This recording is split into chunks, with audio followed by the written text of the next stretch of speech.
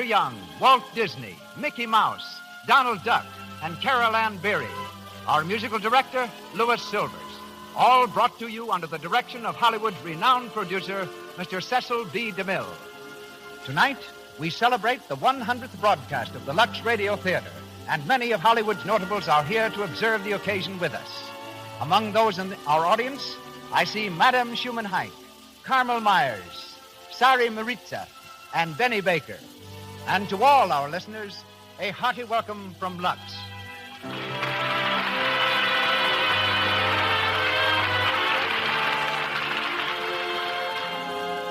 Before turning the microphone over to Mr. DeMille, may I remind you of just two of the many good reasons why Lux toilet soap is so popular the world over.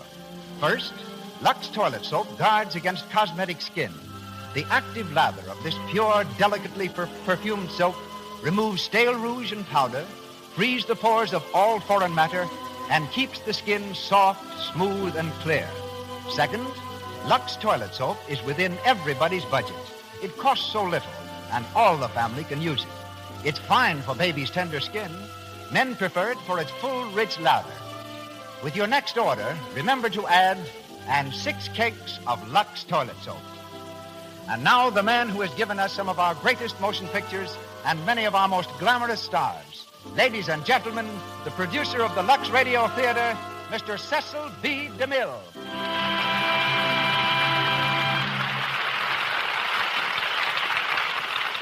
Greetings from Hollywood, ladies and gentlemen. The most hilarious April Fool joke ever played on the world, and the one we most appreciate, is Wallace Beery. He was born in Kansas City on April 1st. At the age of 9, he was the biggest boy in the 4th grade. 3 years later, he was still the biggest boy in the 4th grade. The faculty was amazed at his ability to resist education, and his schoolmates were completely awed by him. They called him Jumbo, which was not only descriptive but prophetic. For at 15, he left home and became the best-known elephant trainer in America, bossing Ringling's herd of 26. Wally followed this with a humble, even humiliating start as an actor. It was as a chorus boy in Babes in Toyland. When I first met him 20 years ago, I cast him as a German general in the first picture based on the World War, The Little America. He has since been an electrician, cameraman, director, comedian, and serious actor, breaking all records for motion picture versatility. The play in which he stars tonight is taken from the comedy by Arthur Goodrich, based on the novel by Booth Tarkington. Featured with Wally is an all-star cast.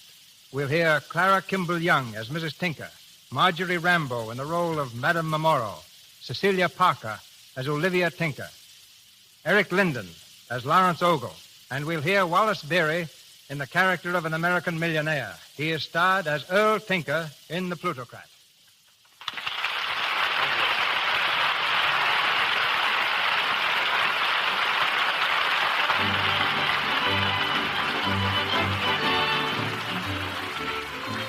We're in a stateroom on board the steamship Doomveer. It's evening of the first day out, and already Mrs. Tinker has succumbed to the rolling sea. She lies in her berth, an ice bag on her head, a hapless, hopeless, helpless expression in her eyes.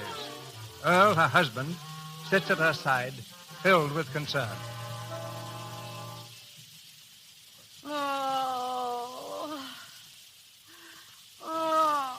How do you feel now, honey? Terrible. Oh, gosh, I hate to see you feel like this. Ain't there anything I can do for you? No, just go away. Go away and let me die in peace. Oh, don't talk like that. Why, you ain't gonna die. Folks don't pass out on account of a little seasickness. I'm going to. I never felt like this in all my life. Yeah, but we've only been out 7 hours, honey. It seems like 7 years. Oh, I wish I was back in Omaha. Oh, you'll feel better just as soon as we hit port. We'll be in Algiers in about 8 days. 8 days? Oh. You'll never even know that you were sick. Mm. You know, I was speaking to the captain just after dinner. He said all this talk about seasickness is just imagination. Not with me, it isn't. Well, you probably ain't seasick at all. You just feel bad on account of that lemon meringue pie that you had for dinner. Oh, I'm sorry. I'm sorry, honey. Don't. I didn't mean to, darling. Go away. Go away. Oh, honey, listen, please. What's the matter, Paul? Oh, it's your Ma. I think she's a little upset. All right, I'll take care of I her. tried to do something for her, but she keeps on telling me to go away. Maybe you'd better.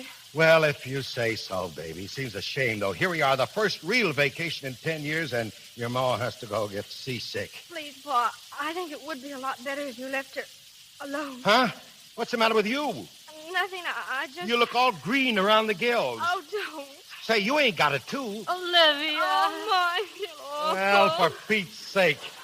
You get into bed there with your ma, Olivia. I'll fix you up. You leave her alone, Earl Tinker. Yeah, but, honey, listen. I'll take care of her. You can't even take care of yourself. If you just let me alone, I can. Go on now. Go away. All right, all day. This is going to be a swell trip for me. I can see that. I'll be up in the lounge if you want me.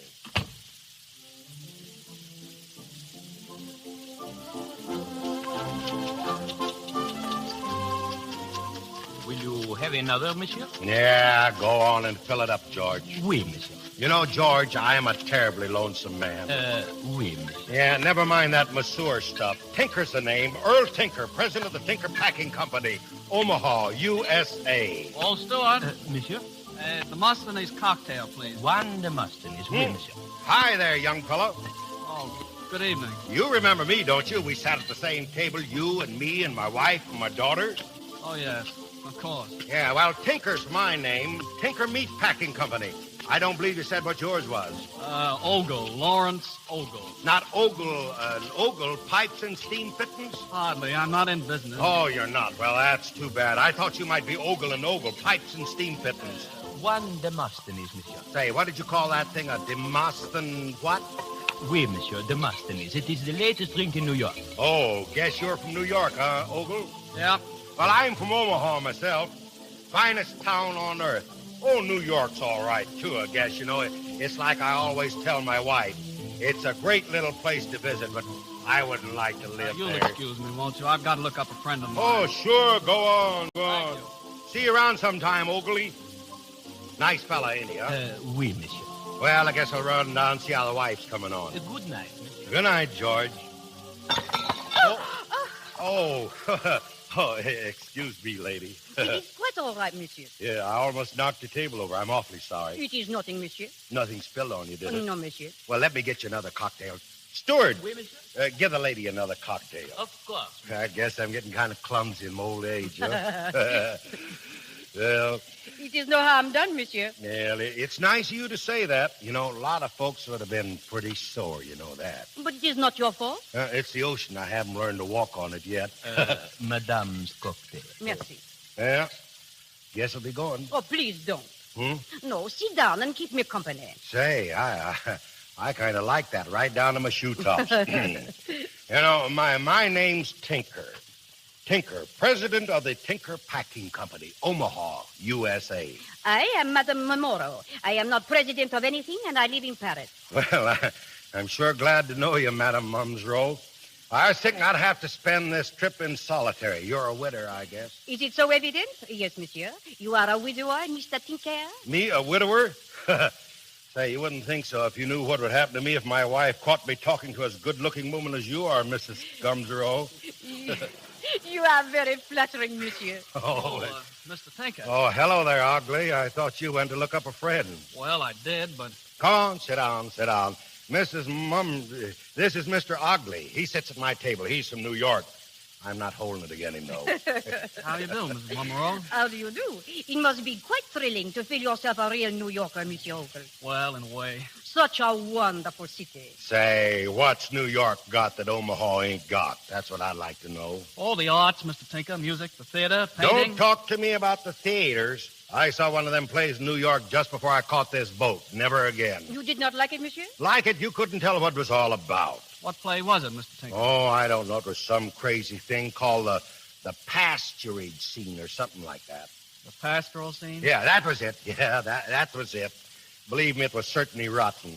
Well, I'm sorry you feel that way, Mr. Tinker. You see, I wrote the pastoral scene. Oh, you did. Well, imagine that, huh? Monsieur Tinker. Yeah. Madame Tinker would like to see you, monsieur. Oh, thanks. Excuse me, folks. I'll be back later, Mrs. Mumsrow, if I can break out of jail.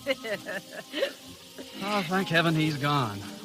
But Mr. Ogle, he is very amusing. He is so native, so typical American. Oh, he's far from typical. I mean, of your ruling class. He is a leader, Monsieur Ogle, a plutocrat. Oh, he's that all right, a provincial western plutocrat. Monsieur, you speak so harshly. He is your friend, no? Hardly.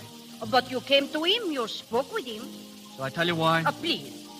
Because he happened to be sitting with you. Monsieur? I've been wanting to meet you ever since we left New York, Madame Amoro. But why? Must I answer that? No, it would be better perhaps if you did not. We shall all be, how do you say, shipmates for 8 whole days. There is plenty of time and we shall meet often, I hope. Well, it can't be too often.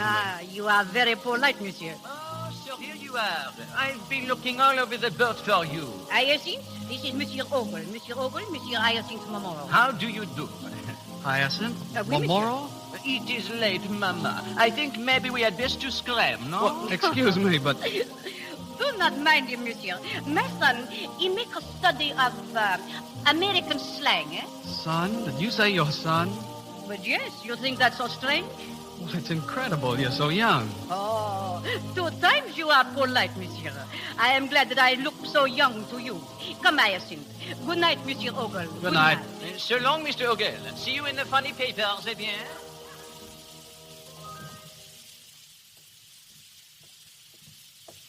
Well, Mama, you have found a rich American? 2 of them, Hyacinth. One young, one not so young. The not so young American is the richer, I think. Ah, hot stuff.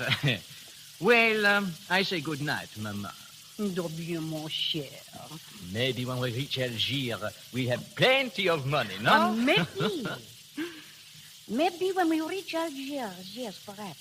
Go now to your cabin, Hyacinth. I am going to walk a bit on deck. Very well.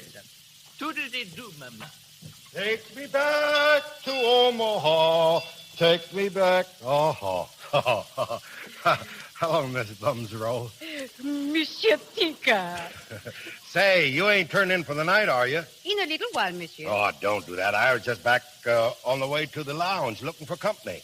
It is too bad. But there is always tomorrow and the next day and the next, is it not so? Well, My chair is out on the promenade deck.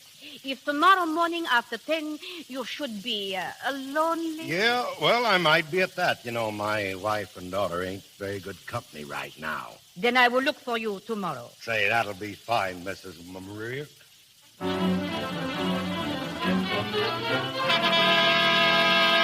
First day's run, 360 miles, Nero's Gaze, made by Mr. Earl Tinker. Oh, Monsieur Tinker, you have won the ship's pool. Yeah, I guess I'm pretty lucky at judging distances, huh?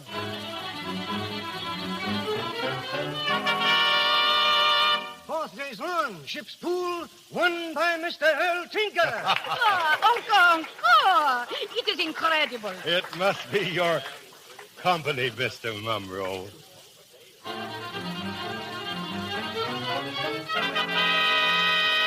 Seventh day's run, ship's pool, won by Mr. Earl Tinker.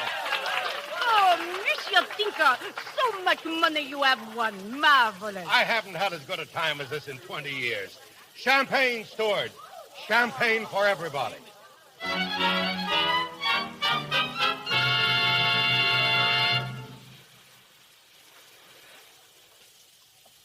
Oh, steward.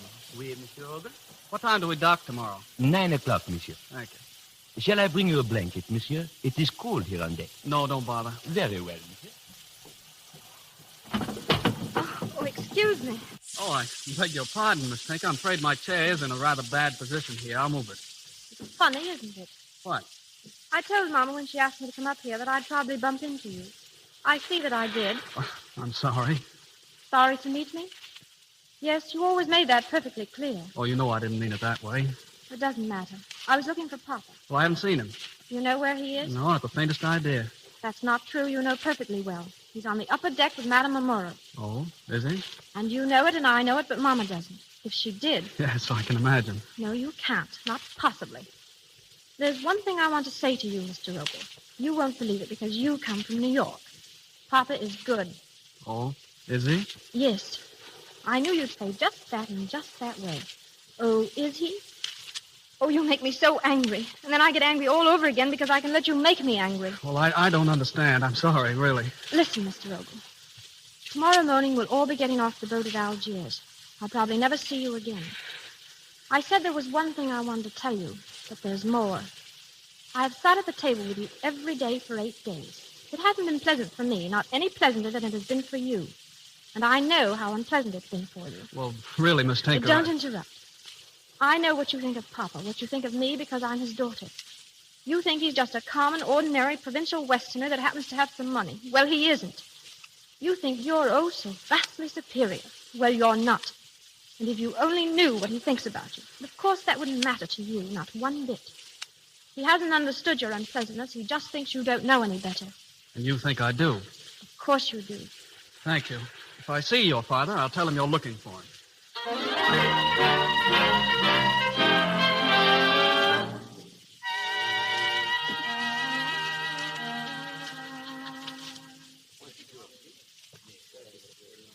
Well, Mama, you have no luck yet? Not yet, my son. There is not much time.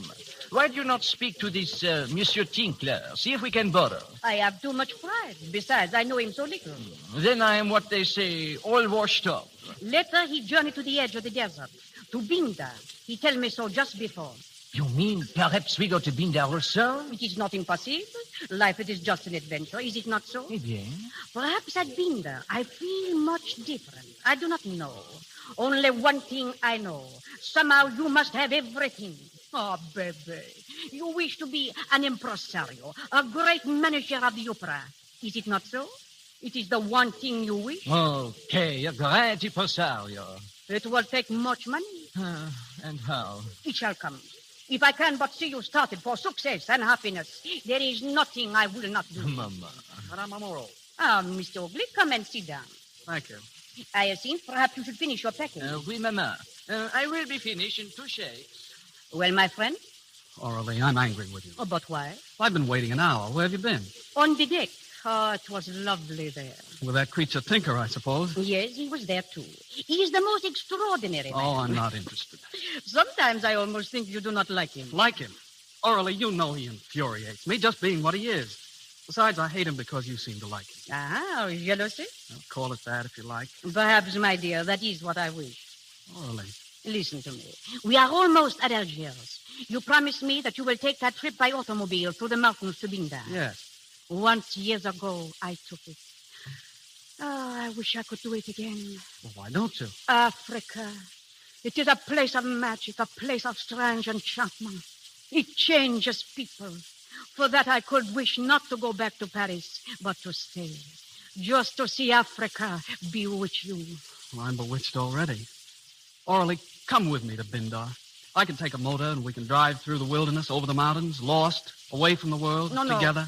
It would not do. You see, I am very conventional. But with your son. Ah, he goes too? Of course. Perhaps. I wish very much to go to Binda. Well, here I am again, Mrs. Numero. Good evening, all you here, Oakley. Yes, I was, but I'm leaving now. You won't forget, Mrs. Oh, no. Of course not. Bonsoir, monsieur. I don't think the young fella cares about me, huh? Well, our last night out, Mrs. Numero. All packed? My son, Hyacinth, has just gone to finish. Yeah, say, what did you say his name was? Hyacinth. Hyacinth. That's right. I can never remember which flower he is. Monsieur Tinker, you are sure you are going to Binda? Yes, sir. Mama's got her heart set on Bindar. Where you going? Well, I am still not certain. Well, I guess this is the last we'll see of each other, huh? Oui, perhaps. But I have a feeling, a very strange feeling, that we shall meet again, Monsieur Tinker. No. Oh, yes. Oh. Perhaps even at Binda. That'll suit me. You are sweet, Mr. Tinker. Oh, go on, Oh, Tinker. Tinker? Yeah. Hello there, honey. How you feeling? I thought you was down in the cabin. I'm feeling much better. I thought a little walk on deck would be good for me. Sure. Perhaps you will excuse me now. Yeah, sure. Good night. Good night. Well, honey? Earl Tinker, was that Frenchy woman tapping your shoulder? Who, me? My shoulder? Yes, your shoulder. No. You must be seeing things, honey. Maybe. Good gosh, honey. You, what's the matter with you? You know, I haven't done anything. No? How do I know, Earl Tinker, what you've been doing while I've been seasick? I guess no married woman ought to take a sea trip with her husband unless she's a good sailor. No, honey. You know, every day on this trip I've been so lonesome. Oh, you've never been lonesome in your life. Well, listen, Mama, will you... Keep your hands off me, Earl Tinker. And listen to this. If you ever go chasing off after any other woman, Well, I'm just warning you, that's all. No, say, I don't need any warnings. I'm going back to the cabin. And I think you'd better come, too. Yeah, I'll be right with you, honey. Gosh. Monsieur Tinker? Mm-hmm. Here is the Daily Bulletin, monsieur. You did not ask for it this afternoon. No. Thanks, George. You know, George... Oui, monsieur? Suppose there's a place that's just loaded with danger, and suppose a man's wife is just set on his going there. What can he do? He must do nothing. He must go like a man or be a coward. Yeah? Well, I'm pretty much of a coward, but Mama insists on going to Bindar.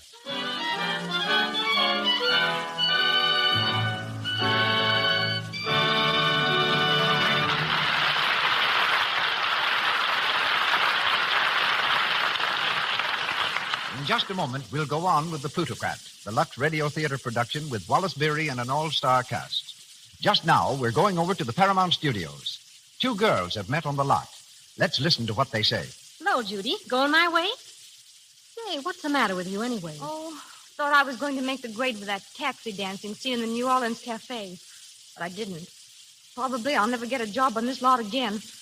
Or any other, I guess. Oh, get hold of yourself, Judy. It'll come out all right. Flo, it won't. Well, I was all set for this job, and they told me nothing doing.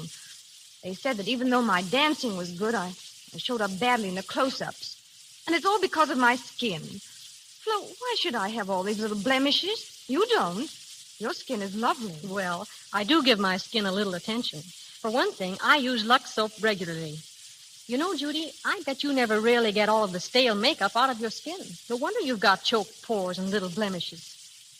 There are thousands of girls today like Flo.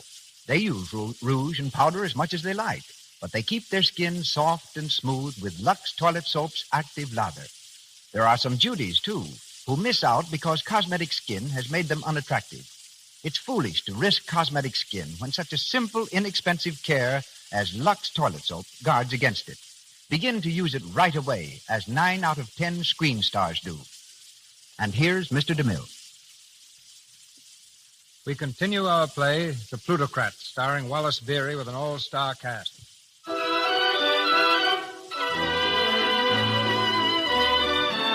Several days have passed, and our friends from the boat are now stopping at a tourist hotel in Bindar on the edge of the desert. Downstairs on the piazza, Lawrence Ogle, the New York playwright, is slumped in a chair, hands plunged deep in his pockets, his whole attitude suggesting despondency. From the courtyard comes Tinker. He greets the playwright effusively. Well, look who's here. Little old New York himself. How are you, Mr. Tinker? When did you arrive? This afternoon. That's so. I've been out on a little trip across the desert all day. Well, how you standing it? Standing what? Why, this place here, you know, the heat, flies, bottled water, and all that. Everybody jabbering around in foreign languages. Say, have you had any fleas yet? No. That's good. Neither have I, but Mommy. Well, we won't go into that, you know. Thanks.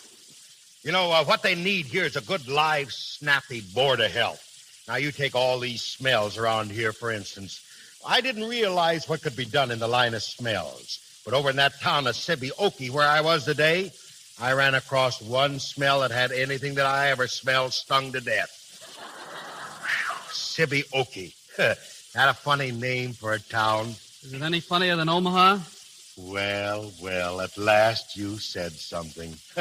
Up to now, it's been like talking to you has been like coming out on a train east from Chicago. Well, was listening to you the sort of thing one gets on trains west of Chicago? Sure, free and friendly. Well, that's one reason a lot of us stay east. Well, it would improve you to go west, you know. No, thanks. I prefer civilization. Now, what are you doing out here? That's what I'd like to know. Well, suppose you ask Madame Memorial about that. Madam, is she here?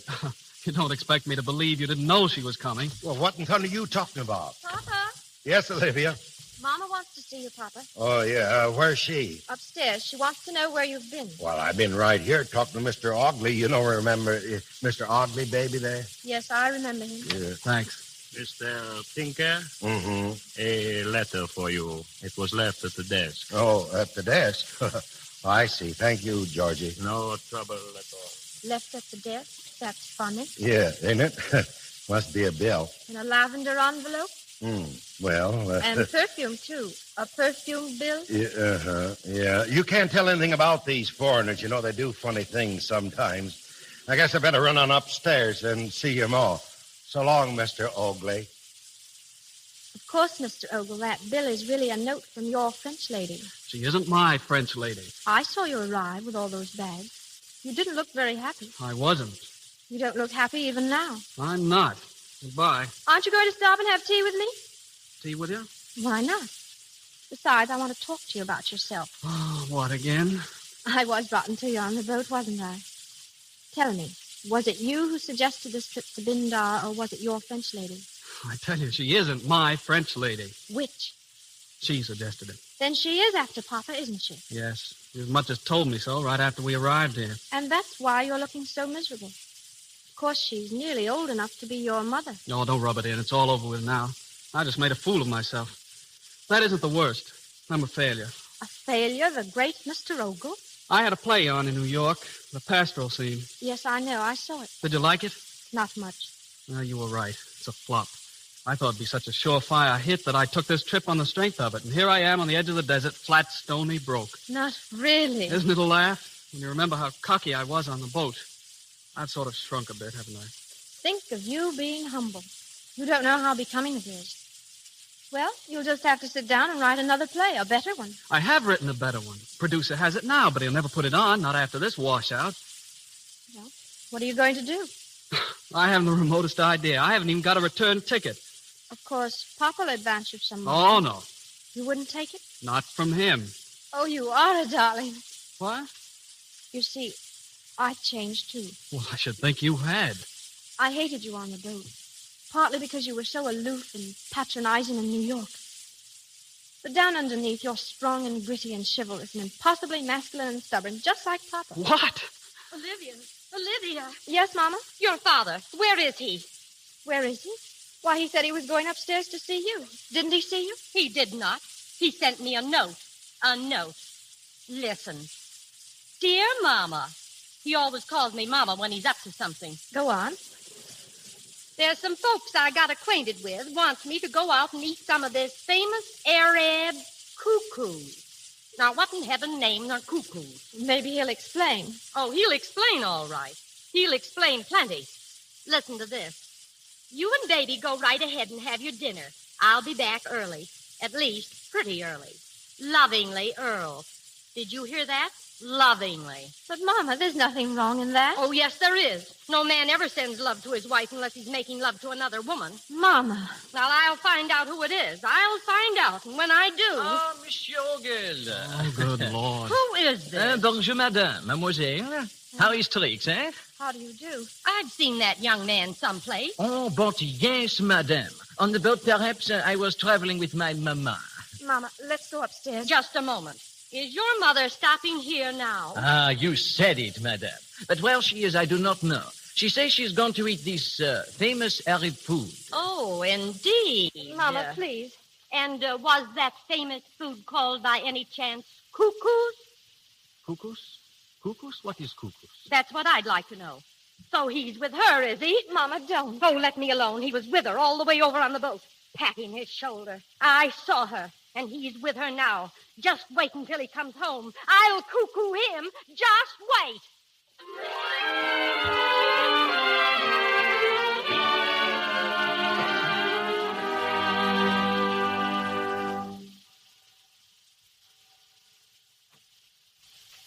Come on into the card room, Mrs. Mumro. There is no one here. No, not at 2 o'clock in the morning. 2 o'clock. Gee, this is a terrible time to be coming home.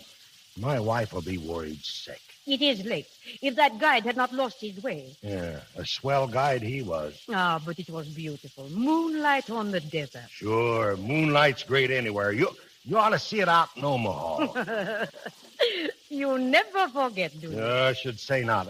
As a matter of fact, I'm getting kind of homesick for the old place right now. You know, I ought to be getting started back there pretty soon. You will go, and I will stay. But tonight we are here together. Yes, ma'am. I'm not so sure it's a safe place to be, though.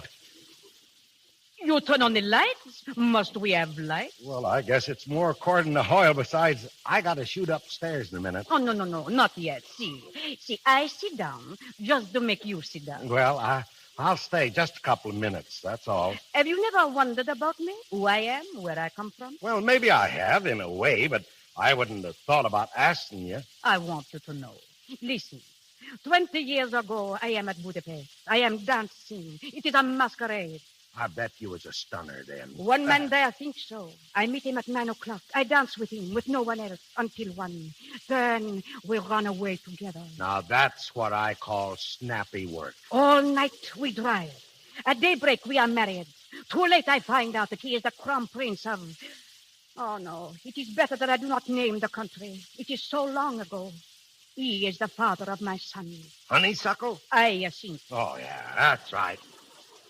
Oh, darn it. I'm always getting those flowers mixed up. Yeah, but say, then that kid's a king. But no. My husband, he cannot go back to his own country. He calls himself Momoro. He lives in Paris. He was a colonel in the war. He died for France. Little by little, we lose everything. I must help my son. So we try America. But no, there is no place for us there. So we start back home.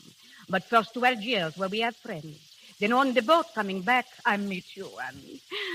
Oh, no, I cannot go on. I cannot say the rest. Oh, say, don't cry, Mrs. Mumsrow.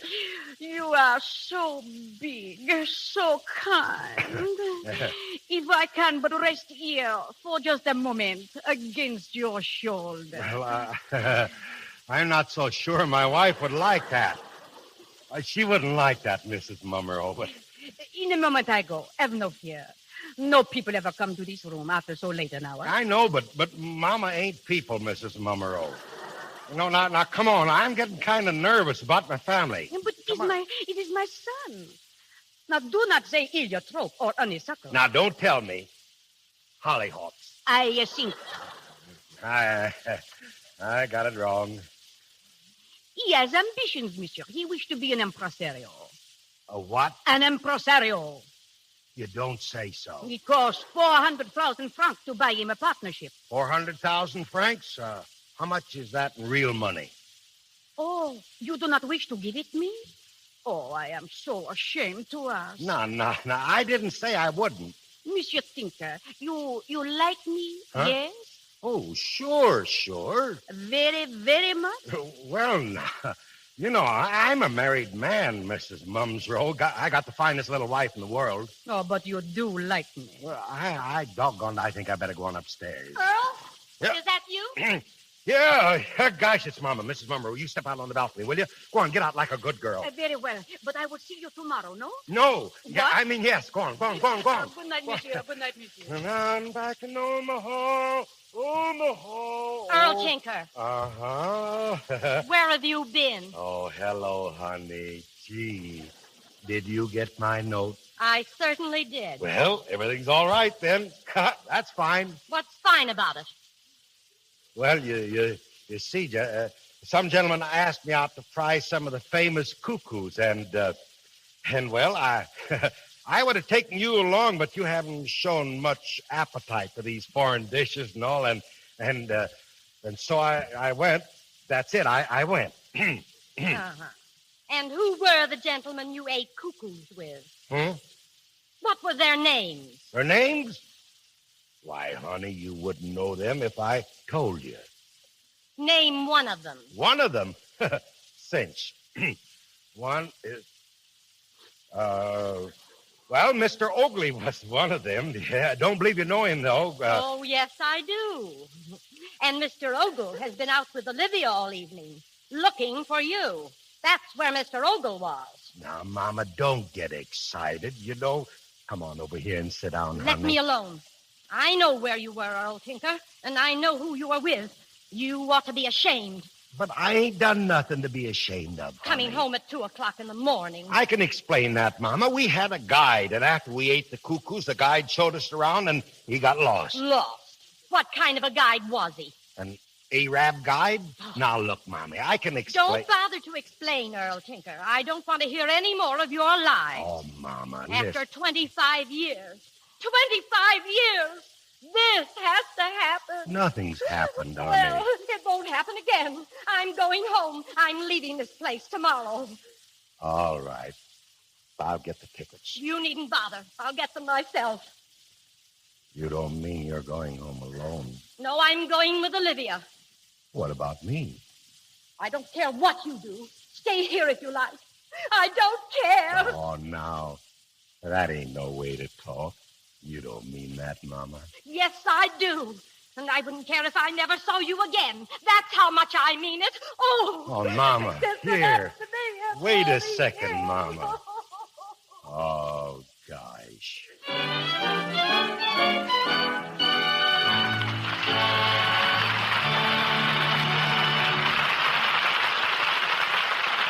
We pause for station identification. This is the Columbia Broadcasting System.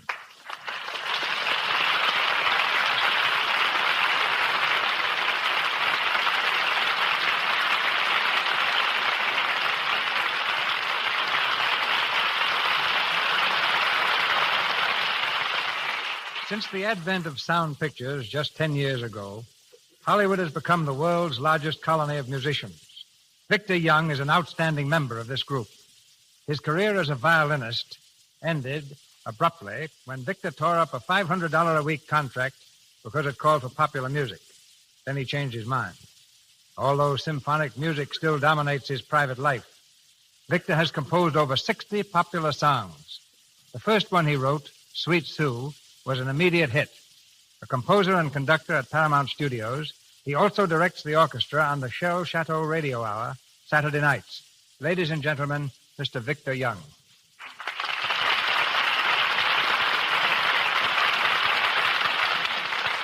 Thank you, Mr. DeMille. I've had many surprises since coming to Hollywood, but none as great as discovering how enthusiastic the picture stars are about good music. Joan Crawford, who is studying voice, is a steady patroness of concerts.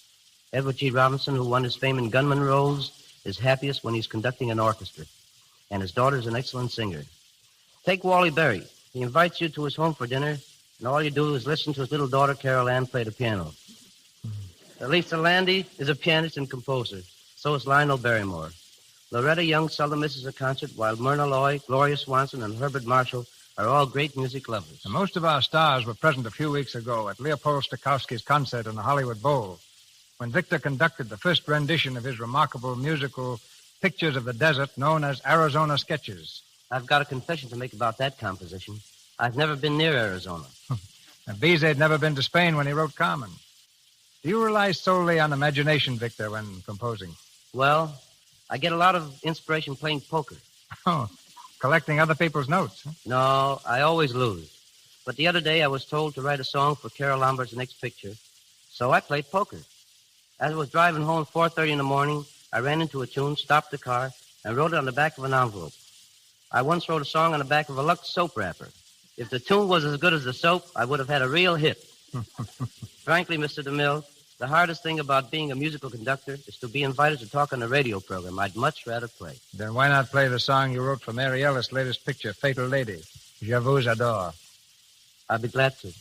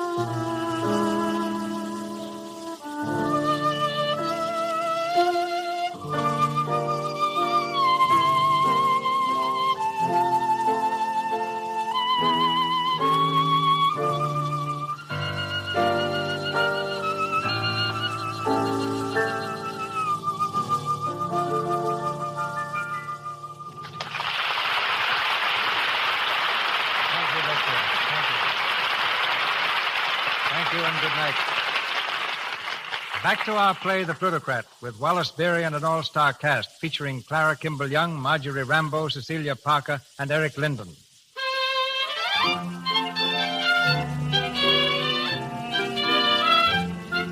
It's early the next morning. In the sunny dining room, Olivia sits at a small table, waiting for her breakfast. Lawrence Ogle, attired in a waiter's apron, comes to her side and addresses her in respectful tones. Good morning, miss. Would you care for your breakfast now? Yes, I'd like some.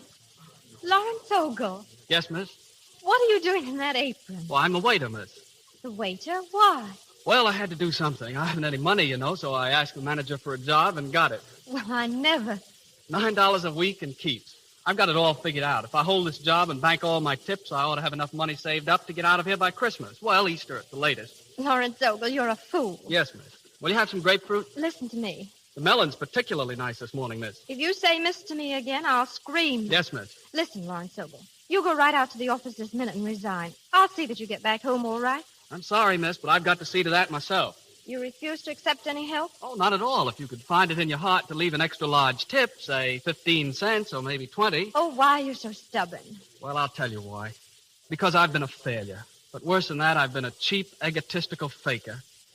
I knew that last night, walking out across the desert with you by my side. You remember what I said? You were moonstruck. Well, the sun's shining now. Then you're sunstruck.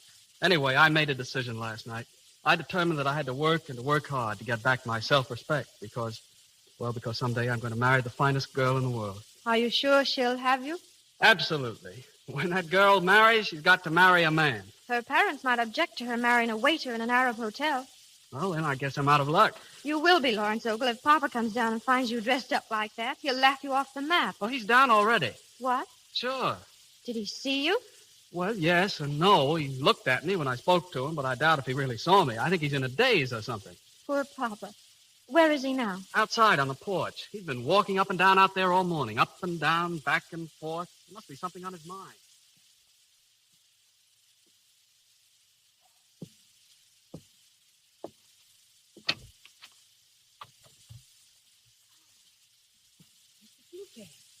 Oh, good morning, Miss Bummerow.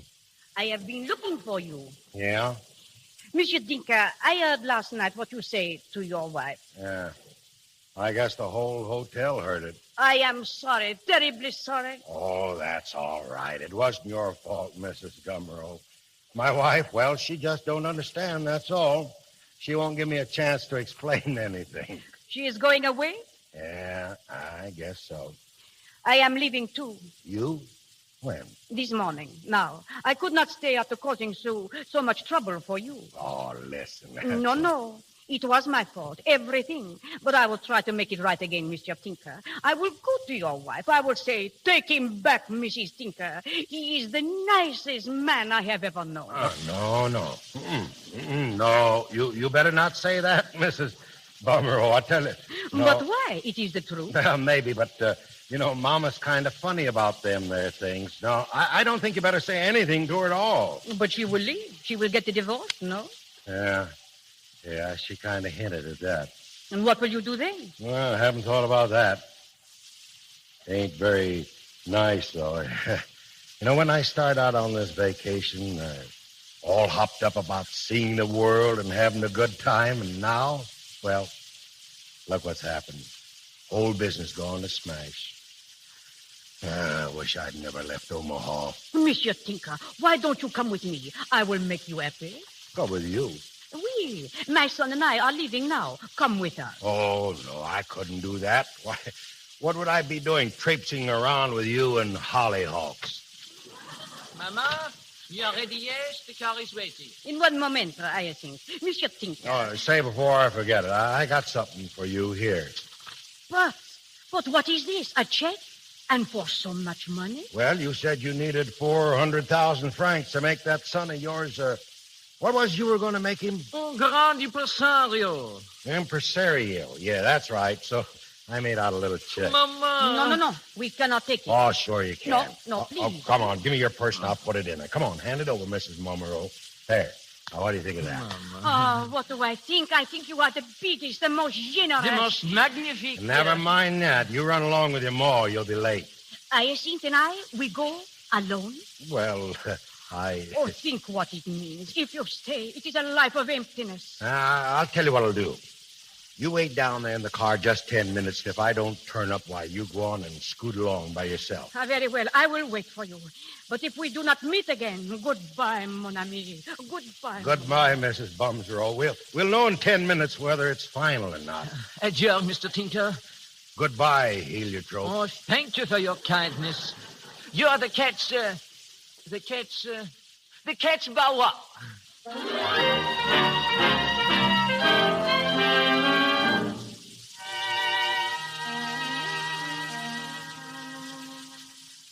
Olivia. Oh, here you are. What's all the excitement? And where is your waiter's apron? It's off. Gone. For good. Thank heaven. I suppose you were fired. I was not. I quit. Listen, I just got a telegram from that New York producer. Remember that second play I told you about? Yes. Well, listen. We put your other play in rehearsal before Pastoral Scene closed. Didn't want to tell you about it because we weren't sure we'd open. We did, last night. It's a knockout. Biggest thing in years. Oh, Lawrence. Sending a check for $5,000 in advance of royalties. Oh, it's marvelous. Olivia, will you marry me? What? Marry me. You know, wedlock, matrimony. I'm crazy about you, Olivia. Honest I am. Oh, Lawrence. Say it again. I'm crazy. Olivia. Mama, come here. I've got news for you. Oh, where's your father? Where is he? I don't know. Mama, listen. I'm going to be married. Oh, don't bother me with things like that now. Your father's gone. What? Oh, he's gone. Left with that Frenchy woman. Mama. Sure, Mrs. Tinker? Of course I'm sure. She left a half an hour ago. The clerk told me. I've looked all over for Earl, and he isn't here. Oh, it's all my fault. I told him I never wanted to see him again, and he believed me. Mama, when did you tell him that? Last night. I didn't mean it. I just wanted to frighten him. And now, oh, no. Don't cry, Mama. Please don't cry. It'll be all right. I'll never see him again. Oh, there, Mrs. Tinker. And she won't treat him right. I know she won't. She'll let him go out in the rain without his rubbers. He always forgets his rubbers. And who's going to make him change to his heavy socks when the snow's on the ground? He'd never think of that himself. Oh, Mama, please. Oh, why did I ever say such things to him? Hello, why? folks. Hello, folks. Oh, Earl, darling. Say, what is this, anyway? Earl, you've come back. You've come Sure, back. I've come back. You seem kind of glad to see me, too. Oh, I am. Where were you? Oh. Well, no place in particular. I walked down the road a ways. There's a jewelry store down there, an Arab place. I thought, well, maybe you'd like a piece of that Arabian jewelry, so I brought you some. Here, honey. Oh, Earl, thank you, darling. Then everything's all right again? I mean, you ain't sore at me or nothing like that. Of course not. Well, that's fine. That's fine. Papa, I'm going to be married. What? Married? Yes, Mr. Tinker, she's going to marry me. Why? Well, because she loves me. I love her. Well, I guess it's all right with me. Olivia always has her own way anyway. Shake.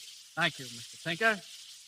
Well, everything looks rosy for a while, don't it, Mama? Yes, Earl. Well, I guess it ain't been such a bad vacation after all. Of course, you got seasick. Olivia got a husband. That kind of makes up for it. And oh, yes, I made a honeysuckle an impresario. Say, Oakley, you're a pretty smart fella, ain't you? Well, maybe. Well, tell me something, will you? What in the blazes is an impresario?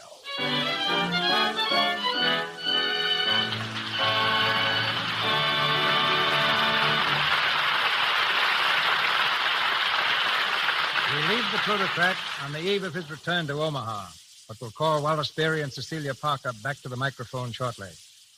Today, the world's most popular screen personality is celebrating the 8th anniversary of his debut in films. He has awards from 9 different nations. President Roosevelt, Queen Mary, and Benito Mussolini are among his most ardent admirers. In Alaska, he's warmly received by the Eskimos, while in Ethiopia, even the war failed to stop the showing of his pictures. In France, where he won membership in the Legion of Honor, he's known as Michel Souris. The Japanese call him Mikikuchi. The Spanish, Miguel Ratoncito. His name, as you may have surmised, is Mickey Mouse. To Mickey, the world owes an immense debt of gratitude. But a still greater debt is due the man standing beside me now. Ladies and gentlemen, the creator of Mickey Mouse and the Silly Symphony cartoons, Mr. Walt Disney. Thank you, Mr. DeMille. My knees are knocking together so hard they sound like a riveting machine. Maybe I'd better sit down. Come on, Walt. Stand up to the microphone. Are you a man or a mouse? Well, after associating with mice for so many years, I sometimes wonder myself. You see, as a matter of fact, Mickey and I have been pals long before he became an actor. His real name is Mortimer. But no regular fellow likes a name like Mortimer, so he changed his name to Mickey. But it was not until Walt Disney made the first cartoon in sound, ladies and gentlemen, that Mickey attained star proportions. That film was called Steamboat Willie, and it was the late Roxy who had the courage to release it. I suppose, Walt, that the motion picture industry thought you were crazy to put sound in an animated cartoon. Yes, completely nuts. You know what they're saying about you today, now that you're making the first feature-length animated picture, Snow White and the Seven Dwarfs. I can imagine. What have you heard? Now, perhaps you better imagine that, too. Anyway, how do you feel about it? Well, Mr. DeMille, any picture's a gamble. But we're betting $750,000 that Snow White will be good entertainment. My bet's on you.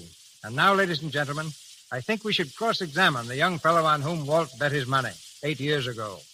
Mickey Mouse, take the stand. Yes, Mr. DeMille. Mickey, how does it feel to have the whole world celebrating your birthday? Yes, Mr. DeMille. I mean, swell. Who's the better actor, Mickey? You or Donald Duck? Oh, gosh. I don't know. Mickey's an actor, Mr. DeMille. Donald's just a clown.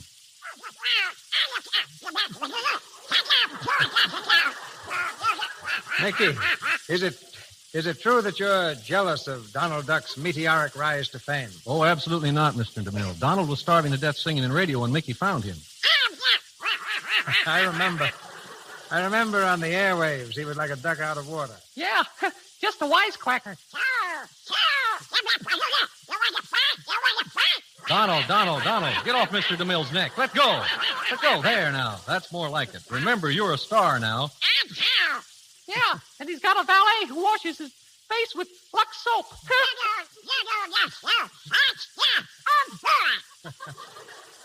Donald Duck, you've denied being the worst singer in the annals of radio. All right, prove it. Sing, and it better be good.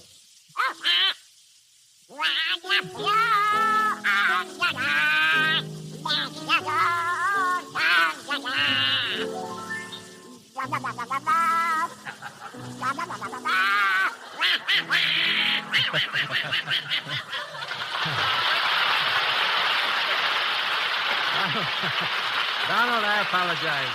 You're wonderful. Thank you, Walt. Good night, Mickey. Good night, Mr. DeMille. Good night, Mr. DeMille.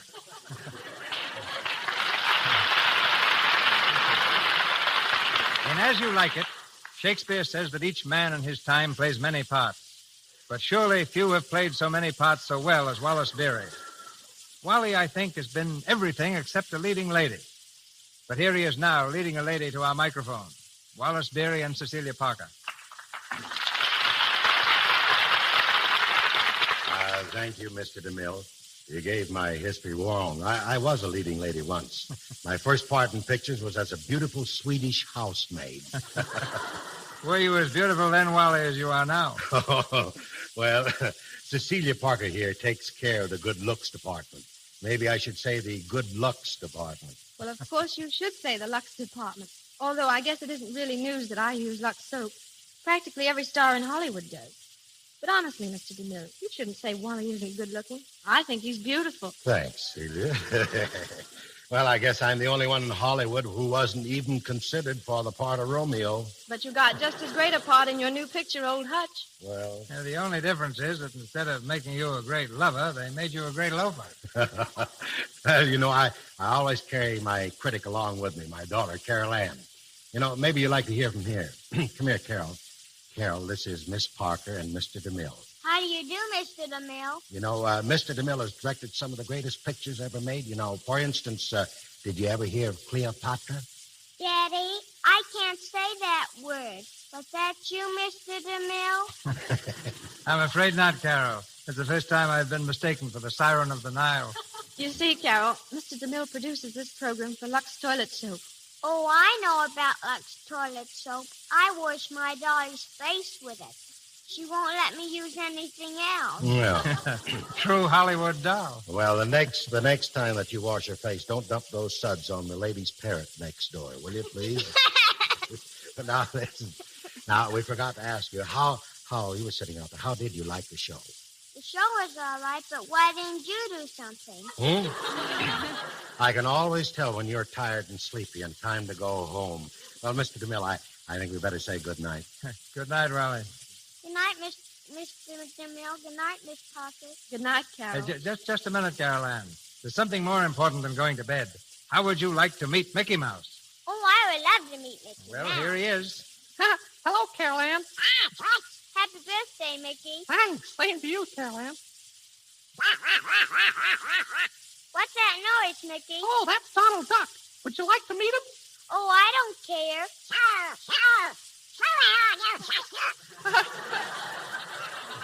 Donald, meet Carol Ann.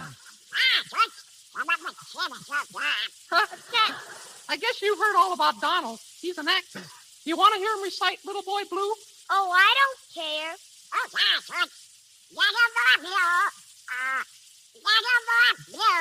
Come blow your horn.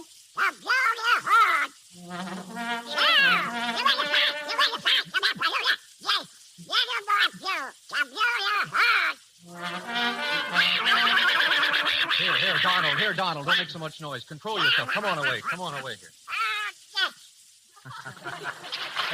night. Good night. Okay. Thank you, Donald and Mickey. And you too, Wallace Beery, Carol Ann, and Cecilia Parker. Ladies and gentlemen, this is your announcer, Melville Ruick. In a moment, Mr. DeMille brings word of next week's program. Tonight's star, Wallace Beery, appeared through courtesy of Metro-Goldwyn-Mayer, Mr. Young and Mr. DeMille, Paramount, and Louis Silvers, 20th Century Fox, where he wrote the musical arrangements for Shirley Temple's latest picture, Dimples. And now, Mr. DeMille. This coming week, the biggest event in baseball commences, the World Series. In observance of this, we bring you next Monday a story that will delight baseball enthusiasts and will equally delight those who think a baseball pitcher is something the water boy carries around. Next week, we give you a splendid comedy with one of the world's greatest comedians when the Lux Radio Theater presents Elmer the Great, starring Joe E. Brown with June Travis.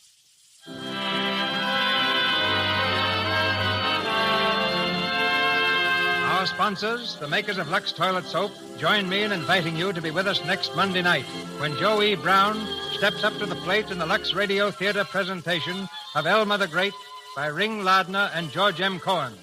This is Cecil B. DeMille saying good night to you from Hollywood.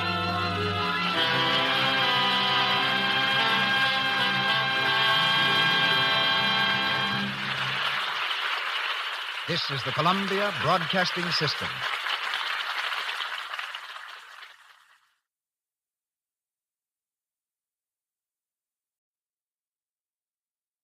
Hollywood, California, Monday, September 7th.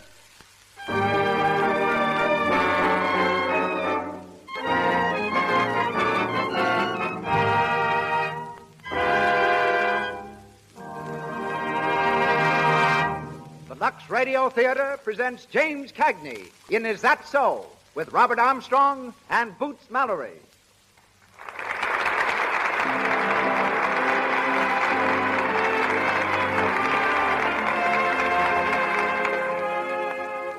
Lux presents Hollywood. During the next hour, the makers of Lux Flakes bring you an entertainment headed by such famous Hollywood celebrities as James Cagney, Robert Armstrong, Boots Mallory, Cecil B. DeMille, Dr. A.H. Giannini, Sheila Graham, and Louis Silvers.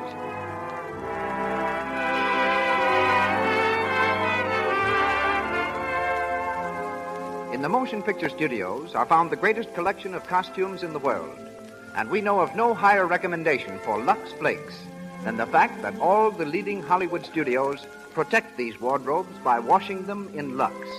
Order some tomorrow. You will find that stockings and all clothes that are washable last longer and look newer when cared for with these pure, gentle flakes. There's no harmful alkali, no cake soap rubbing, with inexpensive, wonderfully effective Lux Flakes. And now, our producer, ladies and gentlemen, Mr. Cecil B. DeMille.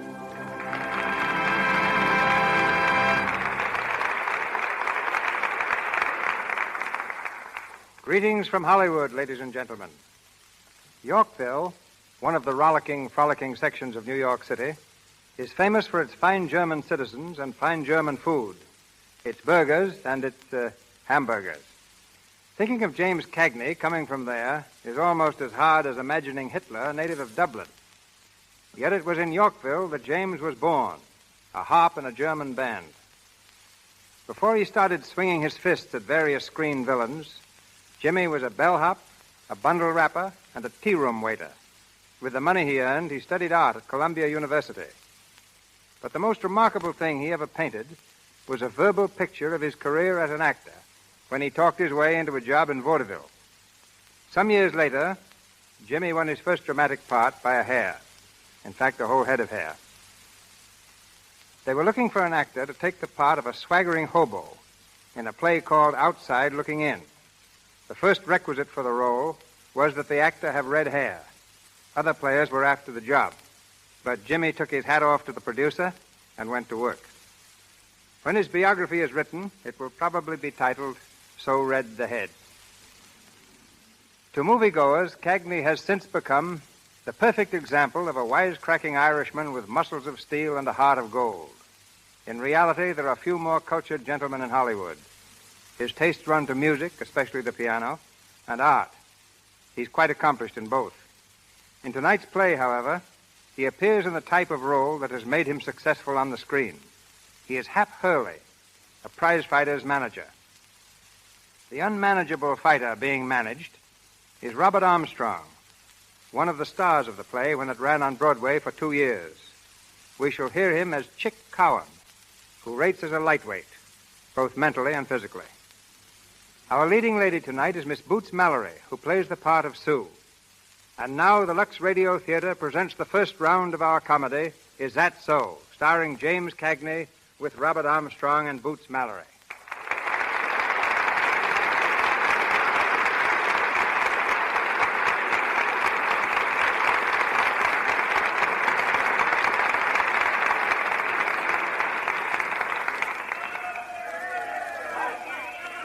We're in the dimly lighted dressing room of the Bronxdale Fight Club in New York City, where we find Hap Hurley and his fighter, Eddie Chick Cowan, the pride of Brooklyn.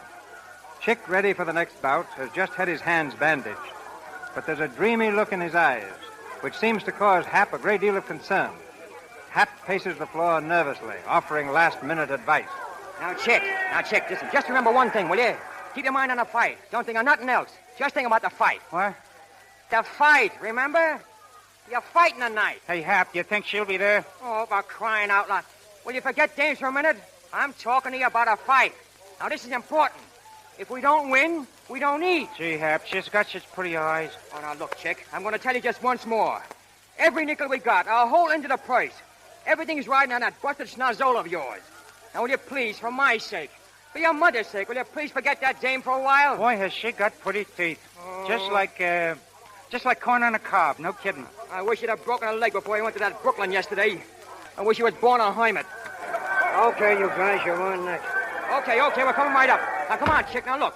Just like I was telling you. This guy's a sucker for a straight left, see? I wish I knew where she was sitting. I'd like to wave to her. I bet she'd like that. Oh, all right. Don't listen to me. Go ahead and get your head punched off. And then see how much that dame will think of you. Oh, is that so? Yes, that's so. And fight the one. Now, listen, you get this. Come here.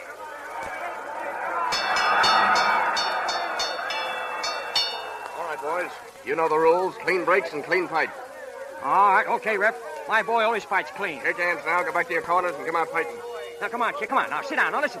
Just remember what I said. When he comes out, Hey, what are you looking around for? Hap, ain't that her sitting over there? Will you stop thinking about that dame?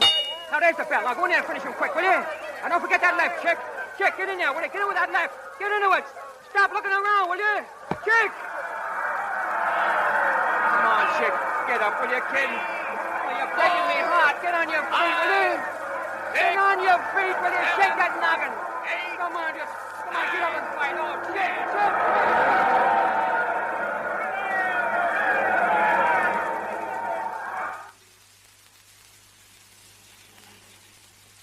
All right, come on. Come on, Chick, get off the grass.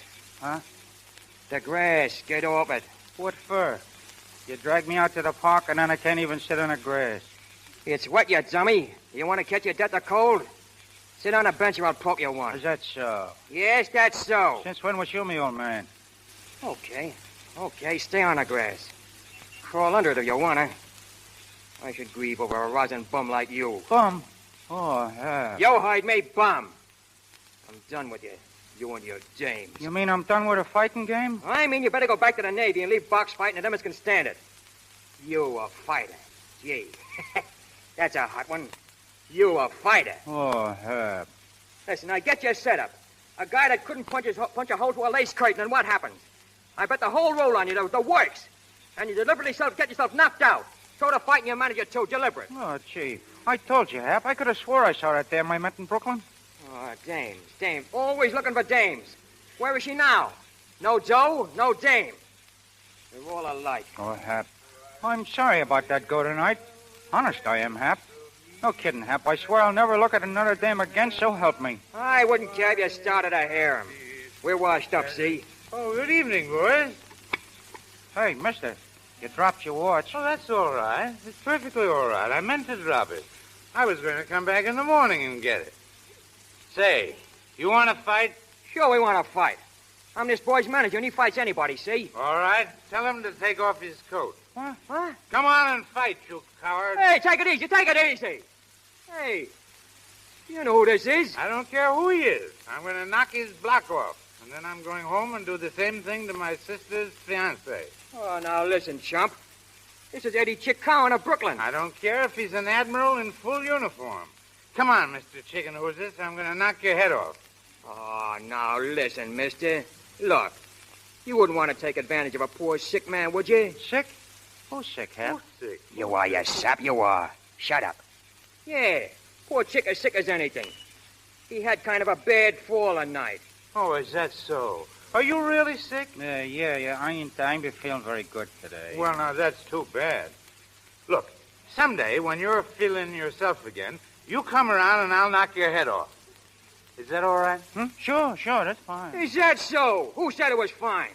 Listen, mister, he'll get his head knocked off when and where I tell him that. I'm his manager, see? Oh, you are you? Yeah. Well, now, let me tell you, Mr. Hurley, Hap Hurley. Quite so, Mr. Hurley. And this young man is... Eddie Chick Cowan of Brooklyn. Eddie Chick Cowan? Yeah. It seems to me that I've heard that name somewhere. Yeah, Hap just told it to you. Oh, yes. Yes, that's where I heard it. I knew I'd... Oh, I beg your pardon, gentlemen. My name is... my card. Oh, thanks. Mr. C. Clinton Blackburn. This is Mr. Blackburn, Chick. Pleased to meet you, Mr. Blackburn. You know, if my head would stop going around for a minute, I could think. Didn't I see you whip young Tierney last month? Oh, and what a lacing he gave that bum. And when I think of what he did tonight, oh, that makes it even worse. Something go wrong? Yeah. He turned around and looked for a dame. Lay you off, will you?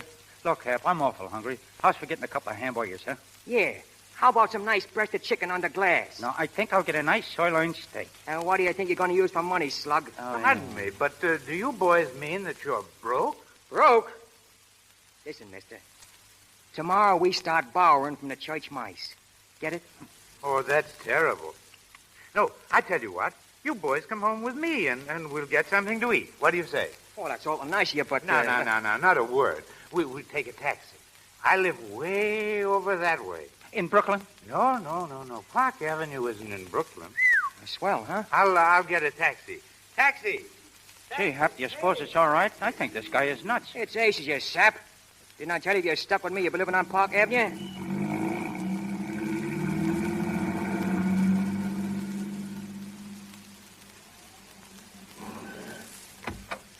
Come right in, boys. Thanks.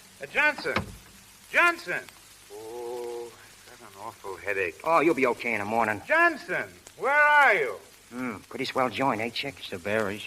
I'm sorry, boys, but the servants seem to be out. You just drop your things over there. We'll see if we can find something in the kitchen. Hey, somebody's coming. Johnson. Oh, it's you, Parker, eh? Right in the town again, weren't you, Clint? I was beautifully.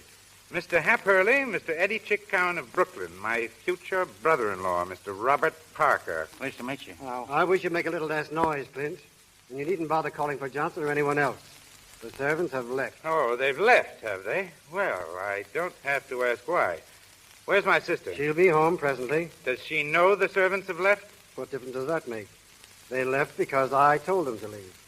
I hope that's sufficient explanation. When Sue comes, tell her I'll be in the library. Oh. You and that guy get along fine, don't you, Clint? Yes, don't we? Oh, I wish I had enough nerve to do what I'd like to do. It's that bad, huh? It's worse than that. Say, I think you boys can do something for me, if you will. You want me to take a poke at that guy? Hey, you're always taking a poke at somebody. It's the one you wouldn't do it at the right time. And maybe you wouldn't hit the match so often. Is that so? Yes, that's so. Is that so? Oh, shut up. Leave him get through, will you? Go ahead, Clint. Choice. Well, as I was about to say, I'm almost convinced that my brother-in-law-to-be is a crook. No kidding. Well, at any rate, he's made some insinuations against one who can't defend himself. One whom well, you understand. No, I don't understand. That ain't nothing new. You never understood nothing in your whole life. Is that so? Yes, that's so. You just shut up and listen. Okay, Clint, go ahead. Thanks. Now, there's plenty of room here in the house. You boys might just as well stay here, and I'll stake you until you're back on your feet again. All I want you to do is to get me into some sort of good shape again, physically. Then I can attend to Parker myself. What do you say? Sounds good to me. Hey, Chick? When do we eat? Oh, it's no use. What are you going to do with a guy like that? Hello, Clenny. Oh, Sue, I want you to meet some friends of mine. Mr. Hurley, my sister. How do you do? Pleased to meet you, Miss Blackboy. And this is Eddie Chick Cowan, my sister, Chick. Hiya, babe. Cut out that babe stuff, you lug. Hap, why don't you and Chick go into the kitchen and help yourselves? I want to speak to my sister for a moment. Sure, just don't bother about us. We'll be okay. The kitchen's straight back. Just keep walking. We'll find us all right. Come on, Chick. Clenny, where on earth did you ever... Who are they? Now listen, Sue, dear. They're going to stay here and get me into shape again, physically. Stay here? Oh, Clenny, don't be ridiculous. You know perfectly well Robert would make a terrible row. Well, let him. After all, this house is mine, or rather ours. You're not married to Parker yet, and I'll be darned. Clenny, you know we can't afford to antagonize Robert. I'm not so sure anymore. I don't believe everything that crook says. I don't care if he did handle the estate. I still don't think poor Jerry had anything to do with embezzlement or forgery or anything else. But, Clenny, how can we afford to take a chance? Robert swears that Jerry forged... I know. But I'd be willing to bet that Parker took that money himself. You know as well as I do that our brother never gambled, so how could he possibly have owed all that money? And forgery? Jerry never did anything crooked in his life. But what can we do, Clenny? We can't afford to drag Jerry's name through the courts. It'd be different if he were alive and here to defend himself. Well, he isn't. And Parker has enough evidence to blacken his name and ours, too. We'll just have to keep on this way. Well, I still don't see why you have to marry the crook. Well, you certainly don't suppose I like the idea any more than you. But he holds all the cards, Clenny. We've got to play his way. By George, Stu, I've got it. You've got what? An idea. A tremendous idea. Parker fired both of the men servants tonight. Why not make Hap and Chick the butler and second man? Oh, Clenny, you're talking nonsense. Well, why not? Well, because they know nothing about it. They'd be terrible. You know they wouldn't last a day. I'm not so sure. Oh, Hap. Well, right up. Hey, Clint, where do you keep the ketchup around here? Hap, there's something I'd like you to do for me, if you will. Clenny, please don't. Anything you say, Clint. You know me. Old faithful Hap Hurley. Good. 2 of our servants left suddenly tonight. Yeah? My sister's fiancé, Mr. Parker, you know, was rather fussy. So we thought perhaps that you boys would accept the situations, just for a week or two. You, Hap, you could be the butler. Butler?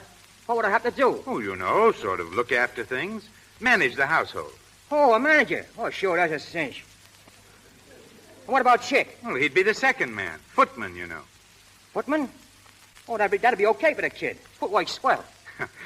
Well, then it's all settled. You see, Sue? Yes, I see. Well, as long as you're going to remain here, you may as well begin now, Hurley. Straighten up the kitchen, then you may retire. I'll give you detailed instructions in the morning. Good night, Hurley.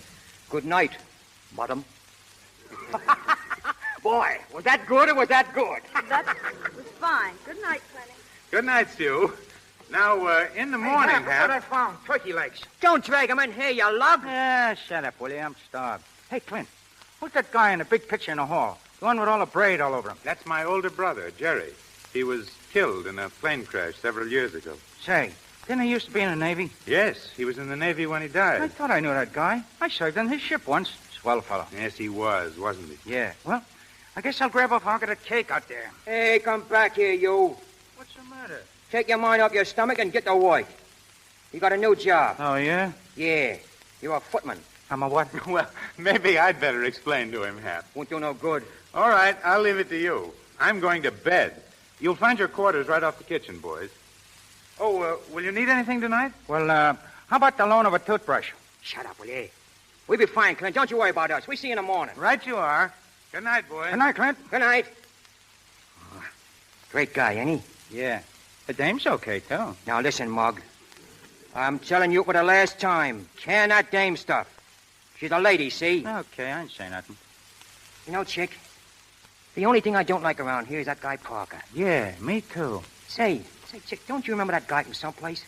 Sure, he's the dame's fiancé. Yeah, I know, but what else?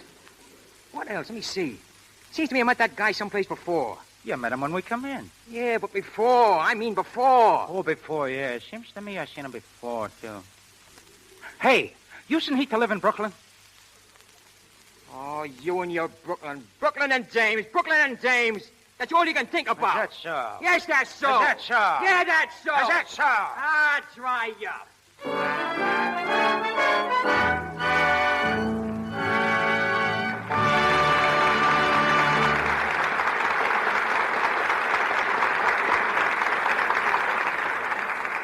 In just a minute, we'll continue our presentation of Is That So? But first, a little domestic drama between the scenes. We're in the modern apartment of Jim and Elsie. They are dressing to go out in the evening. Elsie is putting on her stockings and pop, another run.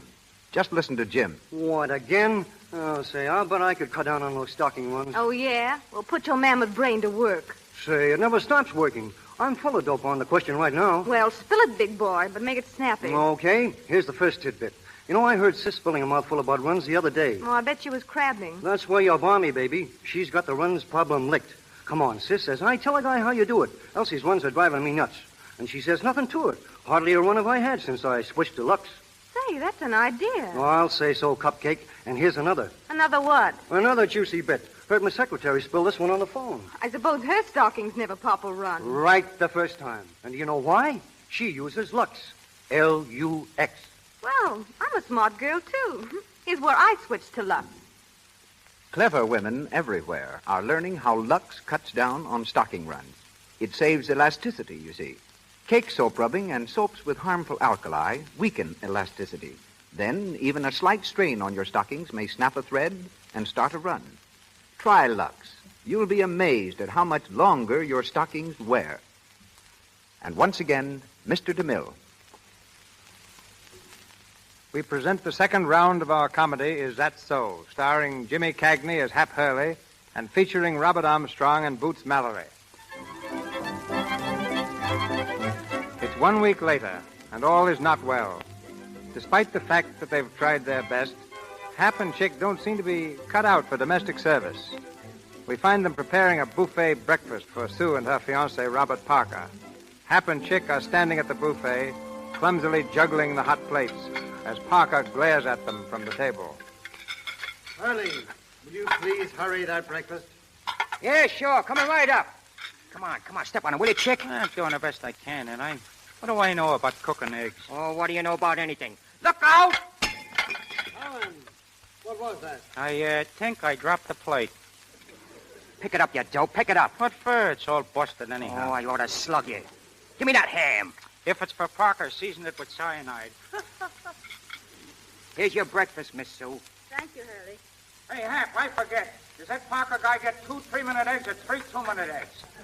Cowan, will you please remember to place a mister before my name when you speak of me? Keep your shirt on. You ought to feel lucky I talk about you at all. Go on, Chick. Fix the eggs. Oh, wait a second, helpless. I'll show you. I've never heard of such impertinence, Sue. I don't see how you tolerate such servants. Oh, they're making such a change in Clenny. I think we can put up with them for a week or two. Here's your eggs, Mr. Parker. Must you do that? Oh, stop beefing, will you? If you don't like the way things are done around here, why don't you do it yourself? I'm sorry, Sue, but I refuse to tolerate such treatment. When you've taught your servants more respect, I shall return for my breakfast. Good morning. Hurley, I'm afraid I must insist that you be more careful of the manner in which you treat my guests. And after all, Mr. Parker is my guest. Yeah, but from what Clint tells me, that guy ain't exactly welcome around here. Please, Hurley, some fresh toast. Okay, I get it. Some more toast, Chick. Gee, Hap, I can't wake that toaster. No kidding, I burned myself 3 times yesterday trying to wake it. Why can't they eat bread plain around here all the time? More toast, more toast, more toast. Okay, useless. Go on up to the gym and tell Clint he can come down for breakfast. I'll make the toast myself. Go on! I don't get no consideration around here at all. Always do this, do that. I'm getting sick of it. Say, Miss Sue, can I speak to you a minute? Why, yes, Hurley. Yeah, that's one of the things that's been bothering me. That there Hurley business. I don't understand. I mean, you've been teaching me all that etiquette stuff and how to talk and say the right thing and all that, but I just been wondering, is it etiquette for a lady, to call a guy, a man, by his last name? To me, it just don't seem right. You mean it doesn't seem right, Hap? Yeah, it doesn't seem right. Sounds sort of cockeyed. Well, it's the custom, Hurley, to call servants by their last names. Yeah, but gee whiz, I ain't no servant, you know that. I'm a fight manager, and a good one. I'm only doing this to help Clint out. And you, too. I'll bet I couldn't have stuck it out this long if I hadn't been so keen about you. And Clint. We really appreciate it, Hurley, and I'm sure that... Oh, there you go with that Hurley stuff again. Can't you just call me Hap? Well, suppose we compromise. What's your Christian name? I'll call you by that. I'm sure Hap isn't what you were christened. Nah, that's only short for happy. Well, I'll tell you what I'll do. I'll tell you my right name, and I'll make you a promise. My right name is Alfred, and my middle name is Bertram. And the promise is I'll sock anybody in the nose that calls me Bertram. All right, suppose we settle on Alfred. That's the idea. And I'll call you Sue. Oh, I'm afraid that wouldn't be, well, quite the thing to do. After all, someone might hear you. All right, then. Susan, how's that? Well, Miss Susan would be better. Huh? Well, after all, you are supposed to be the butler here. Oh, that's only a gag. I know, but as long as you're here, you'll have to act like a butler. Okay. I'll call you Miss Blackburn or Miss Susan or anything you want. But I'm going to think of you as just plain Sue.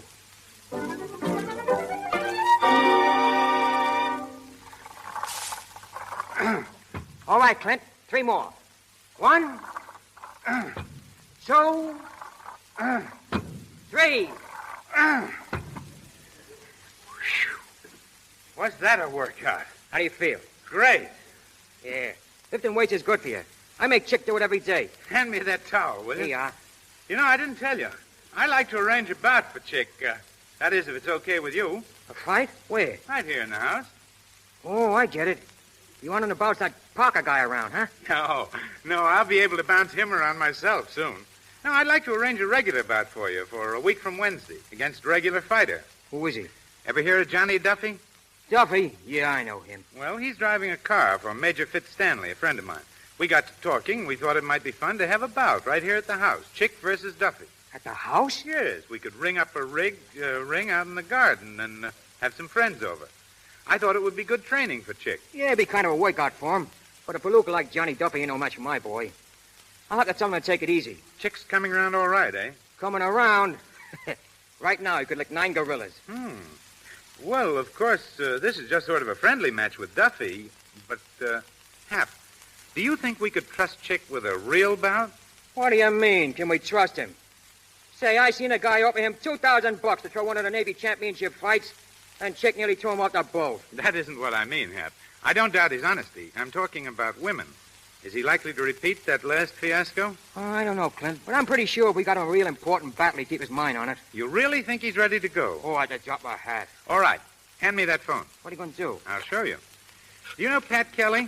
Yeah, sure. He manages Soccer Goodman, light heavyweight champ. Yeah, I know he does. That's why I'm calling him. Hello. Mr. Kelly, please. This is Mr. Blackburn. Just tell him Clint Blackburn. He'll know. Hey, you mean to say you're going to... Hey, Chick! Hey! Chick, come up here! Hello, Pat. How are you? Well, that's fine. Say, Pat, do you know Eddie Chick Cowan? Well, I've acquired an interest in the boy. How about doing business? No. I mean for a bout with soccer, of course, for the championship. Oh, you do, huh? Well, how much? Wait just a second, Pat. Say, Hap. Yeah? Is it the usual thing for a champion to demand a guarantee before agreeing to fight for his title? Yeah, that's right. Cash on the line. Oh, I see. All right, Pat. It's a deal. I'll be down with Hap Hurley tomorrow, and we can discuss the thing in detail. You call me Hap? Shut up a minute, shut up. About 4? Right. See you then, Pat. Well, Hap, it's in. Yeah. You hear that, Chick? We fight the champ. No kidding. We sign the papers tomorrow and post a guarantee of $10,000 for Goodman's end of the purse. 10 grand? Of course. Why not? Yeah, but 10 grand, That's a lot of dough. Well, I've seen Chick work out, and I think he's worth the gamble. You see that, Chick? A match with the soccer laid right in your lap. Gee, I'm going to call up that dame in Brooklyn. She'll be tickled to death. Listen now. You ain't calling no dames, you understand? Who ain't? You ain't. Who says so? I say so. Oh, yeah? Yeah. Is that so? Yes, that's so. Is that so? Yes, that's so.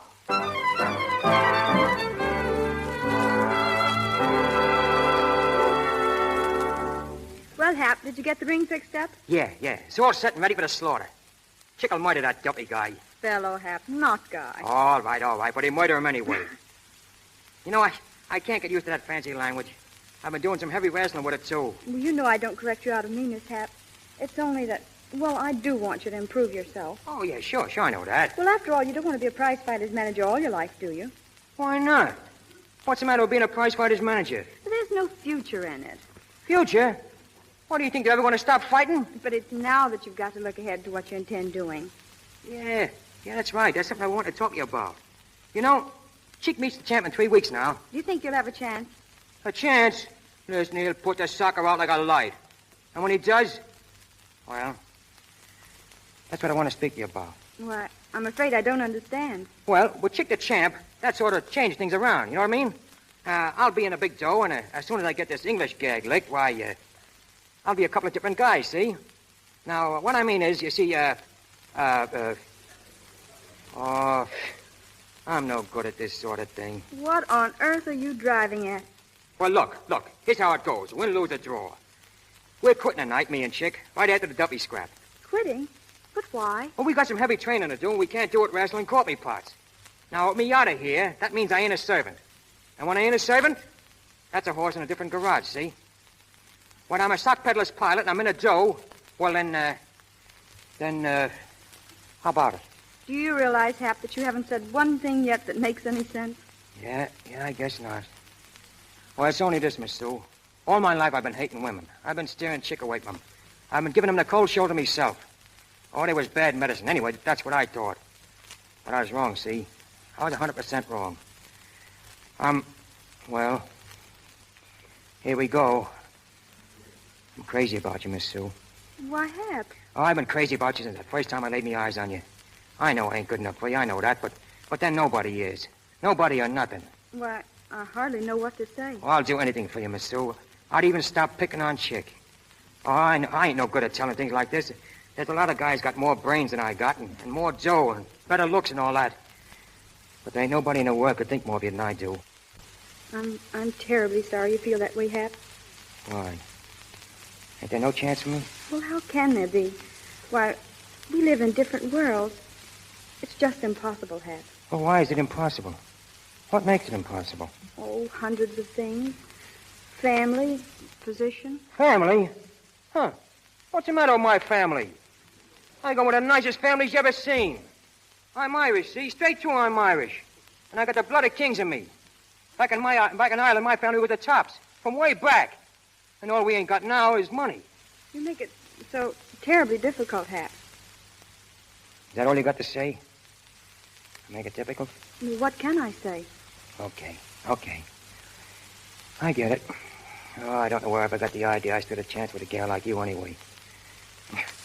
Must have been off me nut. Oh, please don't feel that way about it, Hap. I like you. I like you a lot. Really, I do. It's just that, well, sure, I know. Well, don't let her worry you. We'll just forget the whole business. Hap, come back. Oh, skip it, Sue. Hap, skip listen. It, skip it.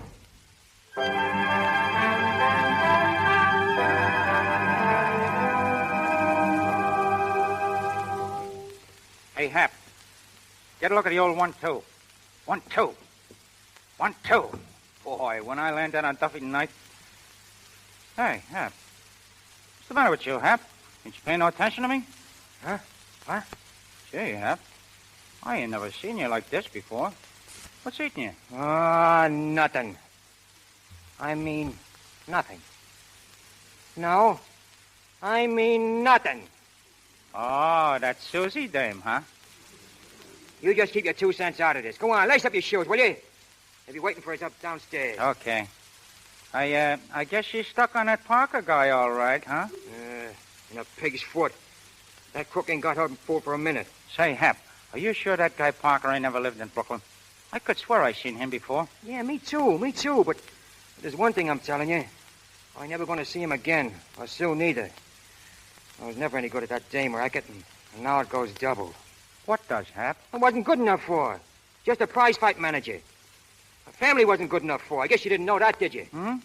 Well, just let her wait, that's all. Just let her wait. She'll see that... Gee, Hap, I didn't know you felt like that. Oh, stop it, will you? Stop it! Ready, boys? Yeah, in a second, Clint. Fine. We're all set outside. Make it as fast as you can. Clint!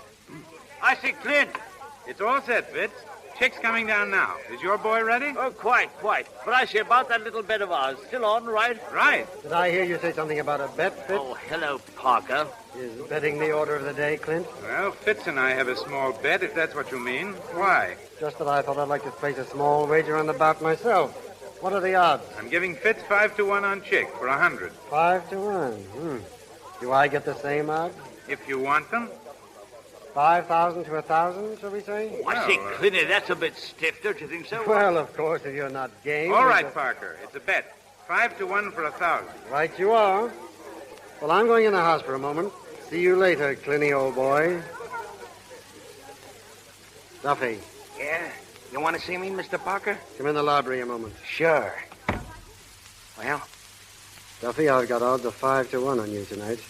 How do you feel about the fight? Okay. But this guy Cowan ain't no pushover. Listen, Duffy, you've got to win. Go into a clinch out there and make Cowan listen to reason. Huh? There's $1,000 in it for each of you if he'll lay down and let you win. $1,000? Why, gee, Mr. Parker, I'll try. But all I can promise you is I'll probably get a sock in the nose for talking out of turn. All right, get out there. Okay. Feeling okay, Chick? Sure, I'm swell. All right, but remember this. There's a lot of dames here tonight. If you turn around to look at one of them, I'll lay you out cold. Remember what happened to you once before by turning around? Don't worry about me. It's in the bag. Ladies and gentlemen. Oh, I say quiet, please. Please, quiet, everybody. Well, here we are gathered here this evening to learn the relative merits of two stalwart pugilists. My chauffeur, Duffy, and Clinty Blackman's footman, Chick Coward. In that corner, ladies and gentlemen, is Mr. Duffy, who weighs something in the neighborhood of, I think, 175 pounds. Yes, thanks. Thanks very much. And in the other corner, scowling furiously for no earthly reason at all, is the other sportsman, Clinty's footman, Chick Coward. He weighs roughly the same as Duffy, but you can see he's not nearly as well constructed. Right-ho, let's get on with the old hostilities. Are you ready, boys? Shoot. Right-ho, Clinty.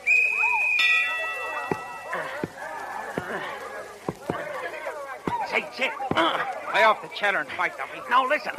Listen a second, will you, Chick? Let me clinch a second, will you? Listen. I ain't gonna do no carrying, see? You're going out just as quick as I can put you out. Now, wait a minute, wise guy, will you? There's a grand in it for you if you let me win a decision, see? Oh, there is, huh? Hey, listen, Chick, you don't have to get sore about it, see? Oh, I don't, huh? Listen, I was only doing what Parker told me to do, see? Oh, Parker told you to tell me that, huh? Yeah, Parker. I got it. I got it. Hey, Hap! Don't turn around, you sap! Oh, this is marvelous. 1, 2, 3, 4, 5, 6, 7, 8, 9, 10, and out! The winner, Duffy! Splendid fella!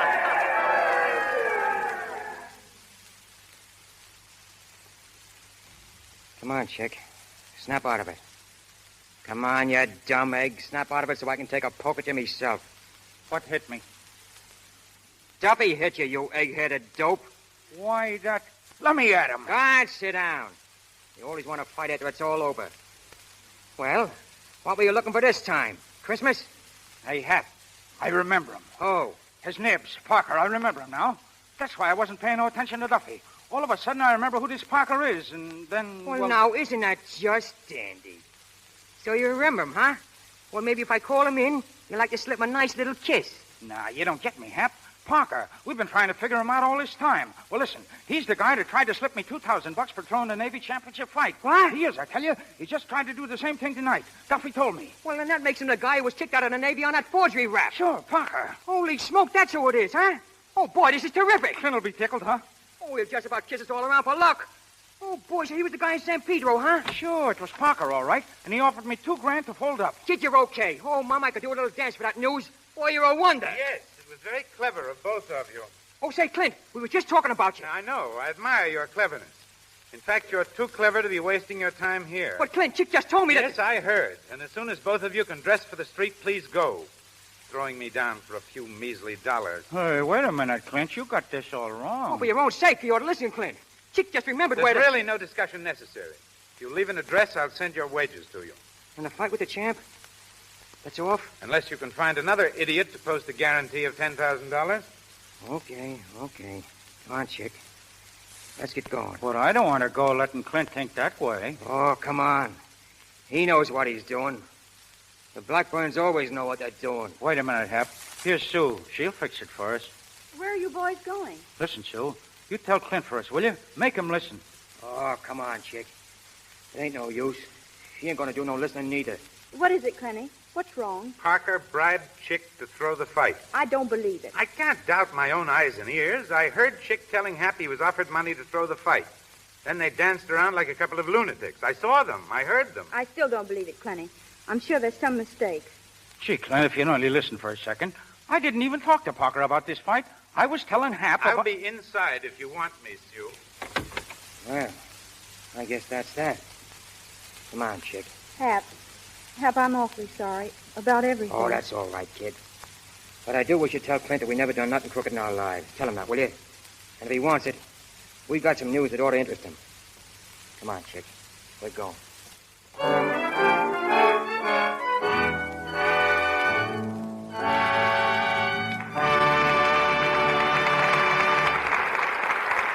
We pause for station identification. This is the Columbia Broadcasting System.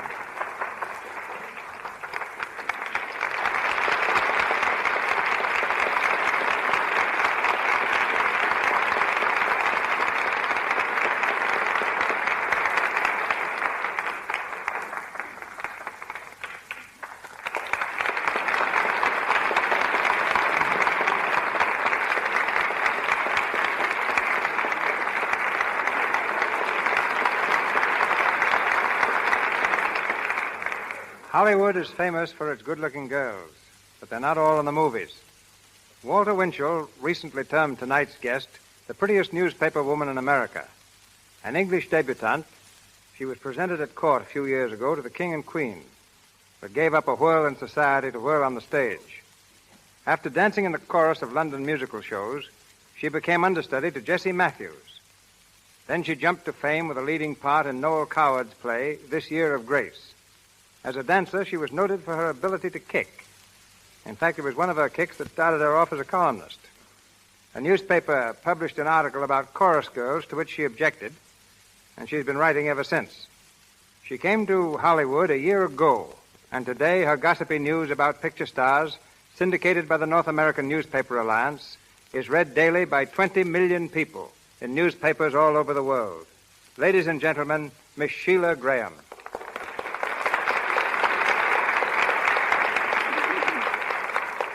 Very nice introduction, Mr. DeMille. After all, Sheila, you have 20 million readers. What would you like me to speak about? Your job? Nothing about luck? Well, luck speaks for itself. I wish more stars spoke for themselves. For example, Jean Arthur, star of your new picture, is extremely shy. She sincerely believes she has nothing of interest to tell a reporter. And silence is golden. But not on the radio. You'd be in the spot if I followed that advice right now. Then let's discuss talking stars. Or shooting stars, like Gary Cooper. I saw him on your set yesterday, doing some fancy work with a six-shooter. Incidentally, he's the only star I've seen in Hollywood who's even better looking off the screen than on. Is that so? I've never regretted giving up acting and running my career into a newspaper column. To me, reporting is much more exciting. Still, I can't forget my chorus girl days abroad. In every studio I visit here, I bump into Lux Flakes in the wardrobe department, just as I found it backstage in England. In that respect, they're just as advanced as Hollywood. But that's not new, Sheila. Can't you give us some facts that aren't so well known? All right, here goes. One of the biggest money makers on the screen is the radio star, Bob Burns. But Bob still drives a $25 automobile. He's convinced his success is just a dream and that any minute he's going to wake up. Maybe that noise we've been hearing isn't a bazooka after all. Perhaps it's just his snoring. Perhaps. But the champion sleeper in Hollywood is Ned Sparks. Ned can take a nap any time and any place. Merle Oberon has a most considerate figure. She eats anything and never puts on an excess ounce. Eating is probably Louise Reiner's favorite habit. She loves to visit friends' iceboxes. So does Fred McMurray. Incidentally, Simone, the new French star, also has her weighty problem, but has shed 10 pounds since coming to Hollywood. Paul Muni tells me he's anxious to leave pictures and get back to the stage. Paul, by the way, has a curious habit of lying down on the floor when he's eating or being interviewed. Ronald Colman will do anything to prevent his picture being taken, but is the only male star who doesn't powder his nose for photographic purposes. Your star tonight, James Cagney, just told me that women can take a sock on the nose, in pictures, that is, much better than men. Claudette Colbert is the most superstitious star I know of. She always leaves a building by the same door she entered it, for good luck. Leslie Howard seldom looks at the person to whom he's talking. He prefers to play with his pipe or the heel of his shoe. And as for me, Mr. DeMille, I much prefer to play with a typewriter than a microphone. But before leaving, I'd like to ask one question. And that is? Is it true that the fan mail for this program is sometimes addressed to Cecil B. LUX? Is it true that you're going to publish a book of witticisms like that last one, known as Graham Crackers? Ouch. I think I've said enough. Good night. Good night.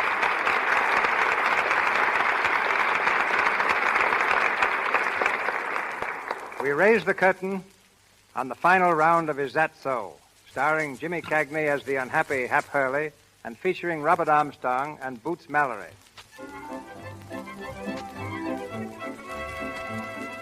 A month has passed, and Chick has won the championship. In the library of the Blackburn home, Sue has arranged a meeting with Parker, Clint, Chick, and Hap. The fighter and his manager have still not arrived, and Parker stirs restlessly in his chair. My dear Sue, might I ask exactly why I'm here? Please be patient, Robert. I'm afraid, Sue, my patience is rapidly being exhausted. Wouldn't it be just as well if we postponed this gathering of yours until some more practical time? Oh, I couldn't think of putting this off any longer, Robert. This is something I've dreamed of for years. Clenny, will you answer that? I suppose I'll have to.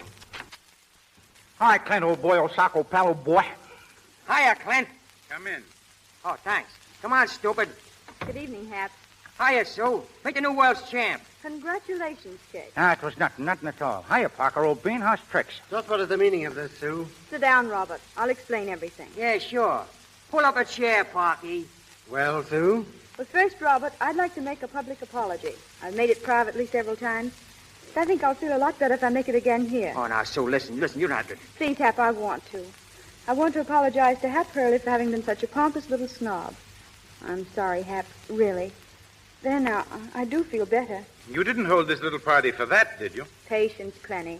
We now come to a second vital point. My engagement to Robert Parker is here and now brought definitely to an end. That's telling him, Toots. Shut up, you. Well, that's the first good news I've had in weeks. So the engagement is broken, is it? Definitely. No, that's too bad. I was hoping there'd be no necessity for something ugly. Are you quite sure, Sue? Quite sure. I imagine we shall have to go to the law about a little matter of embezzlement and forgery after all. And courts are such a bother. Oh, I don't think you'll be bothered with courts much. Stop beating about the bush, Sue. What have you got up your sleeve? Well, as a matter of fact, Clint, I don't think that Mr. Parker's going to remain in this country very long. Do you, Hap? Well, personally, I think he's going to find it kind of hot around here. Of course, if he wants to stay, that's up to him. But if he's wise, he'll scram, and scram quick. South America would be nice. Don't you think so, Chick? Yeah, it's all right. But a lot of guys like Canada better. Pardon me, Sue, but aren't you a little premature about my plans? You're forgetting about your brother. He was involved in a little difficulty, as I remember it. I think his memory should be considered. It's being considered, Robert, I assure you. Now comes the third vital point. Robert Parker, it gives me the greatest pleasure possible to inform you that we know you to be a liar and a thief. What? And a double-faced water rat in a bargain. Why, you... Sit down before I slap you to sleep. We got the goods on you, Parker. I took it on myself to do a little investigating for Sue here, and I found out plenty. The way I understand it, You showed Clint and Sue proof that some dough had been lifted out of their estate. Then you showed them notes their brother was supposed to have forged and some records of gambling losses. But you didn't hand over the notes, did you? No. You kept them to hold over their heads. Well, that's called blackmail. Don't be ridiculous. Yes, blackmail. Well, you've known all along that I've hated you, and that Clenny hated you, that you used our love for our brother Jerry just as a means of marrying a portion of the Blackburn money. Well, it didn't work. I'm going to marry Hap Hurley. Huh? Sue, you mean it? Sue, think what you're saying. Well, I have thought. I love Hap, just the way he is, and I wouldn't change him for anything. Oh, gee, Sue, That's too bad. Think of the shock when members of the social register read that Jerry Blackburn... Don't worry. There won't be nothing to read. We've been looking into your past, Parker, and we got you all lined up for a nice room and a bath in a state prison. Really? Yeah, really. You was in the Navy for a while, wasn't you? I in the Navy? Yeah. You were a quartermaster on a Texas, and that's where you met Sue's brother. What rot, Sue. I've never been on a battleship in my life. Oh, yes, you was. But you was using the name of Collins then. This is all preposterous. Really, Sue, I'm not going And you were dishonorably discharged from the Navy after it was found that you had forged the senior officer's name to some important receipts. That's correct, isn't it, Sue? Check. I think you've carried this farce far enough, Sue. I won't argue with you. The whole thing is too silly. But you've made a lot of ridiculous accusations that you can't possibly substantiate. Oh, can't I? Check, when was the first time you saw Mr. Parker? Well, I'm the favorite to win the Navy championship in the light heavy division, see? And this guy Parker, he was a quartermaster on our ship. He comes up to me and offers me $2,000 to take a dive. Wait a minute. Listen, Hap, is that what you and Chick were discussing the night of the fight with Duffy? Yeah, sure, Clint. Sure. That's what we tried to tell you. I was telling Hap that I recognized Parker. That was the reason I turned around. He told Duffy to offer me $1,000, and all of a sudden I put 2 and 2 together, and it spelled Parker. Well, I don't know what to say, boys. I've never been so ashamed in all my life. Oh, forget it. It just took you a little time to get on to things, that's all. But the fight, I've been wondering about that all night. Who provided the guarantee for Soccer Goodman? Well, it was Sue. Sue? You mean you put up $10,000? Yes, and it proved to be a very good investment. I now have a half interest in Chick and a full interest in Hap. Then you and Hap really... Oh, she was only kidding me about that, Clint. You got nothing to worry about. Did I say anything about being worried? And did I say anything about not being serious? Oh, now, wait a minute, Sue. I can take kidding just so long. Now it ain't kidding no more. But, Hap, I meant it. Of course, if you've changed your mind. Oh, gosh, no. I just... Dames, all the time, dames. They ain't no good, says him. Shut your trap, egghead. When I want any help from you, I'll ask you first. How is that so? Yes, that's so. Yes, that's While you boys settle your little difficulties, I'll see to it that Mr. Parker gets safely through the front door. Come, Mr. Parker, you're leaving. Say, Clint, just one poke at him first, huh? Oh, no. No, I'm going to show Mr. Parker out alone. Come, dear Mr. Parker. You all think you've been very clever, don't you? Go on, scram before I take a poke at you. Can you imagine that, Hap, letting that crook get off like that? Like what? Tommy, did you hear that, Sock? Well, I still wish I could have punched a couple of his teeth out. Listen, you do no more punching around here, you see? Only when I tell you to. I and Sue. Oh, Hap. Yeah, and you ain't going to be making so many trips to Brooklyn either. You got another fight coming up. Oh, but Hap. Now, Chick, no argument. You do just as Hap tells you. Oh, is that so? Yes, that's so. Is that so? Yes, that's so. Is that so? Yes, that's so.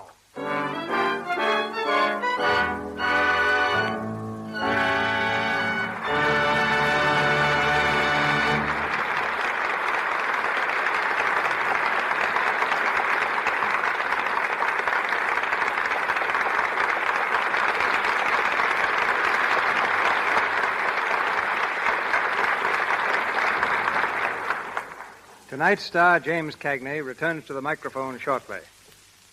Though you have never seen him on the screen, though he is never credited with a single film, no man exercises more significant influence in Hollywood than Dr. A.H. Giannini, banker to the motion picture industry. Son of Italian immigrants and subject as a boy to all the struggles besetting people in straitened circumstances, this man who loans millions of dollars yearly to the picture studios began his professional life in medicine. As an intern, he once volunteered to treat a man dying of typhus. The victim lay in a pest house in San Francisco, confined with lepers. Dr. Giannini and a nurse went to his side, but it was too late. The patient died. 48 hours later, the nurse was dead. Dr. Giannini himself stricken. Another doctor came to treat him. That doctor died. But the young intern survived. During the Spanish-American War, he again volunteered to administer to 1,200 Negroes, desperately ill with smallpox. For this service, San Francisco publicly honored him. Dr. Giannini left his practice to follow his father and brother in a small banking business. Today, practically every major studio in Hollywood owes its start to him. He is now directly connected with films as president and chairman of United Artists Corporation and trustee of both Columbia Pictures Corporation and Universal Pictures Corporation. His presence is distinctly an honor to the Lux Radio Theater. Ladies and gentlemen, Dr. A.H. Giannini.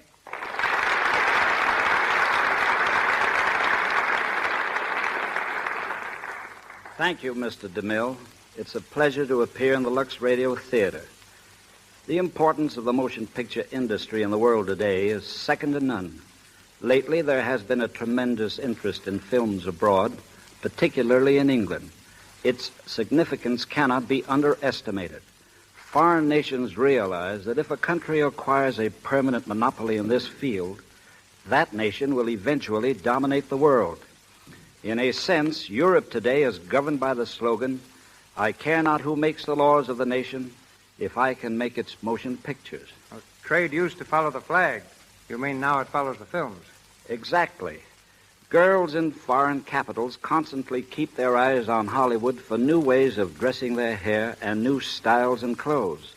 More and more American phrases are found in English publications. Our traditions, culture, language, and social values are gradually Americanizing the globe.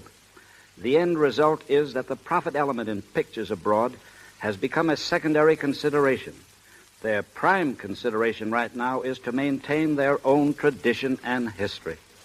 25 years ago, Doctor, banks not only refused to loan a penny to motion pictures, but I know of one bank that said they preferred not to have the account of any motion picture company. You ended all that. But what prompted your participation in pictures?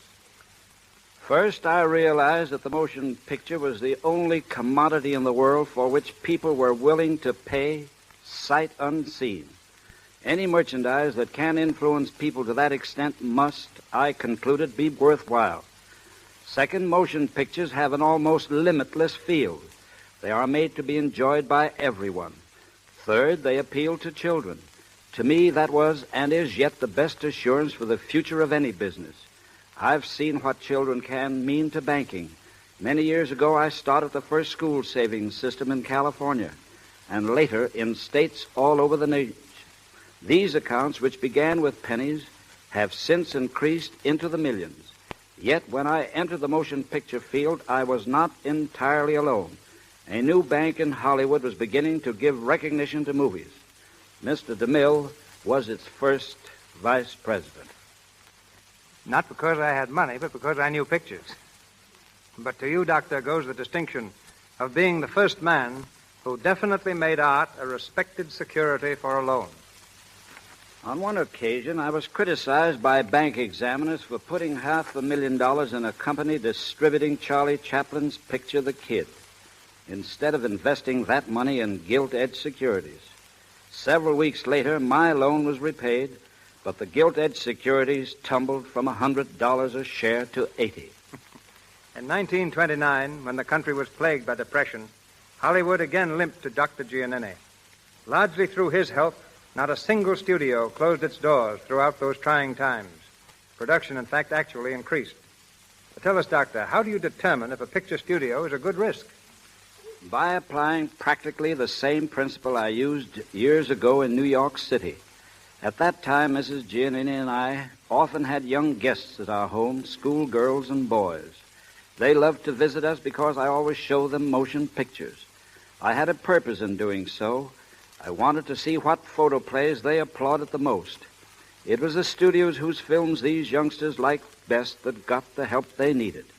Today, the only difference is that I make my decisions by the applause of the nation. And in so doing, Dr. Giannini has been the financial rock to which motion pictures have cast their anchors in every storm. A rock with anything but a heart of stone. It's been a long time since I've been in medicine. But I haven't forgotten that a doctor must know not only the body, but the man as well. In a similar manner, have I made character, as well as a man's business, the real basis for my confidence in him. Thank you, sir, and good night. Good night, Doctor.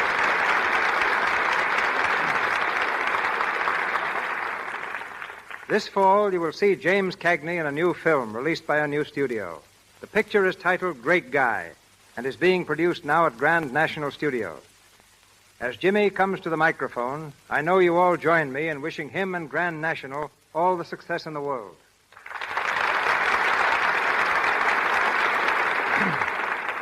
Thank you, Mr. DeMille. Great Guy is the tentative title of a story of a civil service employee who reforms the city government by exposing political corruption. What I like about it chiefly is that the lead is a grand, honest character. To me, the all-important need in pictures today is for better stories. Stories whose characters are real, honest people. And the same applies to the air. And it's your careful choice of stories for the Lux Radio Theater that keeps me one of your most constant listeners. Congratulations to you, and good night. Good night, Jimmy. Thank you, Mr. Cagney. The Lux Radio Theater has arranged a particularly fine program for next week. Mr. DeMille tells you about it in a moment. Assisting Mr. Cagney, Mr. Armstrong, and Miss Mallory in our cast tonight were Kenneth Thompson, Lionel Pape, Frank Rowan, Lou Merrill, Frank Nelson, James Eagles, and Ross Forrester. Mr. Cagney appeared tonight through courtesy of Grand National Studios, Mr. DeMille, Paramount, and Mr. Silvers, our musical director, 20th Century Fox. Robert Armstrong will be seen shortly in the new MGM picture, All-American Chump. And here's Mr. DeMille. The talents of one of England's finest dramatists and two of Hollywood's most distinguished performers are combined next week in the Lux Radio Theater when we bring you Sir James Barrie's Quality Street, starring Ruth Chatterton and Brian Aherne. This charming story has been told many times on stages the world over and in motion pictures. The story of a prim little school teacher who waited 10 years for her soldier sweetheart to come back to her.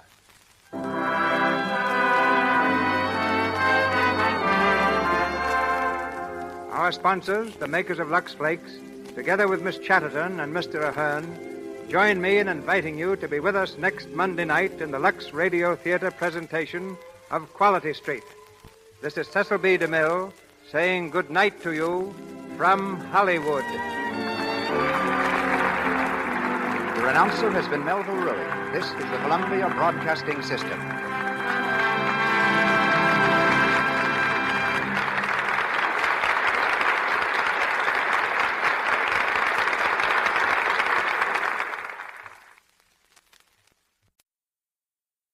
Hollywood, California, Monday, July 20th.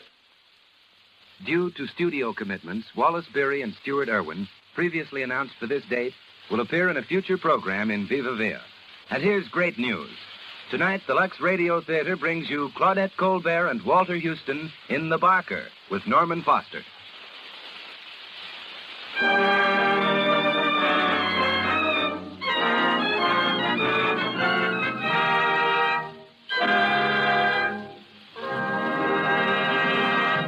The Lux Radio Theater presents Claudette Colbert and Walter Houston in The Barker with Norman Foster.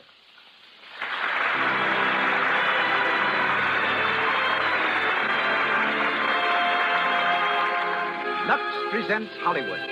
Tonight, you will hear Claudette Colbert, Walter Houston, Norman Foster, Cecil B. DeMille, King Vidor, Louis Silvers, Emily Barry, and many others. Brought to you by the makers of Lux Flakes, direct from our theater on Hollywood Boulevard.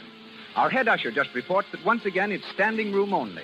And there's a ripple of excitement in the audience, for the crowds have just spotted such famous personalities in their midst as Ralph Morgan, Florine McKinney, and Miss Ruth Waterbury of Photoflame magazine, and two of America's most famous radio conductors, Victor Young and Raymond Page.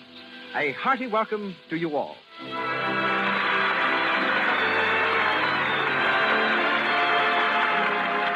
This entertainment is an expression of goodwill by the makers of Lux Flakes, those remarkable fine soap flakes that protect colors, freshen all fabrics, and keep your washables new-looking so much longer.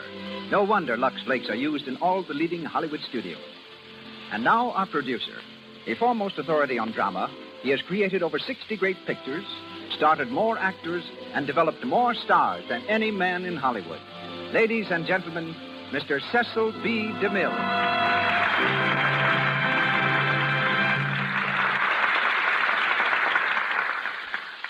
Greetings from Hollywood, ladies and gentlemen. Tonight, the Lux Radio Theater is the scene of a reunion as Claudette Colbert, Walter Houston, and Norman Foster repeat on the air the play that started them toward Hollywood and world fame. The play is The Barker, and for 10 months, they kept Broadway audiences enthralled with its drama of life under the tattered canvas of a tent show. Throughout that time, Claudette played the role of a snake charmer. And yet, when I was directing Cleopatra, she was terrified that she'd have to touch a real snake. From the time we started, I'd been secretly thinking of various ways of getting her to handle the snake, and she'd been secretly worrying about what I was going to do about it. As Claudette sat on the glittering golden throne of the pharaohs, I walked up to her with a live California king snake, almost 6 feet long, coiled around my right arm. Behind my back, in my left hand, I held the harmless small snake that was to enact the role of the deadly Egyptian viper. When Claudette saw the big snake around my arm, she shrieked, "Oh, Mr. DeMille, I couldn't touch that snake. I couldn't possibly. Please don't ask me to." "Well, how about this one?" I said, taking the little snake from behind my back. "Oh, that one?" She said. "Oh, that's just a baby. Yes, give me that," and took it in both hands, and we made the scene. My only contact with Miss Colbert's distinguished co-star is that he's always escaped me. In every picture I make, I have a great part for Walter Houston. But each time, he has a great part with some other director. So I've never been able to catch him in my net.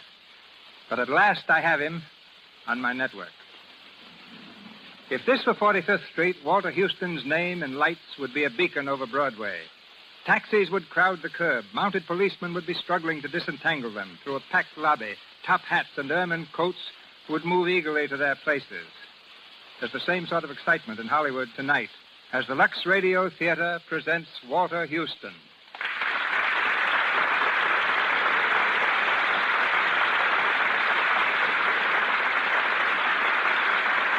Claudette Colbert. The curtain rises on our play, The Barker.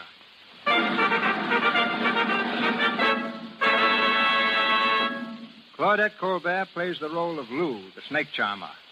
Walter Houston will be heard as Nifty Miller, the Barker, and the part of Chris, Nifty's son, is played by Norman Foster.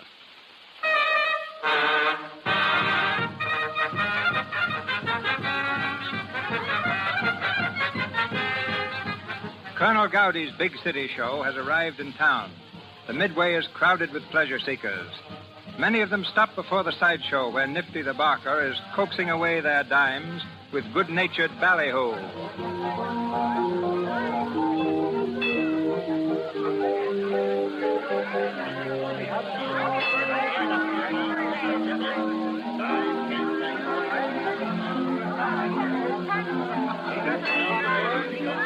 Ladies and gentlemen, you have just seen our free outside exhibition.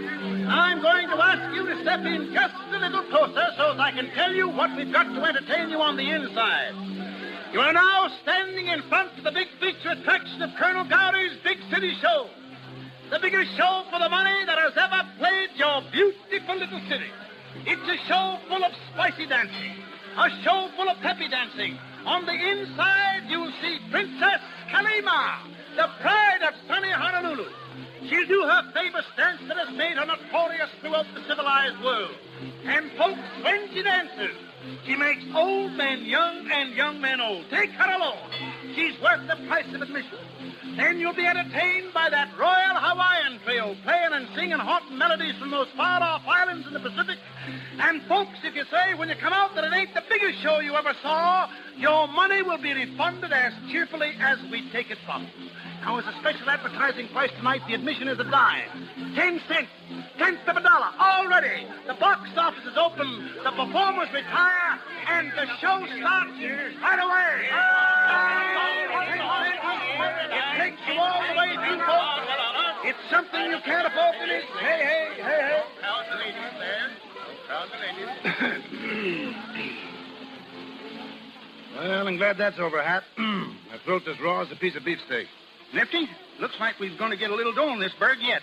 We done 53 flat. That's 18 berries more than last night. Well, it's time we hit a red one. Any more rain, the Colonel will have to turn this outfit of his into a boat show. I'll be darned if I ever seen such a bum break in the weather since I've been trooping. I'm going over to the office wagon to deposit the money. All right, hurry back, Hap. Okay. Hey, Nifty, come here a minute. All right, Carrie, you can come out. There ain't no one around. Well, what do you want? I just want to talk to you. Gets lonesome back there in the dressing tent. Now, put on your best clothes tonight. After the show down here, we're going to go downtown to a dance.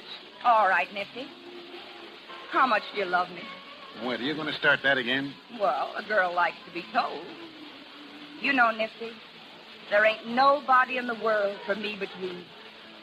You got me spoiled for any other guy. Honest. Now, listen, I told you why I can't marry you just yet. You don't seem to remember that I got a kid to put through law college. It's going to cost plenty of money. I'm going to see that kid gets all the things I miss. Gee, he's a wonder, too. He's got brains, and living on a farm has made him a husky little devil. Say, you know, why, you ain't even listening. What's the matter, Carrie? I get sick always hearing about him. Now, that ain't no way to talk. I ain't going to stay with this carnival racket always, and, well, when I come to settle down, there's time enough to talk about getting married. Give me a kiss, Nifty. What, out here on the Midway? Well, there ain't no one round. You little son of a gun. Oh, Nifty. I don't know what makes me so crazy about you. Yeah, you're all right, kid. I'll hand it to you. Now, beat it. Here comes the Colonel. Well, Nifty, how much did we do this fine evening? 53 smackers even, Colonel. Not bad, not bad. You beat the athletic show $8, and you're just a few dollars behind the Palace of Illusion. Oh, hello, Hap. Hello, Colonel. How's Carrie, Nifty? Fine as silk. She and me are dropping in at a dance at the town hall after a while. That's right. I like to see my troopers mixing up with the town folk. Creates good feeling. You and Lou taking it in? Well, no. Lou and I had a little tiff this evening, and for the present, she doesn't care for my company. For the way you two strapped, you'd think he was married. Yeah? Hello, Lou. We were just talking about you. Yeah, we'll save it till my back's turned. Then, Nifty, tell Carrie to stop by my room when she comes down to the hotel, will you? I want to see her. Lou, won't you reconsider your hastiness in refusing... Not a chance. And don't you come hunting around me after what you've done. Well, Nifty, as I always say, gals are like streetcars. You miss one, and there'll be another along in a minute. Yeah, they don't come along like me. Oh, you're nothing to stop the traffic. Nifty, I think I'll drop in and listen to the music a while. You know, music hath charms to soothe the savage beast. And I'll go with you, Colonel. Then, when you decide to come off your high horse, drop around to the office wagon to see me, Lou. Oh, get out of here, you old piker. Hey, take it easy, Lou. That's the boss. Oh, dry up. You got a peeve, huh? How's Snake charming? Rotten. They tell me that big diamondback rattler died on you yesterday. Sure, he starved himself to death. I told Gowdy if he was going to have me bally every 5 minutes, he couldn't expect to keep his snakes alive. Yeah. Hey, will you look what's coming? Huh? That kid, look at him. Say, a genuine hayseed, huh? I bet he never saw a tent show in his life. Hey, can you tell me if Mr. Chris Miller's the manager of this show? What do you want him about?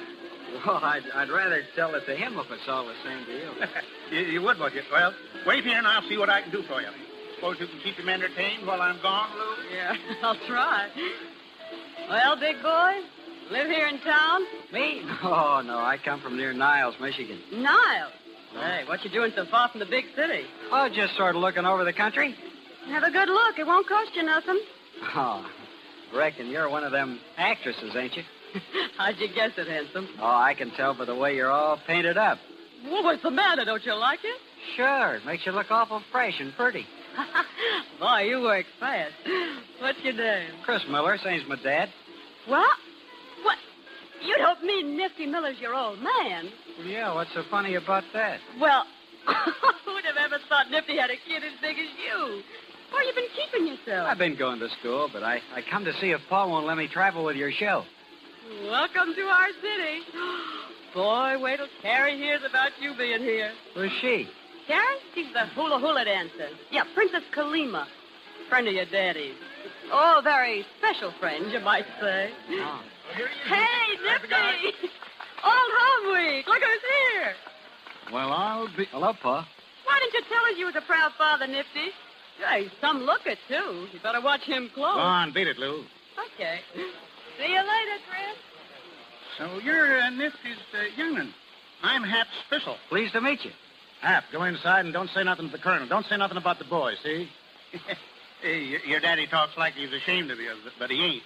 You just ought to hear him blowing you up to the skies around here. Go on, go on. Sure. Well, Pa. Well, what did you do? Run off from Ella and your grandpa? Well, they knew I was leaving. School's let up for the summer. Oh, Pa, I got so restless on the farm. Yeah, and you thought you'd come to me, huh? Well, you're my dad, ain't you? Gee, I thought you'd kind of be glad to see me. Well, you kept writing you wished you could see me. Well, I am glad to see you, Chris, but, well, I didn't expect... Well, I'll come and see you next winter, same as I did last year. Well, that's a mighty long time to wait, seems to me. You know, since Mom died, you're the only close blood kin I got. And, well, we ought to sort of get acquainted. Well, you sure have grown up since I last seen you. Let's see, you're 19 now, ain't you? Going on 20, big for my age at that. Well, it don't hardly seem possible. Oh, Pa, I want to do the things you do, travel around and all. And I was sort of hoping you'd see your way clear to take me... Well, now, listen, now, you get that out of your head right now. What do you suppose I've been spending money to keep you in school for? End up by messing around with carnivals? No, sirree. We're going to amount to something. You're going to amount to something, Chris. You got to. Hey, listen, you ain't forgetting you're going to be a lawyer, are you? Well, no, I'm going to be a lawyer, only don't you think I got to know something about Now, life? listen, you can learn all you need to know about life out of school books. Now, where do you suppose I'd be if I'd minded my old gentleman and got me an education? I'd probably be a bank president or a lawyer myself. I tell you, Chris, as I've wrote you in letters many a time, a guy in this day and age without the proper schooling ain't got a Chinaman's chance. Education will get you money and a good name and swell friends to pal around with. I ain't had none of them because I was pig-headed. Well, all right, now I know what I'm talking about. Oh, I only want to travel with you while it's vacation. I'll go back to school in the fall. I'll be a lawyer like you want me to. You won't be sorry. Honest, you won't. Well, I'll tell you what, Chris. If the colonel says so... You will? Now, wait a minute, wait till I finish. I'll take you on. If you don't behave yourself and mind me, then you'll be shipped back to the farm right off. Gee, Paul, hey, what's my job going to be? Well, anything you're told. I learn fast, you'll see. Yeah, and there's lots of things you ain't going to learn, if I can help it. Nifty, did you catch my number? Carrie, come here. What do you want? Chris has turned up. Chris? Yeah, you know, the kid. Is this your kid? That's what I said. What's he doing around here? Well, this is a vacation. He's going to stay with the outfit for the summer. Chris, come over here and shake hands with Carrie. Pleased to meet you. Well, I can't say the same for you. Now, look here, Carrie. You two got to be good friends. You hear me? I said good friends, and that goes. Come on, Carrie, sweeten up. You look like you'd swallowed a pint of vinegar.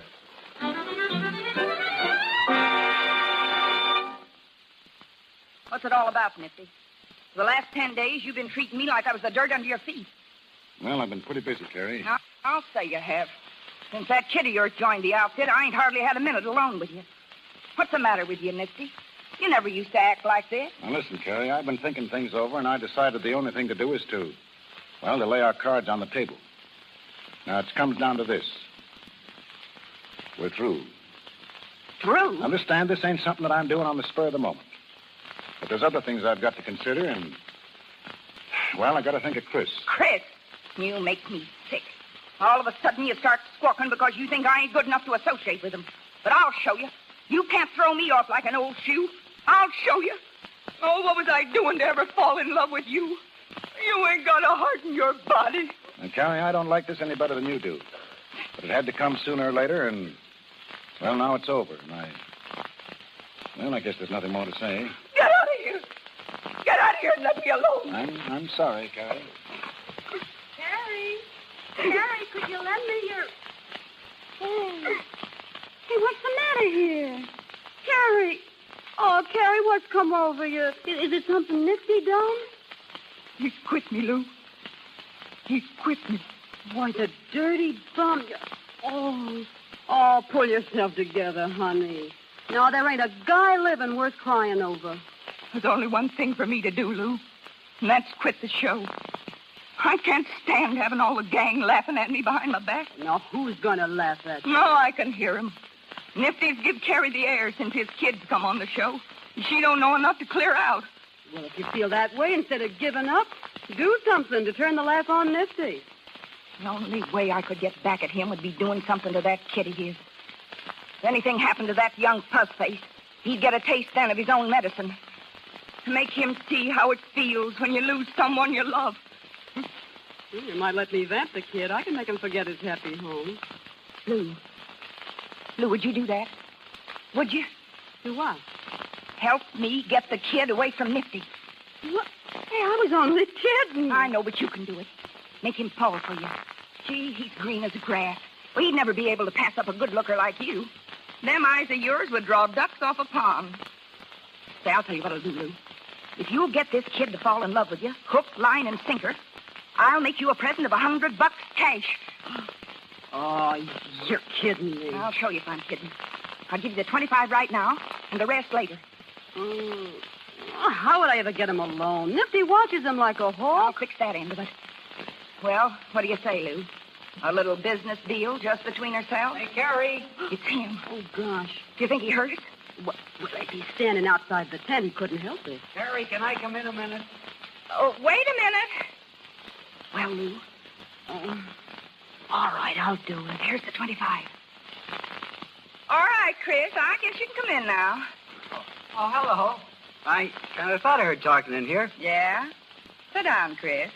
You know Lou, don't you? Hello. Oh, sure. We ain't ever talked much, though, since the first night I joined the carnival. It's your own fault. Where you keep yourself all the time? Well, when I'm not working around the show, I'm usually somewhere with Pa. Oh, I guess you ain't got the time for girls, have you?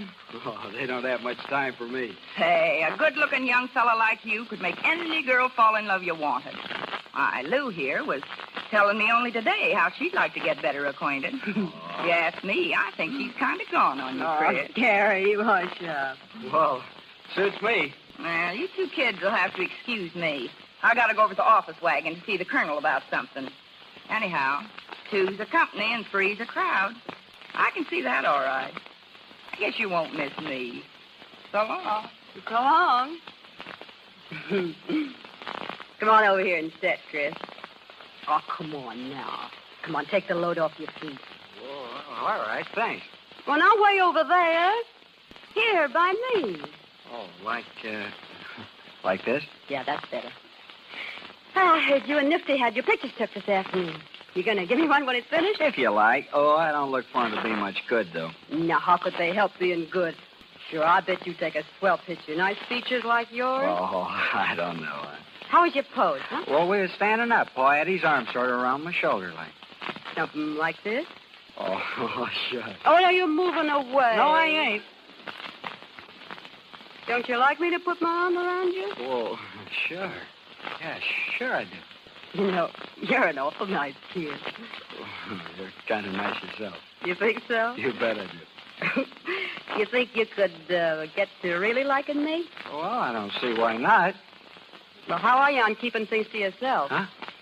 Well, I mean, you don't go telling Nifty everything that goes on, do you? Of course not. Would you run and tell him if I was to kiss you? Oh, what do you think I am? I bet you must have had a lot of sweethearts when you was home, Chris. Well, I never had much use for country girls. They don't know anything. Good. Didn't you have a special one you'd take out buggy riding sometime? Well, Sure, I thought so. And did you used to kiss and hug her? Show me how you used to kiss her. Oh, come on. Come on now. You can shut your eyes and pretend I'm her. What's the matter? Wouldn't you like to kiss me? well, sure, but... But you're scared? Aren't you? All right. I'll kiss you. Oh, Lou. Listen, kid. You and me, we've got to get together more, huh? Yeah, well, suits me. Will you meet me somewhere tonight? Sure. Sure I will. You're a sweet kid. You're awful sweet.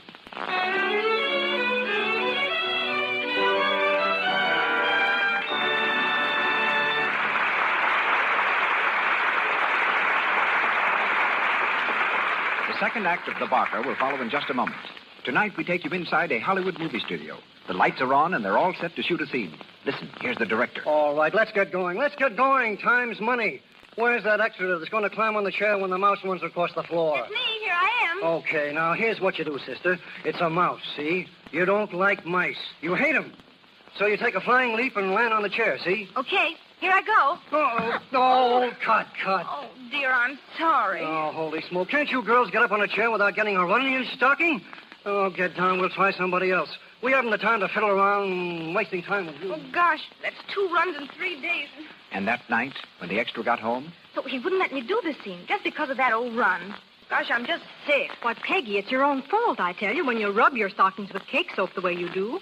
Use your head and try Lux Flakes. You know they're mild, and with Lux, there's no rubbing necessary. smart girls everywhere know that Lux Flakes cut down on stocking runs because they save the elasticity that allows the silk threads to stretch and then spring back again without breaking. Cake soap rubbing and soaps with harmful alkali weaken elasticity. Stockings tend to pop into runs under strain. Tonight, protect your stockings against tomorrow's runs. Use Lux. We continue with the second act of The Barker, starring Claudette Colbert as Lou and Walter Houston as Nifty.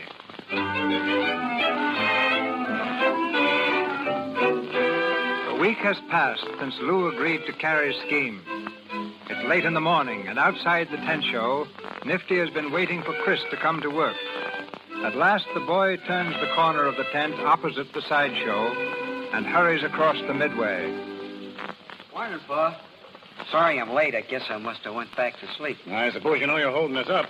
I told you I wanted them jacks built. We got plenty of time. I thought we'd wait till it cooled off. Now, listen, when I give an order, I ain't talking just to hear myself talk. The sooner you get that in your head, the better. I'm sorry, Pa. I didn't know it was that important. Now, Chris, it ain't my idea to be nagging at you.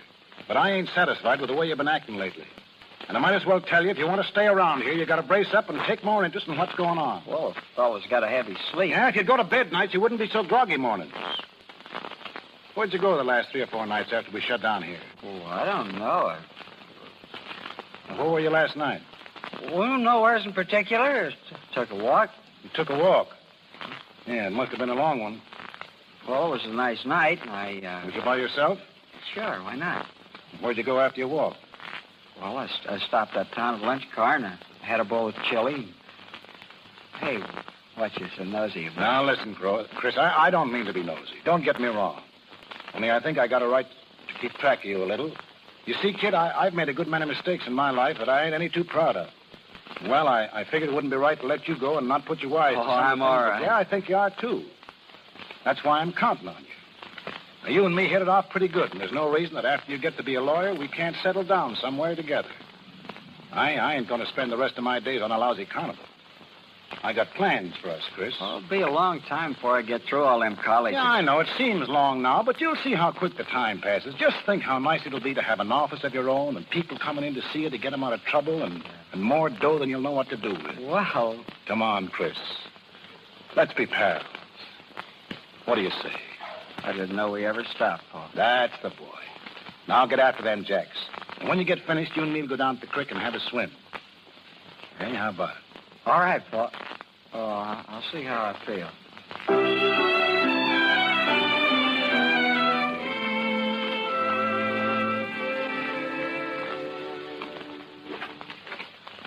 Well, Colonel, what's on your mind? Considerable, and of an unpleasant character. Do you know what that young squirt of yours has been up to, sir? What, Chris? He has the impudence and audacity to be carrying on a love affair with Lou right under our very noses. What? Why, there ain't a word of truth in it. Ah, my friend, in spite of your vigilance, the lad has fallen in love. And with Lou, of all people. Why, it couldn't be possible. Are you with your son every minute? For instance, were you with him last night? Well, he took a walk. I'll tell you where he was last night. He was keeping a rendezvous with the little snake charmer, that's where. How do you know? Last night, Nat Brody shadowed the lady in question, saw Chris meet her, and they walked off together with their arms around each other. Well, what do you think I ought to do, Colonel? Do? There's but one thing to do. We must put an end to such flagrant disregard of the conventions. I expect you to give your son a severe reprimand. And I shall dismiss Lou from my employ at once. That's letting her off too easy. She ought to be horsewhipped. We'd like it, hold her. I'll make her pay for this. Now, Nifty, we can't blame it all on Lou. Boys will be boys. You and I know the lure of the petticoat. Yeah, now I can see what's changed Chris in the past week, the little simp. He'll try slipping something over on me, will he? Well, I've got a good notion to ship him right back to the farm.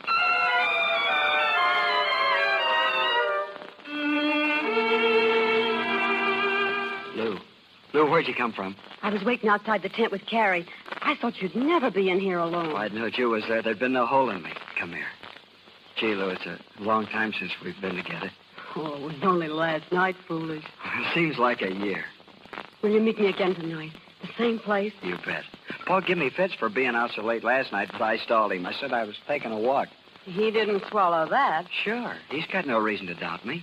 No one's seen us together except Carrie. Oh, Lou, I hate it.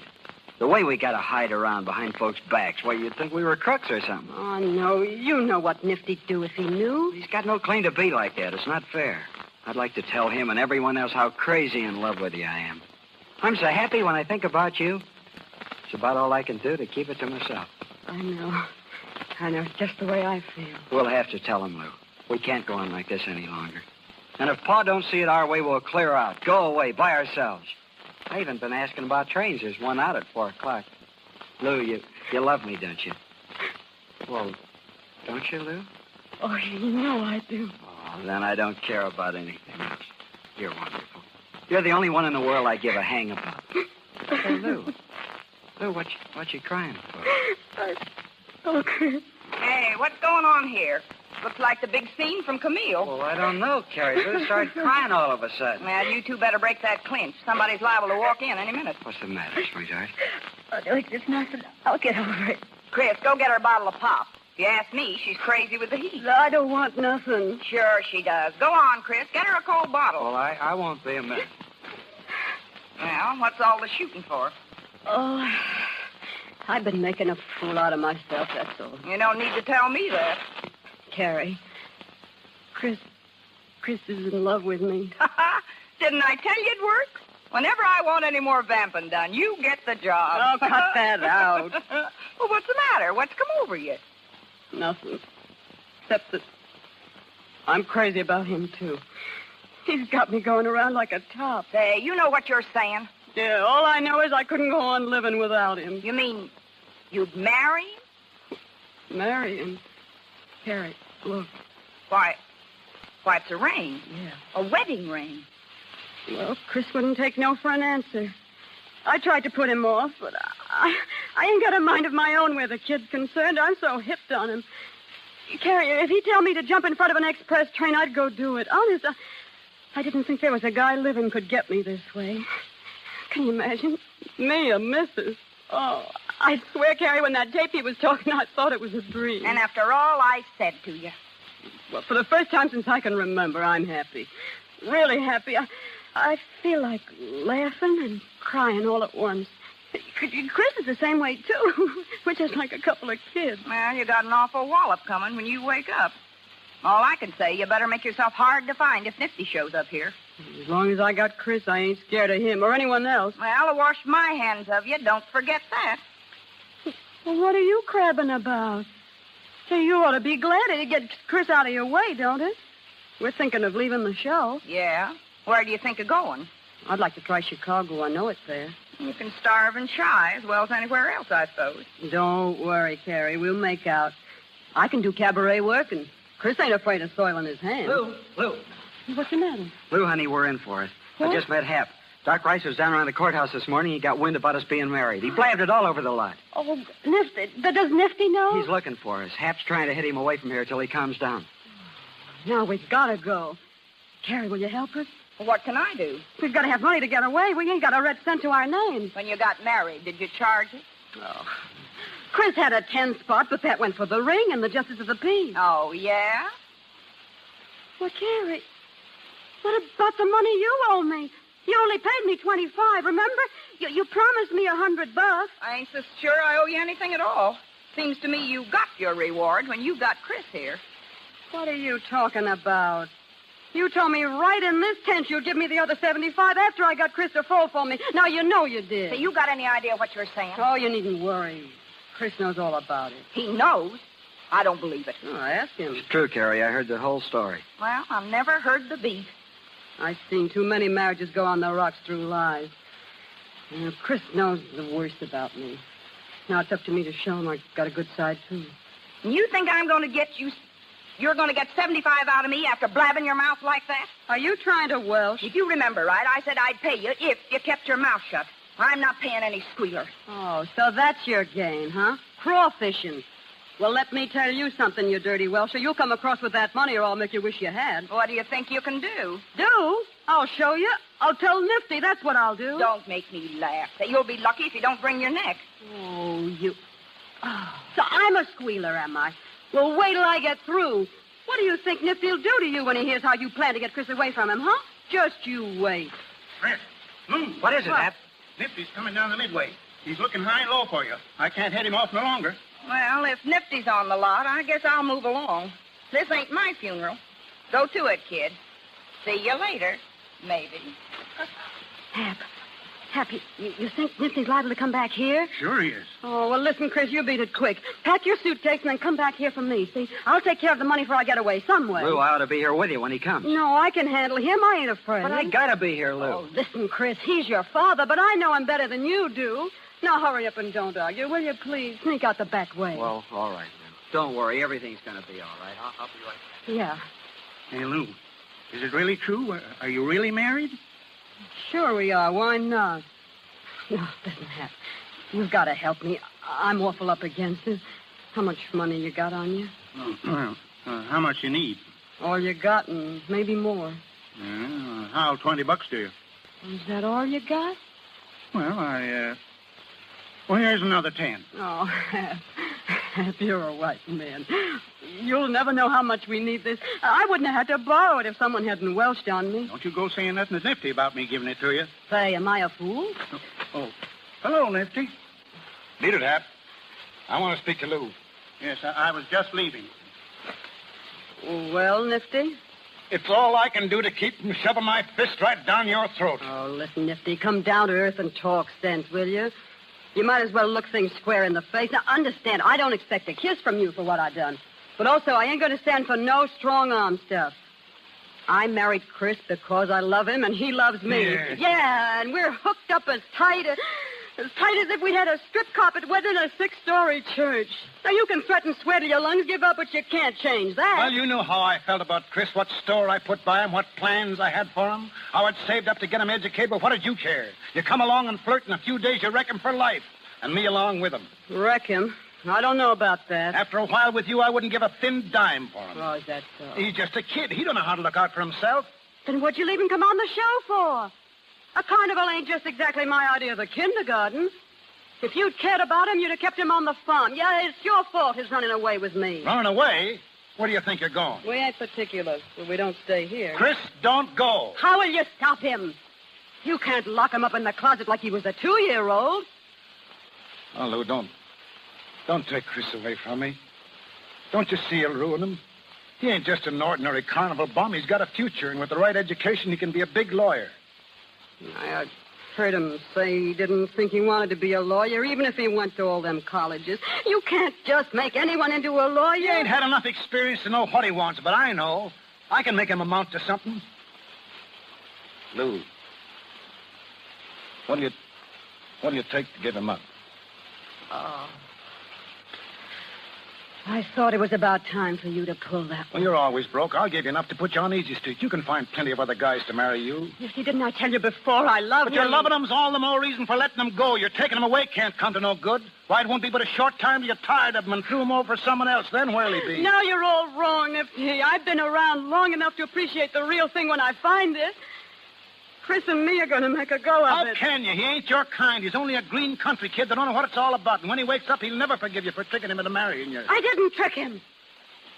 Why, if you think I'm taking your boy away under false pretenses, I'll give you a chance to talk to him by yourself. He's leaving of his own free will. You see if you can make him change his mind. Where is he now? He's up to the room, packing up. You leave us alone? Sure. I ain't afraid. Here he is now. All right, go ahead. Run me down to him and see what good it does you. Well, Lou. Your daddy don't seem to fancy me as his daughter-in-law. Chris, I want to talk to you. Lou, you know what you said. Sure.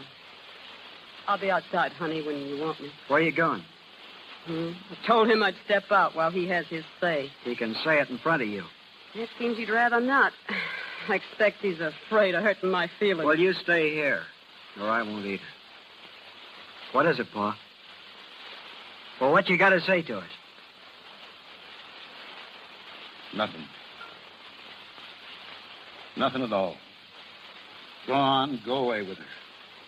Don't ever let me see you again. She's got you, she can keep you. You ain't worth saving. Well, that's the way you feel about it. Go outside. Honey, I'll be out in a minute. All right, love. Goodbye, Paul. All right, Misty. And here's something you don't know. Carrie got me to do it. Carrie? Yeah, Carrie. I wouldn't have squealed on her if she hadn't Welsh. She hired me to vamp him to get back at you for ditching her. There. Now, as far as Chris is concerned, don't think he's going to be a bum like you. I'll do more for him than you ever did. That's all I got to say. Carrie. Carrie! Yeah, Nifty? All right. Come in here. What do you want, Nifty? There's one question I want you to answer, and if you lie to me, as God is my witness, I'll kill you. Did you get that little devil to take him away from me? You wouldn't take her word for it, would you? Did you? Answer me. No. You're lying, and you know you are. Nifty! Huh? Nifty, you're joking. Yeah, you don't like it, do you? Get out of thought of that. You'll double-cross me, will you? You'll never do it again. Yeah, I learned you. You'll double-cross me, will you? Nifty! I'll learn you. Nifty! He tried to kill me. He tried to. Come on, Carrie. You're all right. Give me a hand with her, Colonel. Take it over to the office wagon. I'll be there in a minute. Come on, Carrie. He tried to kill me. Go on with that, Carrie. I'll take care of Nifty. You're a fine one, I must say. Oh, you don't know what she's done. You don't know anything about it. No matter what she's done, you've got no right to do a thing like this. You ought to be ashamed of yourself. Well, I'm not. I wish I'd killed her. Now, that kind of talk won't do you any good. If you don't want Carrie here, why didn't you come to me and say so? We'll get rid of her. I don't care what you do with her now. I'm leaving, Colonel. You know you don't mean that, Nifty. I'll show you whether I mean it or not. This is my notice. Nifty, I need you. Haven't I always played square with you? Oh, yes, you've used me well enough, but I'm going just the same. What'll you do? Where'll you go? What difference does it make where I go? All I know is I'm through forever with Tupin. It took Chris from me and sent him to hell. That's what your lousy carnival's done for me.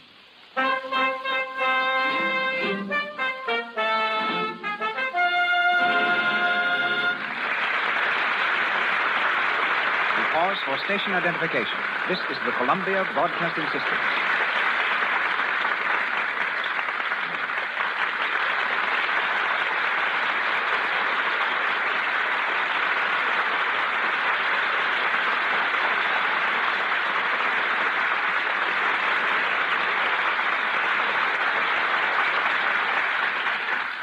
We shall continue shortly with the Lux Radio Theater production of The Barker, starring Claudette Colbert and Walter Houston.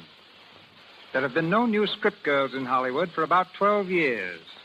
That will give you an idea of how difficult the job is, because a job easier to learn would have had thousands of recruits in that time. The best-known script girl in Hollywood is, oddly enough, my own. On the set, I call her Amelia, but I'm obliged to be formal tonight and present her as Miss Emily Barry.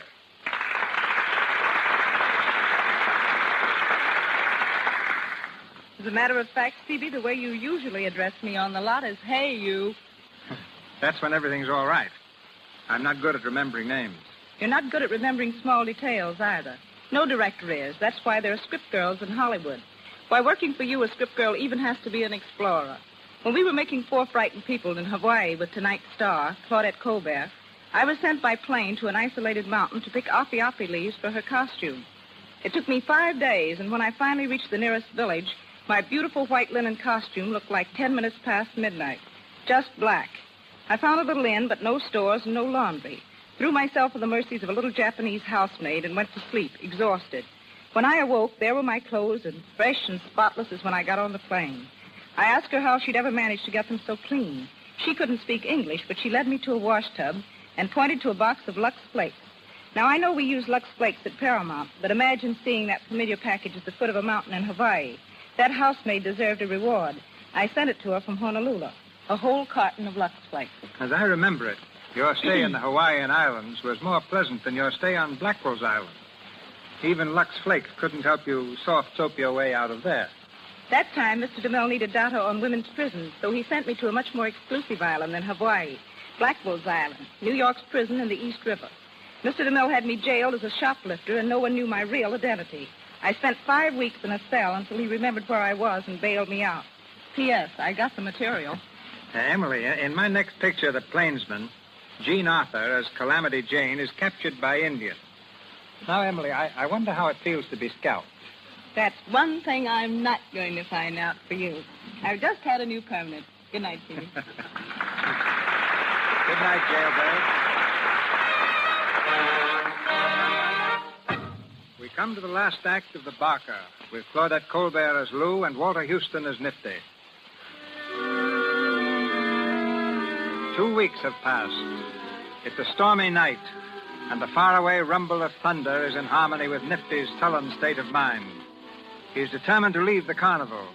This is his last night with the show, and we find him sitting on the cot in his tent smoking a cigarette, while Hap perches on a trunk opposite him. Well, Nifty, you sure picked one peach of a night to get out of the show business. Raining cats and dogs. What time you reach home in the morning? Well, I get to South Bend at 4 and lay over till 6. I'll be home at the farm in time for Ella to get my breakfast. And believe me, it'll be breakfast. None of your greasy cookhouse sinkers in mud. I swear, Nifty, I don't know what this here outfit's going to be like without you. I'm getting too old to be working with guys I ain't used to. Oh, Doc will get onto the ropes in time. Doc, huh? I don't know what the Colonel's idea is letting him take over the show. Doc Rice. He couldn't bally on a peanut stand. And that new dancer he's got, Cleo, ain't worth a cuss after Carrie. Say, Nifty, you going away without saying goodbye to Carrie? Are you sure you're shooting square to go off like this without a word? All I want her to do is to keep out of my way. Whatever she's done right or wrong, 'twas because she loved you. Wasn't in her mind to drive the kid away? Say, don't you think I can't see through all this gab? Carrie's asked you to beg for her. Carrie don't have to get nobody to talk for her. The only thing, Nifty, if she comes to say goodbye, don't be hard-nosed. Treat her decent. Tell her you forgive her whether you do or not. It won't hurt you, and it'll save her many a heartache. Ah, dry up. Don't make me chicken-hearted with all this Sunday school talk. They can't ruin my life and expect a kiss for it. She's getting just what's coming to her. Nifty, here she is. I know that was how you felt. But I had to come all the same. Oh, so you heard what I said, eh? Well, all the better. Well, what do you want? I want to talk to you. You've got nothing to say. You listen to her, Nifty, or say, help me out. Well, I'm going now. I want to hear you two get some sense in your heads and part friends. This here's a short life and a rotten one. We don't know what's ahead. Well, Nifty, take care of yourself. Well, what you got to say to me? Understand. First of all, I ain't here with any idea of getting you to make it up with me. There's just something I want to explain, and now I'm here, I don't know how to go about it, hardly. Ought to written you a letter, I guess. I wouldn't have read it. I didn't think you would. That's why I come. Nifty, I got a bottle of carbolic acid from the drugstore today. A bottle that's going to be empty this time tomorrow. What are you trying to do, throw a scare into me? I ain't grandstanding. I'm telling you what I'm going to do so's you'll... Well, so's you'll see I ain't such a bad sport at that. I can see how much I harmed you by sicking Lou on Chris. And when I heard you was leaving the outfit through what I done, I made up my mind I wasn't going to have you believe I was getting off scot-free. Now, how's your drinking poison going to bring Chris back or help? You're crazy. I may be, but I see things pretty clear for a crazy person. It ain't as if I was somebody who had something to live for. I'm a nobody. Tired out and broke. I'd like to think you could forgive me, Nifty, but that ain't going to change my mind none. You see, I ain't doing this so much for you as for myself. The others will think I done it because you left me, but I don't care what they think if you understand that That ain't the real reason. Hey, Nifty! Nifty, what do you think? It stopped raining, and it's clearing off. It stopped raining, do you hear? And there's the prettiest moon coming up you ever seen, big as a washtub. That's too late. It won't do no good if it does turn clear. Colonel sent the band boys out to Bally. The whole Midway will be humming with people in an hour. You see if it ain't. It ain't going to be such a bad break for you last night at that. Oh, Nifty. Listen. There goes the old hobby horses. Listen. Say, Nifty, did you know we're opening up? You got your spiel ready, Doc? Know it like a book. It's a cinch. Now, I'll go out along and light up the stringers on the front, Nifty. And get the Hawaiians, and while you're at it, take them wet top Napoleons off the platforms and ticket box. Okay, Nifty. Harry, what you doing over here? Listen, Doc, you got all you can do. Tend to your own business. All right. Go on, get out. Sure. Wait a minute, Doc. What's eating on you, Carrie? Nothing.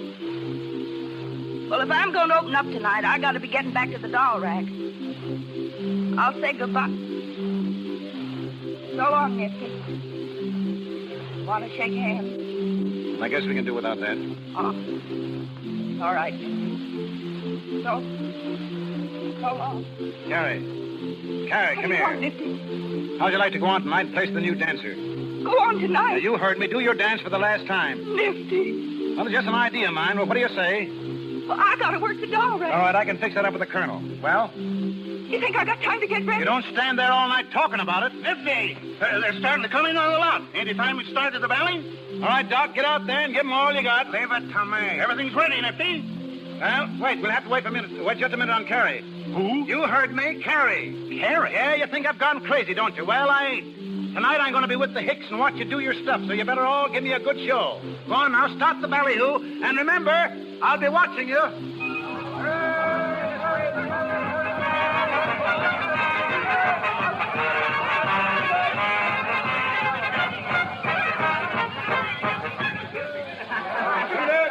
All right, Doc. Come on, give out. Ladies and gentlemen, you are now standing in front of the big feature attraction of the Midway. The biggest show for your money that has ever plagued your town.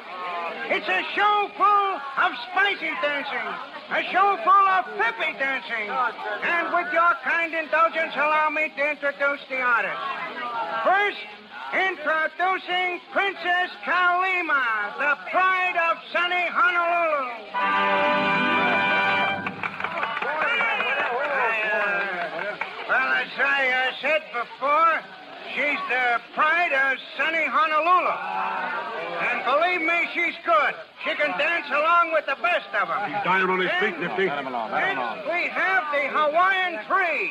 A bunch of boys that'll please you and tease you with their haunting melodies. If you don't like them, then you don't know what's good music. Hey, either start to walk away on him, Nifty. Get up there and show him how to do it. If you're looking for Billy Sunday and his tabernacle, then don't buy tickets. Nifty. Okay, all right, I'll handle it. Just a minute, folks. Don't go away. Nifty, Now, the folks, real trooper. Just a minute. As Shakespeare said, you ain't seen nothing yet. Now, don't go away. There she is. Princess Kalima, the pride of sunny Honolulu. And when she dances, folks, she makes old men throw away their canes and cripples lose their crutches. She shakes a mean bale of alfalfa. Now, don't misconstrue me when I refer to the young ladies' dance, because this show is clean, moral, up-to-date, educational, and instructive. And there's a special advertising price tonight just to prove to you the great value of this performance. I'm not going to charge the customary price of 25 cents, but a dime, 10 cents. It takes you all the way through. It's something you can't afford to miss, folks. So step right up already. The performers retire, and the show starts right away. A dime, 10 cents. It takes you all the way through, folks. Nifty, my congratulations. You certainly saved the day. I can do it, Colonel, as soon as I get the hang of it a little better. Doc, you'll never get onto it. You just ain't got the knack. You ain't got a selling personality. When you ballet, you've got to tell the world. I'm afraid Nifty's right, Doc. That's what I call a raw deal. Nifty, you were superb. If you'll reconsider your going away, I'll make you partner. I'll give you a quarter interest in this outfit. Well, I don't want to see the show go on the rocks. Good. I'll go over to the office wagon and make out a contract. No hurry about that. I got to think it over. Well, I'll just have one made out in case, Nifty. You're too old a dog to learn new tricks. I'll be waiting over there for you. Nifty, Well, Carrie, what do you want? I was just wondering, since you're going to stay on and all. Yeah, who says I'm going to stay all? Well, if you do stay on, I was wondering if you couldn't see your way clear to letting me come back on the job. Yeah, you don't want much, do you? The first thing I know, you'll be wanting to... Well, you can finish out the night, but I ain't making no promises. Oh, boy. Yeah, and I'll tell you people one thing. If I do stay on here, there's going to be more work done around here. You're all so lazy, you ain't worth a chaw of tobacco. Get inside there, Carrie, and do your stuff. Well, did you hear what I said?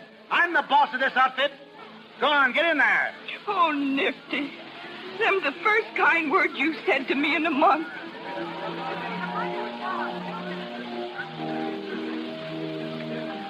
Hap. Yeah? Listen to this. What is it? It's a card from Chris and Lou. It came this morning. What do they say? Well, Lou's got a job hoofing it in a nightclub, and Chris is working in an office. Yeah? Yeah. And Hap, it's a law office.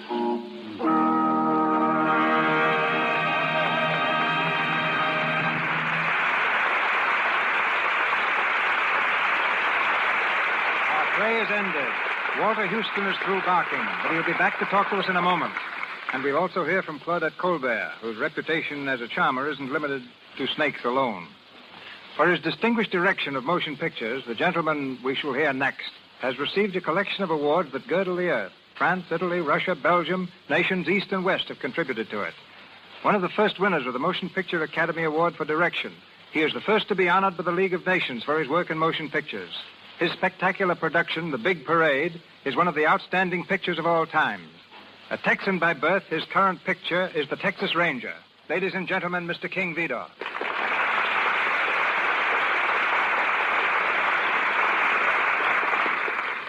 Even in that little Texas town, I had a hunch I could make motion pictures. I made one there before I ever saw the inside of a studio. I sold it, too. But I thought I'd better come to Hollywood before I tackled another one. I landed here in a broken-down car and 20 cents in my pocket. Perhaps you remember that, C.B. Yes, you were not only a Texas Longhorn, you were somewhat of a greenhorn. Maybe I was, but I remember you accepted the first suggestion I ever made to you. We were looking at a picture you had just finished called Why Change Your Wife? I saw how you could improve a scene with a close-up, and I told you what I thought.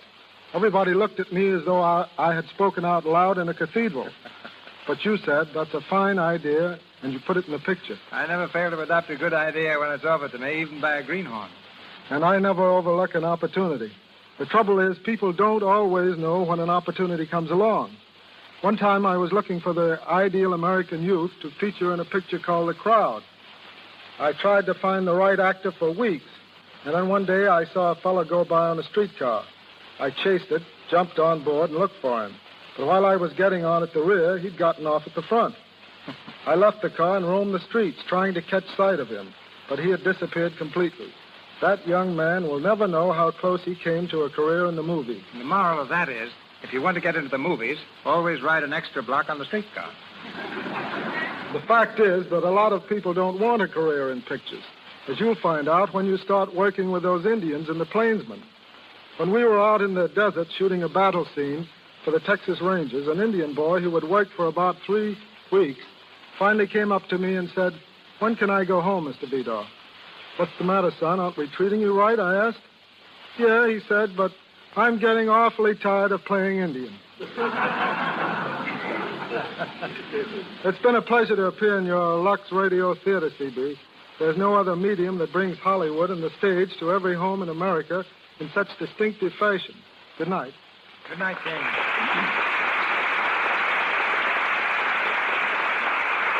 Last week, I engaged a little unknown girl for a major role in the picture I'm starting tomorrow.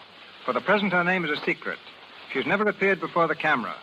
So the first time I talked to her, I arranged to have her see every Claudette Colbert picture made in the last 3 years and study them for technique.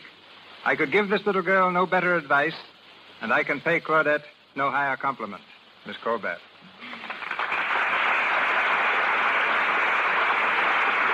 Thank you so much, Mr. DeMille. I think you're doing a marvelous thing by bringing back these grand plays so that everybody who may not have seen them on the stage can enjoy them over the LUX Radio Theater. I can't tell you how thrilled I was to play the Barker again. Thank you. Good night. Good Thanks, Claudette. Walter, there's an old popular song called Where Did You Get That Hat? And I'd like to know why you've been wearing yours all through tonight's performance. Well, I'll tell you, C.B. That hat goes back to 1927 when we tried out the Barker in Atlantic City. After the performance, a real Barker came backstage to see me. He was the owner of a mitt joint, or, in polite language, a place for palms, I read. He liked everything he said. He liked everything I did on the stage except my hat and my acting. He volunteered to teach me how to bark, so I palled around with him and learned the tricks of the trade. After a few days, he told me I was a fool to keep on acting and offered me his hat and a job with the carnival. I took the hat. Maybe you missed your big chance. By this time, you might have owned a little mitt joint of your own. Well, C.B., we can't all be successes. But I take off my hat to your choice of plays, Mr. Silver's music, and the general excellence of the LUX Radio Theater. Tell me, Walter, do you wear that hat in Dodsworth? Dodsworth? Well, no. Sam Dodsworth was hardly the type, but I am going to wear it in the first act of Othello. Thank you. Good night. Good night, Parker.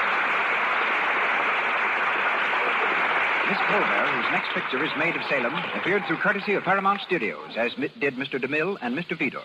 Mr. Houston, now engaged in filming Dodsworth at United Artists Studio, through courtesy of Mr. Samuel Golden. Miss Berry, Paramount, and Mr. Louis Silver's 20th Century Fox.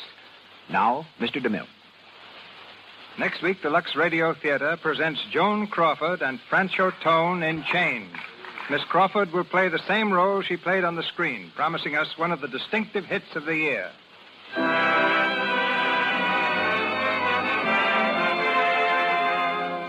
Our sponsors, the makers of Lux Flakes, join me in inviting you to be with us next Monday night when the Lux Radio Theater presents Joan Crawford and Francho Tone in Chains. This is Cecil B. DeMille saying good night to you from Hollywood.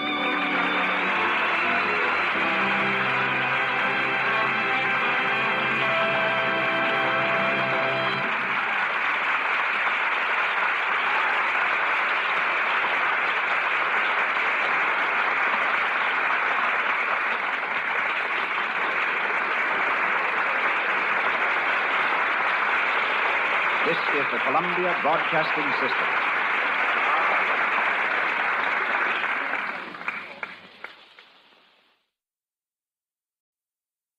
Hollywood, California, Monday, August 31st.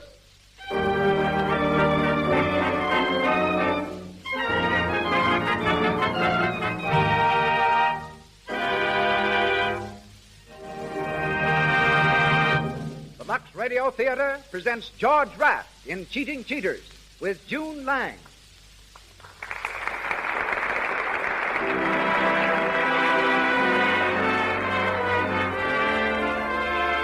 Lux presents Hollywood.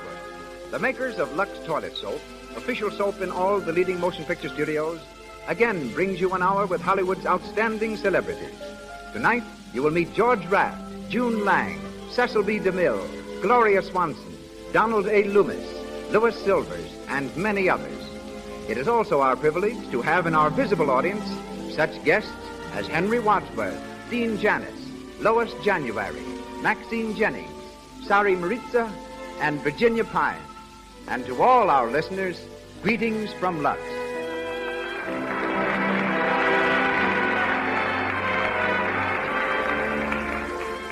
There's an excellent reason why Lux Toilet Soap is used by 9 out of 10 screen stars and by lovely women everywhere.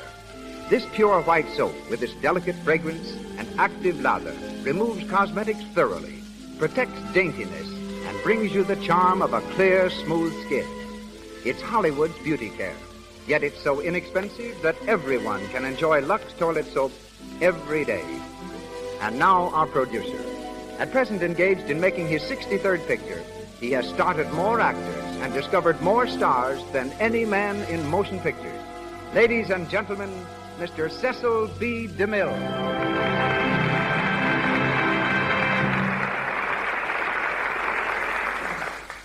Greetings from Hollywood, ladies and gentlemen. In 1916, the famous Al Woods was a hit-and-run manager with a hit on Broadway that ran for many months. Also enjoying his run in those days was a delivery boy by the name of George Raft.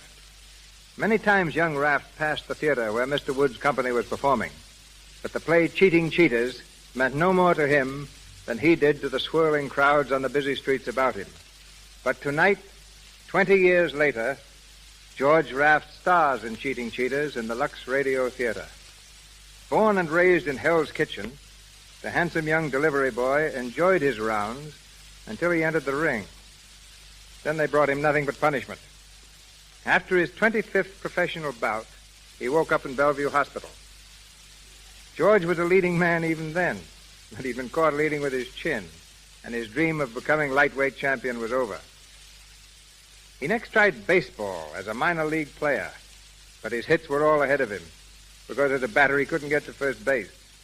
But after being fired, he struck out once again, this time for a new profession, dancing. And the feet that couldn't cover the bases or hold him upright in the ring brought him immediate fame on the stage. He starred in musical comedies, introduced a dance called the Charleston, taught King Edward VIII, then Prince of Wales, how to do it, and was the highest-paid American dancer to tour the continent. Coming to Hollywood for a vacation, George was seen in the Brown Derby restaurant by a director who thought he'd make an ideal screen gangster. A few weeks later, the delivery boy from Hell's Kitchen was delivering lines in a studio. June Lang, our leading lady, has the distinction of being twice discovered by the movies. A dancer since the age of 5, June was given her first part when only 14. Last year, her contract expired and she was dropped. But Darrell Zanuck rediscovered her in an old test, called her back, and gave her leading parts in 4 recent films, Captain January, The Country Doctor, Every Saturday Night, and The Road to Glory, in which she plays the only feminine role and is starred with Warner Baxter, Frederick March, and Lionel Barrymore. Tonight, we hear her in the part of Ruth Brockton. And now, the curtain rises on the Lux Radio Theater, presenting Cheating Cheaters, starring George Raft with June Lang.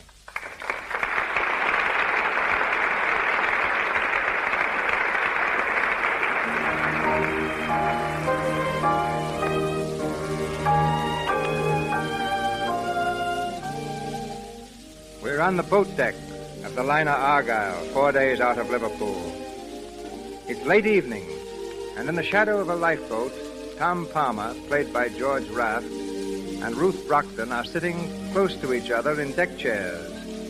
As they gaze out over the moonlit waters, Ruth breaks the long silence. Moonlight on the crest of a wave. It's beautiful, isn't it? Getting poetical. A little. That's a good sign. How do you mean? Well, now maybe you'll pay a little attention when I tell you how I feel about you. I've been paying attention. You haven't done very much about it. I meant every word I said. Perhaps you did with the ocean and the moonlight. But wait till we dock in New York. You'll forget me soon enough. Just like that, eh? Uh-huh. Well, you're wrong. You can't get rid of me as easily as that. I'll make you listen to me if I have to follow you clear across the country. And the villain still pursued her. Right. Oh, Tom, you're mad. Do you realize we've only known each other 4 days? That's long enough for me. I make up my mind pretty fast. If the steward hadn't accidentally put us at the same table, you wouldn't have had a chance to make up your mind at all. That's right. Remind me to leave an extra large tip for the steward. He's a great guy. Oh, I wouldn't give him all the credit. Who else is there to thank? Well, if my father hadn't gone to Antwerp to add a few jewels to his collection, I wouldn't be on this boat. 3 cheers for your father. And if my mother hadn't decided she needed a sea voyage, I wouldn't be here either. Yes, that's so. Well? Well, what? Go on. Say it. Oh, all right. I'm glad your mother decided she needed a sea voyage. Swell. Now we're getting someplace. Yes, that's what I'm afraid of. Well, there they are, Mrs. Palmer. I told you we'd find them spooning on the boat deck. Hello, Dad. Hello, Mrs. Palmer. My dear, we've been looking all over the boat for you. What's the matter, Mother? Mr. Brockton was afraid Ruth would catch cold up here, Tom. It's getting terribly chilly. Oh, I'm all right, Mrs. Palmer. Better get a steamer blanket if you're going to stay. There's a fog coming up.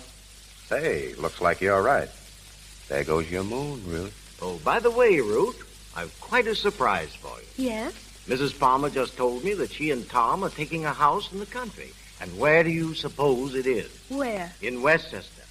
And if I'm not mistaken from Mrs. Palmer's description, I believe they're going to take the old Barstow mansion. Why, that's only about 5 miles from our place. Isn't it a coincidence? Well, there you are. Guess I won't have to make that cross-country trip after all. What's that? Nothing much, Mr. Brockton. Tom, this fog is getting thicker every minute. I think I'd better go down. All right, Mother. I'll take you to your cabin. Good night, Ruth. Night. See you at breakfast. Good night, Mrs. Palmer. Good night. This way, Mother.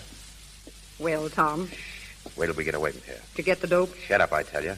You want to crab everything? Say, don't talk that way to me. I'm getting sick and tired of acting the part of your old lady without taking any guff. Listen, Rosie, you're supposed to be my mother, and you'll go on being my mother until I say so. Now, take it or leave it. All right, all right. All I want to know is, did you find anything about the Brockton jewels? Yes, Brockton keeps them in a safe at his place in Westchester. Oh, yeah? Well, they've fallen swell for the mother and son stuff. We can move right up there next to them, and they'll never be the wiser. Pretty slick work, Tom. Yeah, maybe it's too slick. What are you talking about? Say, you ain't falling for the dame, are you? I don't know. I feel like a heel, that's all. Telling her I'm nuts about her, then turning around and copping her old man's jewels. Oh, so I was right, huh? You have fallen for her. Forget it, will you? Sure. Maybe you better forget it, too. I'm going to my cabin. This fog is as thick as pea soup. See you in the morning. What the devil? Tom, what's wrong? I don't know. Sounds like they reversed the engine. Ruth, I've got to find Ruth. Come on, hurry up. Don't leave me here alone. Ruth, where are you? We've hit an iceberg. To the boat. Get to the boat. My boy, somebody help me find my boy. We're sinking. Ruth, where are you? Oh, Tom. Are you all right? Yes. Where's your mother, Tom? We're sinking fast. Look, those sailors are launching the boat. They're going down by themselves. Stand back there, you men. Stand back. Find the boat for yourself, will you? Listen, you men, I've got a gun here, and I'm not afraid to use it. Now stand back or I'll blow you to bits.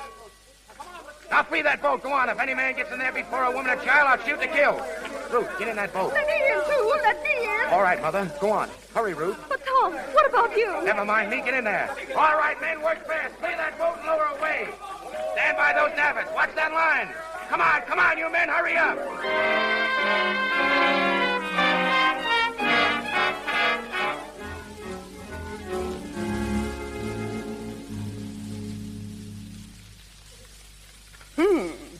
Did you read this, Tom? What? The fact that no lives were lost in the Argyle disaster was due chiefly to the heroic work of an unidentified man who induced order at the point of a pistol. That's you.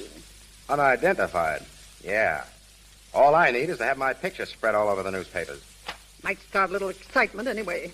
I'm getting sick of hanging around up here in the wilds of Westchester with nothing to do. It was your idea to take this house, wasn't it? Sure, but I expected a little action before this. We've been living up here 2 whole weeks, and what's happened? Not a thing. We ain't even seen the Brochtons. Take it easy, Rosie. I know what I'm doing. Yeah? Well, you're the only one who does. What would you like me to do? Walk over and ask for their jewels? You could at least go and see the Brochtons. Pay them a little social call. You know, like you dropped in by accident. In society, Rosie, you don't make social calls unless you're invited. Oh, yeah? Since when are you an expert on etiquette? I know enough for that. You must have been reading again. Listen, Tom, my idea is this. Go on over and make yourself sociable. The dame likes you. You know that. You can get a line on the joint and spot the safe. Then Mike goes over at night, of course, and cracks it open. That's your idea. Well, why not? Better than sitting around twiddling our thumbs. We laid out plenty of shekels for this setup, and so far, all I've done is act polite to delivery boys. I'm getting fed up. Take it easy, Rosie. Rome wasn't built in a day. There you go, putting on the dog again. Hello, boss. Hey, can I come in? Sure, come on in, Mike. Hey, look, boss, I got a beef. Yeah? Spill it. Well, it's these here chauffeur clothes you got me wearing. The color's choking the daylights out of me. Oh, shut up. Who's talking to you? Shut up, you dizzy dame. Keep quiet, now, both of you. Keep quiet. We didn't come up here to fight. No, we came up here to lay our hands on $250,000 worth of sparklers, but I don't see us doing it. We got the Stuyvesant collection in France, didn't we? Say, that job ought to net us $500,000 easy. Sure, but I ain't no piker. Besides, those Stuyvesant rocks are as hot as a live coal. Hey, that's right, boss. We can't get a fence to touch them. Yeah, what's going on? Come on and join the party, Phil. You're looking mad, Rosie. I am mad. Hey, Phil. Huh? Where's your tie? What do you mean? I said, where's your tie? You're supposed to be the butler around here, aren't you? Ah, now listen, I don't mind being a butler, but I gotta have something to buttle, don't I? Yeah, me but walking don't around sit this on monkey hands suit. like What am I nothing. supposed to do? Tell me Shut up, shut up! I'm running this deal, not you. Well, let's get started then. We'll get started when the right time comes. As it stands now, we ought to be glad of a chance to lay low. You mugs don't seem to remember there's a dick on our trail. You mean Ferris? I mean Ferris, the best jewel detective in this business. If he ever gets wind that we're after the Brockton jewels, it's curtain for us. And quick. Say, who is this guy, Ferris? Has anybody ever seen him? No, that's just why we got to be careful. We've got to watch our step every inch of the way. Well, it's okay with me. Answer that, Rosie. Sure. Hello. Yes, this is Mrs. Palmer. Oh, hello, Ruth, dear. Is the Brockton dame.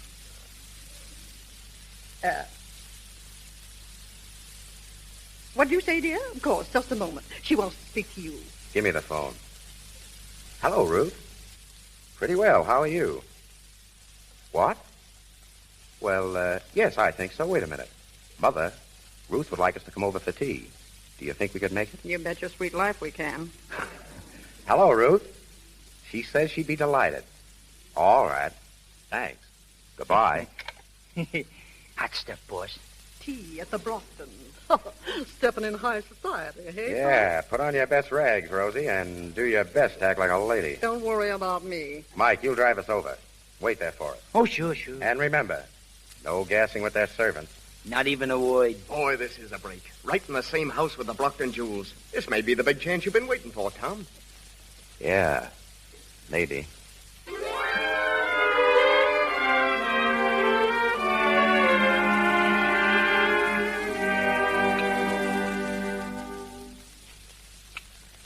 Another cup of tea, Tom? Tom, Oh, no thanks. what's the matter with you? Nothing. Why? You've been sitting here all afternoon looking like Blue Monday. All I can get out of you is yes and no.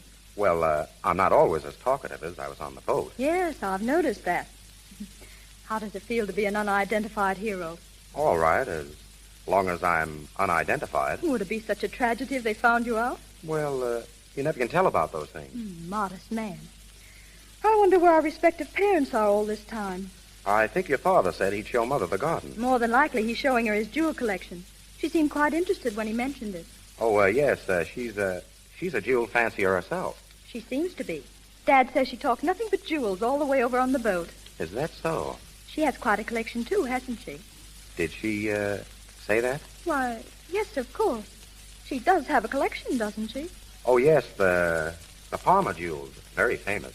I thought so. Well, I think it's time we were going. Tom, what's the matter with you? Why do you act so distant? Am I distant? You were different on the boat. Yes, talkative. Too talkative? I'm afraid so. Oh. Then you don't feel the same. About me, I mean. Sure I do, only... Only what? Look, let's not talk about it now. Someday I'll tell you the whole story. That yellow diamond is the pride of my collection, Mrs. Palmer. Oh, it's beautiful. Tom, you must get Mr. Brockton to show you his diamonds. They're just lovely. Yes, they must be. I beg your pardon, Mr. Brockton. Yes, Wilson? What is it? A telegram just came for you, sir. Oh, excuse me, please. This may be important. Of course. I hope it isn't bad news, Dad. I'm afraid it is.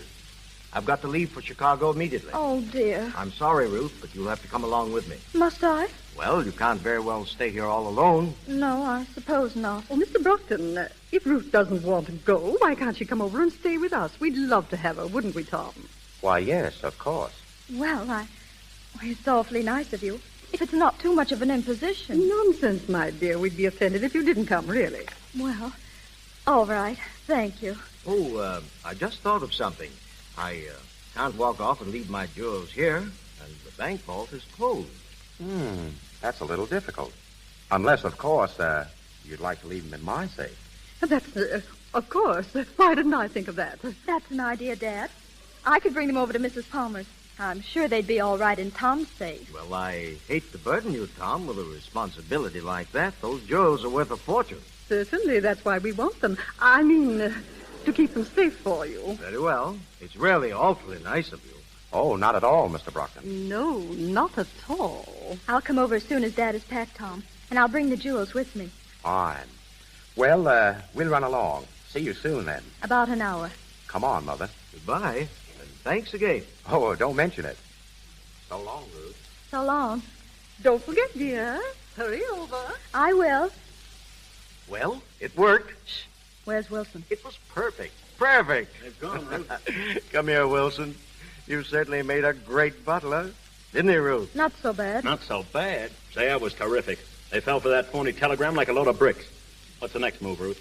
I spend the night at the Palmers. Put our jewels in their safe. Learn the combination. In the morning, we'll have our jewels and the Palmer collection. Well, then I can stop playing Papa and have a little fun. Take it easy, will you? We ain't got the Palmer jewels yet, and there's still Ferris to worry about. Oh, stop calamity howling. If Ferris was on our trail, we'd all been in jail weeks ago. Well, there's another thing I don't like so much. Letting those jewels get out of our hands. We had a tough enough time snatching them in the first place. I don't like throwing them around like this. Now, listen, Ruth knows what she's doing. She's the best little crook in the business. Our plan can't fail, can it, Ruth? Hey, what are you dreaming about? I was just thinking, if we applied the same energy and resourcefulness to being honest, we'd probably all be rich. Yeah? Well, we'll be rich anyway. Say, Ruth, what's getting into you? Is it that guy Palmer? That guy, Palmer, as you call him, is all right. I hate lifting his jewels this way. Listen, baby, you better forget him. You ain't no match for a high society mug. No, I guess I'm not. Well, come on. What's the layout? How do we get the Palmer rocks? Leave it to me. When he puts our jewels in the safe, I'll be right there with him. I'll get the combination. And you come down in the middle of the night and lift his and ours both, right? That's it. Swell. You know, it tickles me pink to think of them suckers driving home without a thought in the world. Yeah. I can just see their faces when they wake up tomorrow and find their rocks has gone bye-bye.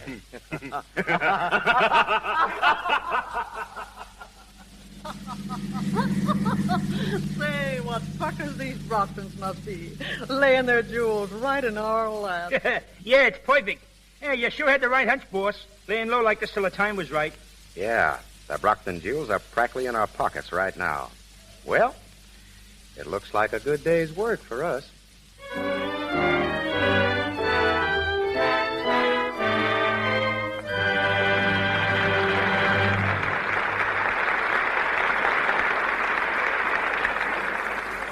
Now, before we resume the story of Cheating Cheaters with George Raft and June Lang, let's breeze over to the Paramount Commissary.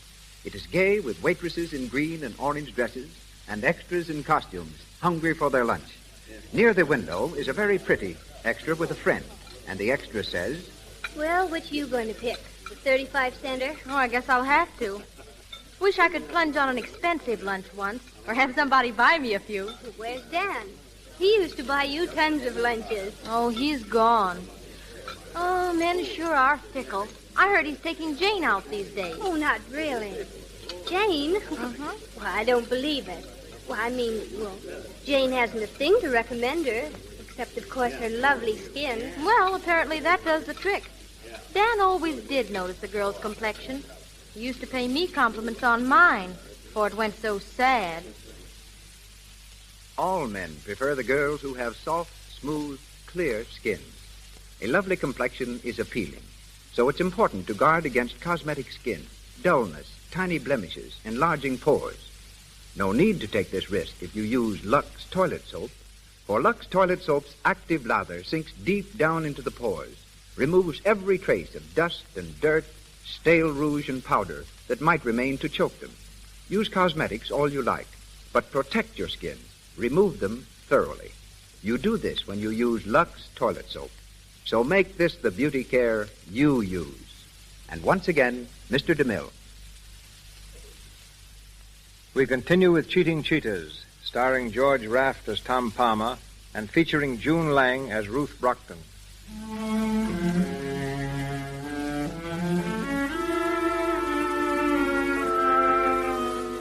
Two gangs of jewel thieves working at cross purposes, each gang intent upon robbing the other of a valuable collection of diamonds. This is the situation as our curtain rises again. It's early evening in the living room of the Palmer home. Tom and Rosie, whom he calls his mother, are entertaining Ruth Brockton, their more than welcome guest. Mrs. Palmer, your dinner was grand. I must thank you again for letting me impose upon you. No, not another word. You're embarrassing us, isn't she, Tom? It's a pleasure to have you, Ruth. Thanks. Oh, by the way, Tom, I do hope you've taken good care of Ruth's jewels. Well, no, not yet. I was going to speak to you about that. Do you think we'd better put them away? I brought them down with me. They're in this box. My dear, you mustn't let them lie around like that. They may get lost. Tom, open the safe for Ruth. Yes, Mother. Come over here, Ruth. Oh, is it in this room? Yep, behind this panel. Watch. Well, isn't that clever? No thief would ever think of looking for it there. Well, if someone did find it, he'd get a big surprise when he tried to open it.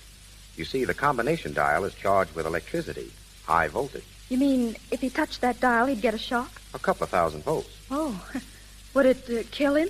No, not instantly. Oh, I see. The torture would last about 10 minutes unless someone turned off the switch. It's hidden right here in this bookcase, see? Oh, yes. Don't you think you'd better turn it off for a moment? Of course. There you are. Now, just a second till I work the combination. Isn't that interesting? I've never seen a safe open before. This happens to be a pretty good one. Simple, but effective. I can imagine. All right. Let's have the jewels, Ruth. Here you are. Are the Palmer jewels in this safe, too? Oh, yes. We're very careful about our collection. Well, if you keep yours there, I guess mine are safe enough. Of course, dear, of course. I beg pardon, Mr. Palmer. Yes, Bill, what is it? Mr. Morton Hanley to see you, sir. Morton Hanley? The gentleman who's been calling you all afternoon. Oh, yes. Did he say what he wanted? No, sir. Just that it was very important. Important? Oh, all right. Ask him to come in. Very good, sir. Would you rather see him alone, Tom? I can run upstairs. No, don't go. It can't be as important as he thinks it is. If I were you, Tom, I'd close that safe. You never know who it might be. All right, Mother. But don't be so jumpy. Well, close it anyway. There. Does that make you feel better? Thank you, dear. Mr. Palmer is in the living room, sir. Thank you. Thank you. Oh, good evening. Good evening. You are Mr. Palmer? That's right. Would you have a seat? Thank you. My name is Hanley. I represent the Dexter Hero Foundation. Oh, yes. This is my mother, Mr. Hanley. How do you do? And our guest, Miss Brockton. How do you do? Miss Brockton? Miss Ruth Brockton? Yes. You know her? No, not personally, but her name is on my list. You see, Mr. Palmer, I'm gathering testimony from people on board the Argyle. An unidentified man was quite a hero on that occasion, and we really must find him. What for? We're going to award him a gold medal for his valorous conduct. I'm afraid I can't help you. No, yes, you can, Mr. Palmer. Yes, you can. You see, we have it on excellent authority so far that you are the unidentified man. You're making a mistake. Tom, don't be modest. You know it was you. Thank you, Miss Brockton. Well, your statement completes our chain of evidence. Mr. Palmer, allow me to congratulate you. Just a minute. You said you had other evidence that I was the man. Who told you that? Oh, we have reports from several of the passengers. Dr. Holt, whom you doubtless recall, gave a really glowing statement. But the clearest account of all we received from a detective, a man named Ferris. Ferris? Excuse me. Did you say he was a detective? That's right. Ferris? I don't recall the name on the passenger list. Do you, Mother? I don't believe I do. Well, he may have traveled incognito. Detectives often do when they're after somebody. Have you seen this Mr. Ferris? Well, no. I called at his office this morning, and one of his assistants told me Mr. Ferris was after a very clever gang of jewel thieves. I see. Very interesting. Well, Mr. Hanley, thanks for calling, and please give my thanks to Mr. Ferris when you see him. Thank you. I'll do that. And I hope shortly to have the honor of witnessing the formal presentation of your medal. Well, good evening. Good evening. The butler will show you out. Thank you. Good night. Well, you're going to get a medal. That's exciting. A little too exciting for me. It's given me a sick headache. I think I'll run off to bed. Is there anything I can do, Mrs. Palmer? No, dear. Thank you. Good night. Good night. Oh, Tom, I'd like to see you before you go to bed. Yes, Mother. Good night. Good night. Your mother seems quite upset. Oh, she'll be all right. Well, I guess I'd better run along, too. Wait a minute. Don't go yet. I want to speak to you. I'll be here in the morning. I want to speak to you now. Sounds important. It is. Well? Do you remember what I told you on the boat? Of course. But you needn't worry. I've no intention of holding you to it. I wasn't afraid of that. As a matter of fact, I want you to hold me to it. What? I meant what I said then, and I mean it now. I want you to marry me, Ruth. Tom. Well, Well, are you sure that... I've told you that I loved you. Yes, but... But what? Oh, I can't explain it. It's just impossible. Why? Oh, Tom, you're mad to do this. You don't know a thing about me, not a thing. You're taking an awful chance. So are you. Listen, I've knocked around a lot, more than you think, and I found out something. It doesn't make any difference what a person has been. It's what he's going to be. Suppose you found out something about me that did make a difference. What, for instance? Oh, you can't tell. I might have a secret life of my own that you know nothing about. Maybe I tap every third post or step on every other crack in the sidewalk. For all you know, I might even be a thief. You? That's a laugh. Is it? I'm serious, Ruth. We could be married tonight. By tomorrow, we'd be away from here. For good. For good? Tom, I don't understand you. Why should you want to leave here? Oh, never mind that. Will you marry me? I can't, Tom. You mean you're not in love with me? I didn't say that. All right. I'm not going to rush you. Suppose we wait till tomorrow. You can give me your answer then. Tomorrow? Well? All right, Tom. Excuse me, sir. Yes, sir. Miss Brockton's butler is here, sir. Oh, yes, I asked him to bring something over for me. Show him in, Phil. Yes, sir. I'll say good night, Ruth. See you in the morning. Of course. Good night, Tom. You'll find Miss Brockton in the living room. Thank you. Good evening, Miss Ruth. Good evening, Wilson. Sorry I had to bring you all the way over here. Oh, that's all right, Miss Ruth. Well, how's it going? Be careful. Everything okay? Yes. Jules in the safe? Of course. You know the combination? I told you everything was all right. Okay. What time do you want me back here? 3 o'clock. They're sure to be asleep then. 3 o'clock, right. Well, looks like a good day's work for us.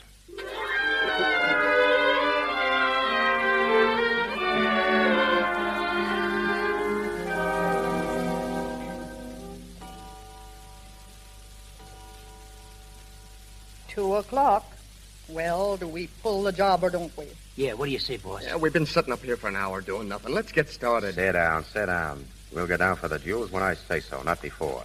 In the first place, we don't even know she's asleep yet. She ain't no night owl. Shut up. In the second place, I'm not so sure we ought to pull this job at all. Hey, what are you talking about anyway? Keep quiet. You all heard what that bird Hanley said. Harris spotted me on that boat.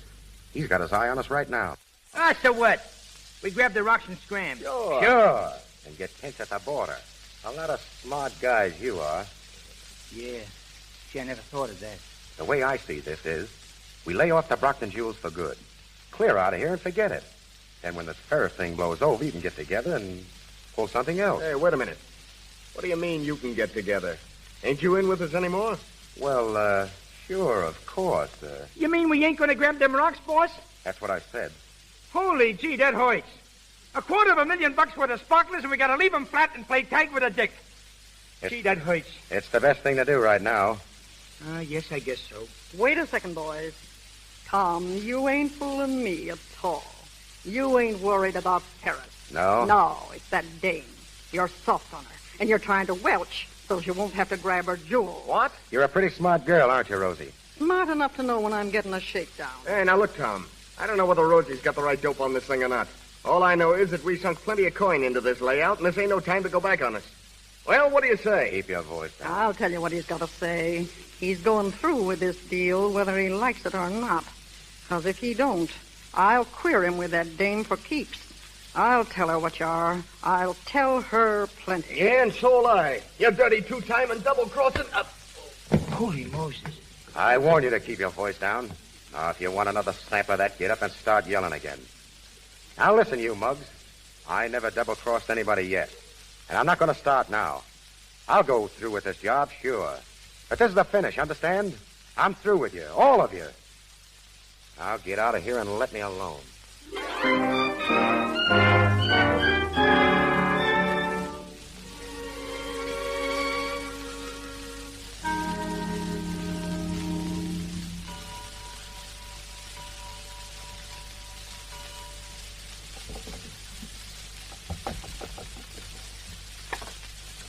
Come in, Wilson. Been waiting outside for half an hour. I told you, 3 o'clock. Is the coast clear? They're all asleep. Swell. Where's the safe? Over here in the wall. Come on. Use your flashlight. Okay. Did you say on the wall? It's behind the panel. Not bad. Not bad. Now, come on, let's get to work. Look out. What's the matter? Don't touch that safe. It's full of electricity. That's nice. Well, what do we do now? We turn it off, stupid. Look out. That girl. You got the combination? I'll give it to you. Keep your light on the dial. Okay, shoot. 24 right. 24 right. 18 left. 18 left. 6 right. 6 right. Well? That's all. There she is. Wide open. Listen. Huh? There's someone coming downstairs. We better duck. Here, get behind the sofa. Quick. Don't even breathe. Put out that light, Rosie. Oh, she won't see it. Her room's on the other side of the house. All right, then, come on. We'll have to work fast. Well, What's the matter? look at that safe. It's wide open. Somebody's been here. They got in through that window. But they didn't get anything. Look, the stuff is still here in the safe. All right, we've got to snap into it. Pass that stuff out to me. Come on, now, hurry up. All right, take your time. Here's the girls, Jules. Now, give me yours. Don't move. I got you covered, both of you. Who's that? The Brockton's butler. Wilson's the name, lady. All right, Ruth, grab those jewels. Ruth? What are you doing down here? She ain't playing marbles. Did you open this safe? Yes, I did. You are a crook, then. Looks like all of us are, Tom. I get it. They're another mob. Huh. We thought they were on the level, and they're just a bunch of crooks. Hey, watch out who you're calling names, lady. You was trying to swipe our stuff yourself. Another mob. I don't see anything so funny. What's the joke? I'm not sure, but I think it's on me. So that's why you wouldn't marry me, eh? Any objections? I don't see any now. Come on, cut out the chatter. We got to get out of here. Wait, I've got a proposition to make. Yeah? We're all a bunch of clever people. What do you say we team up? Your crowd and ours. We'd have a combination that couldn't be beat. Even Ferris would never catch up with us. Sure, this is a fine time to offer a partnership when we got the jewels. You haven't got the jewels. Huh? You got to take them out of here. But you couldn't get rid of them if you went to Mars. That happens to be the Stuyvesant collection. The Stuyvesant collection. They're hot enough to melt steel. Well, what do you say? Do we get together or don't we? Oh, what do you think, Ruth? Suits me. Swell. Now, there's all the jewels.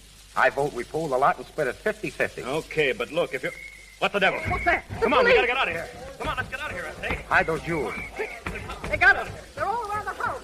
Come on, Ruth, this way. Stand where you are, everybody. What's the meaning of this? I demand an explanation. Don't give us that. Don't anybody make a move. We've got the whole joint surrounded. Come on, boys. Round them up. Keep your mouth shut, everyone. Anything you say can be used against you. You sound like an old-timer, mister. What's your name?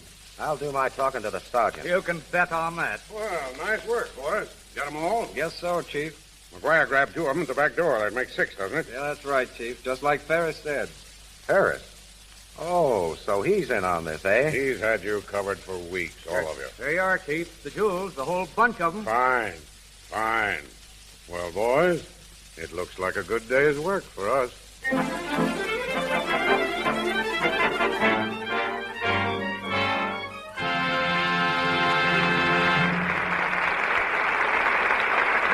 For station identification. This is the Columbia Broadcasting System.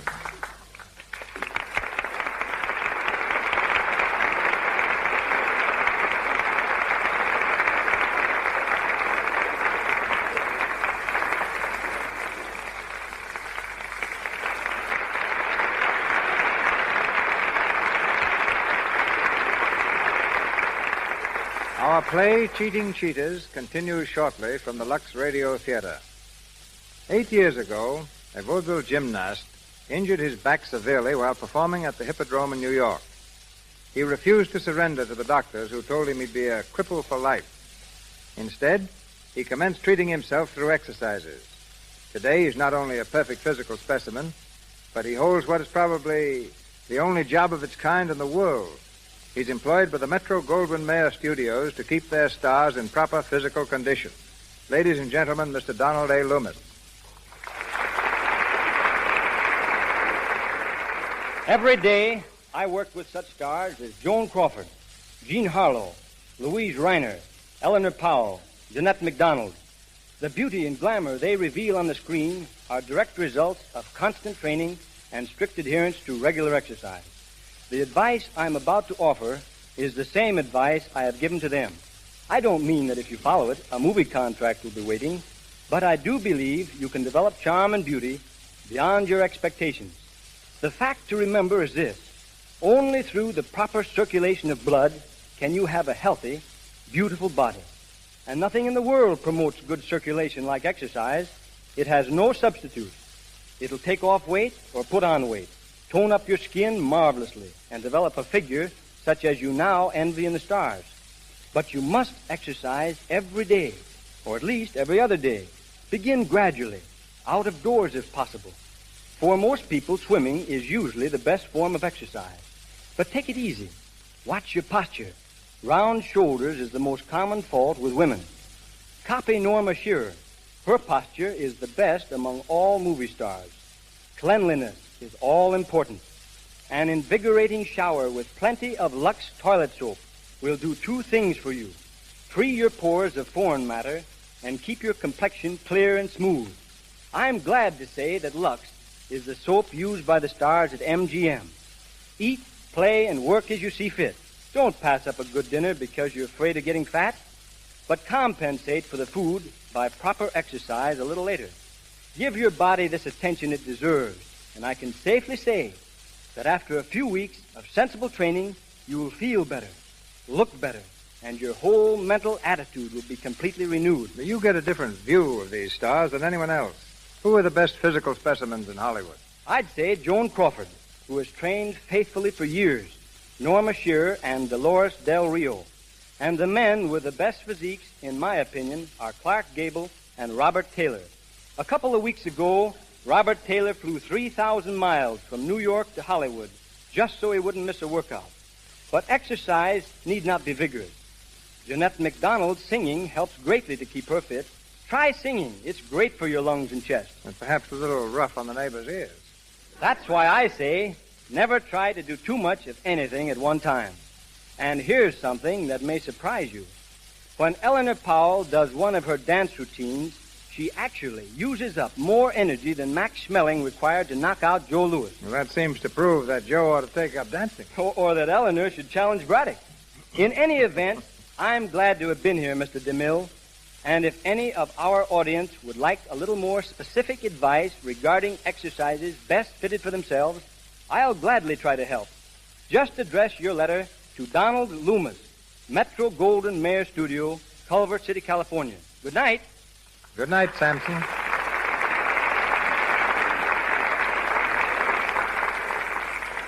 And now we bring you the last part of Cheating Cheetahs, starring George Raft as Tom Palmer and featuring June Lang as Ruth Brockton.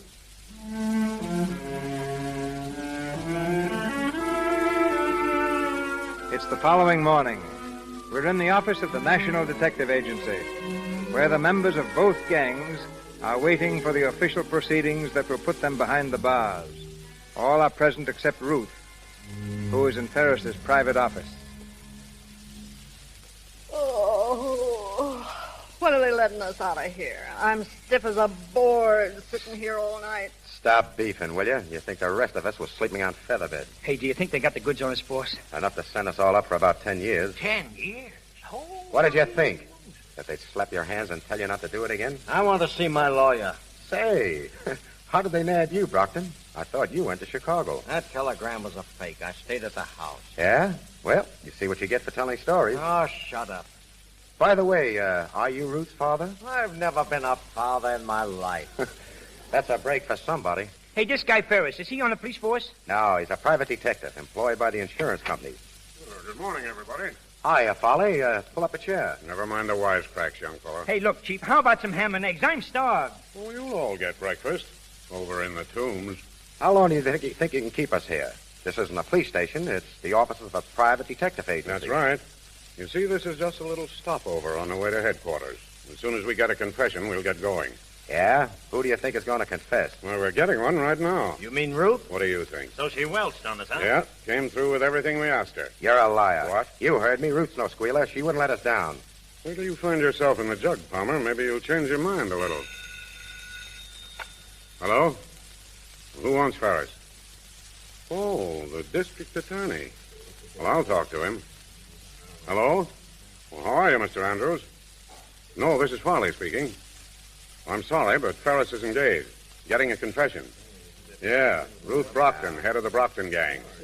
She's spilling it now. All right, I'll tell Ferris. We'll shoot the confession over to you as soon as she signs it. Goodbye, Mr. Andrews. You'll excuse me, won't you, folks? I'm very busy this morning. Scram, Palmer. You don't think Ruth is squealing to you, Palmer? Not a chance. That phone call just now was a gag. If we'd only gotten away with this job, I was going to retire. Yeah, me too. It's a dirty shame. Hey, I've got an idea. Yeah, we could use a good idea right now. Well, what is it? When we lifted those Stuyvesant jewels, we broke it all up and had the stones reset, didn't we? Sure, what about it? It's our one big chance. How do you mean? Don't you see? Ferris represents the insurance burglary companies. Now, what's worrying the companies most is how to get back the jewels. Now, with the stones reset, how many of the original owners will be able to identify their stuff? Not one of them. That's why Ferris is keeping us here in this office. And that's why he wants us to think Ruth has squealed. Yeah, that's it, all right. We'll beat the rap yet? Everything depends on Ruth. If they break her down, we're licked. But She can't break down. If she does, she'll land in the jug herself. no, she won't. None of you will. But you've got to let me do the talking. Now, look. I'll ask to see Ferris. Look out, boys. All right, miss. Come in here, please. What do you want me to do? Be careful what you say, Ruth. Quiet, you. All right, miss. Now, if you'll identify these people, I'll call them off in the order in which they're named in your confession. She squealed on us. Quiet, I said. Ready, miss. I'm ready. Good. George Brockton. That's George Brockton over there. You cheap squealer. You're not fit to associate with honest Take him crooks. away, men. Keep him outside. Come on, let me go, will you? Come on, take your... Now, Steve Wilson and Phil Davis. That's Davis, and there's Wilson. And I thought you was regular. Outside, you two. I'll get you after swing for this. Rosie Snyder next, alias Rosie Palmer. That's Rosie. All right, I'm going. Mike Donovan. Well, that's me, I guess. So long, boss. See up above. Yeah. One more, Tom Palmer. I'd like to speak to him, please, alone. I want to see Ferris. Hold your horses. Okay, miss. You can talk to him here. I'll go out and take care of the others. Thank you. So you squealed on us, eh? You let us down. I'm sorry, Tom. I had to. Pretty low, even for a crook. You hate me, don't you? If I do, it's your fault. I almost went straight for you last night. I would have taken the rap for you today. What do you mean? If I could have gotten to see Ferris before you confessed. I was all set to cover you up. Take the rap myself. You would have done that for me? Oh, Tom, I'm sorry. Oh, what's the use? It's all over now. Sit down, Tom. I want to tell you something. Something about myself. Forget it. Please, Tom. Well, what is it? You see, I used to be a newspaper reporter at $30 a week. On one assignment for my paper, I ran into a gang of crooks and recovered a lot of money for an insurance company. They liked the way I handled the case and offered to set me up in business as a private detective to investigate their thefts. I used the name of Ferris. Ferris? You? Yes, Tom. Well, that just makes everything fine and dandy, doesn't it? I bet you're getting a terrific kick out of putting me behind the bars. Wait, Tom. A minute ago, you said you'd go through for me. Well, I believe you. I'm going through for you. Yeah, how? I didn't look for this job. The job found me. When I got to working with Brockton and the others and to knowing you, I felt pretty cheap. I would have given anything to have been out of it, but I couldn't help myself. Then, last night when you asked me to marry you, I thought of our future, yours and mine together. I knew the better side of you, and I wanted to help you find yourself. Why didn't you tell me this before? It's not too late even now. No, what'll we do? Set up housekeeping and Sing Sing? Oh, excuse me. Yes, Farley? The rest of the gang want to see Ferris. All right, let them come in. Okay. Well, what are you going to do? I said it wasn't too late, Tom. You mean you're going to give me a chance to go straight? I think that's all you need, a chance. Am I right? If you'll stick close to me. I'll never let you out of my sight. Oh, gee, Ruth, I don't know. Be careful. All right, boys, come on in. Hey, where's Ferris? Yeah, where is he? He ain't in here. Yeah, we said we wanted to see Ferris. Just a minute, boys. Let me introduce the head of the National Detective Agency, Miss Ruth Ferris. Well, all right, Ruth. If you're Ferris, I've got a proposition to make. I think I know what your proposition is, George. But let me make one first. Now, boys, you want to make restitution of the stolen property in exchange for a light sentence, right? Right. Well, I'm going to do better than that for you. I'm going to put you all to work. Did you say work? Oh, this is the end. For a long time, you've been preying on society. Now I'm going to give you a chance to come in here and help protect society. But let me tell you this. The first time you hear of a job that's being pulled off and fail to report it, or double-cross me in any way, it means 20 years. She's going to make detectives out of us. Well, had a good education for the job. Now it's up to you. There's pen and ink out in the front office. I want a signed confession from each one of you. What are you going to do with the confession? Nothing, as long as you remain on the square with me. Now take your choice. The confessions or 20 years. Hey, lead me to the pen and paper. There's plenty of both out in the front office. Yeah. Hurry up. Well, Rosie, not going to sign? Oh, I'll sign it all right. Me, a detective. Huh. I'll never be able to hold up my head again. Well, Tom? I suppose you want a confession from me, too. Uh-huh. All right, I'll go outside and write it. That's not the kind of confession I want from you. No? I want you to confess that when you told me you loved me, that you meant it. Every single word. Guilty.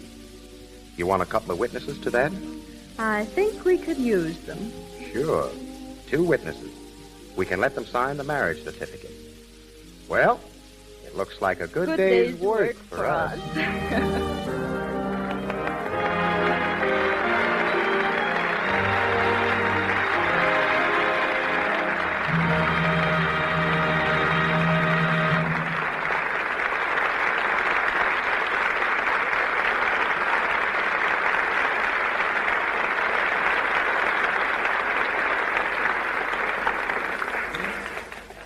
As Thackeray wrote, the play is done, the curtain drops. A moment yet the actor stops and looks around to say farewell. Tonight's stars, George Raft and June Lang, return shortly to the microphone. I think that discoveries are accidents designed by destiny. A fabulous fortune and hundreds of the jewels women now wear were found in South Africa because a Dutch farmer happened to notice a group of children playing marbles.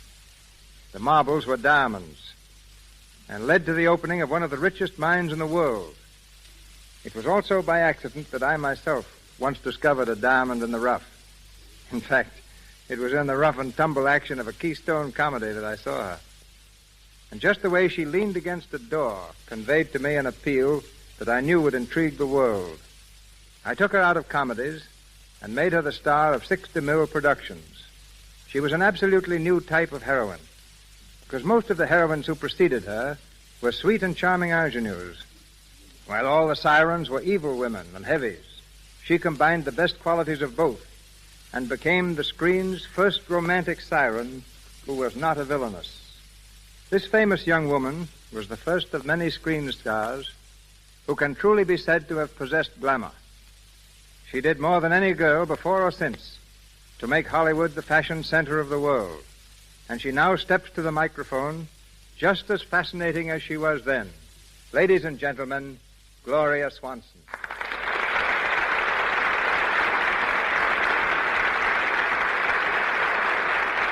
Thank you, Mr. DeMille. You're very generous.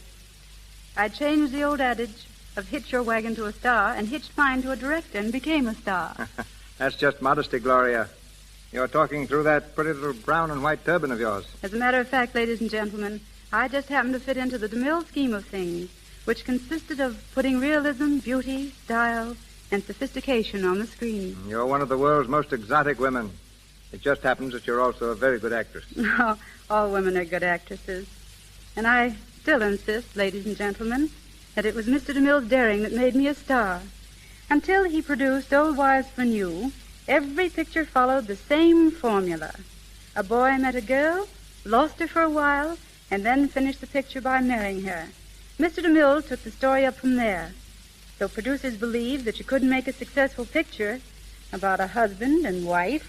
Mr. DeMille made one, and thereby made history. It was a great success and introduced the social drama to the screen. It wasn't my daring that people talked about. It was yours. Do you remember the scene in Male and Female?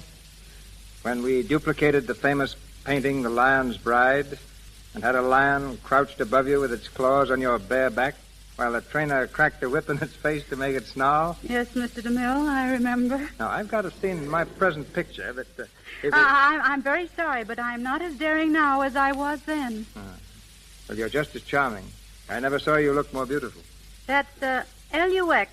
Now, what's that spell? Oh, Shane, go to the bottom of the class. That spells Lux. Oh, yes.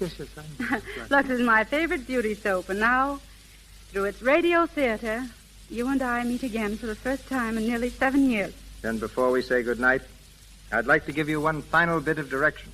What is it? Sing for us. Well, I don't pretend to be a singer, but if you're willing to risk my singing on your program, so am I. I'll sing None But the Lonely Heart by Tchaikovsky. Please.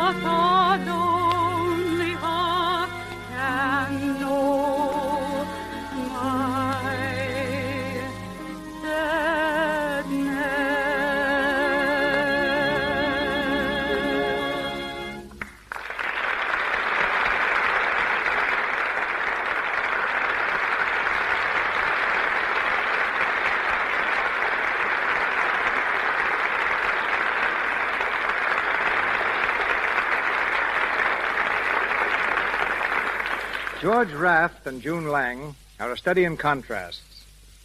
So far, June has always played the role of a young and innocent girl, while George made his reputation as Hollywood's streamlined villain. George spent most of his life in New York. June has just returned from her first trip to Manhattan.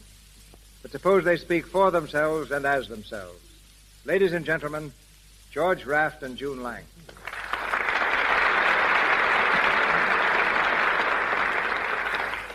Thanks, Mr. DeMille. Well, June, how did you find the old hometown? Oh, easily, George. I took the plane to Newark and drove over the Skyway, through the Holland Tunnel, and there it was. I mean, did you like it? Oh, immensely. I was fascinated by the New York crowds, and I've never seen so many well-dressed women before. And judging from their wonderful complexions, they apparently use Lux toilet soap just as much as we do here in Hollywood. I even had Lux in my hotel room. It made me feel really at home in New York. In New York, George was the most popular boy in his neighborhood. The other kids would do anything he told them to. Incidentally, George's grandfather owned the merry-go-round on Coney Island. My grandfather also was a gold prospector here in California. He made several strikes. And you followed his example as a ball player?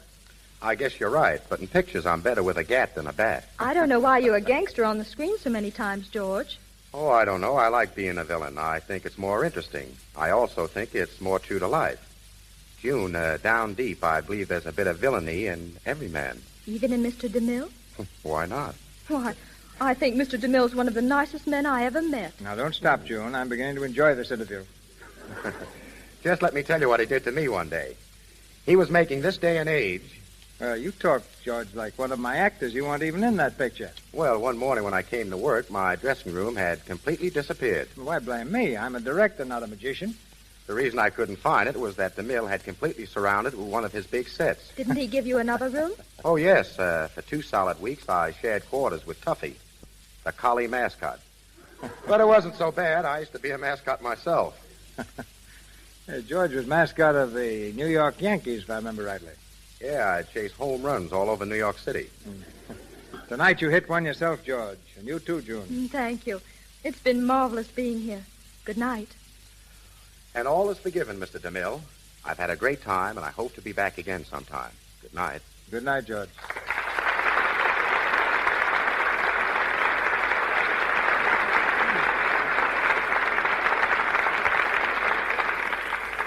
Thank you, Mr. Raft and Miss Lang.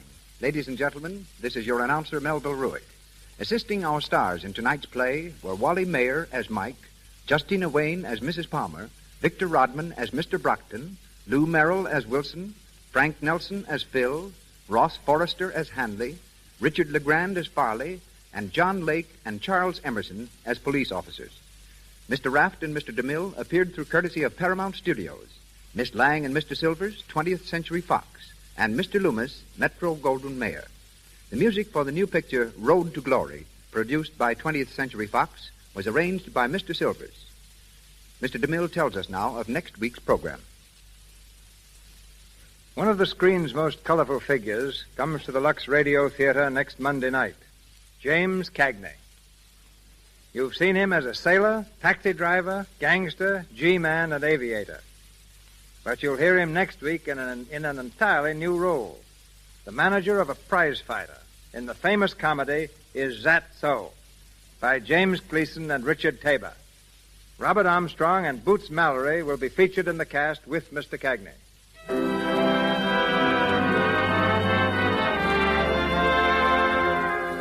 Our sponsors, the makers of Lux Toilet Soap, together with Mr. Cagney, Mr. Armstrong, and Miss Mallory, join me in inviting you to be with us next Monday night in the Lux Radio Theater presentation of Is That So? This is Cecil B. DeMille saying good night to you from Hollywood.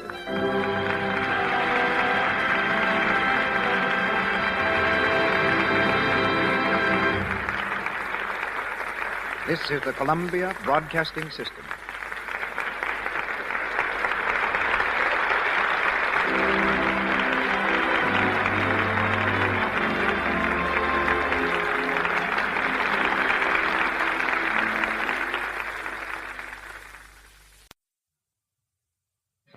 Hollywood, California, Monday, October 5th.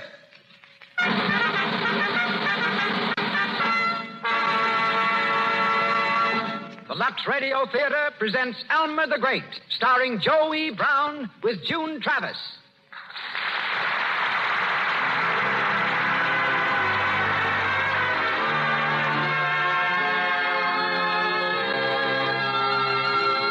Lux presents Hollywood. Tonight, the Lux Radio Theater, from its home on Hollywood Boulevard, brings you Joe E. Brown, June Travis, Cecil B. DeMille, Max Reinhardt, and Louis Silvers. And from New York, Carl Hubble and Lou Gehrig, fresh from their deeds in the World Series. Gathered here to witness our performance is an audience filled with Hollywood notables. Welcome to the Lux Radio Theater.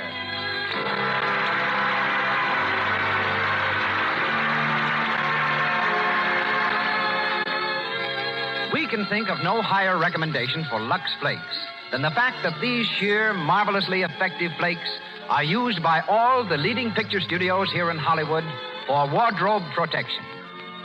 And now the producer of the Lux Radio Theater takes his place at the microphone. Motion Picture's most eminent director, ladies and gentlemen, Mr. Cecil B. DeMille.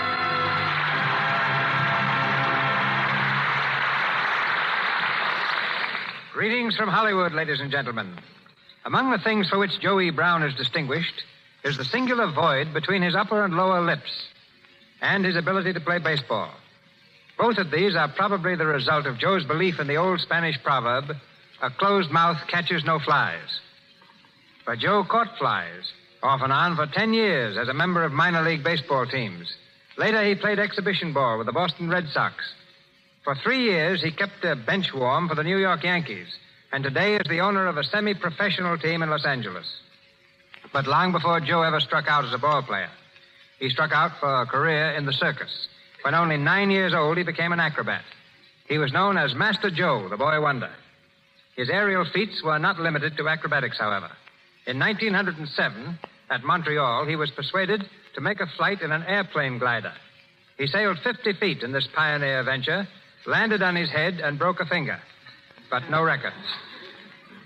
Joe was earning $300 a week as the daring young man on a flying trapeze when he decided to turn comedian. For 1/4 the salary. It was the wisest move in his career. A series of hit plays soon brought him stardom. Among them, the baseball comedy in which we hear Joe tonight, Elmer the Great. Hollywood was quick to sign him when he appeared on the West Coast. And after 9 years in pictures, Joseph Evan Brown remains among our top-flight comedians. June Travis is also appropriately cast as the leading lady in a baseball story.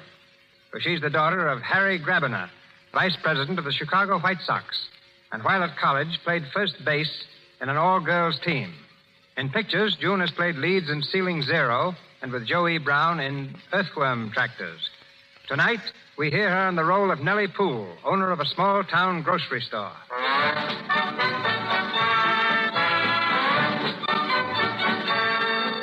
And now the players are warming up. A hush falls as 30 million fans from Boston to Los Angeles await the first inning.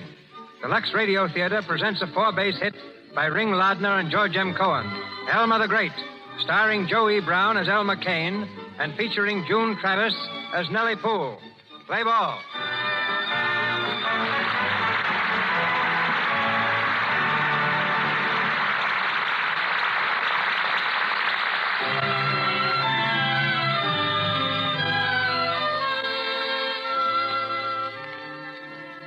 Our scene is Elmer Kane's home in the village of Gentryville, Indiana. It's 2 o'clock in the afternoon on February 22nd, Washington's birthday. And our hero, taking full advantage of the holiday, has still not come down for breakfast. As the curtain rises, Mrs. Kane, Elmer's mother, is busily setting the table in the dining room. Elmer! Oh, Elmer! Better come down to breakfast now. Your breakfast's ready. Oh, Elmer! Is that you, Nick? Yeah, Ma. Oh, boy. Gosh, it's cold out. It's regular blizzard. Now, Nick, don't you go tracking snow all over the house. I won't. Well, what are you setting the table for, Ma? Your brother Elmer's going to have his breakfast. Breakfast? In the middle of the day? Well, there ain't no reason to get up early on Washington's birthday. Why not? I'll bet Washington did. Oh, don't be silly, Nick. Anyway, Elmer worked hard all day yesterday. Oh, driving a delivery wagon ain't hard work. The horse knows the way, and the boy delivers the groceries. All Elmer has to do is sit on the front seat and go to sleep. Hello, Ma. Oh, hello, Elmer. Breakfast ready yet? In a minute. You can sit right down now if you want. Again? Say, that's the best news I had since dinner time last night. How are you, Nick? All right, Sleeping Beauty, and how are you? Oh, pretty good. A little tired, but pretty good.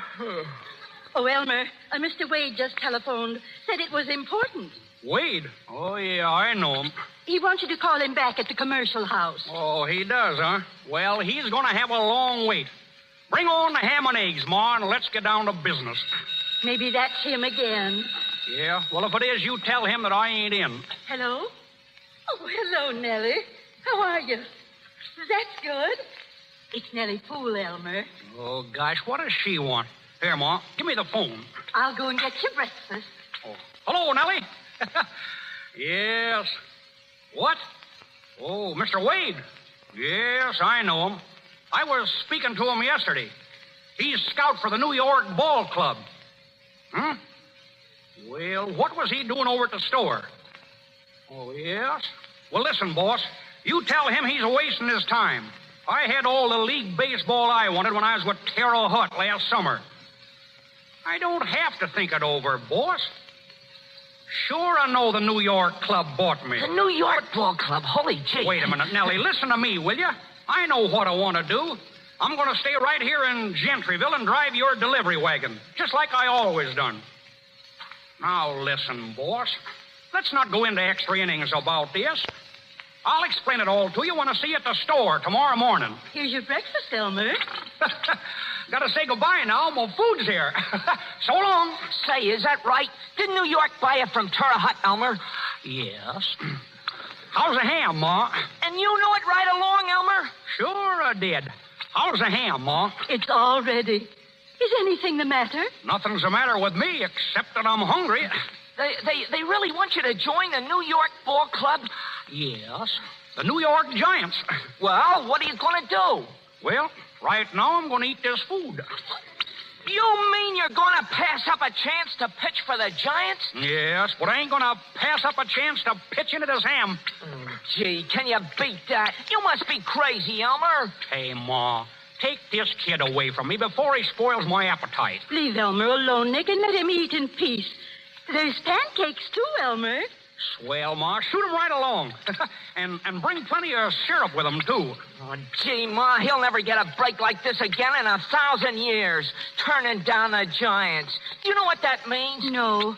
What's it mean, Elmer? Don't mean a thing in the world to me, Ma. But it'll probably cost them the pennant. Where's the pancakes? Oh, yes, I'll get them right away. Oh, listen here, Elmer. You ain't serious about this, are you?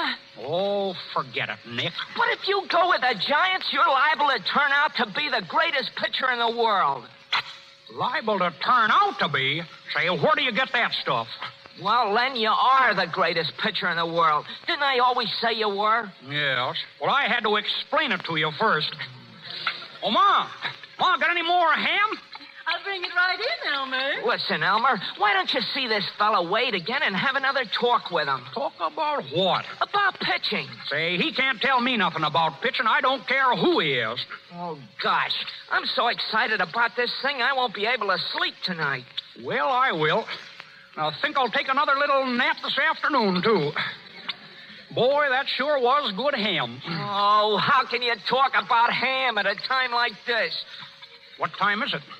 Here's the pancakes and more ham, Elmer. Yeah, well, put them right down there, Ma. I'll dive right into them. Oh, sit down there, Ma, will you? Let's talk to this fella. He's got the chance of his lifetime. A chance to become rich and famous. Is that so, Elmer? Let him rave, Ma. Let him rave. Oh, listen, Ma. This may be the most important day of his life. Why, because it's Washington's birthday? That's a corker, Ma. Hey, where's the syrup? Oh, dear, I forgot the syrup. Do you want a piece of apple pie, too? Yes, bring it in. I'll flirt with it. Why don't you want to go to New York? Why? Because I don't like it, that's why. How do you know you don't like it? You never been there. That's just it. I hate places I ain't never been. Oh. But New York's the greatest city in the world. How do you know? You ain't never been there. Well, I can read, can't I? Well, that ain't nothing to brag about. 7 out of every 10 can read. I don't prove nothing. See if you like this syrup, Elmer. It's a new kind. And here's the pie. Say, Ma, that sure looks scrumptious. Oh, gee, Ma. Can't you even try and talk some sense into him? He's passing up a fortune, I tell you. Gosh, I only wish I could pitch like him. Yes. So does Dizzy Dean. Say, if you were only as good as you think you are, you're not as good as Dizzy Dean, I'll tell you that right now. Who's Dizzy Dean? There you are. That's how good Dizzy is. Well, who is he? Who is he? He's the greatest pitcher in the world. Is he, Elmer? Well, I ain't saying a word, Ma. Got any donuts? Oh, donuts. Say, are you going to eat donuts on top of all that? Sure, why not? Fella's got to eat something to keep up his strength. And, Ma, better give me a glass of milk and a couple of bananas, too. Oh, ye gods.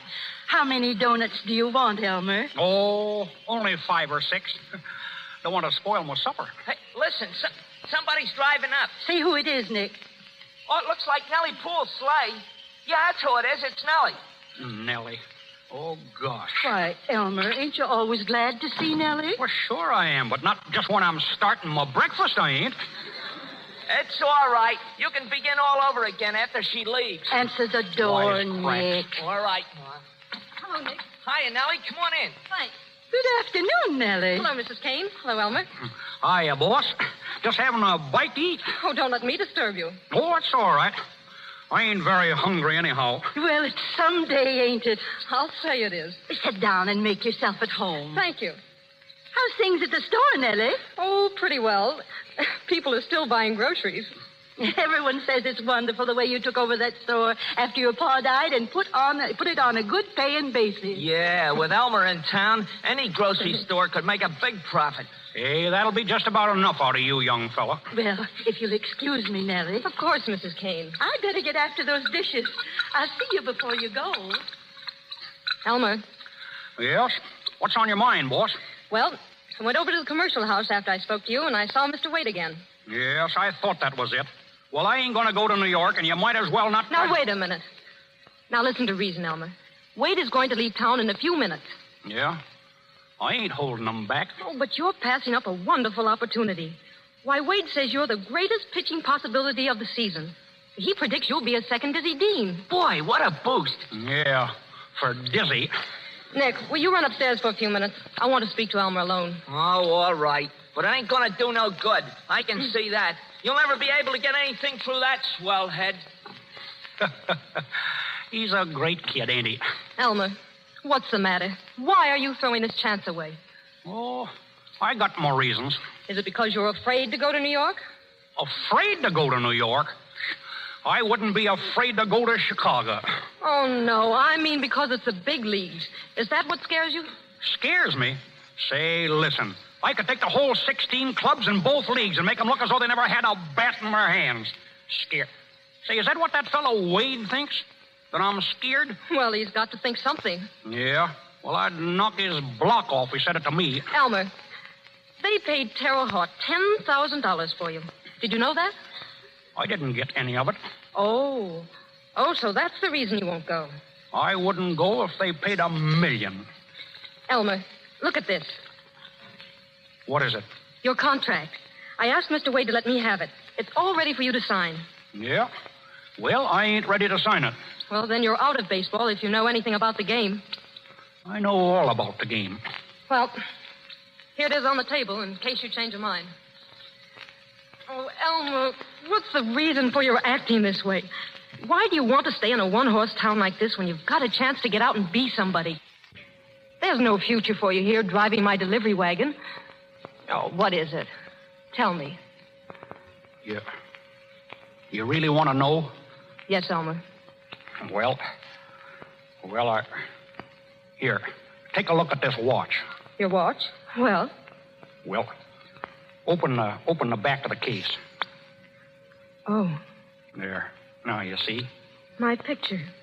You carry my picture in your watch case. Yes. I never thought I'd get up courage enough to show it to you.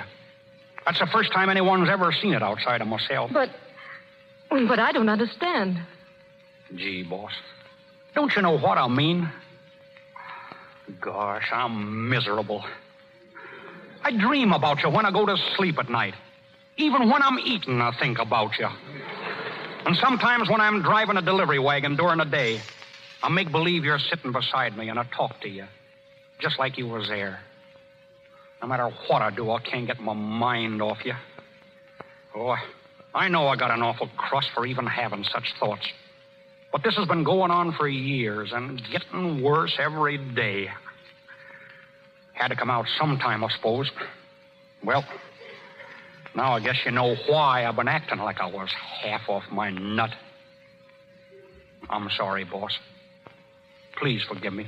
It's all right, Elmer. Here's your watch. Yeah. Do you mind if I keep the picture in it? No. I don't mind. I don't suppose I got a chance in the world, have I? I mean, with you. I'm sorry, Elmer. You ain't gonna hate me, are you? No. You don't know how sorry I am. Oh, yes, I do. I ain't no darn fool altogether. I understand. Elmer. Yes? Elmer, I don't think you ought to come to the store anymore. No? No. Well, I guess you're right. I'm sure I am. Well, I've got to go now. I've got an awful lot to do. Well, goodbye, Elmer. Goodbye. Gosh. Hey, Elmer. Oh, what do you want? Did Nellie go? Yeah, she went. Well, what's the matter with you? Nothing. Why? Well, you look kind of funny. Well, what are you going to do about that offer? Oh, I don't know. I don't know what to do. Wait a minute. Yeah, sure. Sure, I know what I'm going to do. Hey, get that fellow Wade on the phone, will you, Nick? What? Get him on the phone. I'm going with a New York Giant. You mean it? Of course I do. You heard what Hooray! I said. Oh, boy! Hey, Ma, come on down here, Ma. Where's that contract? Where'd she leave it? Hello. Give me the commercial house right away. What's the matter, Nick? Elmer's going with the big leagues. He's going with the Giants. He's going to play ball in the big leagues, Ma. Elmer, are you really? Yes. I guess I'll be leaving for the training quarters pretty soon, Ma. Hello, commercial house. Let me speak to Mr. Wade. Was it Nellie who convinced you, Elmer? Yeah, I'll say she did. Hello, Mr. Wade. Oh, hold the wire a minute, Mr. Wade. Just a second. Here, Oh, yeah, all right.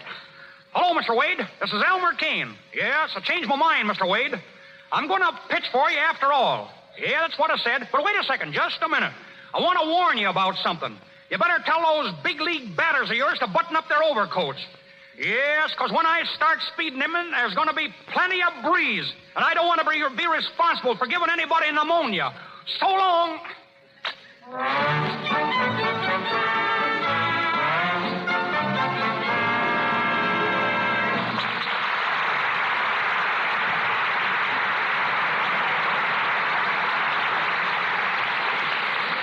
Here in Hollywood, working hours are often irregular, frequently very long.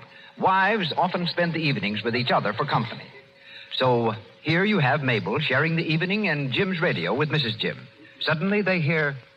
Pale hands I've loved beside the Shalimar. Oh, Mabel, that's the song Jim always sang when we first married. He was so proud of my hands. Doesn't he sing it now? No, and I don't blame him. Dishwashing has made my hands perfectly horrid. Why, you poor lamb. Don't you know that LUX for dishes keeps hands soft and white? Honestly, it's like a beauty treatment right in your dishpan. You must try it.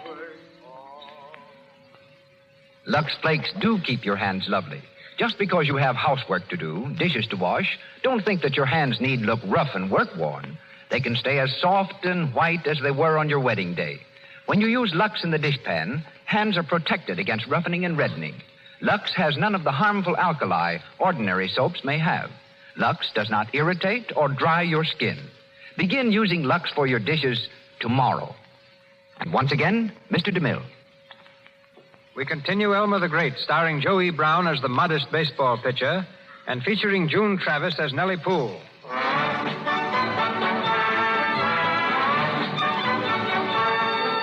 Several weeks have passed, and Elmer has been training with the Giants in Florida.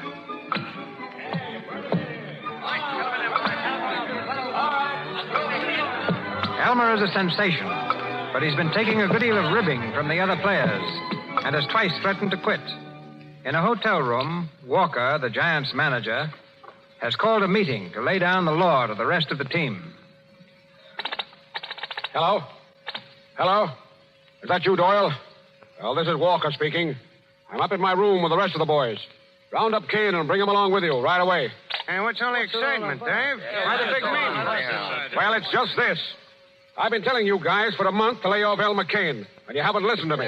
Well, you're going to start now. Stop kidding. Leave him alone. I know he's a fathead, but lay off. This guy Kane is a valuable man. We need him, and you Bert ain't going to laugh him off this team. Sure, let's give him a loving cut. Now, never mind the sarcasm, Noonan. No, I mean it. If we're going to humor him, let's go after it right. Maybe if we keep telling him how good he is, he'll quit telling us. Ain't that what I preached to you right along? And take it from me, that's the only way to handle him. Well, Doyle, where's Kane? Bad news, boys. He's quit again. He's packed and everything. No. Yeah, I had to talk fast to stop him. I told him we had a big surprise for him. He's on his way down here now. Yeah, but what's the surprise? I don't know. I was thinking maybe you could tell him he was going to pitch the opening game or something. Yeah? Well, maybe he might at that. Hey, I got an idea. Well, spill it. Listen, this guy's crazy to talk on the radio. Well, what of it? You got an electric heater, ain't you? Yeah, but what's an electric heater got to do with Kane talking on the radio? Listen, give me the heater. We'll tell him it's a microphone and let him talk in it. He'll never know the difference. He'll think he's talking on a coast-to-coast hookup. Well, all right, Noonan. Set up the heater. There it is over there by the bed. Yeah, I'll fix the wire so it'll look like a microphone leader. Hey, wait a minute. See who that is.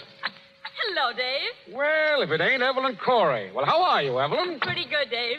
The clerk told me you were here, and I just couldn't wait to see you. Well, what are you doing in Fort Gregg? Blew in about 2 hours ago. It's my hometown. Don't you remember? I told you that in New York, the night you came backstage to see me. Sure, that's right. Oh, say, fellas, meet Miss Evelyn Corey. A good kid and a great pal of mine. How are you, boys? Say, Dave, here's your surprise. If she'll go... I got your thought, Doyle. I beat you to it. Listen, Evelyn, there's a guy coming in this room in a few minutes. He's a kind of a nut. Will you stand for anything I tell him and play up? It's all fun, you understand? Sure, I'll string along. You know me. What is he, a sap? He's the last word in the comic supplement. Do you mind? Mine? I love it. That's a good day. Wait a minute. That's probably him now. Come in.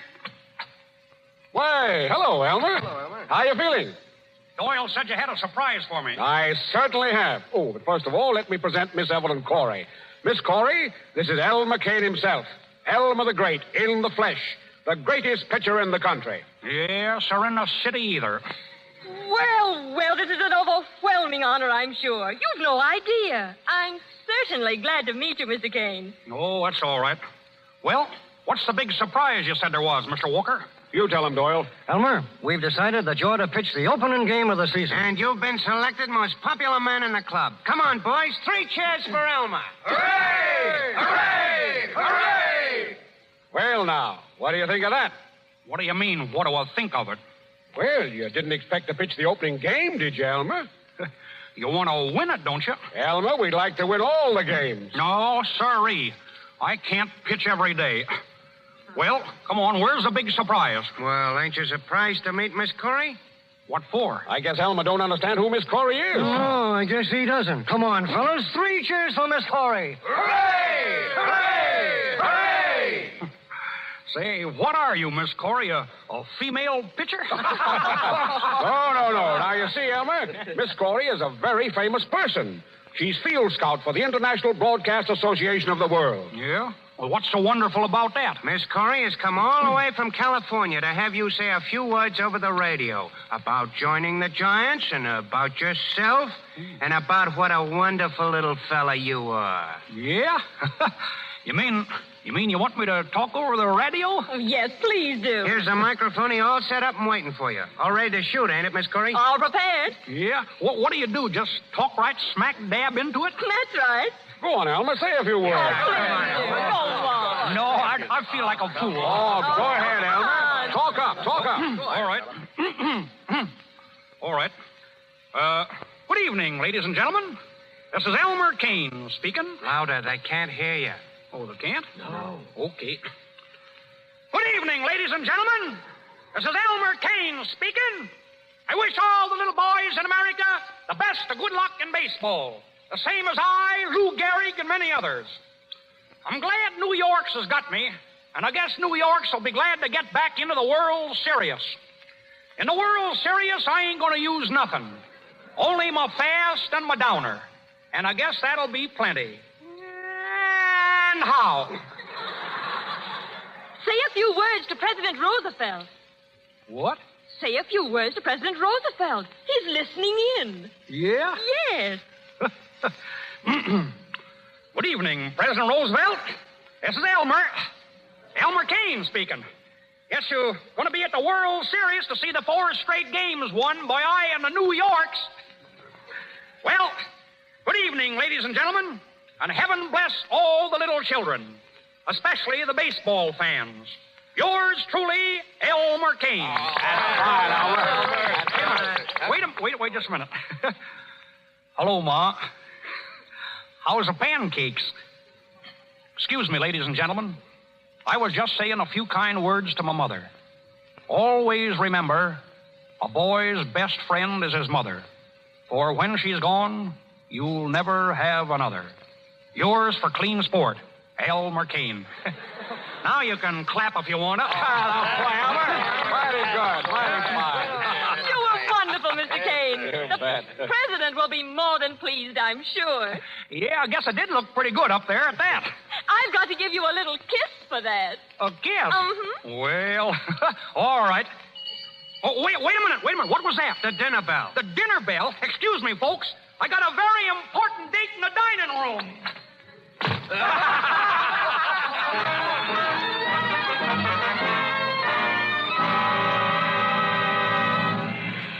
Here your final baseball scores. Elmer Kane wins opener for Giants. Shuts out Phillies. Here you are. Elmer Kane wins opener.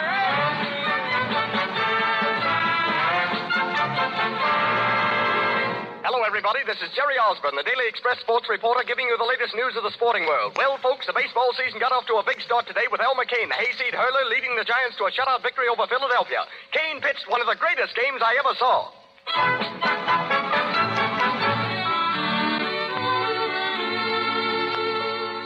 Hey, Nellie, Elmer won the opener. I know, isn't it wonderful? Oh, you ain't seen nothing yet. He'll win them all.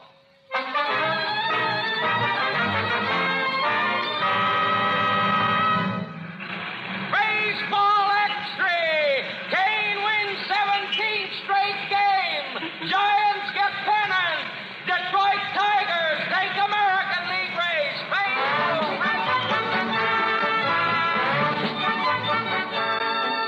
Good evening, everybody. Jerry Osborne speaking. Well, it came true, folks, just as I predicted on this program 3 months ago. The Giants cinched the National League pennant today, and Elmer Kane, the ace pitcher from Gentryville, is the boy who did it. The World Series opens next week between the Giants and the Tigers. And when Kane is in there pitching for New York, it's going to be a cinch to pick the winner.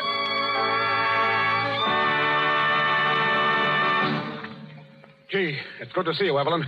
Sit down. Thanks, Dave. You had my telegram, huh? Yes, now let the show flat in Pittsburgh. What's the excitement? Oh, it's Kane again. He's walking around in a daze. He didn't sleep a wink on the train last night. Never closed his eyes on the whole jump to Detroit. What do you suppose it is? Oh, I don't know. But there's one thing certain. The World Series starts Thursday. He's got to work 2 out of the first 4 games or we're sunk. And I'm depending on you to get him right. Well, I'll do my best, Dave. Atta girl. Listen, he's on his way up here right now. Okay. Say, Dave, you know this is the 3rd time this season you've sent for me. You might as well put me under salary, and I'll travel with the club as Kane's keeper. I wish you could. But find out what's on his mind, will you? You can make him talk. He likes you. No, he's got a Rube sweetheart back in Gentryville. He told me all about her. But he's got an idea. I'm crazy about it. Hello? Want to see me, Walker? Well, if it isn't Elmer. Oh, hello. How are you, Elmer? Oh, pretty good. Bet you're surprised to see Evelyn here, eh, Elmer? No, not much. I couldn't stay away. I want to see New York win the series. We'll win all right. There's nothing going to stop this ball club now, is there, Elmer? Yeah. How do you know I won't drop dead? Oh, Elmer, you wouldn't pull a trick like that. Well, I might if I don't get some sleep. I ain't had no sleep for 2 nights. Excuse me for butting in, but I gotta see you, Dave. What's the matter, Doyle? Oh, plenty. Noonan is off again. Again? Yeah, he's lit to the skies. I got him up in his room now. Can you beat that fella? I'll tell him his right name. See you later, Evelyn. Come on, Doyle. Guess Mr. Noonan's got it coming to him, evidently. Yeah. I told that guy to lay off the liquor. He was drinking all night on the train. He's that left-handed pitcher, ain't he? Yeah. But he drinks with both hands. Gee, I hate that fella. Wish I'd have never met him. I told him when I told his friend Crabtree what I thought of both of them. Crabtree? Yeah. Friend of Noonan's in Chicago. You don't mean Walter Crabtree, the gambler? Yes. Do you know him? Well, I've met him. We had a roulette party at his place one night. No. Did you shoot craps? No. Did you? Well, I never did, only them 2 nights that I went out with Noonan. I wish I'd have stayed at home. I wouldn't have nothing to worry about now if I did. What are you worried about, Elmer? Oh, nothing. Say, listen, don't you say nothing about me shooting craps, will you? And don't say nothing about me knowing this fellow Crabtree either. It's against the rules for league players to mix it with professional gamblers, isn't it? Yes. And I don't want to be brought up before Judge Landis again. I was up before him just 2 weeks ago. Is that so? What about? About eating. Eating? Yeah. The umpires claimed that I didn't have no right to eat while I was in the pitcher's box.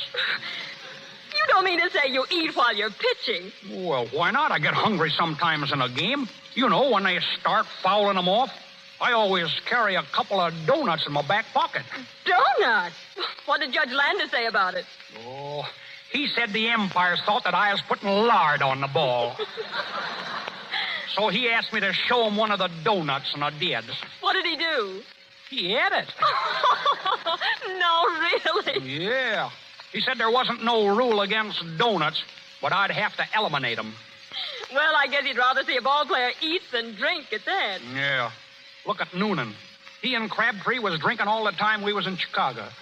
Say, Elmer, did Noonan introduce you to Crabtree? Yeah, that's how it all happened. We got to playing dice, and I didn't even know we was playing for keeps. But now I owe him a lot of money. What do you owe him? You know how much money is $5,000? $5,000? Yeah, well, it's $500 more than that. You don't mean to say you owe Walter Crabtree $5,500? Yes, I think that's it. Can't you pay him off? Pay him off? Gosh, I only got $3 right now, and I got to have dinner. What are you going to do? Oh, I don't know. Crabtree wants to see me tomorrow. But look, you won't say nothing about this to anyone, will you? Why, no, of course not. Oh, please don't, because I've been playing pretty good ball this year, and it'd be kind of tough to be pitched off the team.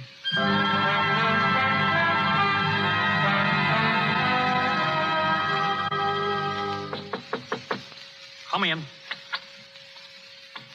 Hello there, Kane. Oh, hello, Mr. Crabtree. All alone? Yeah. Sit down. Thanks. Well, I suppose you know why I'm here, Kane. Yes, but I ain't got it, Mr. Crabtree. I ain't got but only a few dollars. Look, you'll have to give me more time. I'll dig it up someplace. Honest, I will. Oh, that's all right. Now, don't get excited. I'm not going to rush you, son. Oh, no? Why, of course not. After all, what's $5,500? Chicken feed. Chicken? You don't say. Sure. That's all it is to me. Chicken feed. You know, as a matter of fact, I came here tonight for the express purpose of telling you not to bother about it. Yes? You mean I don't have to pay you? That's the idea. Well, say, that's swell. But I owe it to you, don't I? Well, I'll tell you. You see, Kane, you know, you're in a position to do me a little favor. And maybe make a little something for yourself on the side. Say, what are you getting at, mister? Well, I'm plain spoken, Kane, so here it is in a nutshell. Now, I'm willing to forget that little debt and cut you in on a percentage of all I win betting on the series. Oh, you mean you're betting on the Giants to win? Say, you understand. You weren't born yesterday.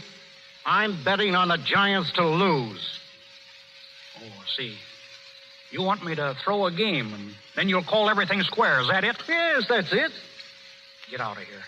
What? Get out of here before I bust you one in the nose. Now, just a minute. You heard what I said, didn't you? I ain't throwing no ball game for anybody. Now, listen, Rube. Get out of here, I tell you. All right. But get this. You'll either play ball my way, or you won't play ball at all. No, how are you going to stop me? Well, there's more than one way to skin a cat. Yes, and there's more than one way to skin a set of knuckles, too. You get out of here before I lose my temper. Go on. Now, keep your hands to yourself. I'm going. You bet your life you are. But don't forget this. I've got plenty of dough on this series, and I'm not going to lose it. I've been up against suckers like you before, and I know just how to handle you. So long, Rube. Dirty, four-flushing crook.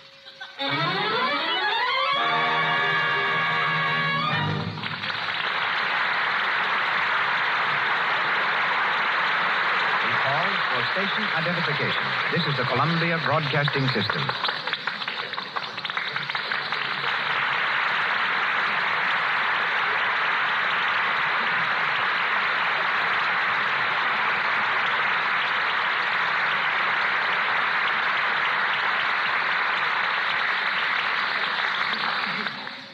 Our play, Elmer the Great, starring Joe E. Brown with June Travis, continues shortly. While we are in the middle of the greatest baseball comedy of the season out here in Hollywood, the greatest baseball drama of the year is being enacted in New York. There, the World Series between the Giants and the Yankees is at its peak. This week, the star of the Giants, Carl Hubbell, and the Yankee slugger, Lou Gehrig, have their pictures on the cover of the magazine Time. an honor reserved for the outstanding personalities of the week. The Lux Radio Theater is proud to present both these stars direct from New York. All right, New York, batter up.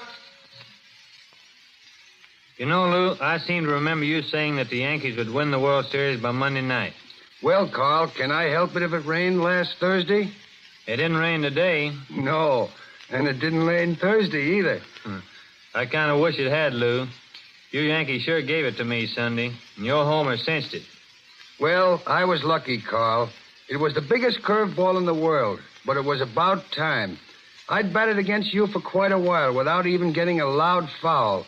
And that Schumacher, was he tough today? He sure pitched a ball game. What was it he threw you when he struck you out in the third with the bases full?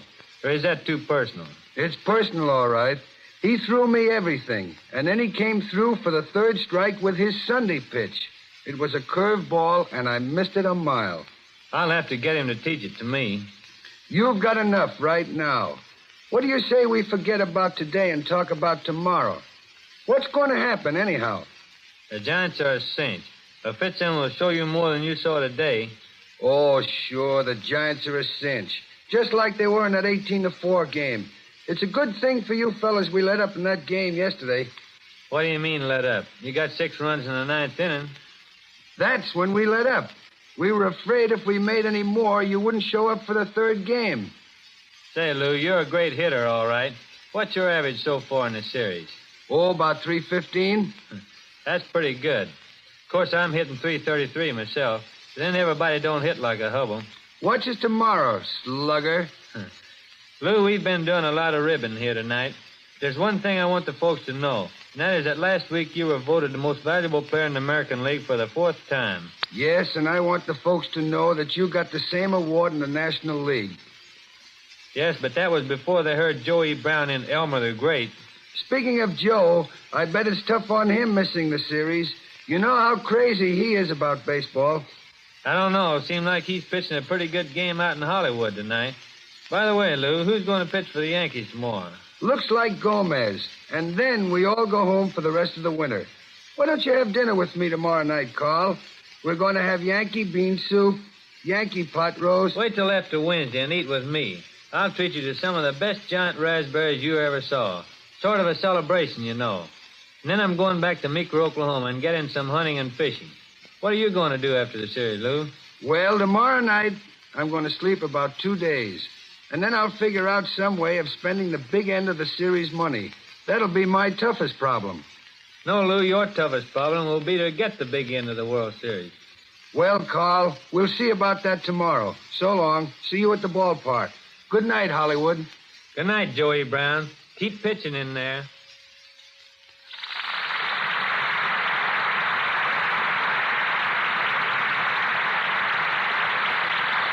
We come to the final inning of Elmer the Great, starring Joey Brown and featuring June Travis. After turning down the gambler's proposition, Elmer pitched the opening game of the World Series and won it. 5 games have been played since, and the score is now tied, 3-3. The winner of the next game will, of course, win the series. The night before the great battle, we find Elmer in a restaurant, looking vaguely at the menu. A young lady approaches his table. Hello.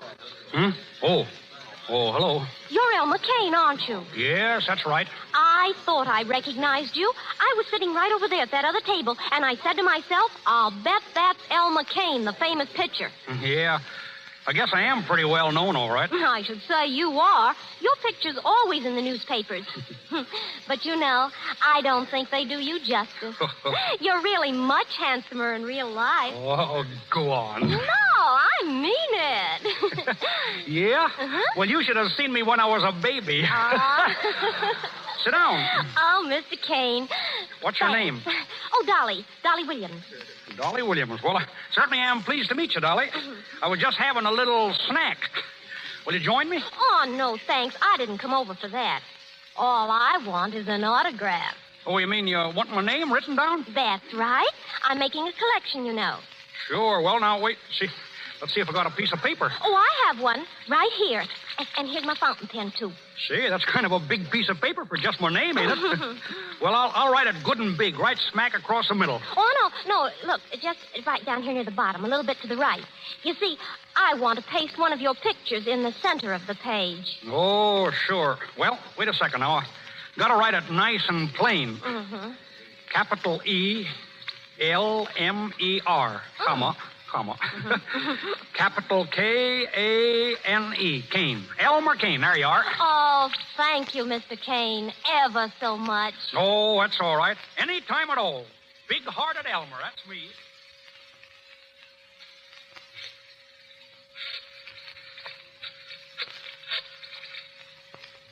Hello?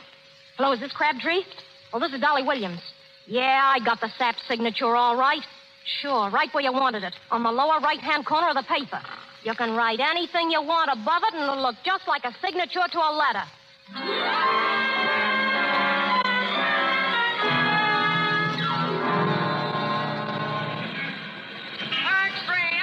Elmer Kane involved in baseball scandal. X3, Elmer Kane out of baseball. X3, paper.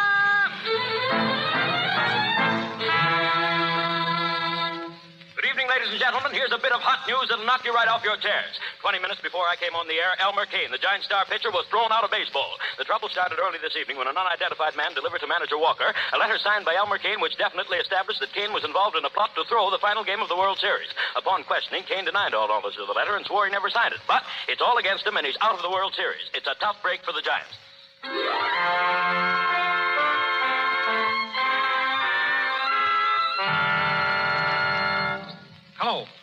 Hello, Mr. Walker? Is this you, Mr. Walker? Well, this is Elmer Kane. Listen, Mr. Walker, I've been trying to get you on the phone all morning. They told me you won't speak to me. You gotta speak to me, Mr. Walker. Wait, you gotta believe me. I tell you, I don't know a thing about that letter. I swear I don't. I never throwed a ball game in my life. And you gotta let me pitch today. Hello. Oh, gosh. Come in. Hello, Elmer. Boss. Elmer. Oh, gosh, boss. Oh, gosh, it's good to see you. I just got in. I heard about it last night, and I came right away. I thought you might need somebody now. Yeah, I do, boss. How did it happen? Oh, I don't know. That's just it. I don't know what it's all about. You mean you didn't agree to throw the game? Of course I didn't. Nellie, I ain't no crook. But why are they all saying you are? Oh, it's that letter. Some fella came to the hotel last night and slipped a letter under Walker's door. It said that I got $10,000 from some gamblers and that I was going to allow a lot of hits this afternoon. It was like an agreement between me and the gamblers. And at the bottom, my signature. Elmer. Yes, there it was in black and white. But I never signed nothing like that, boss. Was it really your signature? Yeah, that's the funny part about it. It was. Well, then you must have signed it, Elmer. No, I didn't, I tell you. You gotta believe me, boss. Oh, I do believe you, Elmer, but... Yeah, I know. But it looks awful bad, don't it? Well, did you tell Walker you knew nothing about it? Sure I did. A lot of good it did me. The whole team was sitting around, and not one of them thought that I was telling the truth. They wanted to beat me up. Oh, gosh, Nellie. I ain't got a friend in the world. Everybody's against me. Don't say that, Elmer. I'm not against you. And I'm your friend. You know that. Yeah, sure, I know it. Gee, it was swell of you to come, boss. I can't tell you what it means to have somebody to talk to. You don't have to leave right away, do you, boss? No, Elmer. I'll stay just as long as you want. You mean it? Of course I do. And I won't ever leave if you don't want me to. I don't get you, boss. That's just it, Elmer. You do get me, if you still want me. Nellie. Oh, gee, Nellie. No, you're just sorry for me, that's all. You're just taking pity on me. No, Elmer. It isn't that. Oh, sure it is. How could you love me now? How could you have anything to do with a guy like me? I thought I was a big shot. I went around blowing off like a steam engine. Well, what am I now? Just a hayseed. A hayseed crook. No, I ain't gonna let you do it, Nellie. Oh, Elmer, listen. this isn't anything new with me. You told me that you would love me for years. Well, I've loved you, too. I sent you away because I thought it was the thing to do. I wanted you to make good. Well, you need me now, Elmer. You need me, and here I am. Gosh, Nellie. Gosh. I ain't dreaming, am I? No, Elmer. Then could I kiss you? Of course you can. Oh, gee. Well, now what are you going to do? Oh, I don't know. I guess I'll just pack my bags and go back home. Oh, no, not yet. Why not? Well, don't you see? It'll look like you're running away. You've got to stay and fight this thing out. Oh, what's the use? The game's going to start in a few minutes. Now, never mind this game. Think of the future. I ain't got any future. Not in baseball, anyway. Walker's got that letter, and he won't even listen to me. Oh, Elmer, are you sure you didn't sign it? Of course I am. Gee whiz, I ought to know. Now, wait. It isn't a forgery, is it? Well, it don't look like it. All right, if it's genuine, you must have signed something, Elmer. But I tell you, I didn't. I ain't signed a thing. I ain't even... Wait a minute. An autograph. What? I signed an autograph. Elmer, where? In a restaurant. Oh, no, I mean on what? On a piece of paper. A big piece of paper. Elmer, was there anything else written on it? No, it was all blank. That's just what it is. Somebody got hold of that paper, and then they wrote the letter so it looked like that I signed it. Oh, Elmer, that's it. I'm sure that's it. Yeah, that's it, but how am I going to prove it? Well, go to Mr. Walker and tell him the whole story. Oh, he wouldn't believe it. He might. No, not a chance. Well, see him anyway. Where is he? Over at the ballpark. Quick, jump in the cab and get over there right away. Okay, I'll do her. Where's my hat? Oh, never mind your hat. Oh, all right. I'll see you later, Nellie. So long, boss.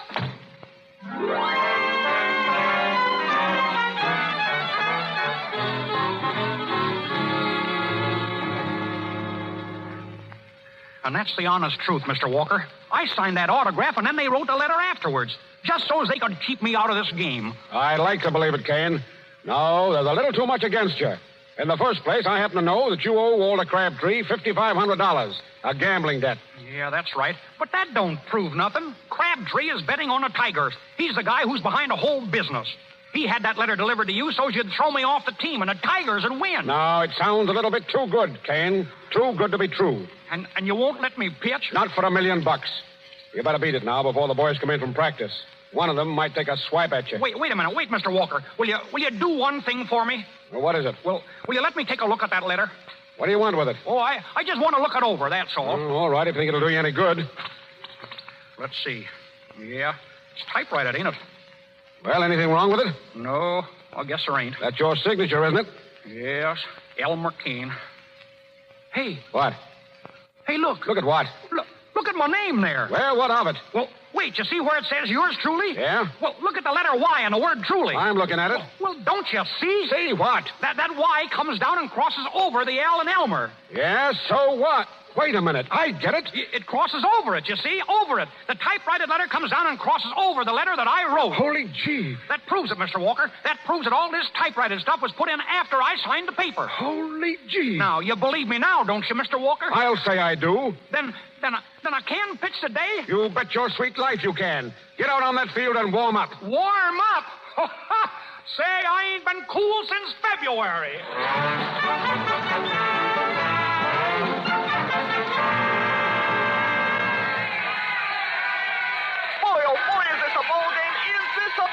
It's the last half of the ninth inning, folks, with the score 3-2 in the Giants' favor. The Tigers are up at bat, 2 men on base, and a hit means the ball game. But there's 2 down, folks, and don't you forget it. Game lines up. Here it comes. Strike 2. It's 3-2 now. 3 balls, 2 strikes, 2 men on base, and 2 down, and the crowd is going mad. Kane's got the ball now. He's looking toward the catcher for instructions. This may be the last pitch ball of the season, folks, and little Elmer isn't taking any chances. He wipes his hands on his shirt. Now he's winding up, and here it comes.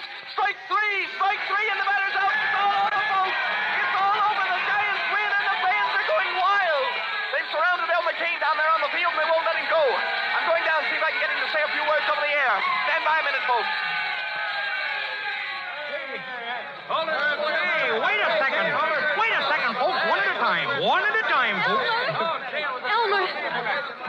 Oh, Nellie. Oh, Elmer, you were wonderful. Yes, I guess I was pretty good at that. Mr. Kane, will you say a few words to the radio audience? Radio, huh? Yes. Hey, wait a second. The last time I spoke over the radio, I was talking into an electric heater. This ain't no fake, is it? Of course not, Mr. Kane. There's a million people listening. Go ahead, Elmer. All right. Howdy, radio and baseball fans. Now that the World Series is over and I won the game for the Giants, I want to let you in on a little secret. Wasn't no surprise to me at all. The trouble is, I knew how it was all going to turn out right from the start.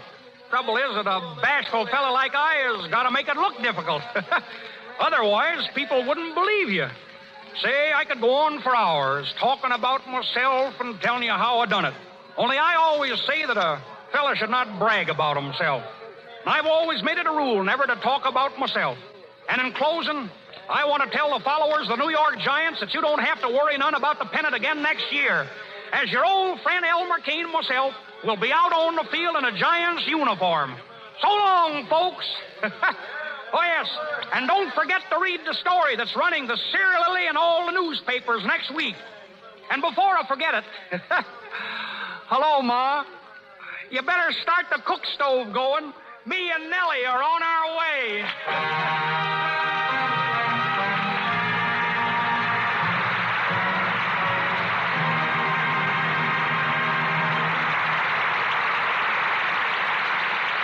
The ball game is over, but Joey Brown goes to bat again in a few minutes when he returns to the microphone with June Travis. No man occupies a more exalted position in the theatrical world than tonight's guest, Dr. Max Reinhardt, an energetic and inspired worker in the theater since he was 20. He has been responsible for more than 300 productions, exerting a tremendous influence on the international stage. In this country, we think of him chiefly in the light of two achievements, the stage version of The Miracle and the motion picture production A Midsummer Night's Dream, now about to be shown in neighborhood theaters all over the country.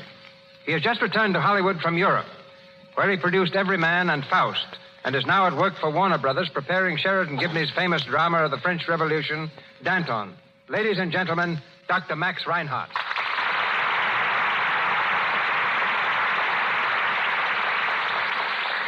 Thank you, Mr. DeMille. There is one point, ladies and gentlemen, that our host neglects to mention. The fact that he was the first to acquaint me with Hollywood motion picture methods. That was several years ago when I was his guest at the making of The King of Kings. I had a reason for not referring to that episode. As I recall it, Doctor, motion pictures at that time impressed you very slightly. Quite true. I thought silent films far too limited to become a real drama. But with the coming of sound, the screen jumped further ahead in a few years than the stage had been able to crawl in centuries. And now you have the satisfaction of realizing that your production, A Midsummer Night's Dream, started a cycle of Shakespearean pictures. Romeo and Juliet has just been released here, while As You Like It is running in England. Shakespeare, I think, has been greatly misrepresented. Scholars have tried to make him an artist who wrote only for the poetic and intellectuals. Nothing could be further from the truth. Shakespeare wrote for the entertainment of the average person. He is responsible for some of the greatest melodrama, the most delightful comedy, and the loveliest romances in all literature. And surely his humor is not above the head of anyone. When Joey Brown played the part of Flute in the Midsummer Night's Dream, I felt he was exactly the comedian Shakespeare had in mind. And now that Shakespeare has come into his own in pictures, I am convinced he offers an equally great contribution to the radio. In his time, there was no elaborate stage scenery, no beautiful costumes, no stage technique. Hence, he wrote for the ear. His magic phrases fired the imagination and, to my mind, contain a treasury of values for the radio.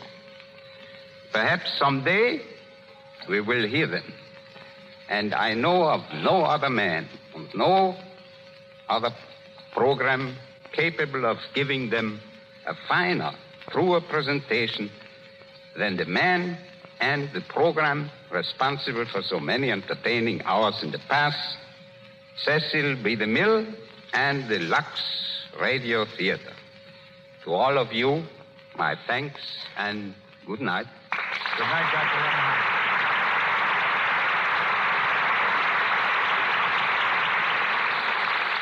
And now tonight's stars. Ladies and gentlemen, June Travis and... No! and Joey Brown. Oh, Joe. What's the trouble? It's okay now, but for a minute I thought this microphone was another one of those electric heaters. Oh. Well, Mr. DeMille, I want to thank you for making me a ball player once again. Playing Elmer was quite different from playing flute in A Midsummer Night's Dream. In that picture, I had to wear long yellow curls and murmur sweet nothings to Jimmy Cagney. After your performance tonight, Joe, you can play ball for Lux Flakes any time. And I don't mean on the scrub team. Thank you. I used to be pretty good as a cleanup man. And before our side is retired, Mr. DeMille, may I say that since coming to Hollywood, there's been nothing I've enjoyed more than this appearance on the Lux Radio Theater. Good night. Good night, Mr. DeMille. I'm heading for the showers. Good night, Joe. Good night, Joe. Thank you, Joey Brown and June Travis. Ladies and gentlemen, this is your announcer, Melville Ruick. Word of next week's play comes to us shortly from Mr. DeMille. Dr. Max Reinhardt and June Travis appeared through courtesy of Warner Brothers, Mr. DeMille, Paramount, and Louis Silvers' 20th Century Fox, whose new film, Ladies in Love, was musically arranged by Mr. Silvers. And here's Mr. DeMille. Next Monday night, the Lux Radio Theater stars Ginger Rogers in The Curtain Rises. Ginger came to Hollywood as a singer and is now a dancing star. And next week adds a dramatic triumph to her repertoire in Benjamin Kay's story of a girl who thought romance had passed her by. Featured with Miss Rogers will be an all-star cast. Our sponsors, the makers of Lux Flakes, join me in inviting you to be with us next Monday night when the Lux Radio Theater presents The Curtain Rises, starring Ginger Rogers with an all-star cast. This is Cecil B. DeMille saying good night to you from Hollywood. This is the Columbia Broadcasting System.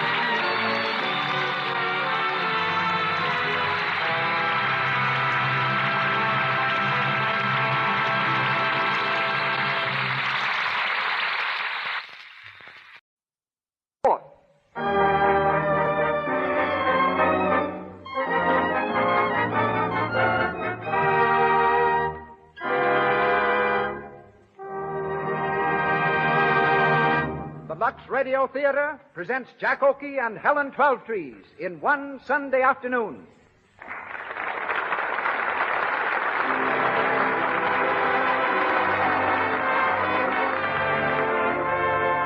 Lux presents Hollywood.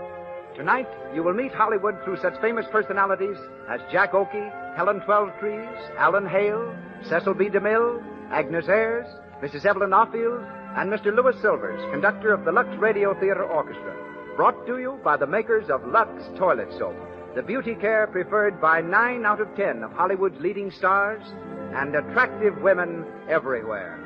A distinguished audience awaits our play tonight. Seated before me are 3 of motion picture's newest stars, June Lang, Muriel Evans, and the leading citizen of Van Buren, Arkansas, Bob Burns. Greetings to all from Lux.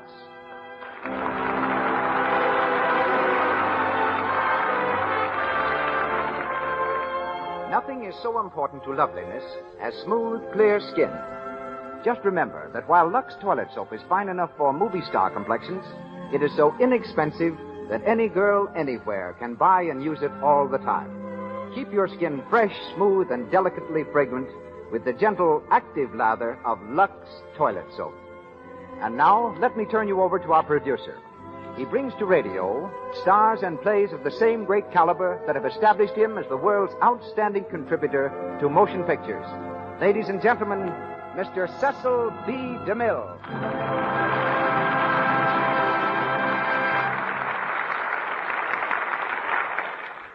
Greetings from Hollywood, ladies and gentlemen. Tonight's play begins one quiet Sunday afternoon in a small Missouri town. So does the story of tonight's star, Jack Oakey. Only in Jack's case, the afternoon wasn't so quiet. He claims he yelled louder than any baby born in Sedalia, Missouri. But he says he had a reason for yelling. He arrived just too late for Sunday dinner. Jack spent most of his boyhood in Oklahoma, but accompanied his mother to New York when she joined the faculty of the Scudder School for Girls. New Yorkers didn't care for his real name, Arfield, so they shortened Oklahoma and called him Oakey. He's used the name ever since. As a telephone operator in Wall Street, Jack received the tip that made him a fortune. The tip was that he get out of Wall Street and go on the stage. Within a few months, he was a song and dance man on Broadway. When pictures began to talk, he thought they were talking to him, so he responded by coming to Hollywood. Jack has been at Paramount for 9 years. At present, he's a promoter in Champagne Waltz. He's also been a sailor, an aviator, a press agent, a cowboy, and a college student. In fact, as a college student, he's in a class by himself because he never went to college. So tonight, I've given him a degree in dentistry and the leading part, that of Dr. Biff Grimes. I've long believed him capable of more than straight comedy, and the serious parts of tonight's play will give Jack his first real opportunity to prove me right or wrong. Our other star tonight is Miss Helen Twelvetrees. Helen studied to become a painter, but she transferred her art from canvas to the stage and had already starred in such successes as An American Tragedy and Broadway when she was spotted by a talent scout and brought into films. Miss Twelvetrees has just returned from Melbourne, where she was the first American actress to play the lead in a picture filmed in Australia. She appears tonight in the role of Amy in One Sunday Afternoon, written by James Hagan. We hear it now in the Lux Radio Theater, starring Jack Oakey with Helen Twelvetrees.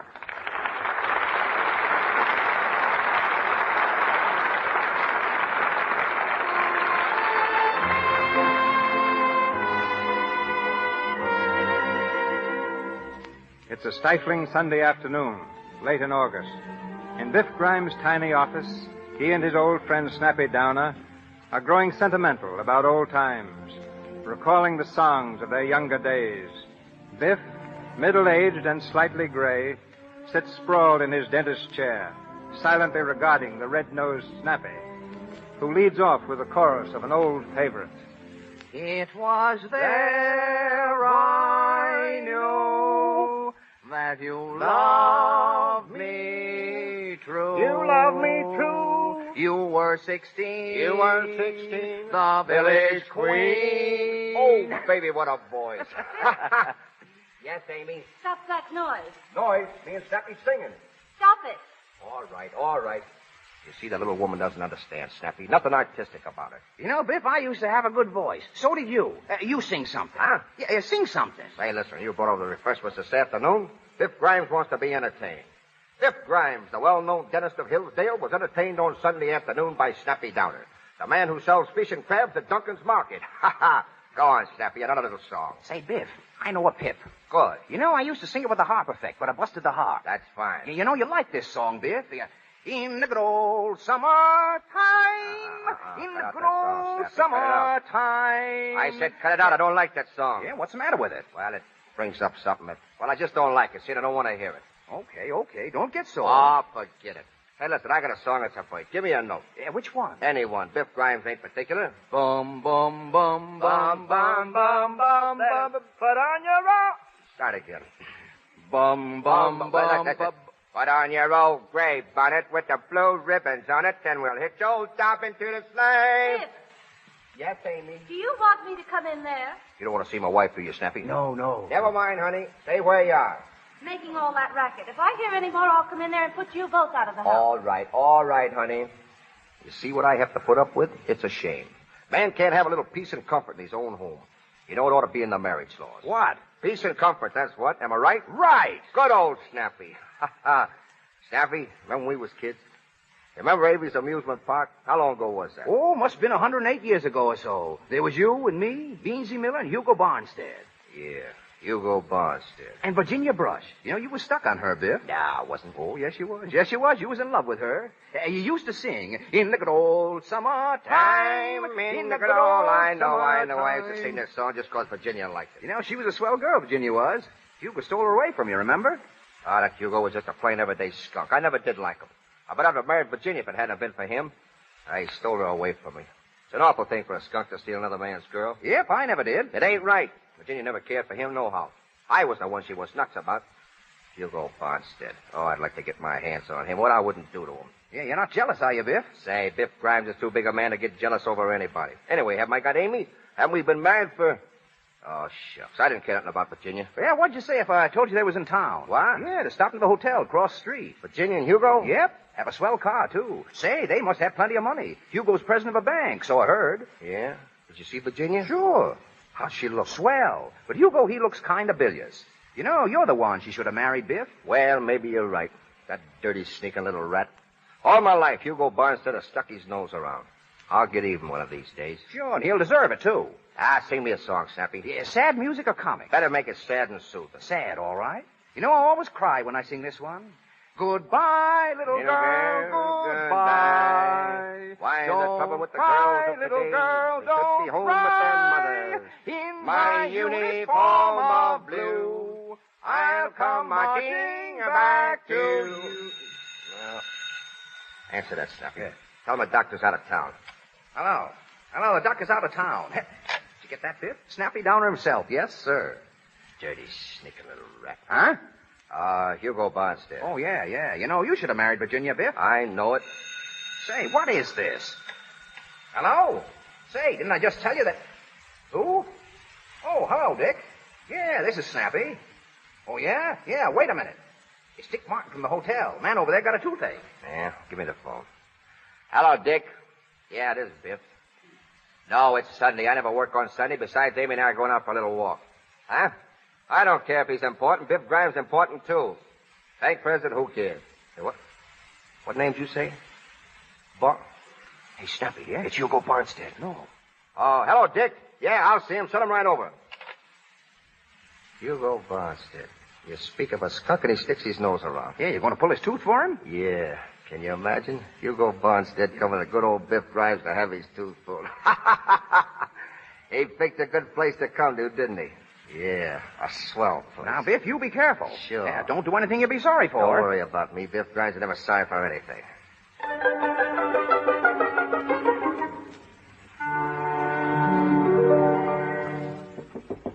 Come in. You the dentist here? Yeah, that's right. Have a seat, Hugo. What's that? Biff Grimes. Well, I had no idea you would ever...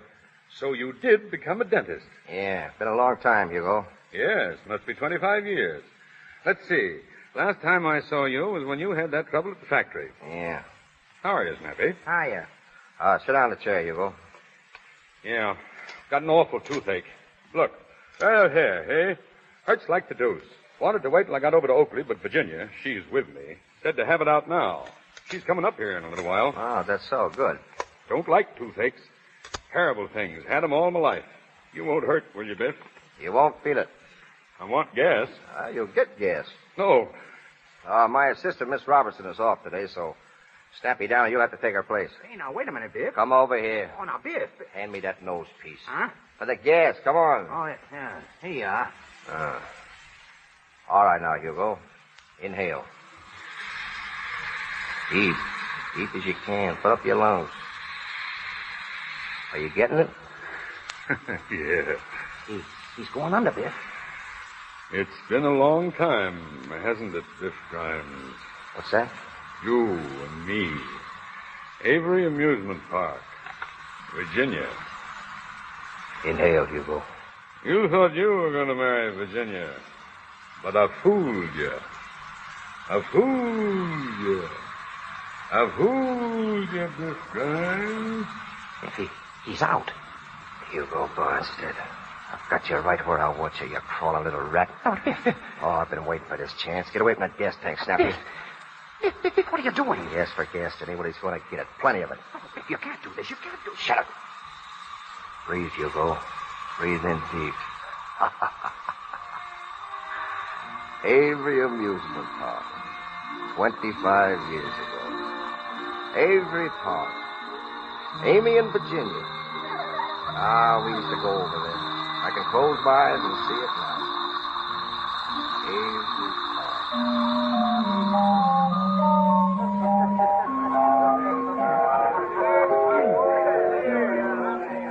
Biff. Hey, Biff Grimes. Hello, Hugo. Say, I've been looking all over for you. You're late. The girls are waiting? I don't know. I haven't seen them yet. Where are we supposed to meet them? Oak Street Empress, wasn't it? Yeah, come on. Hey, who are they anyway, Hugo? You know Biff Grimes is pretty particular about the girls. Well, I only know one of them. Name's Virginia. Said she'd bring a friend.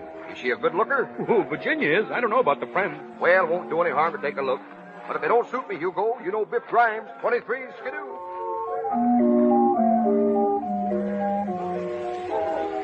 Goodness sake, sit still. What are you fidgeting around for? Oh, Virginia, I'm scared. Of what? Well, I never met a boy like this. That is, without a proper introduction. Well, Hugo Barnstead will introduce you to him. Do you suppose he's a nice-looking fellow? Oh, of course he is. And do you think he'll like my new dress? I know he will. And do you think he'll like me? He'll fall in love with you the minute he sees you. Virginia, you stop that. Don't you talk like that. Well, he might. You can't tell. And you might fall in love with him. Oh, Virginia, I'd die. Tell the truth, Amy. Weren't you ever in love with a boy? Oh, Virginia. Oh, you can tell me. I won't tell anybody. Well, I thought I was once. I don't know. Well, when I was very young, of course, that's a long time ago, you understand. It was in school. Mm-hmm. There was a boy. I don't know. He never even looked at me, but... Virginia, did you ever have a feeling in your heart? Something that you feel is going to happen, and it doesn't? That's the way my heart was. This boy always seemed lonely somehow. Everybody had it in for him, even the teachers. They called him a bully, but I know he wasn't.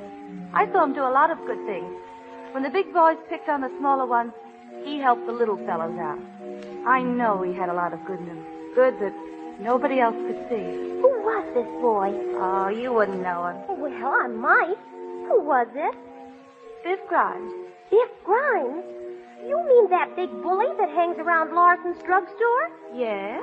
Why, Amy, he's terrible. The reputation... Amy, I'd be ashamed to mention his name.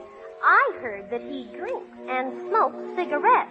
Well, of course, that was a long time ago. Oh, shucks, I'm all over it now. He doesn't even know I'm alive. Amy. What? They're coming. Oh, dear. Look, that's Hugo Barnstead, the fellow with the orange tie. And the other fellow... Amy. Oh, dear. It's Biff Grimes. Oh, yes, it is, isn't it? Oh, Virginia, I think I'd better go. No, just sit down. Now, just pretend you don't see them. And that'll show them that we're good girls and that they can't trifle with us.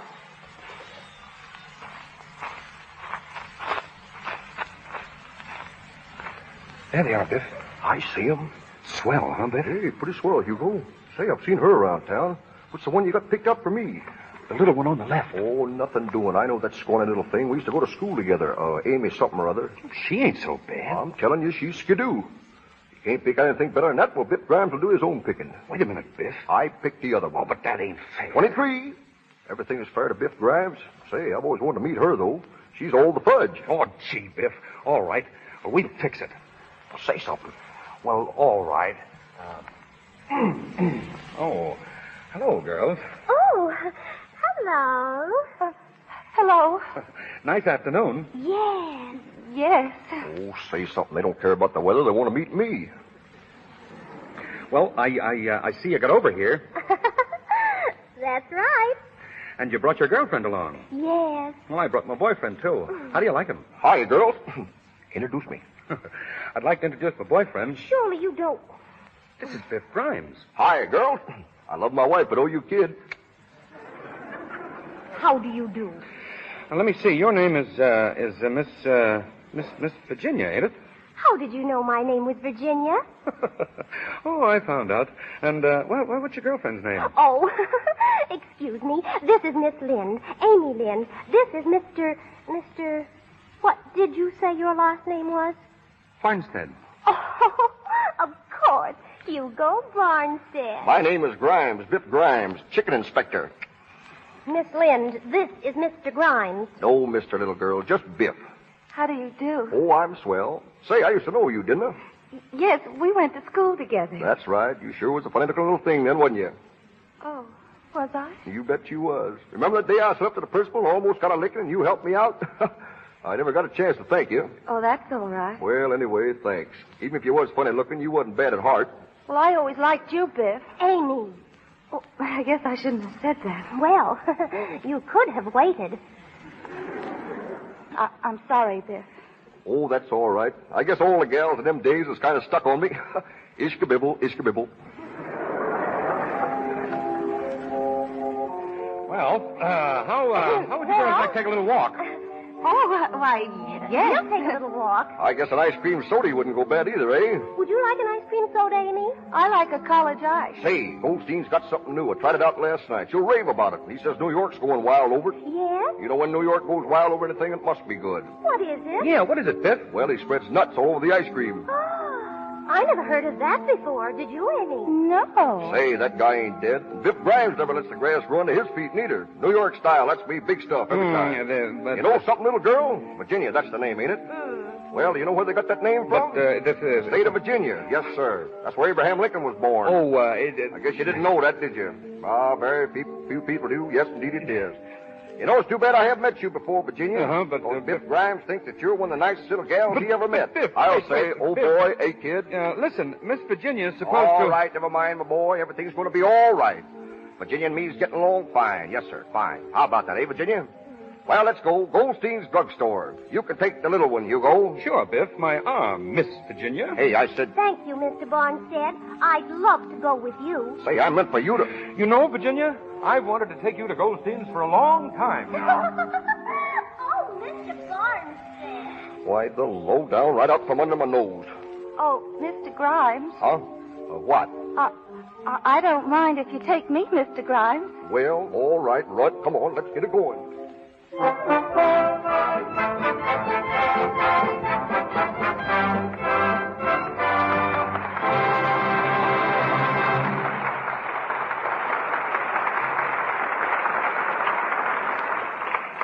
Jack Oakey and Helen Twelvetrees will be back with you in a minute. But in that minute, we're going out near Santa Monica, where they're shooting Ladies in Love on the 20th Century Fox lot. You'll overhear what two extra girls are saying about their friend Dot. Search me, what's the matter? Do I know why they don't want to ask Dot? She's your roommate. You ought to know why the boys don't like to take her out. I can't think of a thing that's wrong with her, except maybe her complexion. Well, isn't that enough? Boy, if my complexion were bad, I wouldn't expect to keep my job, even if I am only an extra, much less get dates. Dot's awful careless, really. She thinks she can dab rouge and powder on her face day after day and let them stay there. And she can't. Not and keep a good complexion. Why don't you tell her? Break down and buy her a cake of Lux toilet soap. She's probably getting cosmetic skin. Cosmetic skin comes on so gradually, it's hard to tell you're taking chances. That's why it's smart to guard against it. To use Lux toilet soap regularly before you put on fresh makeup and always before you go to bed. Keep on using rouge and powder as much as you like. Lux toilet soap has an active lather that goes deep down into your pores and removes every trace of dust and dirt and stale cosmetics. 9 out of 10 screen stars use Lux toilet soap to keep skin lovely. It's good for your skin, too. And once again, Mr. DeMille. We continue with our play One Sunday Afternoon, starring Jack Oakey as Dr. Biff Grimes and featuring Helen Twelvetrees as Amy.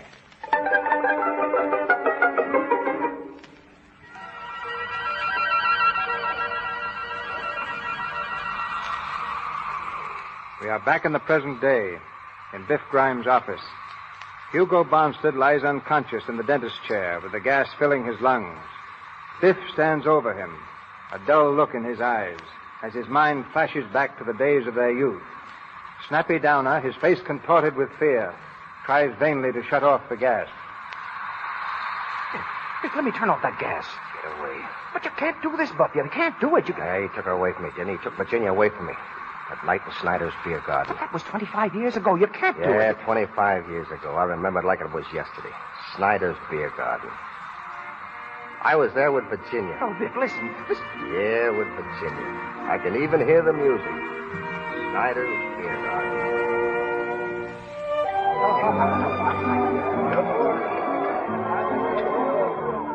Mrs. Oberstetter! Yoo-hoo! Mrs. Oberstetter! Oh, big A. You see the prize? Prize? Yes, over by the bowling alleys. That Biff Grimes boy has won. Oh, such a bully. Such a loafer. Always he has to spoil a good time by punching. Oh, sure. I suppose you heard that. Heard what? Mrs. Oberstadt and Mrs. Schutzendorf, didn't you hear what they said about you? Ah, that don't worry me. Well, it does me. Biff Grimes, I want to tell you something. I'm a respectable girl, and I'm not in the habit of going with people that want to drink and fight. I didn't start the fight, did I? Yes, you did. I did not. You think I'm going to stand by and take an insult? Oh, that boy didn't say anything. He did, too. I know what he said. When Biff Grimes takes his girl out, nobody's going to pass a remark. Aren't you a gentleman enough to ignore it? No, I'm gentleman enough to take a slap at his nose. Well, if you ever do it again, I'll walk away from you. Well, all right. I'm sorry I did it, Virginia. I've hurt your feelings. I'm sorry about that, too. I guess I was just jealous. Well, I don't see why you should get jealous over me. Well, I can't help it. See, ever since that day I first met you in Avery's Park, I've cared about you. Well, you know that, Virginia. Why don't you go with those other girls that you like to talk about? Because I want you. Amy Lind likes you. I don't care anything about her. You're the only one I want to... Virginia, listen, whenever I'm near you, I just seem to forget everything. Oh, don't be foolish. I'm not. Can't help it. Say, by the way, they're running an excursion down to Lexington next Sunday. Well, maybe you'd like to go. I'm going to be busy next Sunday. I have an important engagement. They're more important than I am? I should say it is. I thought I was your steady. You've got another thought coming. Want to meet Hugo Barnstead? Suppose I am. That's who it is. Hugo Barnstead. You can't fool me, Virginia. You've been meeting him all the time. Well, suppose I have. Well, I won't stand for it. What are you going to do about it? Well, he better keep away from me, that's all. I don't like him. I never did like him. He's a sneak. And the next time I see him, I'm going to tell him what I think. Listen to the little boy talk. I thought you were a big man, Mr. Grimes. To hear you talk, one would think you owned the world. I've heard of the great things you're going to do. So far, I haven't seen anything. Well, ain't I? Ain't I studying hard to be a dentist? A dentist? Yes, a dentist. I only got 4 more years to go. When I get through, I'm going to put up a big dentist shop right in this town. I'm not in the least interested. Well, you will be when you see my name hanging out in front. I'm going to have a big gold sign painted. Biff Grimes, painless dentist. Yoo-hoo, Virginia. Oh, there's Amy. And Hugo Barnstead. Oh, what's he doing here? Hello, Virginia. Hello, Amy. Hello, Hugo. Hello, Virginia. We've been looking all over for you, Virginia. We were looking for you. Hello, Biff. Hello. Hello, Biff. Yeah. Well, come on, sit down. Called your house, but your mother said you was out. So you brought Amy. Yes, and we've been on the loop-de-loop 3 times. Yeah, we went through the tunnel twice. Did you kiss her in the dark? Of course he didn't kiss me. Are you having a good time, Biff? Yeah, swell. Oh, Biff, I hear you was in a fight. Well? With Andy Mullen, is that right? What about it? Nothing. Only I just saw him outside and he was... There he is now, coming in the door. Yeah, I see him. Got his pal with him, too, ain't he? I think we better go. Oh, don't get excited. I ain't going to start nothing. There he is, Andy, over there. Yeah, hiding behind the skirt. Biff, sit down. Oh, we'll just walk out. I ain't going to fight. Yeah, funny how a cute little girl takes up with such rough people. Yeah, ain't it? Yeah, you'd think you'd pick up somebody that was decent. Wait a Come on, Amy. Which girl was you talking about? Why, the swell-looking one. Ain't she some cutie, huh? She's good enough for me. Hiya, cutie. How about a little stroll down by the lake? Shut up, you rat. We ain't going to get in any fight. Listen, you. That last remark. Well, what about it? But I don't like it. Well, what are you going to do about it? This. Now, try and get up. Just try. So you fight in my place, yeah? House with them. Come on, boys. Take them out here. House with Get them. back, you guys. You lay a hand on me and I'll drop you alongside of this mug here. I'll get out of here by myself, see? And I don't need any help. Come on, Virginia. No. I never want to see you again, Biff, right? I hate you. You're a bully. A big bully. All right. I'll see you over in Avery's Park Wednesday evening at 8 o'clock. I won't be there. Avery's Park at 8. Come on, you guys. Break it up. Let me out of here.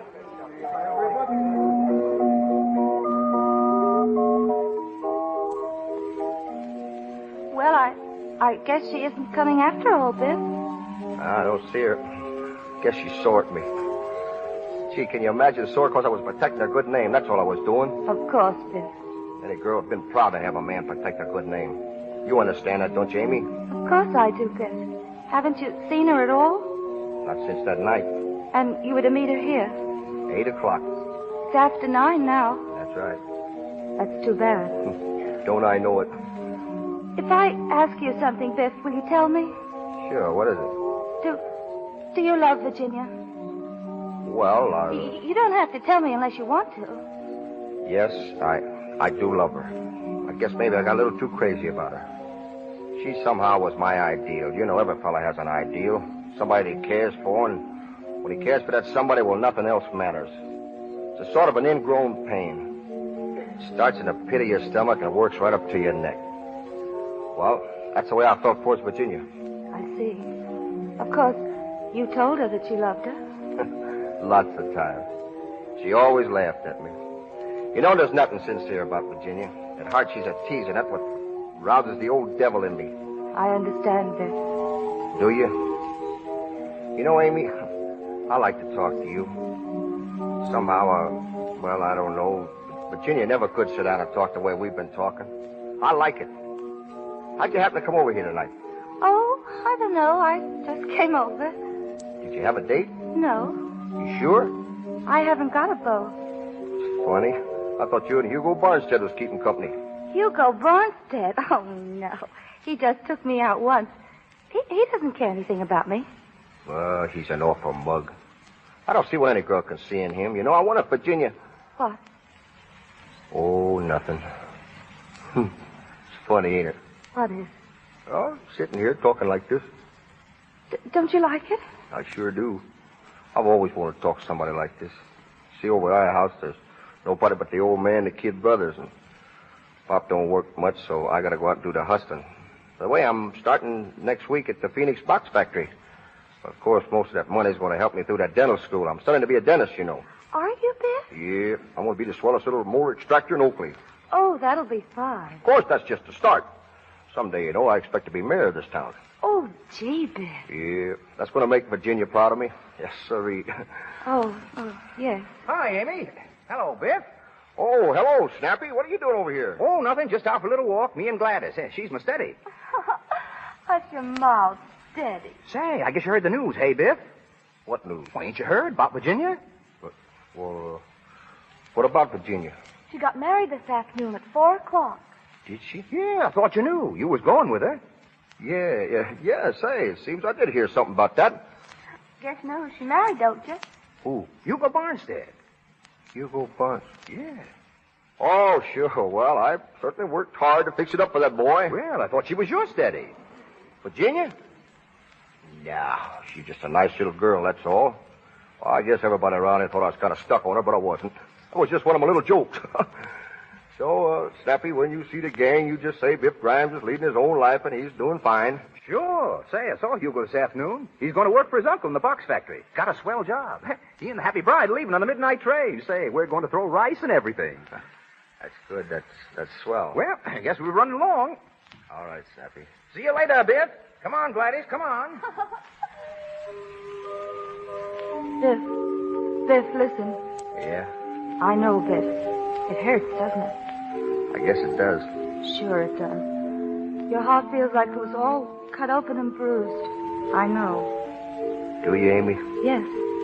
Oh, when he climbs in that plane, I hope he breaks his leg. Biff, you mustn't say that. It isn't... Well, I can't help it. You mustn't. Say you're sorry, please.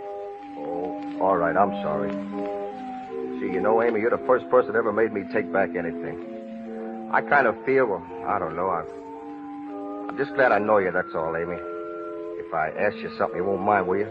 What is it? Can I be your steady? Oh, do you want to? Sure. All right, Biff. Oh, that'll be swell, Amy.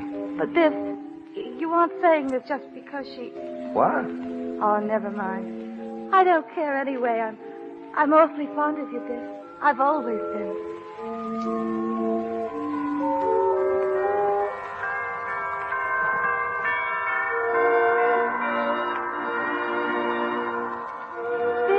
Are you happy? You bet I am. Really? Of course. Why wouldn't I be? Oh, I don't know, but I'm happy, Biff. I'm awfully happy.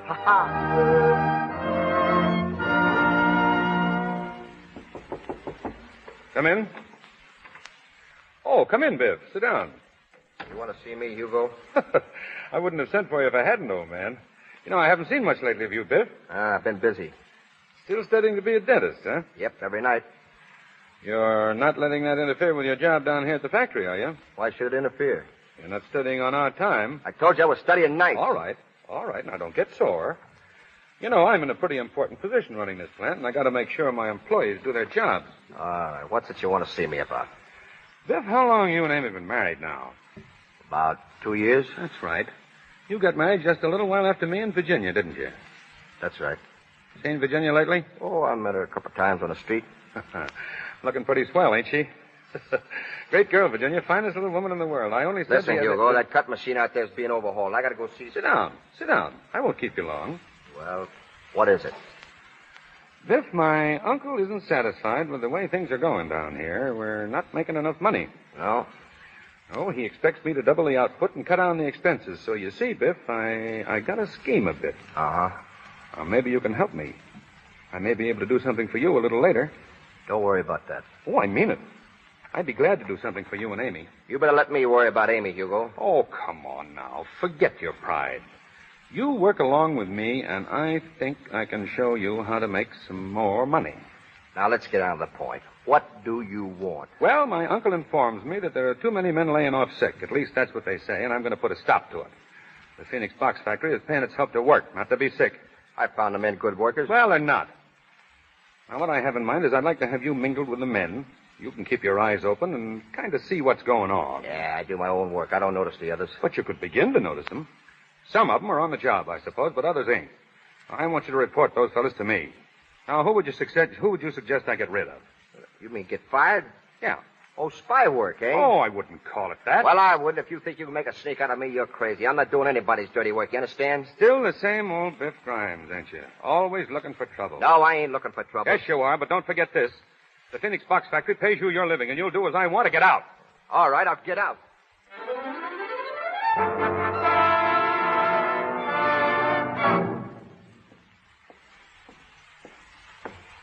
Who's there? Evening, Hugo. Working late, ain't you? How you doing here? You know that employees ain't allowed in the factory at night. You're forgetting I'm not an employee any longer. You fired me this afternoon, you remember? Get out of here. Oh, no. I got something coming to me, and I want it. I want the 2-week salary you owe me. You can see the cashier in the morning. No, I can't. I saw him tonight, and he says that you told him not to give it to me. Well, what of it? I want that money, Hugo. It's coming to me, and I want it. You don't get a nickel. No? We'll see about that. Put on that gun. Now, listen, Hugo. Do I get that money, I'll blow you wide open. Put on that gun. Well? Don't shoot. That's right. Crawl. Stop. Don't shoot. Come on, crawl, you sniveling rat. Oh, don't. Ah, Hugo Barnes said get up on your feet. I wouldn't shoot you. You skunk. You ain't worth it. Oh, get out of here. Yeah, I'll get out of here. Sure. Before I do, I want you to stand up. Stand up nice and straight, Hugo, because you're going down again fast.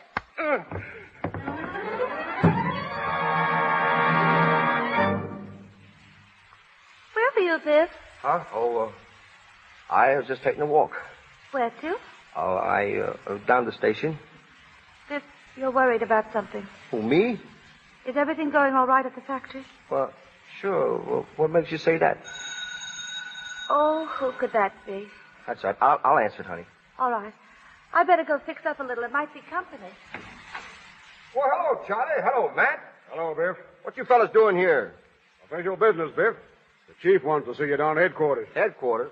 What are you doing, kidding? Not so you could notice it. You took a punch at Hugo Bonstead, didn't you?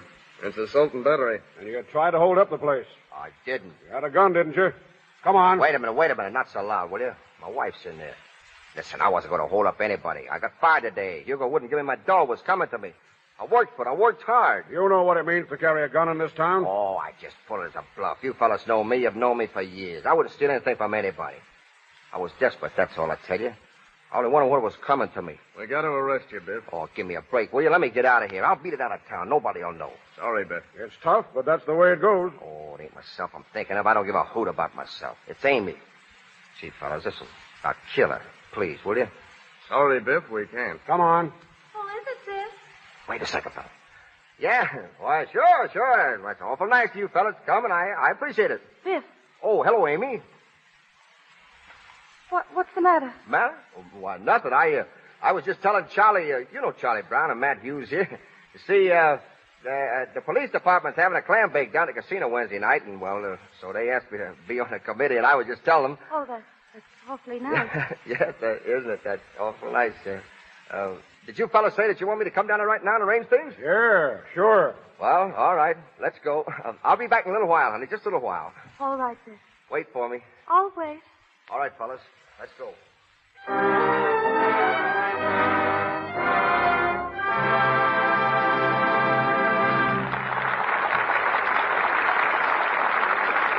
We pause for station identification. This is the Columbia Broadcasting System.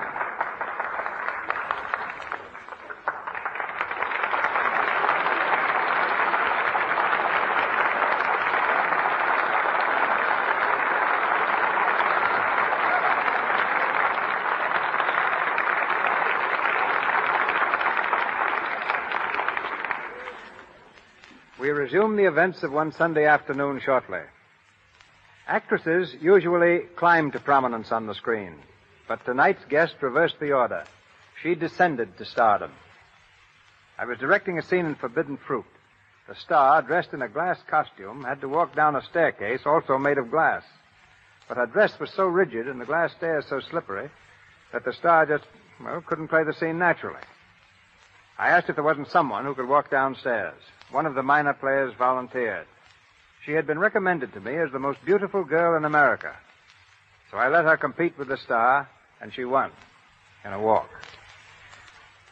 The part in Forbidden Fruit opened the way for a role as Rudolph Valentino's leading woman, which brought her international fame and envy.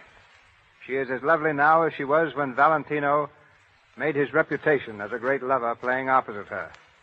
Ladies and gentlemen, Miss Agnes Ayres.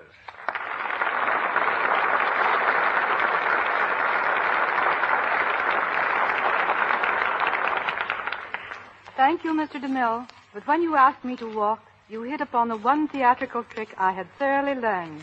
When I was 14 years old, I used to go to old S&A studio after school, watching them make movies. An old extra saw I was dying to act, and he spent days trying to teach me. His entire course consisted of showing me how to walk. I'm glad he didn't teach you how to swim, or you'd never have given such a fine performance as the rescue scene in The Affairs of Anatole. In order to make that scene, I had to be pushed off a bridge into a river. When I told Mr. DeMille I couldn't swim, he said, "That's just fine." And over I went into 18 feet of icy water. It was a game performance, too. And must have convinced you that it was more enjoyable to work with Valentino than with DeMille. Hardly so. It was my good fortune to play with Mr. Valentino in his two big hits, The Sheep and The Son of the Sheep. Valentino died just 10 years ago yesterday. Yet people still ask me if he would have starred in talkies the same as he did in silent pictures. I'm sure he would have. He had a slight accent, but it was far more charming than detrimental. He was also a fine singer. And in selecting you, Valentino showed that he knew how to choose a leading lady. You're very lovely, Agnes. And you're very diplomatic, Mr. DeMille. But I believe in taking as good care of myself as I possibly can. And I'm really glad to pass along the same advice that was given me as a child by my mother. She told me to always use the best soap I could find. For a while, I thought she meant the most expensive kind. But since then, I found the answer to be LUX toilet soap. In my home, 3 generations are using it. Myself, my mother, and my 10-year-old daughter, Maria, who someday may be in pictures herself. We all know there's nothing like LUX for smooth hands and a fine, clear skin. And that's probably why practically all Hollywood stars use it. I understand you're planning to return to pictures, Agnes. I know our audience joins me in wishing you all the success in the world. Thank you, Mr. DeMille, again. I've been in a great many pictures, but to tell the truth, I've never given a performance which has completely satisfied me. I want to return to fulfill that ambition. To prepare for this, I've been doing a lot of acting with stock companies lately. And to all young men and young women who hope to reach Hollywood, my suggestion is to first get as much stage training as possible. Good night. Good night, Agnes.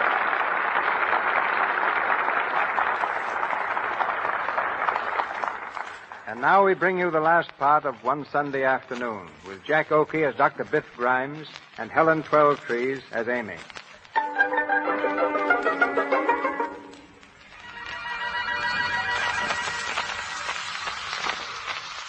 Our time is again the present.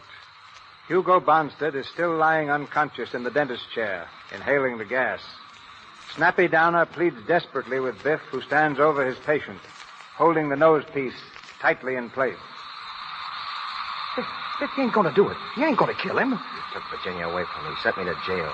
2 years they give me. 2 whole years. But you can't kill a man for that. They'll hang you, Biff. He took Virginia away from me. Every part. Amy was waiting for me there when I got out. I can see her now. She was sitting on a bench. I was coming along the path. Biff, listen to me. Listen to me.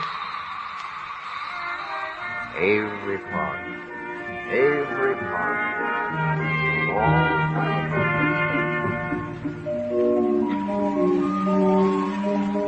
Hello, Amy. Biff. Yep, it's me. Just going over to the house. I dropped off the junction. I could have made the 5:45, but I didn't want anybody at the station to see me. I know. Oh, something told me you'd be here. I don't know, just something. When did you get out there? 12 o'clock. Gee, the warden was a prince of a chap. Shook hands with me, and You glad to see me, Amy? You know I am, Biff. Gee, it feels good to see you. Sure feels good to be back. 2 years. Gosh, seem more like 10. Biff, I'm so glad to see you. I'm glad to see you, honey. Guess I'd have been all shot to pieces if I hadn't gotten your letters. The thought of you waiting and... Well, I just somehow... It's all right. Oh, I knew you'd be waiting over here. Amy, I want to thank you for all your kindness, all your goodness. That's all right, Biff. You know, I learned a lot since I've been away. I'm going to make a new start, begin all over again. I want to be somebody because I've got to. I know how you feel, Biff. Sure, you always knew. But, honey, I'm not so sure we can begin again in this town. We may have to move away for a while. All right, Biff. All right with you? Wherever you go, Biff, I'll go. There's something big coming up for Biff Grimes and his wife. I can feel it in my bones. Biff Grimes is going to be Biff Grimes, yes, sir. There ain't going to be nothing too good for Biff Grimes and his family. You want to go home, honey? Yes. All right. Gee, I love you, Amy. I think you're the loveliest lady in the world. I love your hair, your eyes, and your mouth. I love you too, Biff. Look at that old sky up there. Must be a million stars out tonight, huh? Moon's full up. Yes. It's spraying, too. Let's walk home, huh?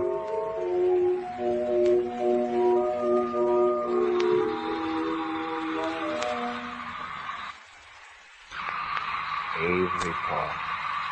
Every part. Biff, don't do it. Turn off that gas, Biff. He took her away from me, didn't he? He took Virginia away from me. It was 25 years ago, but I never forgot it. Biff, listen. There's somebody outside door, Biff. Do you hear it? Somebody's there, Biff. All right. Shut up. Hey, turn off the gas. Well, if it ain't my old-time sweetheart himself. What? Wonder you wouldn't open the door for a lady. Who are you? Well, now don't tell me I've changed that much. Don't you know me?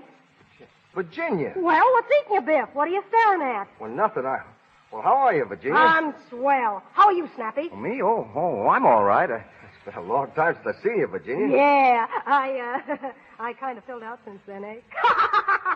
Say, remember the bologna you used to hand me? Remember Schneider's Beer Garden? Funny, but the world does move. Yeah, doesn't it? And here you are, the dentist of Hillsdale. Say, have you pulled old Goofy Jake's tooth yet? What? Oh, no, I haven't pulled it yet. Wait just a minute. It won't take long. Don't rush for me. The longer that goof stays unconscious, the better I'll like it. There we are. It's out. Oh, I guess I better use the oxygen tank on him. Say, do me a favor, will you, and put him out of his misery? That ain't a bad way to pass out. Hugo. What's the matter with him, Biff? Why don't he wake up? Hugo. Oh, let him alone. He's half dead anyway. Hugo. You all right? Hugo. Biff? You're a fool, Biff. Oh, you all right, Hugo? Oh, here. Better take some water. You feel better? Yes, but oh, what an awful chase. You here, Virginia? Yes, nature's child. Did you think it was going to crash the pearly gates? Oh, now, Virgie, don't talk that way. Are you ready? Yes, sweetheart. And I suppose I'll have to drive the rest of the afternoon. Look, Virginia, can you see it? Now, my dentist in Pittsburgh told me, remember that time I had those 7 teeth Listen, fixed? you. For 25 years, I've heard nothing but your teeth.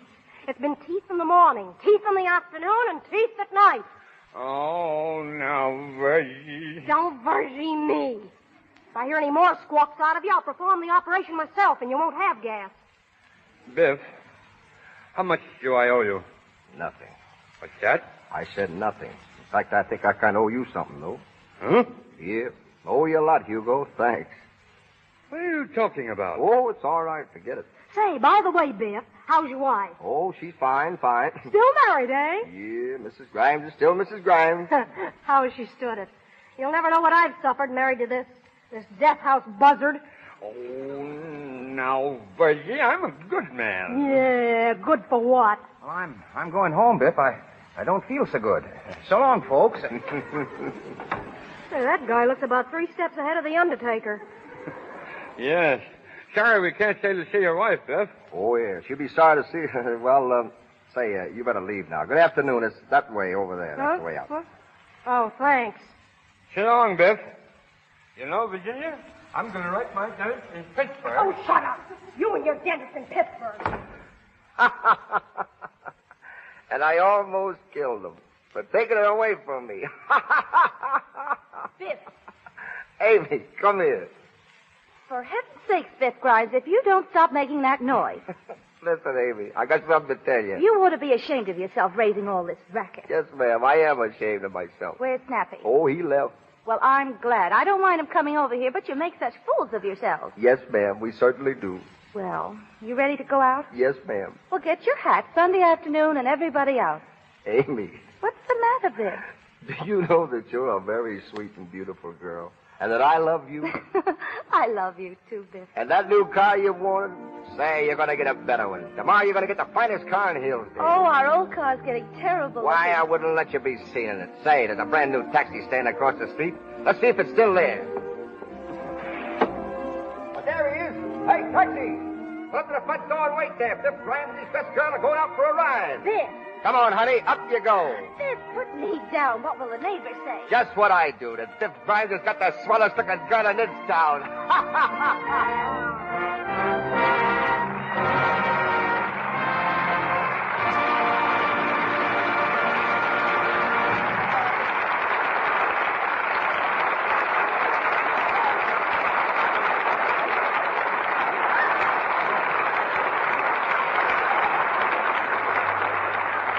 The play's the thing, but not the only thing, because we're going to hear further from Jack Oakey and Helen Twelvetrees a little later.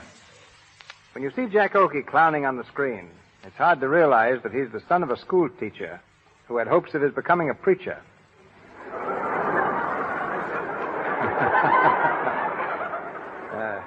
Jack's mother was formerly principal of the Sedalia Public School, head of the psychology department at the Scudder School, and an instructor at Columbia University. She came to Hollywood with Jack nearly 10 years ago and has always been his favorite companion. One of Hollywood's most typical mothers, she is certainly most popular among young stars. Ladies and gentlemen, Mrs. Evelyn Arfield.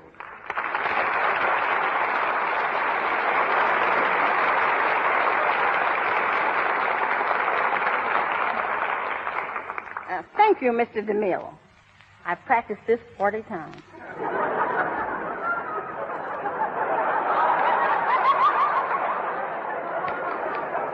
Being a mother in Hollywood is no different than being a mother anywhere else. Children need a parent's help, advice, and sympathy, just as much here as in your own hometown. As a teacher and mother, I'd like to give this little message to all young parents. You are the best instructor your child will ever have. The training you give him now will show its after effects when you're gone. It's a job you'll never finish. But no job in the world will bring you greater happiness. Still, there are times when a mother should stand aside and not be a hindrance, particularly in choosing a career.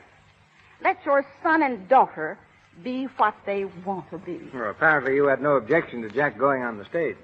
Well, when he told me he wanted to be a hoofer, I didn't know what he meant. I just told him to go ahead. And he took your advice literally. He's gone ahead, right to the top. But I hope you're not going to tell us that Jack was a model boy. Now, that would be pretty hard to believe. Oh, he embarrassed me more than once. But he was always generous. If he'd find some frogs or toads, he'd come right home and divide them with me. Maybe that's the reason the girls have always liked Jack.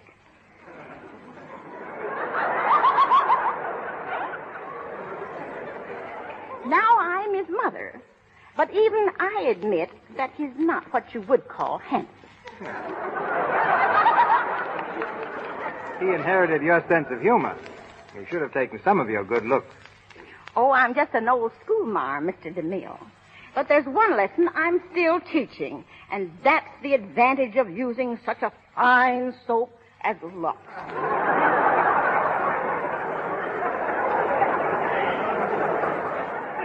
I've used it every day for the last 10 years.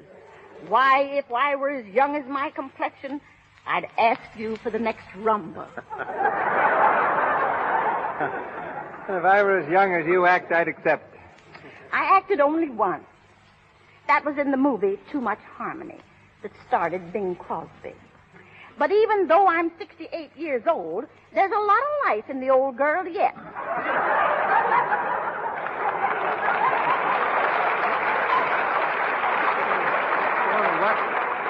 What's your next picture going to be? Life Begins at 68? No, one picture was enough. I just wanted to prove to Jack that he isn't the only actor in the family. Good night.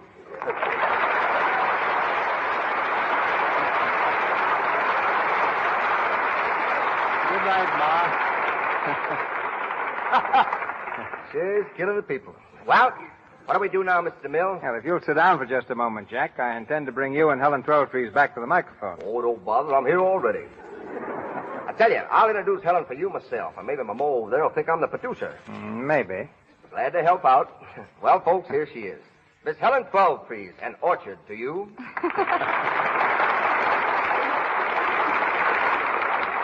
Thank you, Jack. Mr. DeMille, I think you're right. Jack should stop being a comedian. Yes, particularly after that introduction. His punch, our punishment. Now, how can I be serious? Every time I get set to be dramatic, people take one look and begin laughing. Listen, I've even grown a mustache to look more distinguished, and now the people laugh louder. Then why don't you take it off? What, make a fool out of Gable? Now, folks, you take Helen here, for example. I ask her what makes her so gorgeous, and she tells me LUX toilet soap, just like my mother. Well, have you tried it? Tried it, say. I wash 20 times a day with that soap. I even clean my teeth with it. Look. Pretty? Well, I think so much of LUX toilet soap that I'm never without it. You know, when I went to Australia, I took loads of it along in my trunk. But I found I didn't have to. They use it on the other side of the world as much as they do here. You know, Jack was out of LUX, Helen, when he tried to get into the crusade. He rode up to the set in a full suit of armor and insisted on playing the love scenes with Loretta Young. I thought that was Henry Wilcoxon's job. Well, everybody but Jack was under the same impression. Yes, sir, there wasn't a niftiest suit of armor that ever came out of a blacksmith shop. And DeMille here spoils me. All he said was throw some sardines in that can and get it out of here. Now he's making another picture, The Plainsman. I knew he was dying to have me play the lead, Helen, but he's too proud to ask me. So what did he get? He got a tuba player. You know that big, tall guy. What's his name? Gary Cooper? Gary Copper. That's the fella. A newcomer. So I made a picture called The Texas Rangers. I'm not only a cowboy, but I sing a song as well. I sing it for you, Helen, but I don't want to make Mr. DeMille feel bad. Well, it's very kind of you, Jack, and besides, it's getting a little late. Well, since you insist, Mr. DeMille, my friend, I'll be a sport. Folks, you're about to hear Bing Okie, the Oklahoma groaner. In that touching old cowboy lament, I can't play the banjo with Susanna on my knee. Bing Crosby's just sailed for Honolulu, probably to avoid hearing this. All right, Jack, go ahead. Heckler. I got an orchestra out on the lone prairie. That is the place for me since I met my gal. When it comes to cowboy music, there's no one can play like me. But I can play my banjo with Susanna on my knee. I can whistle Yankee Doodle, I can sing Mother McCree. But I can't play my banjo with Susanna on my knee. I thought that I would make a hit when I played William Tell. But when I beat my feet in time, she had a dizzy spell. I'd like to drop her on the floor, but that ain't chivalry. But I can't play my banjo with Susanna on my knee. You smell something burning?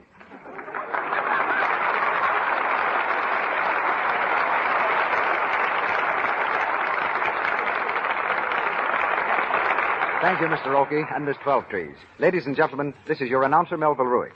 Our supporting cast tonight included Alan Hale as Hugo, Hal K. Dawson as Snappy, Inez Seabury as Virginia, Greta Myers, Justina Wayne, Frank Nelson, James Eagles, William Royal, and Mary Lou Fisher. Mr. Oakey and Mr. DeMille appeared through courtesy of Paramount Studios, and Mr. Silver's 20th Century Fox, whose new picture, Girls' Dormitory, starring the French discovery Simone Simon, was musically arranged by Mr. Silvers. Mr. Oakey's song, I Can't Play the Banjo with Susanna on My Knee, is from the Texas Rangers. Next Monday night, another great show awaits you in the Lux Radio Theater, and here's Mr. DeMille to tell you about it. George Raft was born in New York's most violent neighborhood, Hell's Kitchen. Perhaps that accounts for his marked ability to play the roles of those who live outside the law. We find him in such a part next Monday night when the Lux Radio Theater presents Cheating Cheaters. Co-starring with George as the leader of a rival gang of jewel thieves is one of our most promising actresses, Miss June Lang. Produced on Broadway 20 years ago, Cheating Cheaters has been seen 3 different times in pictures. I believe you will find it just as thrilling on the air.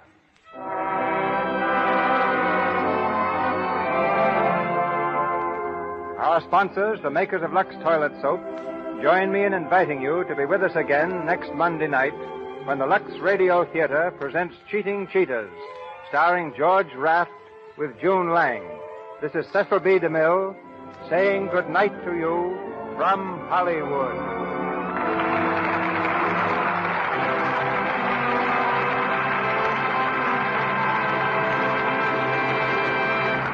The selection, I Can't Play the Banjo with Susanna on My Knee, was used with the courtesy of Paramount Studios.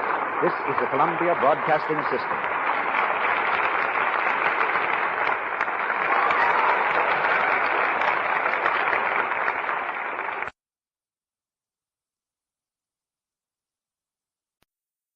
Hollywood, California, Monday, June 15th.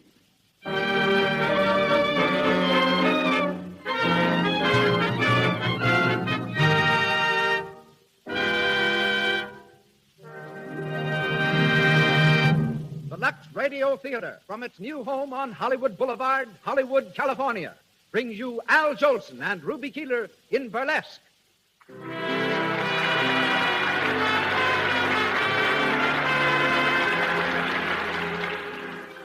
Lux presents Hollywood. Tonight, you will meet such great personalities as Al Jolson, Ruby Keeler, Cecil B. DeMille, Daniel Frohman, George Barnes, and many others. Among the many distinguished guests in our brilliant audience tonight, I see from here one of Paramount's directors, Mr. Chester Franklin, and his wife. Mr. Franklin is the director of Sequoia, the picture now in production. And also Catherine DeMille, Lloyd Pantages, Francis Langford, Eileen Pringle, and Gloria Swanson. Welcome, all of you.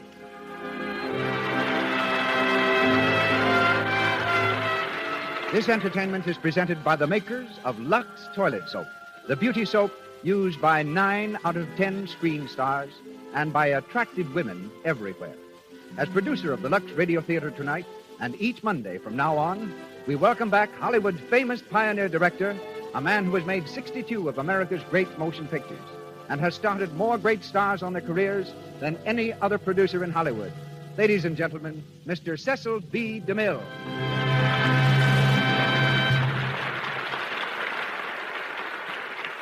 Greetings from Hollywood, ladies and gentlemen.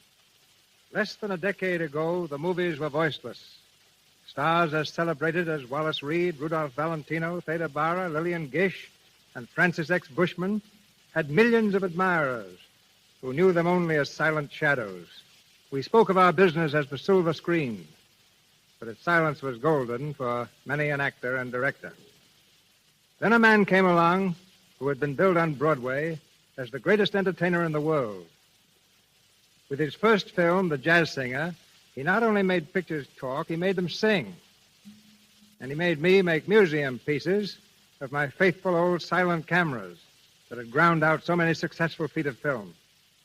Then he made another picture called The Singing Fool. And then he fell in love. She was a charming little Irish girl. In 3 months, they were married. Their marriage is one of which Hollywood is most proud. They have each scored separately in the theater, on the screen, and over radio. But we present them tonight for their first appearance together on the air.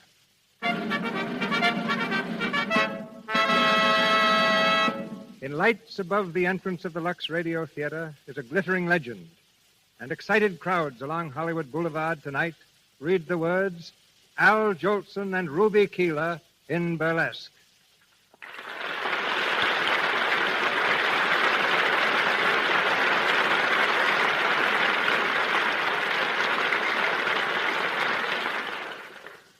And now, for the first act of Burlesque, in which you'll hear Al Jolson as Skid Brown and Ruby Keeler as Bonnie Smith.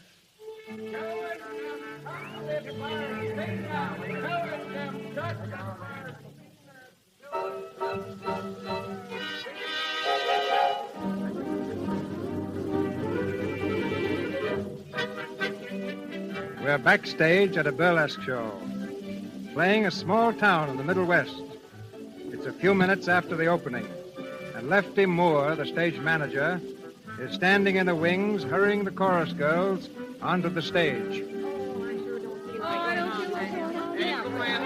All right, come on stage. Come on. The overture's almost over. Get a move on you, will you? Say, we ain't racehorses. Give us a chance. No, racehorses got brains. Now go on, shut up before I can accompany you. You don't worry me none. The nerve of that guy. I think he owns the show. All right, Joe, kill the house lights. Okay, flash the orchestra. Here goes another one. Whose big baby are you? Whose big baby are you? Come on, pussy, wise, where the guest goes high. Oh, Lefty, Oh, yeah, what do you want, Bonnie? has Skid come in yet? No, not a sign-up. I've been in all of his hangouts, but I can't find him. Did you try the pool rooms? I just sent Jimmy. A nice spot Skid's put me in. The show started and my Jeep comic ain't here. I ought to kill that bird. Oh, he'll turn up, Lefty. I've been working with Skid for almost 4 years now, and I never knew him to miss a cue. Yeah, I know, but it's coming so close to missing him, it's turning my hair gray. You know, you want to do something about that guy, Bonnie? What? Well, it ain't none of my business, but why don't you marry him and have it over with? What are you stalling him for? He'd settle down if he was married to you. You think so? Why, sure. Skid's nuts about you. He'd do anything you tell him. Oh, I don't know. We're supposed to be engaged, but he don't listen to me much now. How do I know he'll be any different later? Hiya, folks. Well, if it ain't the wandering boy himself. Hiya, Lefty. Hiya, Bunny. So, you decided to come, huh? Sure, never keep the public waiting. That's my motto. Well, now, that's nice of you. Go on, get in your clothes, will you? You're on in 5 minutes. Okay, Lefty. Well, Bunny, how's the kid? All right, I guess. Nice time to be showing up. What's the matter? You ain't sore at me, are you? Would it do any good? Atta baby. Come on, you'll be late. You got to change your clothes. Well, you know me, Skid the fireman's child. I can dress sliding down a pole. Where have you been? Who, me? I've been playing pool. I suppose you couldn't make a shot thinking of me eating all alone. I told you after the matinee I wasn't hungry, didn't I? Just thirsty, huh? No, and I wasn't thirsty neither. I just went out to get a little air. Oh, some nice pool room air. Ah, cut it out, will you, Bunny? Did you have anything to eat? Yeah, I had a couple of hot dogs. Well, that's fine, that is. How do you expect to be funny on hot dogs? I'm going to send Jimmy out at intermission for some soup. But I don't want no soup. You'll eat it and like it. All right, I'll eat it and like it. Skid, will you get into your makeup? Come in, Lefty. See you later, Bunny. Okay. Come to me, my melancholy babe. Cuddle up and don't be blue. Oh, Bonnie. Hey, Maisie. Well, I want to see if the boyfriend got in all right. Yeah. That dame Marco was looking for him just before she went on. Again? Yeah. Why don't you take a poke? Ah, she's not worth it. What'd she want to see Skid about? To say goodbye, I guess. Goodbye. Is she going someplace? So don't tell me you ain't heard. Heard what? Marco's leaving the show tonight, going with the Manhattan Follies. Oh, Broadway, huh? Well, that's a nice break. Yeah, I could kill her. Well, there's one consolation for me. She won't be around Skid anymore.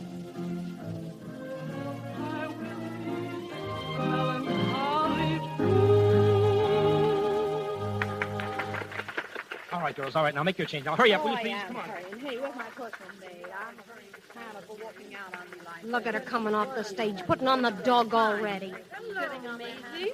Hello, Miss Marco. Did you hear my number? No, I was spared that. Oh, you're not jealous, are you, Maisie? Why, you slink-eyed pony, I ought to slam you up against the Don't wall. you cut it out, Maisie. No fighting, do you hear? I wouldn't hit her. I just want to hear a yelp. Hey, what's going on here? Nothing, Bozo. Maisie starting to scrap again? Of course not, Bozo. It's just a friendly argument. Sounded like the Battle of the Marne.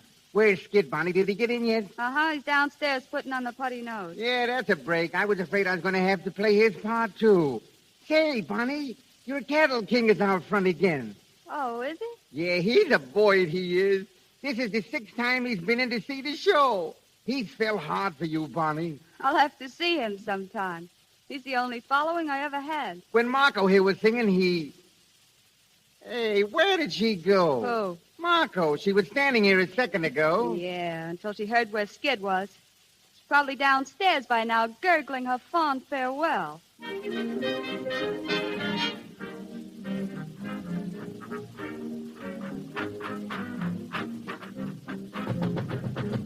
decent, Skid? Come in, Marco. I'm just putting on my makeup. Go right ahead. How's the house, Marco? Oh, a little cool. Oh, they'll warm up. Wait till I get up there and take a few falls for him. I don't know why it is, but the audience always likes to see a guy fall flat on his pants. Funny, ain't it? Yeah. Oh, Skid. What? You coming to see me off tonight? Say, that's right. You're leaving, ain't you? Well? Gosh, I don't know, Marco. I'd like to go down and see you off, but I got a date with Bonnie after the show. Oh, Bonnie. Skid, why don't you get wise to yourself? What do you mean? That kid's no good for you. Well, you've been teamed up with her for 4 years, and where has it got you? No place. Well, she's holding you back, and you don't know it. Holding me back? Oh, say, don't you believe it, Marco. Bonnie's okay. Why, anything I am, I owe to her. And listen, when she says the word, we're going to get hitched. Oh, yes? Well, it's your funeral, Skid. No, you're all wrong, Marco. Bonnie's the best thing that ever happened to me. Holy mackerel, there's me cue. So long, Marco. Try to see you after the show. Hurry up, Skid. Come on, hurry up, will you? You're on. Okay, baby, I'll panic him. Watch the fall I take on the entrance.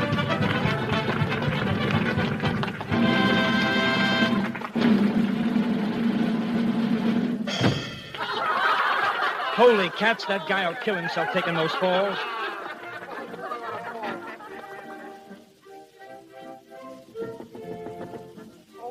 Come in, Maisie. Yeah, what's on your mind? Telegram just came for Skid. Telegram? Yeah, I thought maybe you'd want to take care of it. Hand it over, Maisie. I'll get it to him later. Wonder who's broke now. Maybe somebody's cashed in or an accident. No, nothing's wrong. Telegrams for Skid are only touches. But that one's heavy. It feels important. They're always important to the guy that sends them. Oh, gee, how Skid takes those falls. I'm glad that was his last one. He'll be coming down in a minute. A couple more like that and he'll come down through the ceiling. Oh, say, did you hear about Marco? Something else? Yeah, she ain't singing her last number tonight. Getting the earlier train. Why? Don't ask me. Say, I'd better scram. I'm due for the baby number. Oh, hiya, Skid. Hiya, Maisie. Excuse me, will you? I'm on a minute. Sure. Skid, come in here a second. Well, honey, did you hear me panic 'em? Did you hear those laughs? Yeah, and I heard the falls, too. Listen, tell it. What are you limping for? Who, me? I ain't limping. You hurt yourself, didn't you? No. You did. Oh, Skid, when are you going to cut it out? Cut what out? Taking those falls. They're in my routine, ain't they? That doesn't mean you have to break your back, does it? Oh, Bonnie, you gotta make up your mind to one thing. I'm a whole comic. Don't waste no time trying to clean me up, because I'd be a flop. Say, when I was a baby, the first thing I reached for was a custard pie. What's the use of kidding all your life? Ain't you never going to be serious? Don't you want to get ahead in this game? What do you mean, get ahead? We're working all the time, ain't we? I ain't hanging around Broadway making treasures, am I? What do you mean, get ahead? I'm talking about you getting where you belong. Broadway. Boy, if I had your talent. Why, there ain't nothing could stop you if you decided to step out. Say, how do you know I'd be so good? I could be a big flop, too, in a real show. There's the tip-off. You're scared. You're yellow. Say, how many times you going to pull that one on How me? many times you going to make me? Come in. Howdy, folks. Come on, Lefty. This fight ain't private. Gee, I'm glad to hear it. What's the fuss? Bonnie's riding me because I ain't got no ambition. Yeah, and I'll leave it to you, Lefty. Ain't he a stat for sticking in burlesque? Shouldn't he be framing new stuff that'll get him somewhere? Yeah. Shouldn't I be George White and have my own show and sit in a box office? I can't get steamed up over this Broadway stuff. You're a hit on Broadway, so what? What does it get you? It gets you a lot of jack to begin with. But Bonnie's right, Skid. It's time you were stepping out. For instance? Well, for instance, Earl Carroll had a scout out to St. Paul to see you last week. Earl Carroll? Well, yeah, sure. He came back after the show and asked me all about you, Skid. Hey, didn't you hear from him? No, I ain't heard a tumble. Well, I guess you ain't, or you'd have told me. But you'll hear from him, and when you do, grab it, kid. Wait a minute. What's the matter? The telegram. What telegram? It came for you. Here, open it. All right, take it easy. It's probably just another touch that'll set me back about $50. I remember one time... Well, what is it? Holy mackerel, listen. What? Have a chance to face you when Manhattan Follies opening next week. Stop. Is there any way you can get out of your present engagement? Stop. Can get you $500 a week or maybe more. Stop. Leave salary to me. Stop. Great chance. No comedy and short present. You'd have to be here by Sunday for rehearsal. Wire Max Levy. Max Levy, the big agent? Well, I'll be... Well, there you are, Skid. Somebody's kidding me, I guess. Somebody's kidding me, you mean? That's right. Say they didn't mention Bonnie, Lefty. What's the idea? I guess I can answer that. I know all the answers. What's the matter, honey? Don't you dare call me honey. Say, what are you bawling me out for? Get out, will you, Lefty? Huh? I want to speak to this guy alone. Okay. Say, what's the idea of all this temperamental stuff, Barn? If the telegram ain't a fake, it's a chance you've been raving about, ain't It's it? your chance, all right. Your chance to be in the same show with that little hypocrite you went nuts about when I was in the hospital in Des Moines. Who? You know darn well who. Oh, you mean Marco? Yes, Marco. That's who I mean. Why, you're crazy. Why, what's this telegram got to do with Marco? As though you didn't know. What show is Marco joining? Why, Gee, that's right. It's the same show, ain't it? That's a coincidence. Yeah, it's more than that. It's a conspiracy. What do you mean by that crack? I mean the whole thing's a frame-up between you and Marco. The two of you beating it together, and neither one of you had the nerve to come clean. Oh, this telegram was a surprise to me. You're crazy to think that. Yeah, pleasant surprise. Holy mackerel, will you take a tumble of yourself? It's a joke for you to be so jealous of that kid. Jealous? Of what? A bum comedian who ain't got a laugh above his hips? Say, if you was to fall for a girl that meant anything, I'd wish you luck. But that empty-headed little brat, I ain't jealous. I'm insulted. Well, you can stop blowing off steam and cool off. Because why? Because I ain't going. Who said you wasn't going? I said it, and that settled it. Oh, it does. Since when does what you say settle things? Well, it settled this one. Oh, come on, Bonnie. Let's forget it, will you? We'll stick together, kid, and as soon as you say the word, why, we'll take a walk over to the License Bureau. What do you say? That's us, I guess. Especially, Bonnie. I know. Well? Skid, I'm sorry for what I said. I didn't mean it. Sure. Kiss me, Skid. Oh, honey, gee whiz, Hold me tight. Tight, Skid. It'll be a long time before we see each other But again. I ain't going, Bunny. Oh, yes, you are. This is your big chance, Skid. You're not going to pass it up for me or anyone else.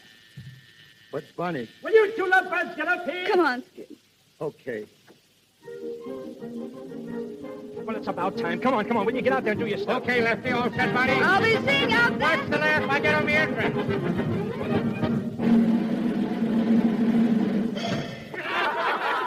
Lefty, Yeah? get some of the packed Skid's bags. He's leaving right after the show. Okay, I'll take care of it. Go on, get out there, Bonnie. Oh, thanks.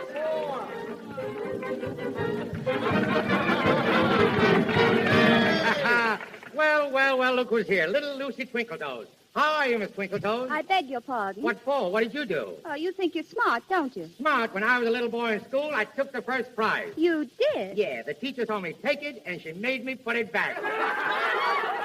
Oh, boy. Dad's digging up the old ones. Oh, did you ever hear about the man who liked oxtail soup? Oxtail? That's going too far back.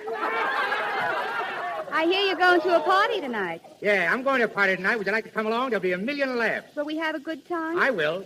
We're going to play kissing games. I don't like kissing. Why? It breeds germs. Come on, lady, let's get sick. Have you played kissing games before? Sure. The last part I was through, we played a game called Play or Pay. How do you play it? Well, they blindfold the boy, and he reaches out for the girls. The first one he catches either has to give him a kiss or her handkerchief. How did you make it? Oh, this'll kill you. I came home with a tablecloth. Professor, pass the gravy. Yesterday I heard a lover sigh. Goodbye, oh me, oh my. 7 times he got aboard his train. And 7 times he hurried back to kiss his love again and whisper, toot-toot-tootsie, goodbye. Toot-toot-tootsie, don't cry. The little choo-choo train that takes me away from you. No words can tell how sad it makes me. Kiss me, tootie, and then do it over again. Watch for the mail, I'll never fail. And if you don't get a letter, then you'll know I'm in jail. Don't cry, Tootie, don't cry. Goodbye, Tootsie, goodbye. Swing it, baby.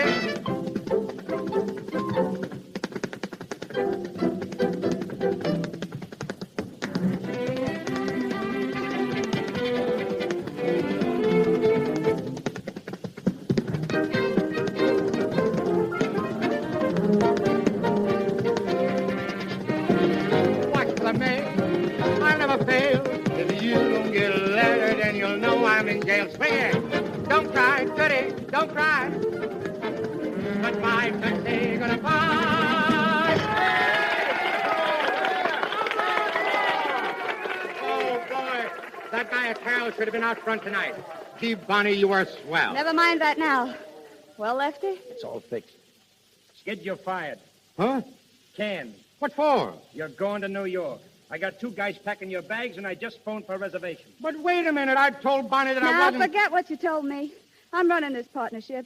You're leaving for New York, and you're leaving tonight.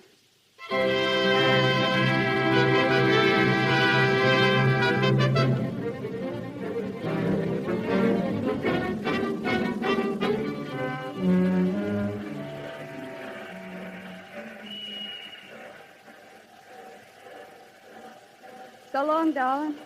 You're right, won't you? Sure. Every day, Bonnie. I'll be awful lonesome without you. Gee, I'll be an awful sap without you, kid.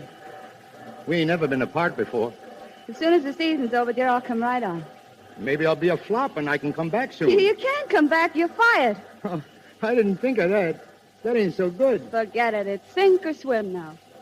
I don't like the way you said sink. Well, how do you like the way I say swim? Well, I guess that's me. Gee, I don't know how to say goodbye, baby. I ain't never said goodbye to you. Just kiss me, Skid. Oh, gosh, honey. Oh, I'll miss you, Skid. I love you, Skid. Oh, gosh, how I'll miss you. I'm lost already without you, Bonnie. So long, darling. I'll wire and I'll write. Every day, Skid. Every day. Goodbye, Bonnie. Goodbye. Goodbye. Goodbye, Skid. Goodbye.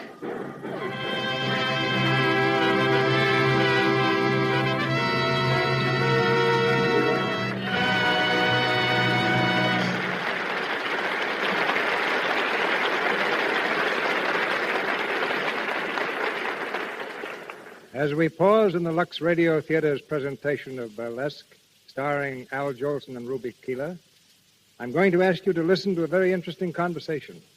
In this brief interval, we want you to meet one of Hollywood's youngest and most charming stars, Cora Sue Collins. Here she is now, Miss Cora Sue Collins in person.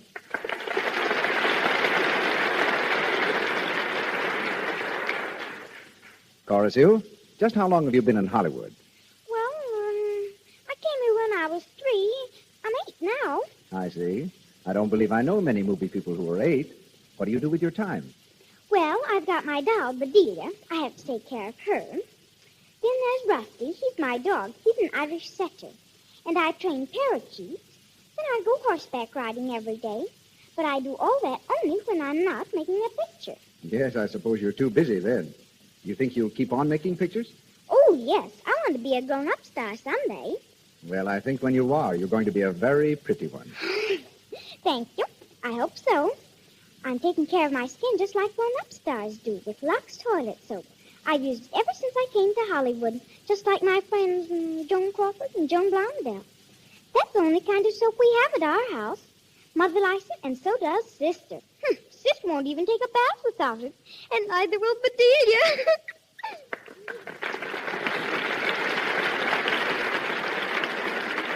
That's very nice, Chorus Hugh. Thank you. And you're right in saying that Hollywood stars must have lovely complexions. They can't risk dullness, tiny blemishes, enlarging pores. In other words, cosmetic skin. These Hollywood stars, like most girls, use rouge and powder. But they avoid dangerous pore choking by using LUX toilet soap. The soap whose active lather goes deep into the pores, removes every trace of dust, dirt, stale cosmetics. Before you put on fresh makeup during the day, and always before you go to bed at night, use LUX toilet soap. Buy several cakes tomorrow.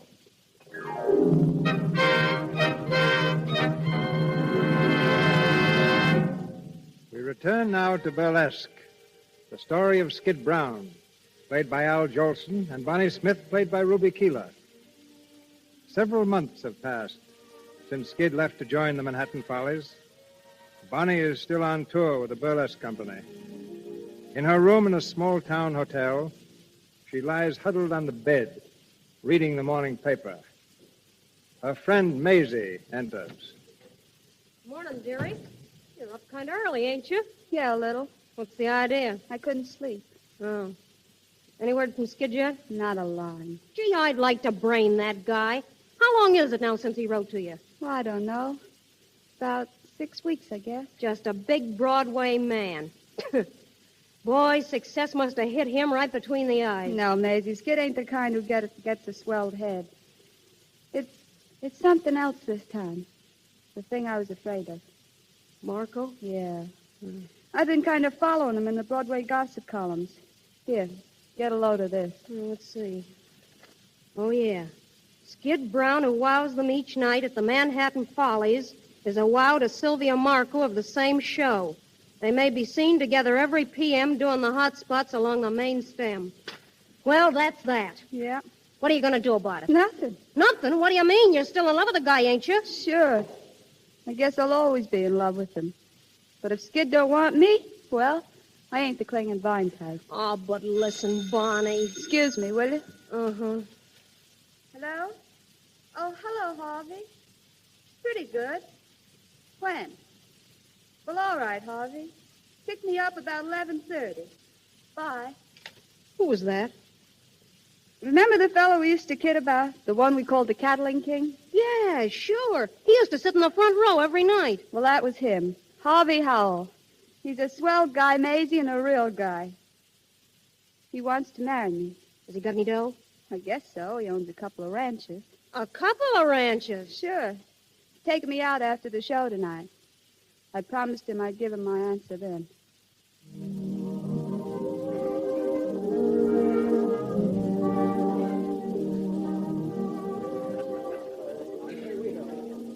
Want to dance, Money? Thanks, Harvey, but do you mind if I don't?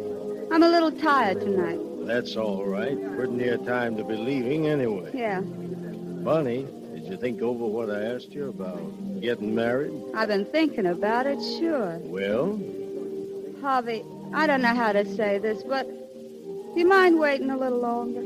Take all the time you want, Bonnie. I'm not in any rush. It ain't that I'm trying to stall or anything, but the show's moving back east, Harvey, and I want to see Skid. Just once more. Okay, Bonnie. You understand, don't you? Sure, I understand. Oh, thanks, Harvey. You're a grand guy.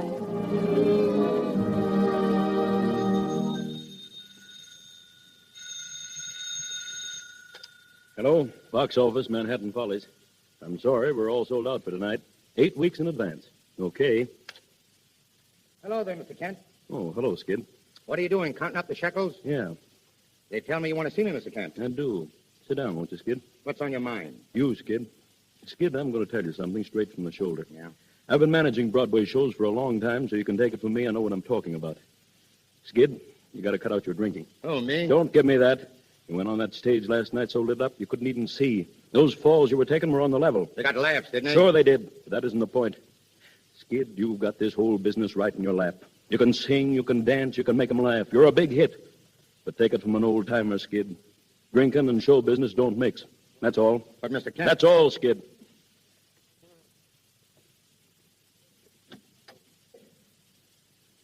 Oh, Skid. Skid. Hello, Marco. Been in to see Kent? Yeah, What'd he say? nothing much. So you won't talk, huh? All right. What are you doing after the show tonight? I don't know. I kind of figured I'd get a little sleep for a change. Oh, come on with us. We're getting up a party to go to the hot spot. Oh, count me out, Marco. I want to stay home and write a couple of letters. Oh, I see. Who to? Well, Bonnie, for one. I ain't written to her, for such a long time. Honestly, I wouldn't blame her if she was sore as a boil at me. Listen, are you still thinking of that kid? Sure, why not? I thought that was over long ago. I know. Well, it ought to be. What are you going to do after she's married? Still write mash notes to her? After she... What are you talking about? She's going to be married to some rancher guy. Who said so? I got it from one of the girls in the troupe. She wrote me all about it. Married? Oh, there must be some mistake or something. There's no mistake. It's all set. Holy gee.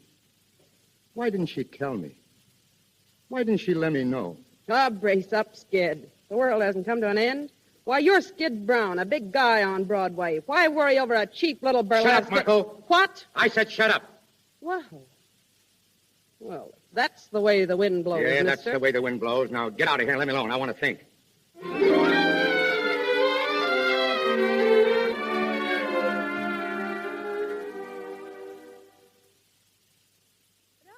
Hotel Carlton. One moment, please. Hello? Hotel Carlton. Go ahead. Hotel Carlton. I'll see if he's in. Hotel Carlton. Hello, operator. This is room 707. Did you get that number? Oh, thank you. Hello? Hello, Winter Garden? I'd like to speak to Skid Brown, please. Yes, I'll hold the wire. Is he there, Bunny? They're going to look. I hope they don't find him. I can't understand why you... Hello? Skid? This is Bonnie. Yeah, Bonnie. Where am I? Why, New York, of course. Got in yesterday. Yes? I caught the show last night, Skid. You were all right. I'm at the Carlton. You want to come over after the show tonight? All right. I'll see you then. Bye. He's coming, huh? Yeah. What's Harvey going to say? Harvey knows about it. He's coming, too. It's going to be a nice party. I can see that.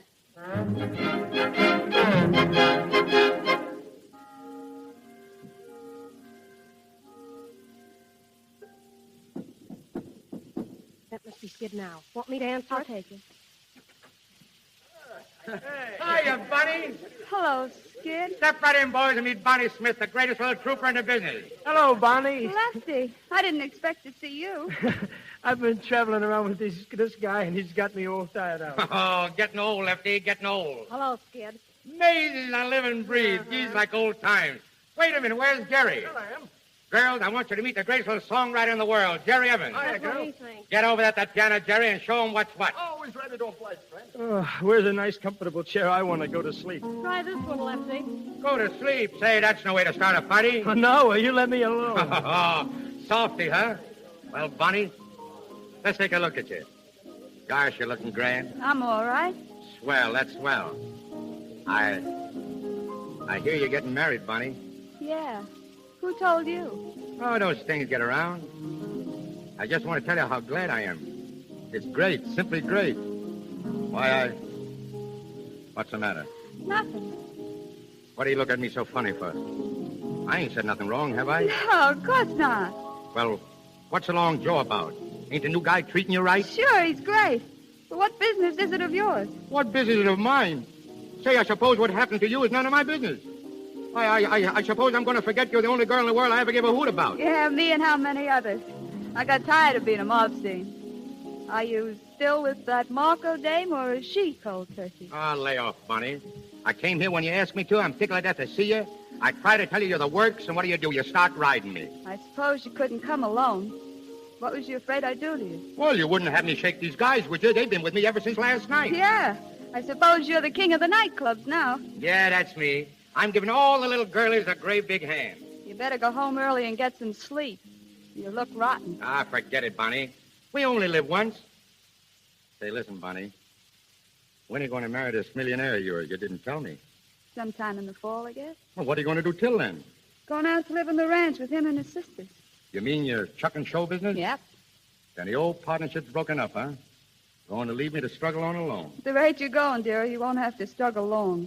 The nightlife will land you right out in the alley with the rest of the has-beens. Is that so? Yeah, that's so. Well, if I do get the gate, there are other shows. They always need comics, dearie, and as long as I can make them laugh, I'll be all right. Say, Bunny, you ain't told me whether I'm good or rotten in the show. The jury was in long before I got here, Skid. Gosh, this is funny. You were telling me for years what a riot I'd be if I got a chance. You pushed me to my chance, and I clicked. And all the time I'm wishing that you were here to see me get away with it. You finally get here and see me, and we don't even talk about it. I don't know. I'm wondering if planning for things so long don't take all the kick out of them. I suppose nothing can be as good as good as you think it's going to be. No, I suppose not. Jerry, play something lively. Hot dog, come on, Bonnie, let's dance. You and me, huh? Come in. Oh, hello, Harvey. Come on in. Thanks. Oh, I didn't know you were having a party, Bunny. Come on and join us. This is Jerry Evans. How do you do? Oh, yeah. And Lefty Moore, you remember him. Well, sure. How are you, Mr. Howell? Oh, sure. Yeah, sure glad to see you again. And I know you've heard of Skid Brown. Oh, yes. Yeah, how are you? I certainly enjoyed your show last night. I don't know when I laughed so much. Thanks. But I wasn't so good last night. Well, that's what Bunny said, but you seem good to me.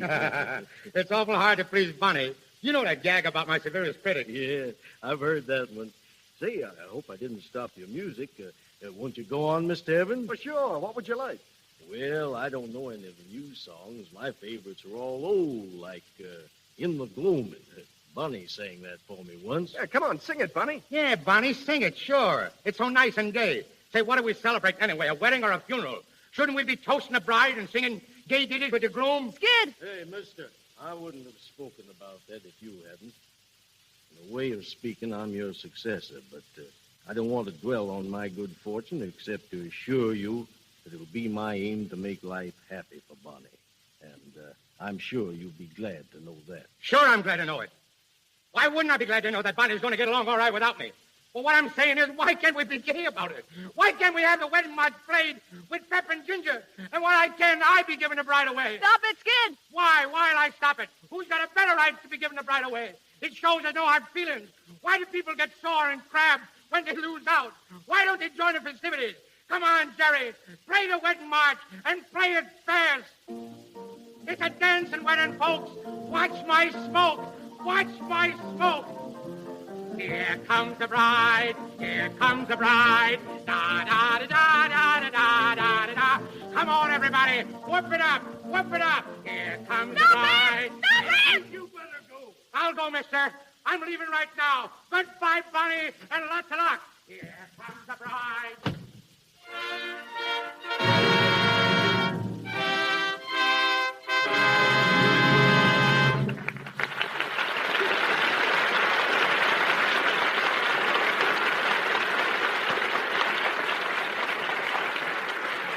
We pause for station identification. This is the Columbia Broadcasting System.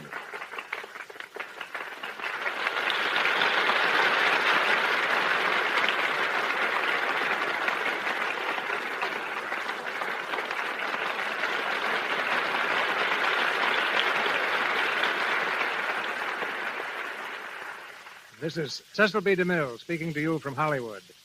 Al Jolson as Skid and Ruby Keeler as Bonnie return in just a moment for the conclusion of the LUX Radio Theater production, Burlesque. In the meantime, I'm going to have you meet one of Hollywood's most famous cameramen. Most people think of a cameraman as a fellow who puts his cap on backwards and grinds away at the crank of a camera. As a matter of fact, the first cameraman never touches the camera. He's an artist who paints with lights and shadows, giving the screen depth and third dimension. The only cranks on a set today are the directors. The cameraman who will speak to you is Mr. George Barnes of Warner Brothers Studio. He has photographed both of tonight's stars many times. Mr. Barnes.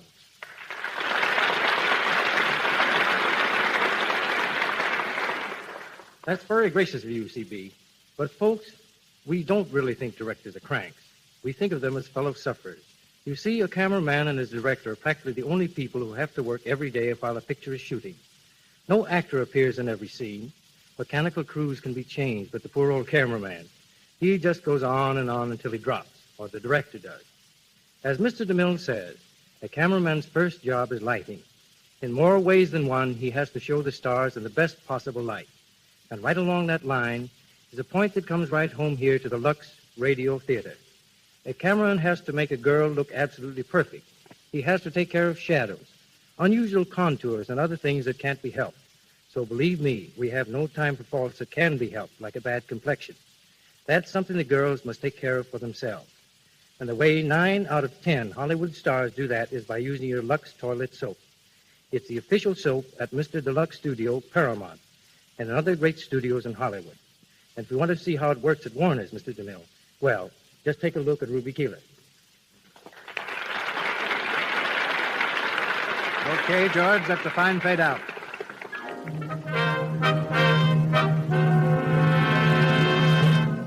The lights go up for the third act of Burlesque, starring Al Jolson as Skid and Ruby Keeler as Bonnie. 3 weeks have passed, and we're in the office of Mr. Kent, the manager of the Manhattan Follies. Skid showing the signs of dissipation and looking very tired. He's coming in the door. Hello, Mr. Kent. Oh, hello. Hello, Skid. Sit down. What is this, Mr. Kent? Another temperance lecture? No, not this time, boy. I gave you your last lecture about 3 weeks ago. Well, what do you want to see me for? I'm writing you a check, Skid. A check? I ain't supposed to be paid today. I know. You're getting a check anyway. Your last one with this outfit. What? You heard me, Skid. You mean I'm canned? That's right. I warned you, boy. I told you what was coming. You wouldn't listen to me. I'm sorry. Well, there's your check. Canned, huh? All right, so what? I can get another job like that. Wouldn't be so sure, Skid. And I'll tell you this. You'll never find one hanging around in the hot spots. Lay off, will you? I know what I'm doing. You didn't the other night when we picked you up singing the wedding march at the top of your lungs? Cut it out, you hear? Okay, Skid. It's none of my business. Just thought I might hand you a little advice, that's all. All right. I'm sorry, Mr. Kent. I guess I ain't myself these days. I don't know what's the matter with me lately. I'm just little shot pieces, I guess. But I'll catch on again, though. And when I do, I'll be back to see you, Mr. Kent. So long, Skid, and lots of luck.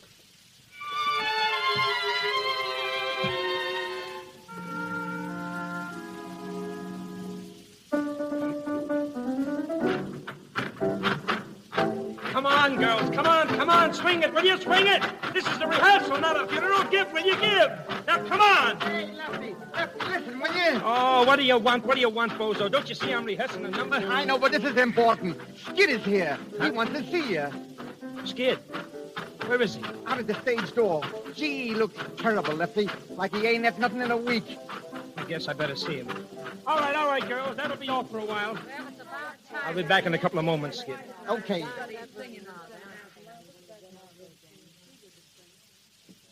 Skid. Oh, Lefty. Gee, Lefty. How are you? What's happened to you, Skid? Where you been? Oh, just knocking around. After I got canned, I kind of hit the chutes. Oh, boy, you sure look it. Any prospects of a job? No, I've been looking around for a month, but I guess they don't want me, Lefty. Then I heard you was putting on a new show, and, well, I come around to see you about it. You want a job with me? Yeah, that's right. In Burlesque? Sure. What do you say, Lefty? You got a spot for me? Oh, gee. I don't know, Skid. Oh, please, Lefty, give us a break, will you? I need it bad, honestly, awful bad. What about the liquor? Liquor, say, that's all over with, Lefty. That's finished. Yeah, well, it seems to me I've heard that before. It's on the level this time. Well, okay, Skid. I'll give you a chance. Thanks, Lefty. Now, listen. We open in a week. Do you think you can get on your feet on that time? Sure. All right, then. All right. Now, listen to me. Remember it. You got to be here for every rehearsal, and you got to be here on time. Don't worry, Lefty. I'll be a new guy. Wait, you'll see.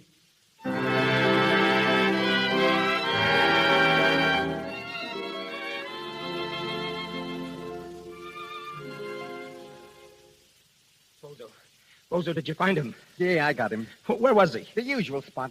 Holy smokes. How is he? Oh, bad. 3 days before we open, and he pulls this one on me. No, it's going to be tough, Lefty. There's only one way out, and I gotta take it. What's the dope? Now, look, I'll tell you what you do. Run out and shoot a wire to Bonnie. Tell her I need her. Tell her Skid needs her, but tell her she's got to get here right away. Okay, Lefty. Telegram lady. Telegram lady. Telegram. Telegram lady. Telegram lady. Telegram lady. Telegram lady.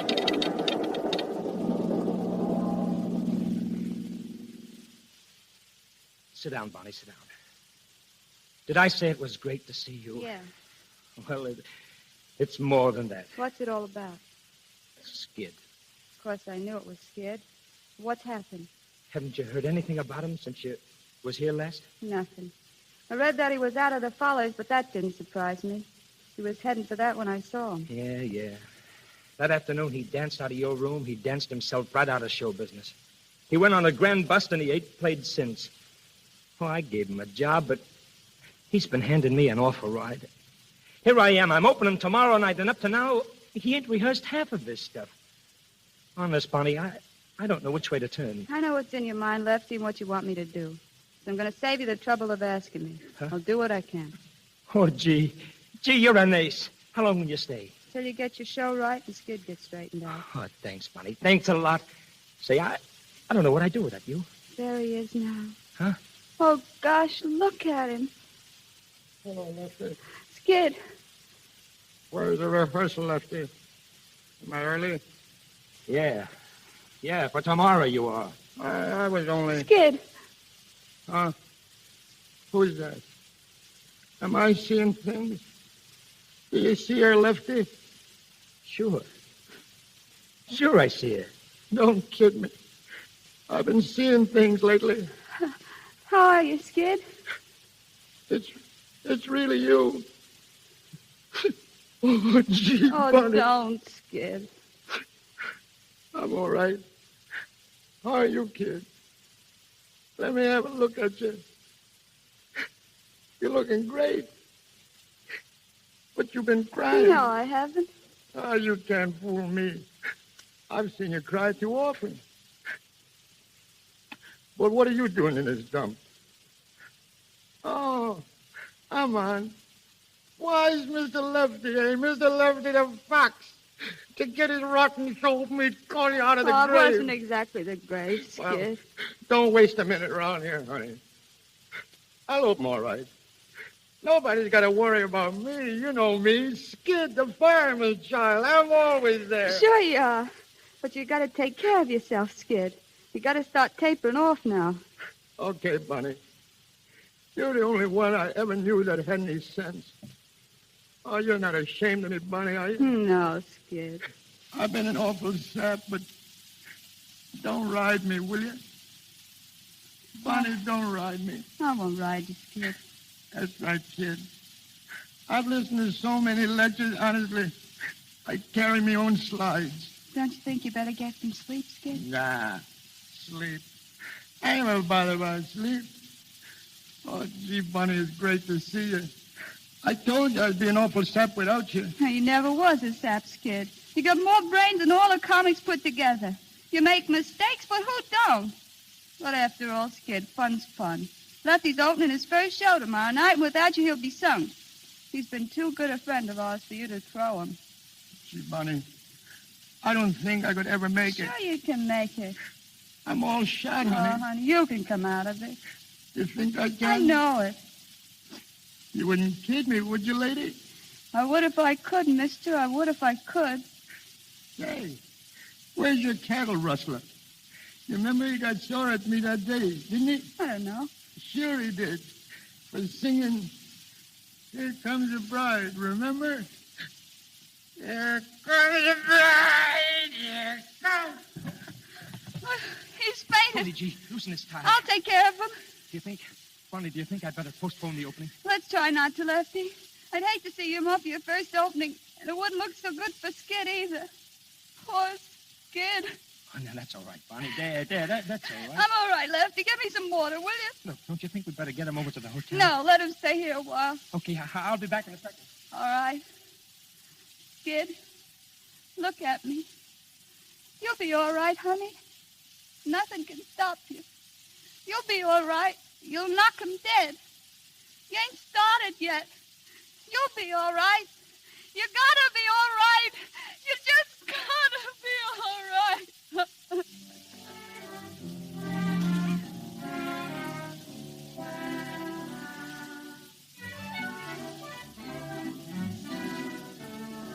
How is he, Bonnie? All right. He's on his way up from the dressing room. Well, he's on next. Do you think he can do it? I hope so. Well, he almost fainted in his last routine. Hiya, Lefty. Oh, hiya, Skid. You all set, baby? Sure. What's this going to be, my song? Yeah. Cut the opening routine, Skid. No falls tonight. Go right into your number. Cut the falls, huh? Okay, Bonnie. You're the boss. You all right, Skid?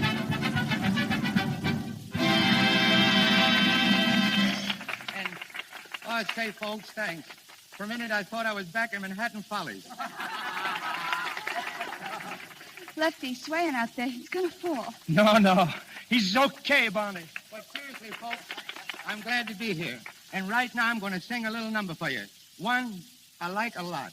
A little music there, Professor. Take it easy, Skid. I'll make it.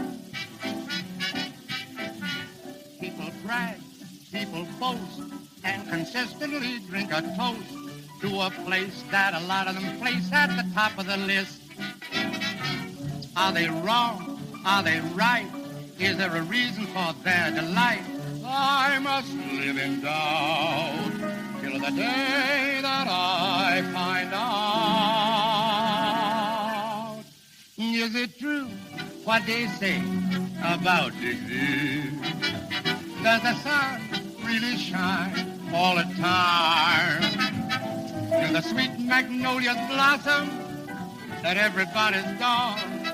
Do folks keep eating possum till they can't eat no more? Is it true what they say about Swanee? Is a dream by that stream so sublime? Do they laugh? Do they love like they say in every song? Is this true? That's where I belong. Is it true what they say about Swanee? Is a dream by that stream so sublime? Do they laugh? Do they love like they say in every song? If it's true, that's where I belong.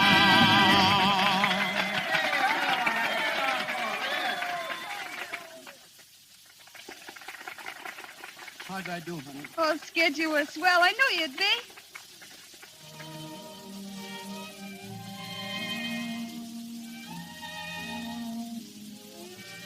How you feeling? Oh, I'm all right. Do you think you can go on being all right? I can, Bonnie, if you stick by me. Sure, Skid. I'll stick. For good? For good. Oh, gee, Bonnie. But what about the cattle rancher? Oh, it's all right. I explained it to him, Skid. You see, when I left, I had an idea I was coming here to stay. Oh, Bonnie, I'm crazy about you. I can't get along without you, sweetheart. You won't even have to try. From now on, it's you and me together. For better or for worse. Yeah, better for me and worse for you. Ah, there you go. Always clowning.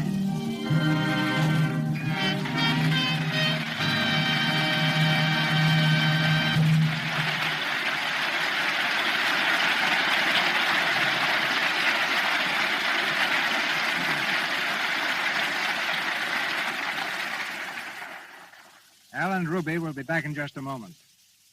We are honored tonight by the presence of Daniel Frohman. DF, as we call him, produced the first play that my father, Henry C. DeMille, and David Belasco ever wrote. It was called The Wife. When the play opened, it was a failure. Nobody came. Naturally, Mr. Frohman decided to close it. My father and Belasco had spent a year writing this play. All their savings were gone. They were desperate. So they went up to Mr. Frohman's office. One took him by the throat. The other took a heavy octagonal ruler from his desk and shook it in his face, saying they'd kill him if he took the play off. So Mr. Frohman kept the play running. He says they changed it to suit him. But in any case, it ran 5 years. Everyone in the theatrical world knows and respects this pioneer of the theater. We revere him as an artist, philanthropist, and gentleman. The 85-year-old dean of the American stage, Daniel Frohman.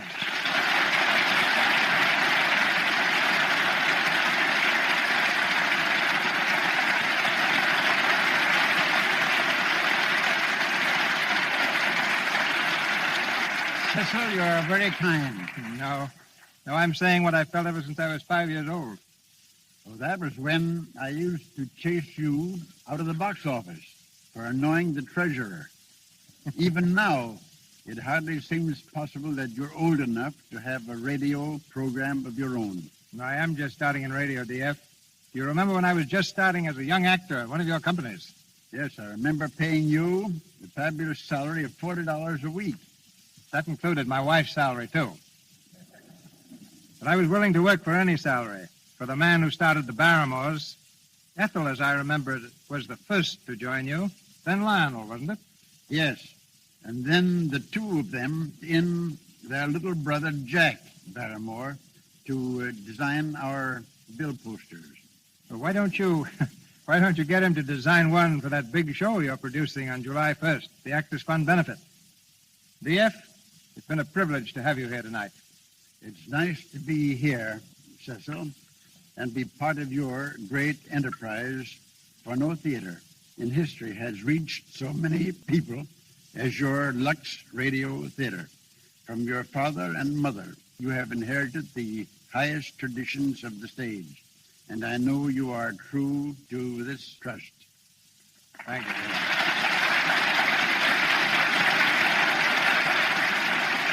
Grand old gentleman.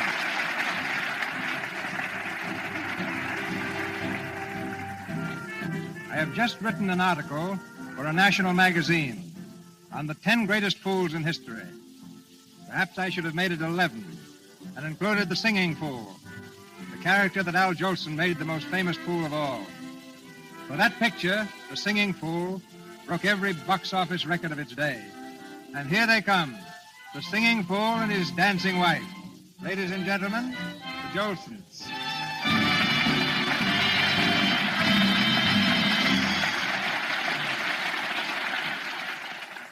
Al and Ruby, you have enjoyed wealth, fame, and success. All the things most people dream about. But that's nothing, Mr. DeMille, compared to the thrill I got when little Al Jr. spoke his first word. Now, what do you think was the first word he ever said? He said, Daddy. No, Al. He said Mama. Did he? Well, didn't he? If you say so, I guess he did. But, oh, that kid. Good, solid arms and back. Is he a husky? What a baby. Honestly, Mr. DeMille, I don't like to exaggerate, but you've never seen 10 such wiggly little toes. Takes after his mother, doesn't he? Those twinkling toes of Ruby's. Well, but one way he takes after his daddy, great, big, strong knees, a born mammy singer. His toes from his mother and his knees from his father. His good looks, I suppose, from Lux. Yes, sir, just like his mama.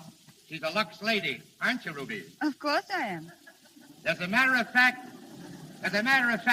Lux soap is what makes all us Jolson so handsome. We've had countless requests for two things, a song by Al and a dance by Ruby. Unfortunately, we haven't time for both, so which shall it be? Oh, that's very easy, Mr. DeMille. I'll decide that. We're going to have a dance by Ruby.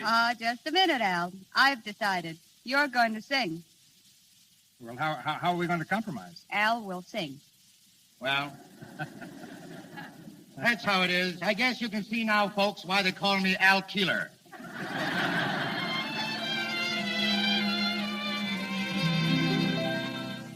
A pretty girl is like a melody that haunts you night and a day, just like the strain of a haunting refrain. She'll start a park, a marathon, and run around your brain. You can't escape. She's in your memory by morning, night, and noon. She will leave you and then come back again. A A pretty girl is just like a pretty doe. A pretty girl is like a melody that haunts you night and day. Just like the strain of a haunting refrain, she'll start upon a marathon and run around your brain. You can't escape. She's in your memory by morning, night, and noon. She will leave you and then come back again. A pretty girl is just like a pretty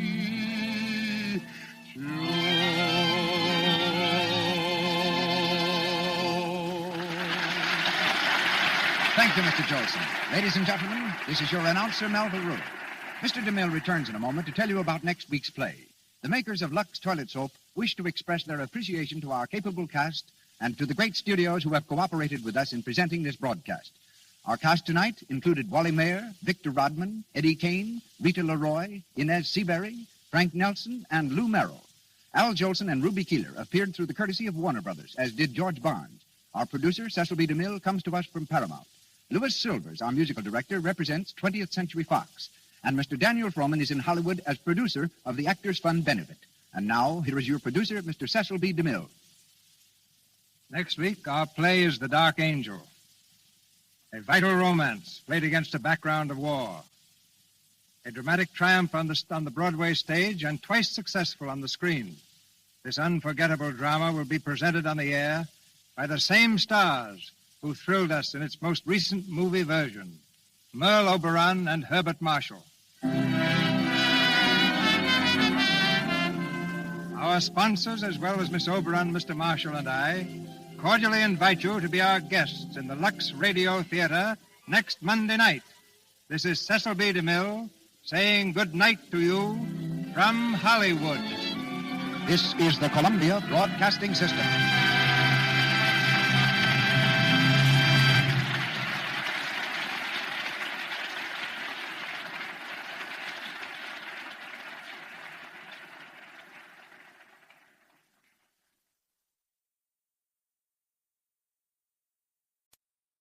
Hollywood, California, Monday, July 27th.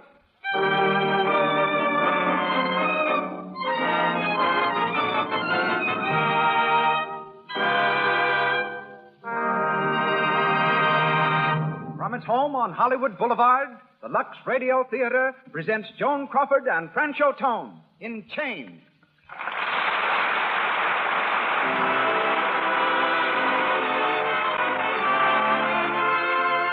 Lux presents Hollywood.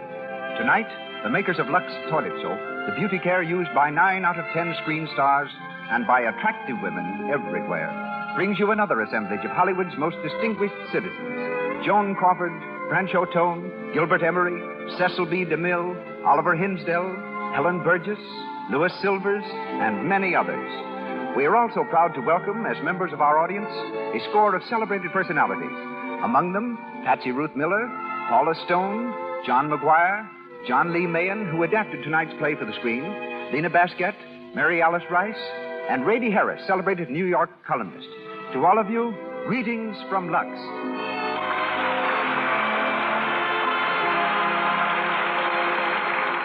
No man in motion pictures holds a record of achievement more enviable than that of our eminent director. He brings to radio, just as he has brought to the screen, the greatest plays and players in the world of entertainment. Tonight, he comes to the theater direct from location, dressed in riding breeches and boots and covered with the dust of the set. And here he is, ladies and gentlemen, Mr. Cecil B. DeMille.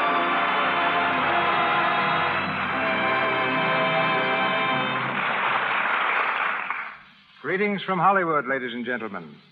Many paths cross and many double cross in Hollywood. But this is my first professional contact with Joan Crawford and Francho Tone. But I know their history, perhaps better than they do. I can trace it back 150 years. Their romance, which began in 1933, was more than a courtship.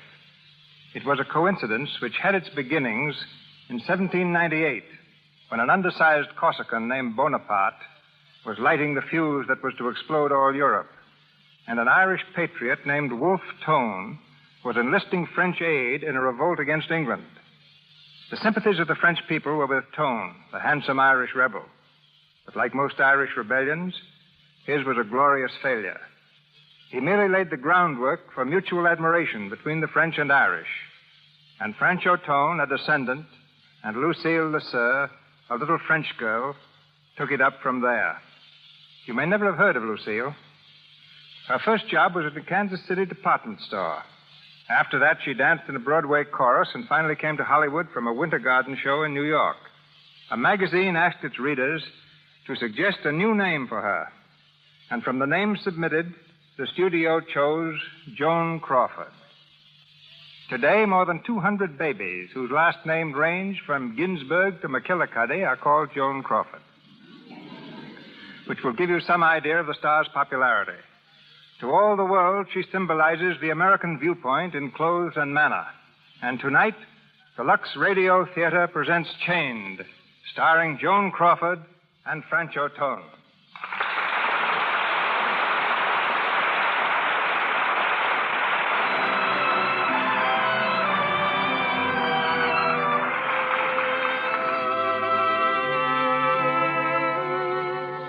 Tonight, Miss Crawford plays the part of Diane Lovering, indispensable secretary of a middle-aged but attractive steamship magnate, Richard Field, who is deeply in love with her.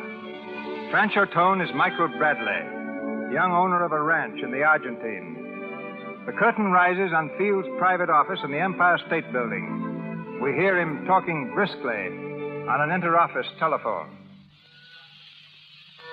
Hello, Norris. Yes? Richard Field talking. I've decided to start the Caribbean on the coastal run out of Savannah. That'll put the Southern Cross on the Rio Buenos Aires run until next December. Starting now, she can sail Friday. What about the Lloyd matter? Lloyd matter? Well, listen, that's got to be handled with kid gloves. Take maybe 6 weeks. But I'm not leaving this office until it's settled right our way. Okay, Norris, goodbye. Who is it? Good morning, darling. Ah, Deanne, it's you. Darling, I've just been through the Spanish Inquisition, and I came out alive. What did they say? 4 doctors put me through the 3rd degree, fluoroscope, metabolism, blood pressure, x-rays, the whole works. I felt like a murdered corpse being dissected by the Department of Justice. Yes, but what did they say? What's the verdict? Organically sound as a dollar, healthy as a young colt. They claim I'm just run down, that's all. Exhausted. They ordered me to take a long rest. Can you imagine my resting until the Lloyd affair is finished? Yes, I can, young lady, if I say so. Now listen, boss. Mr. Boss? Boss, darling. You're a strong man and you set a terrific pace, but I've got plenty of reserve power. We're going to finish that Lloyd deal together. Diane, come here. You think I'm going to let you risk your health just for a business deal? After all we've been through together, and now that we both realize how much we mean to each other? Oh, you do love me, don't you? How could I help it? Oh, Diane. I keep asking myself, am I worthy of Richard Field? Of all the love and bigness that's in his heart? And then you kiss me like that. So I guess I must be. I keep asking myself, how can an old man like me... Careful. Mention that subject to me again, and I told you I'll make a scene. All right, I'm a mere stripling of 46. Look here. What about this sudden command appearance? Anything wrong? Diane, it's happened. You mean your wife? Yes. Oh. She came into my room last night. She was very fine. No scene or anything like that. She simply told me that she knew about us, and had known for some time, in fact. She wanted to know what I was going to do. Did you tell her? I told her the truth, that there was nothing between you and me, just that we loved each other. I tried to make her understand what a really fine person you are. I don't know how successful I was. And then? I asked her for a divorce. Darling. She wouldn't give it to me. Said she doesn't believe in divorce. I even offered to let her keep the children. Oh, Richard, you can't. You can't give up everything. I would. For you. It's no use. Oh, Richard. Diane, come here. No, please. There's only one thing to do now. Don't say it. Don't even think it, dearest. But we can't go on, not after this. We can, and we will. We've got nothing to be ashamed of. And let's not give up hope that someday she'll give me my freedom. But you know what you're going to do. No. The Southern Cross sails Friday for Buenos Aires. You're going aboard her. Going away on a little trip. You need a rest. It'll help you to forget.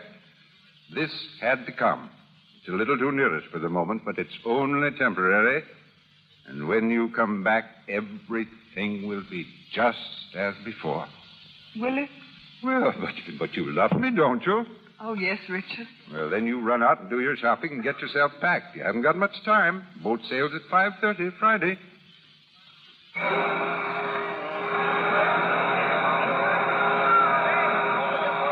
What a lovely boat.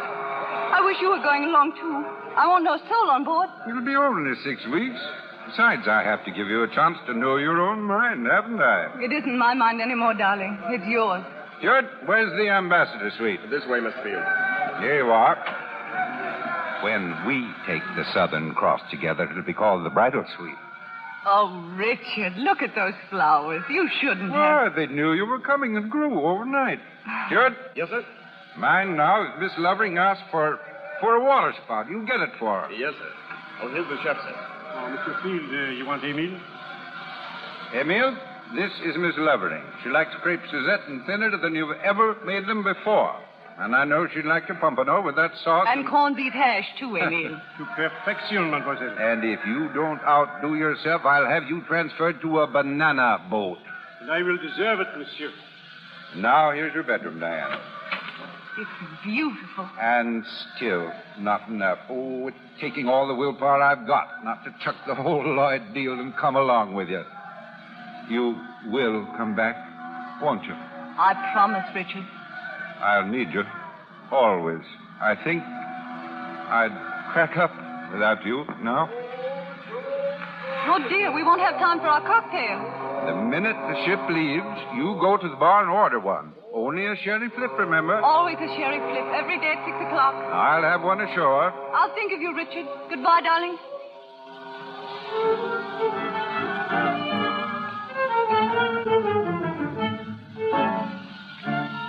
A sherry flip, please. Yes, madam. And I'll have the same thing, and I hate sherry flips.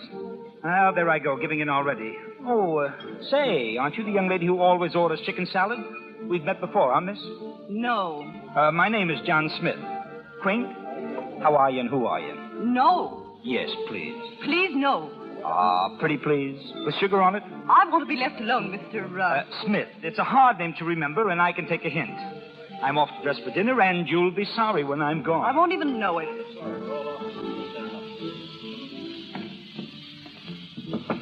Who is it? It's Johnny Smith, your faithful servant. Where have you been? Oh, in the bar. Now, come on, drop all that housework and come with me and see what I found. She's gorgeous. Congratulations, Mr. Smith.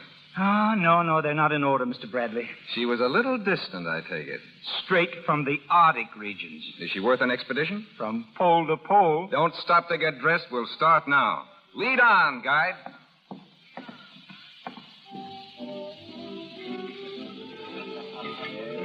There she is over there. You mean the one sitting alone at the table? Yeah, and believe it or not, drinking a sherry flip.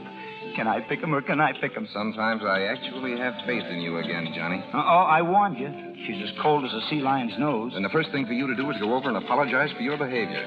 Who, me? I should say not. It'd make me look weak. You don't understand tactics. It clears the decks for future action. Go ahead. I'll be over in a minute to help you out. All right. Okay, Master. I obey. Charming lady, after thinking over my rudeness, I've come to say that... So you didn't leave after all? Oh, but yes, I've been gone a half an hour. I hadn't noticed. How time flies. I've been watching you, my friend. You've been annoying women long enough.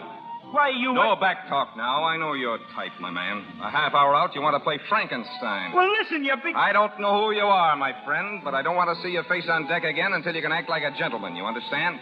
Oh, you... Hey, miss, whatever your name is, this fella is... Stewart, find out where there's octopus bunks and lock him up till he's sober. Yes, sir. Now, please, sir, Hey, come along. Hey, wait a minute. Let's go of me, will you? Hey, wait till I see you. Thank you. I suppose he's really harmless. Allow me. An Irish uncle named me Mike Bradley. Well, good for him. Thank you again, Mr. Bradley. Look here. You're nervous, probably all unstrung over this attack on your privacy. How about another cocktail? Thank you, no. I've had my one for the evening. Well, I'll see you at dinner. I'm having dinner in my cabin. I'm turning in early. Then I'll see you around tomorrow in the swimming pool. Perhaps, if I decide to go in.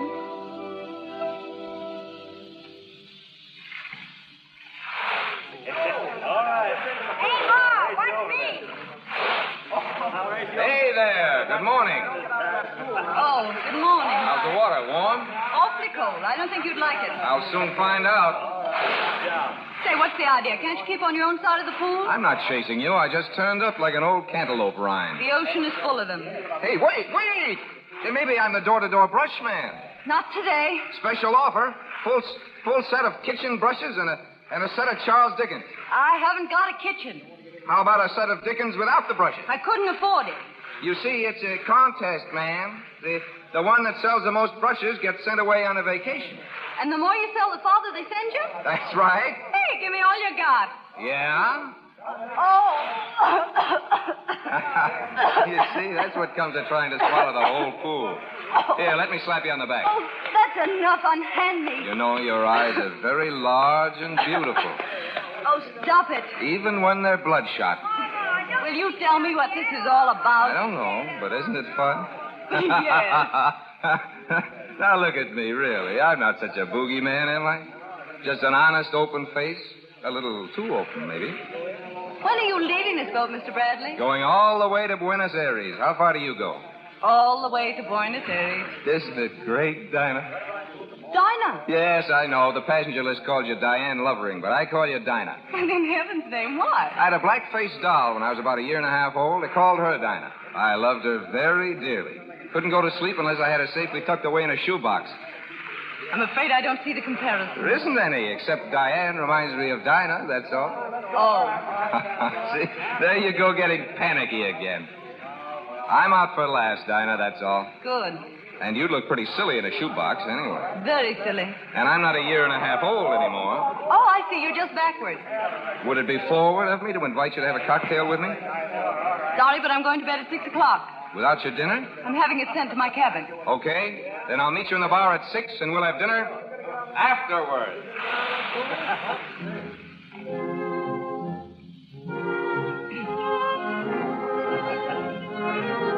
Hello, Dinah. You're early. It's only 6:15. And I've got 15 minutes to get back to my cabin. Now, how about just one cocktail? Well, I'll have a sherry flip. Sherry Flip? What's the matter? You seasick? No, not in the least. But Sherry Flip's just like water. No tang, no feeling, no oomph to it. I still like sherry flips. Okay, lady. I'll show you I can take punishment, too. Oh, Stewart, one Sherry Flip and a plain lemonade. Yes, sir. Right away, sir. I'm afraid you're a problem girl, aren't you, Dinah? What makes you think so? Well, you're a problem to me. And something tells me you're full of problems yourself. What did you come on this trip for? The ride? Mm-hmm. Darn long ride. I wanted a long ride. Who's the guy? What guy? Well, every now and then your eyes are way out there on the horizon. There must be a guy behind a woman's eyes when they're like that. Will you listen to the conceited male? Honest now, you're not engaged to be married? Would that be one of my problems? Might be. You ever been engaged? No. Don't tell me you've lived in a cave all your life. Don't you remember? It was a shoebox. Lemonade for the lady. Do I look as if I drink a sherry flip? Sorry, sir. Well, here's to the two of us. Long may we wave. You came on this boat looking for trouble, didn't you, Mr. Bradley? I admit it. But then you dropped out of the sky. But I'm not trouble. I know. And I've just about decided that you're something distinctly different. Something I've always wanted to meet. And always thought was just a kid's foolish dream. I'm afraid you're on the edge of saying something very silly, Mr. Bradley. It doesn't seem silly. Then I've never been this close to the edge before. And let's forget you ever said it, shall we? All right. Until the day I can make you remember it. A good cure for that sort of sentiment is walking. Do you like to walk? Listen, young lady, I'll walk you around the deck tomorrow until you holler for help. Okay.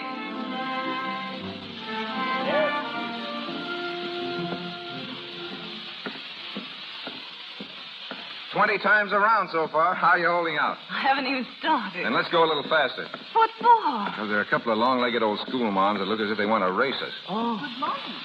Miss Weebles and I have just about decided that you two set the nicest face on the deck. We like to walk fast. So do we. I think we make a nice little squad. You might say, we'll all have to do this every morning. Yeah, good idea. You just keep leading the way and we'll follow. Hey, what do we do? Pull a fast one. You do it. I'm all out of that. All right, here goes. Oh, look at the whales. Where? Right alongside the ship, there must be 100 of them. Oh, I don't see any. No? There aren't any whales there, Mr. Bradley. I'm afraid you're mistaken. No whales? Are you sure? Not a whale. Nothing but ocean. Gosh, you don't suppose...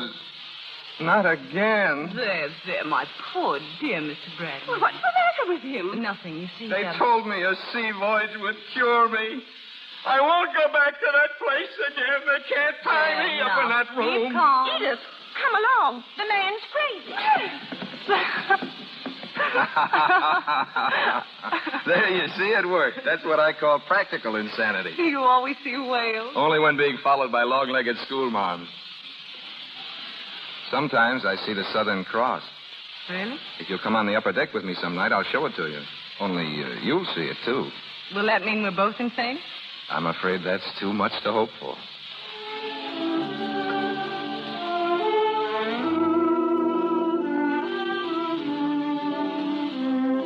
It's glorious. Where's the Southern Cross? Right up there. Where? There. Right along the line of my finger. Oh, I see. Oh, how beautiful. You're telling me. We're looking at the Southern Cross, Mr. Bradley. You speak for yourself. I'm going to do all the looking at you I can our last night on board ship. Are you coming out to my ranch in Buenos Aires? I'm afraid I won't have time. I've only 2 days and I've some shopping and things to do. Where are you stopping? With some friends. Who are they? The Wilsons. The Wilsons? I never heard of them. I've lived there 10 years, know everybody in town. Pick another name. No, really. They moved down last winter. Now, look here, Dinah. What's behind all this? Are you still scared of me? Why should I be scared of you, Mr. Bradley? I asked you, Dinah. Oh, it's all wrong. We weren't meant to end this way. We weren't ever meant for anything else. Goodbye, Mike Bradley. I'll think of you often, and good luck. All right. So long, Dinah. Just the same old thing. Shipboard friends and never see each other again, right? Right? I don't believe it. Oh, but you must. I don't believe it. So long, Dinah.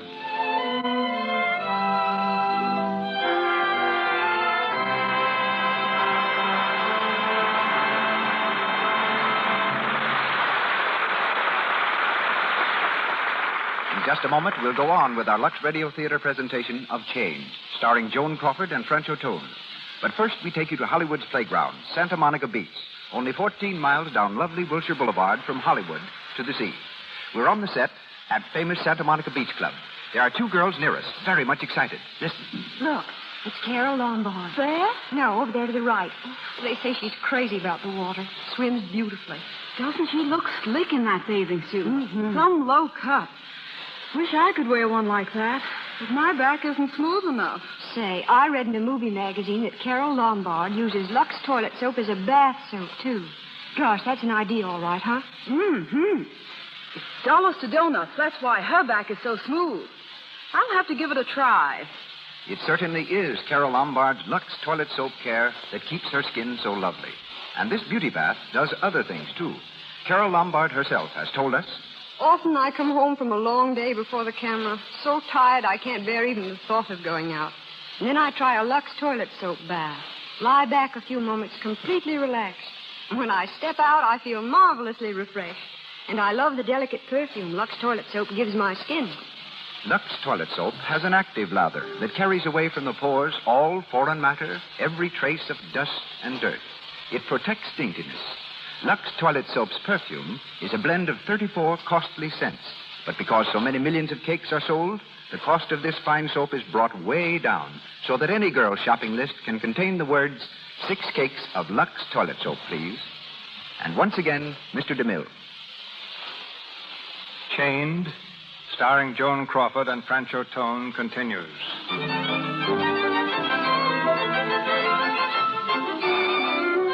It's the following morning, and Diane thinks she has escaped from Mike by telling him she's visiting the Wilsons, some non-existent friends. Outside her luxurious hotel, she waits for a groom to bring the horse she's ordered for a morning ride. Miss Clovering. Yes? I am Mr. Partos, assistant manager of the hotel. There has been a slight delay about your horse. I shall phone the stables again. Thank you, Mr. Potter. Madame has been made comfortable, I hope. Oh, perfectly. The flowers in my room are gorgeous. Mr. Field ordered them for you every day, madame. Oh, did he? Oh, Mr. Potter, I shall want a guide today, someone who knows the city. I have already arranged for the guide, madame. Can he speak English? But si, senorita, I was speak the English for 25 years. Allow me, senorita, to present myself. Senor Pancho Mike Bradley at your service. Oh, Mike, where did you bob up from? You scared me. Oh, still a boogeyman, huh? No, but how did you happen to be here? Why, I thought I'd drop around and say hello to the Wilsons. Nice little cottage they have here. Lots of servants, guests. Are they home? No, but they left word for me to mind the children. I was taking the twins to see the executions on the plaza. Little Otis is tall for his age, isn't he? Mm-hmm. Or do they have him stretched? Mike, are you a bloodhound, or is this just accidental? I'm a bloodhound who can read trunk checks when a lady carelessly leaves her trunk outside her stateroom. Besides, Mr. Partos here is a friend of mine. He owes me money. Oh, so he told you I was going riding at 10 o'clock. Exactly. So I thought you'd like to ride out on a Bradley ranch, for horses are horses, not candidates for the bull ring. I'd love to, Mike. That's better than I hoped. Let's go.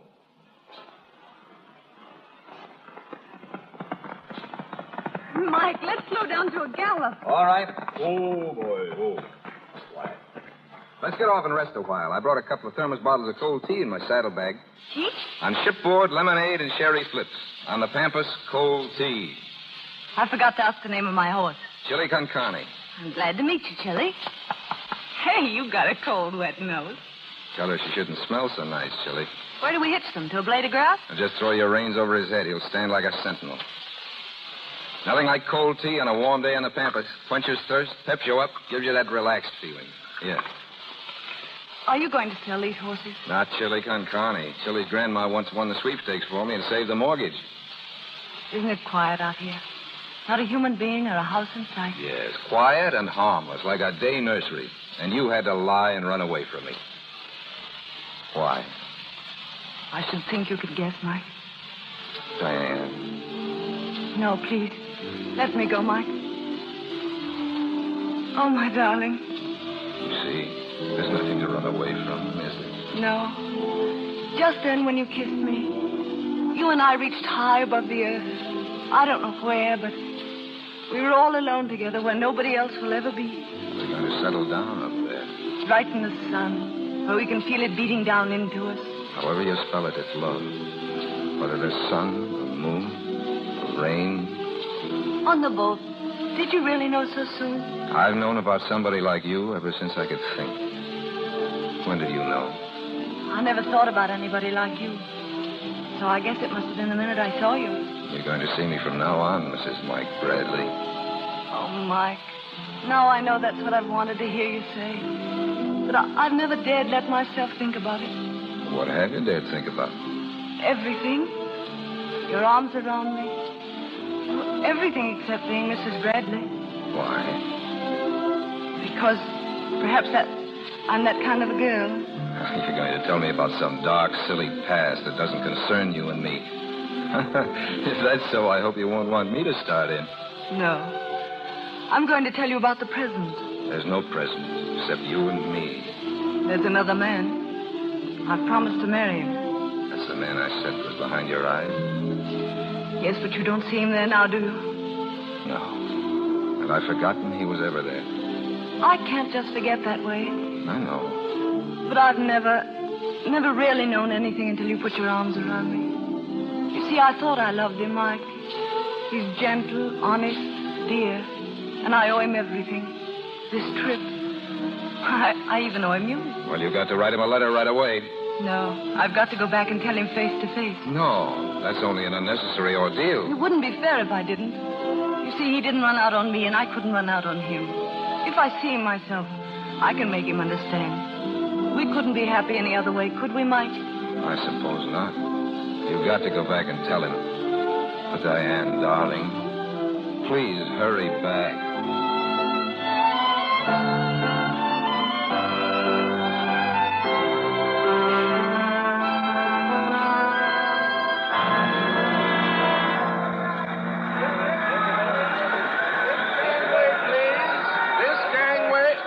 Miss Lovering, here's your landing card. Thank you.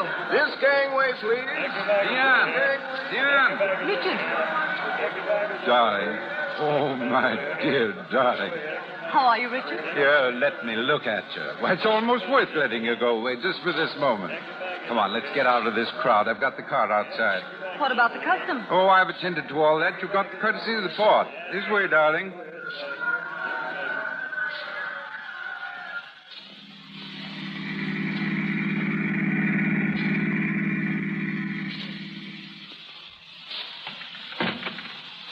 Well, Diane, home at last. Yes, Dad, of course. sometimes I had a strange, terrible feeling that you wouldn't come back. Well, did you have a good time? Yes. Nice crowd on the boat? Why? Yes. You're tired, aren't you? No. Maybe a little excited about getting back.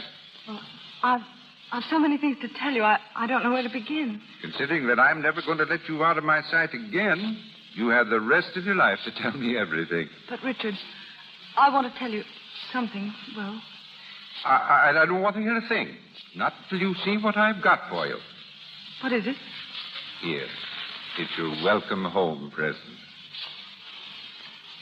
It's a wedding ring. Take a look at this morning's paper and see what you think. Listen. Shipping magnate divorced. Mrs. Richard I. Field, wife of Field Line Head, now in Reno. Oh, no. No, Richard. True, dear. We had it all out shortly after you left. She saw that it was the only way. You can't do this. Oh, but it's all right. She recognizes there's nothing between her and me anymore. She's an honest person, Diane. So, it's all settled. Darling, we can be together always, now? Always? Well, what's the matter? Don't you believe it yet? Well, it's just something I never counted on. At one time, I never even dared hope for it. You've given up your family, your home, and your children. You must love me very much. Your being away showed me I love you more than I ever knew. Every hour empty. Couldn't do a thing downtown. Just wondering about you and what you were doing. Waiting for you to come back. Am I really that much of your world? You're all of my world. If I ever lost you now, well, we won't even think of that. No. We mustn't think about that ever again. No. What was it you wanted to tell me? Nothing. Nothing important. Richard? Yes, dear? When are we going to be married?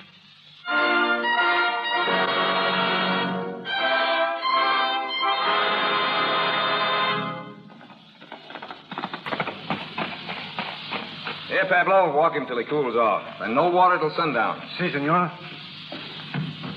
Tine, is there anything fine? Hey, Johnny. Yeah? Mail come in yet? Yeah, sure. It's a letter from New York in small feminine handwriting. You know, it looks awfully thin to me. Shut up and hand it over. It's her first letter. Why, Mike. Mike, what's the matter? Nothing very much. No. Really nothing at all.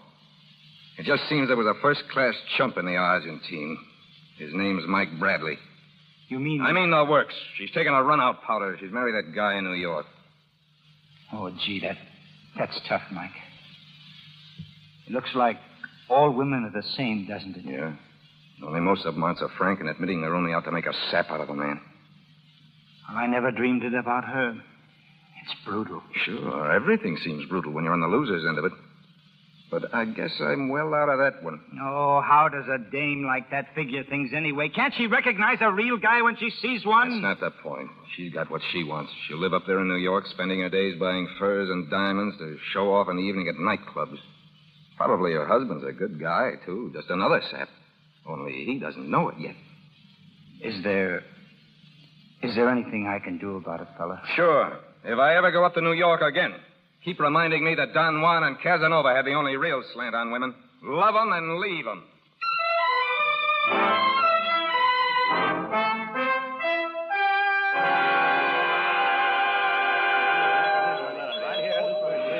This way, away, please. Cash, please, Mr. Brown.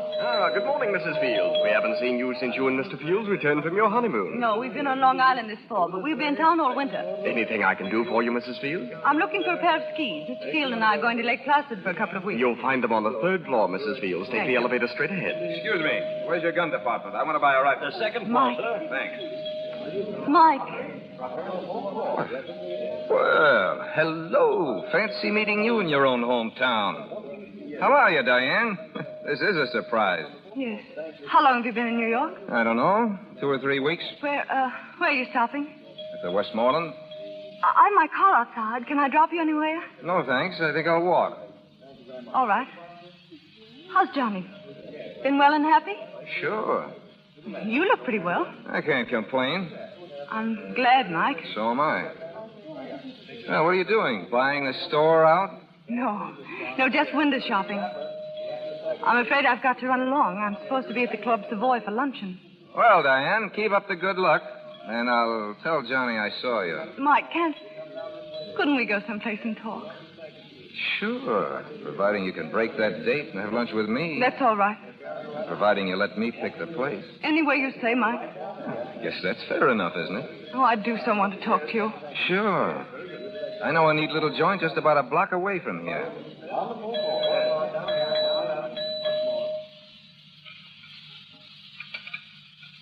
The luncheon, it was satisfactory, monsieur? Excellent, Felix. And I like your little private dining room. A nice, intimate feature that New York should have borrowed from Paris long ago. Quite so, monsieur. Quiet and, as you say, intimate.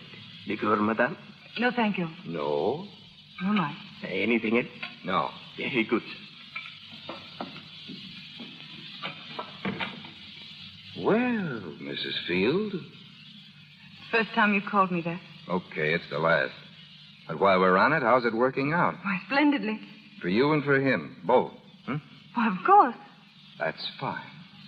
How's his health? Why, do I really deserve that much, Mike? I'm sorry. If you felt that was below the belt, I didn't mean it. Skip it. It skipped. But I see you're still the same healthy girl, aren't you? Not a doctor's bill, not a dentist's appointment, not even... Not even the sun. What, Mike? The sun, don't you remember? We went a little balmy under it once. We were going to settle down in the Argentine for life or something. Mike? Well, that's out. I don't blame you. But we'd blame ourselves if we didn't take an hour or two of it now that they've stopped the clock for us. You don't mean that, Mike. You can't mean it. What's the matter? Do you like to run away and be caught? Really, Mike, please. I've got to go. I don't know why I ever spoke to you. Because you remembered something you missed, that's why. Because you're only out for thrills anyway. And I was once sap enough to take you serious. No, Mike, no. Forgive me, Dinah. Dinah. I've waited so long to hear you say that. Dinah, why did you do it? What? Why did you write that letter and let me spend a year thinking of you as a... Well, I thought I owed you the truth, Mike. And like a poor daffy kid, I believed it. But only because I was counting the days, I guess. No, Mike, really. It was true then, and it's true now. Only this is true. You're here saying meaningless words while all the rest of you keeps telling me differently. Every second. Mike, there are lots of people, men and women, who are, well, drawn to each other. Sort of a little spark that flashes up like a skyrocket every now and then, but... Are you trying to turn the sun, our sun, into a firecracker? It can't be done, Dinah. No, I guess it can't be done. So that changes everything. Nothing's changed, Mike. There's Richard, and there always shall be. Why didn't you tell him? Well, I couldn't let him down then. He's turned his whole world, his whole life over to me. I can't ask him to take it back now. It would disappear, and he'd be alone. How about you?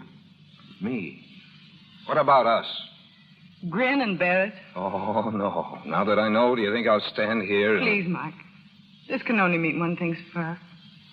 I think you'd rather love me than hate me, and now you don't hate me anymore.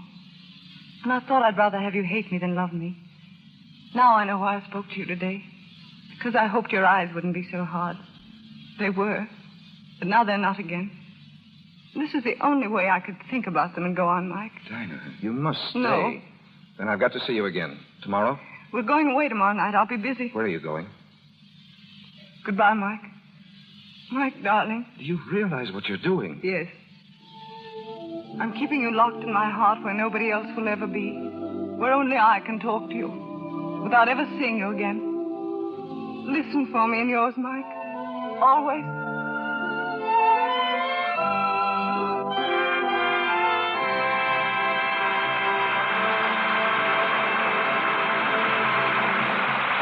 We pause for station identification. This is the Columbia Broadcasting System.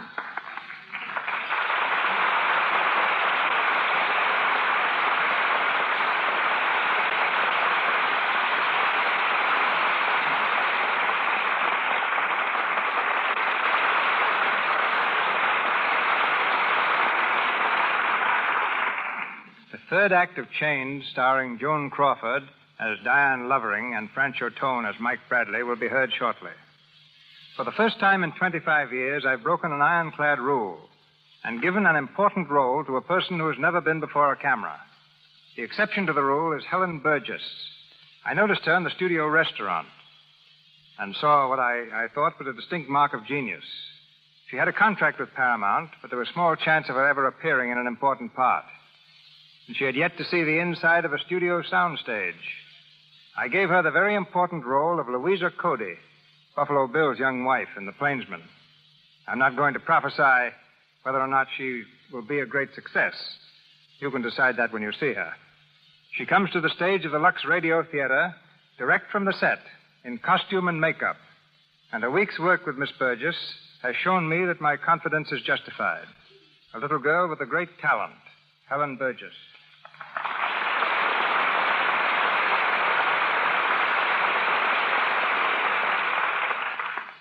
I'm so grateful, ladies and gentlemen, for this marvelous chance to work under Mr. DeMille's direction. And if it's a thrill to be the discoverer of someone new to the screen, it's much more of a thrill to be discovered. I'm sure that everyone in this audience wants to know something about you, Helen. And someone has said that there is nothing so interesting as a fact and nothing so vital as vital statistics. So what are yours? Well, I was born in Portland, Oregon, and next year I'll be able to vote.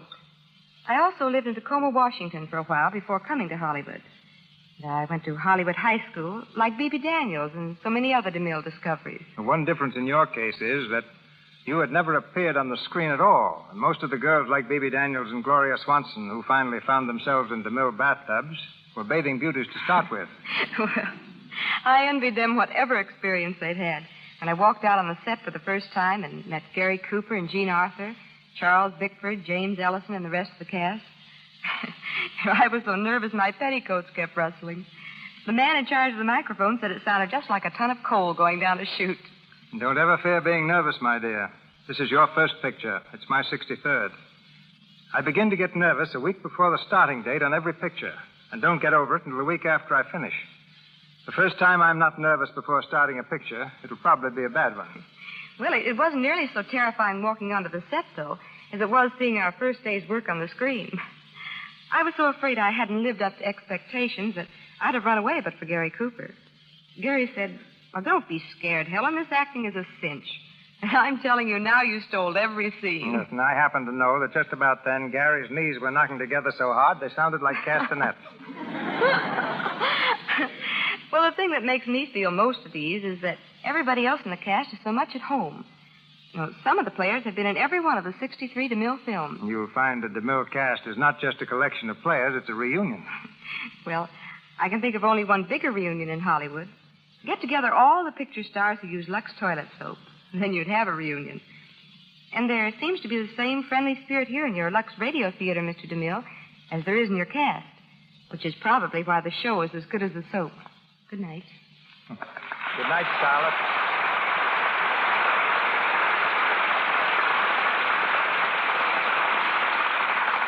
We continue the Lux Radio Theater play Chains, starring Joan Crawford and Francho Tone.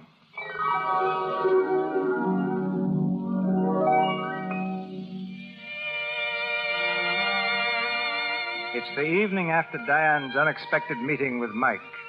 She and her husband are at home, dressing for dinner. Diane, Yes, Richard? all packed to go to Lake Placid tomorrow? Almost, but don't worry. Amy never forgets a thing. Good gosh, I'm hungry. What's for dinner? I really don't know. Aha. Beginning to forget your wifely duties already, eh? Yes, I mean, it won't happen again, Richard. Get your skis today? Skis? Oh, now, isn't it silly? I forgot all about them. So that's my girl with the efficient head for remembering. Been talking about skis all week and then goes and forgets them. I'll ask them to send some up by express. Are you all through at the office? All cleaned up. Good.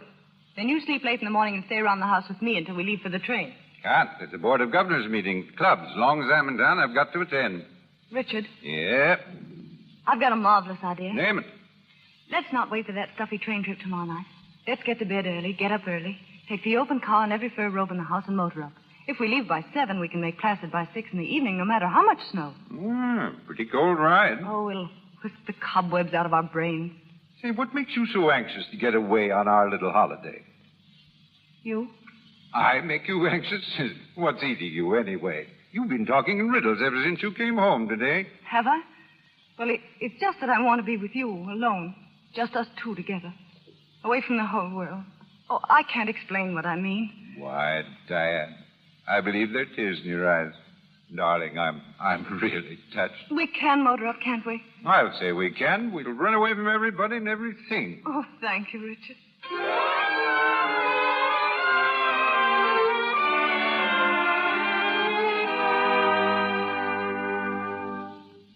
Morning, James. Are we glad we're here, or aren't we? It's very invigorating, sir. Mrs. Field still out skiing? Yes, sir. Oh, sir, a gentleman phoned by the name of Bradley. Bradley? Don't know any Bradleys. Want me? Yes, sir. I told him I never disturbed you until he came downstairs, sir. Then he asked for Mrs. Field. I told him she was out. And then, before I could ascertain his business, he said he was coming right over. Right over? Where from? From the village, I presume, sir. Huh. Ah. Kidney stew. Was this your noble idea, James? Mrs. Field ordered it, sir. James, I'm a very fortunate man. Yes, sir. If that's that fellow Bradley, show him right in. Yes, sir. I'm Michael Bradley. Is Mr. Field in? Yes, sir. This way, sir. Mr. Field is expecting you, sir. Mr. Field? Yeah? Mr. Bradley? Yes. Well, you look fresh from civilization. Came up on the night train. Sit down, won't you? If you'll excuse me, I'll go right on with my breakfast. All right, James. By the way, Mr. Bradley, have you had yours? Thanks. I think you'd rather this would be private, Mr. Field. Well, very well. James, I'll call you when I want you. Yes. Mr. Field, there's only one reason I felt I could come up here to see you. And that's because your wife told me you dealt with things pretty straight. My what? Oh, you know Mrs. Field. I'm in love with her. What? And she's in love with me. Are you insane? No. I met her on the boat last year. It was in the cards, Mr. Field, only I couldn't get her to admit it. Until one day she came out to my ranch. And then I knew. We both knew. What is this? Some filthy blackmailing insinuation insinuation No, even then she was loyal to you. If you've got anything else on your mind, forget it, because it isn't so. But you see, she came back to tell you about me, only she found out how much she meant to you, and she couldn't let you down. Well, I guess that about settles the matter, doesn't it? No, it can only be settled one way. Her way, which she's too unselfish to face. So I'm trying to face it for her. Oh. I suppose she asked you up here so that you might... Far from it. When I called your office and learned you'd left for the Adirondacks earlier than you expected, I simply knew she'd run away from me. Bradley, you're kidding yourself. No, I'm not. You're in as good a position as I am to know a man can't kid himself about a woman. I think this talk is finished, Mr. Bradley. Not yet. Diane came through for you, didn't she? And now it's your turn to come through for somebody else. And what do you propose that I should do about it? Give her up. Give her back to herself. Oh, I know, I'm getting the breaks, but there's nothing I can do to keep them on your side. And I know it's tough, but there's nothing you can do. I could drop out of sight and it wouldn't solve matters. Only a miracle in blood and body could change this picture, Field, and neither you nor I believe in miracles. Get out of here. Now, wait a minute, Mr. Field. Get out of here. All right, then, get this. I'll take her away from you. I never tried, but I can, and now I will. Right past divorce courts and marriage certificates and all the rest of it. And we'll be more openly and honestly and completely together than all the... You heard me. Get out. Richard. Well, Richard, what's the matter? Mike.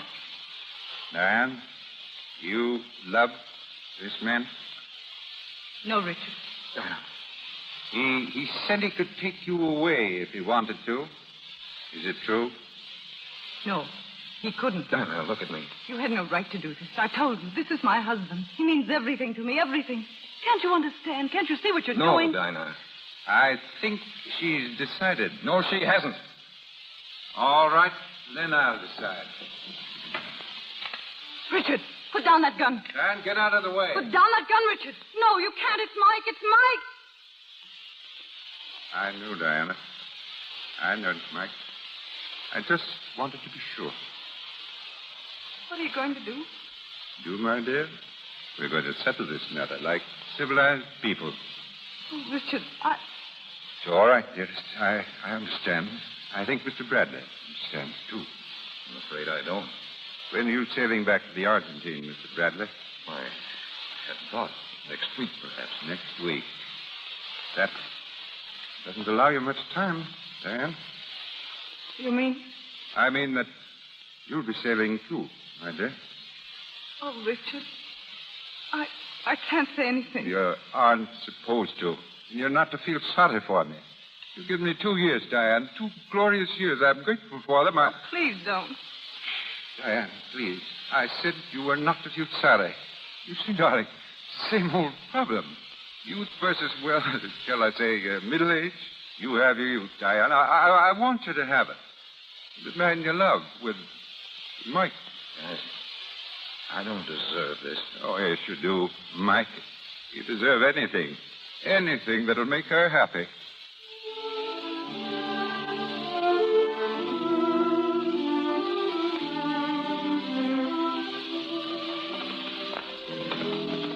Oh, chilly. Oh.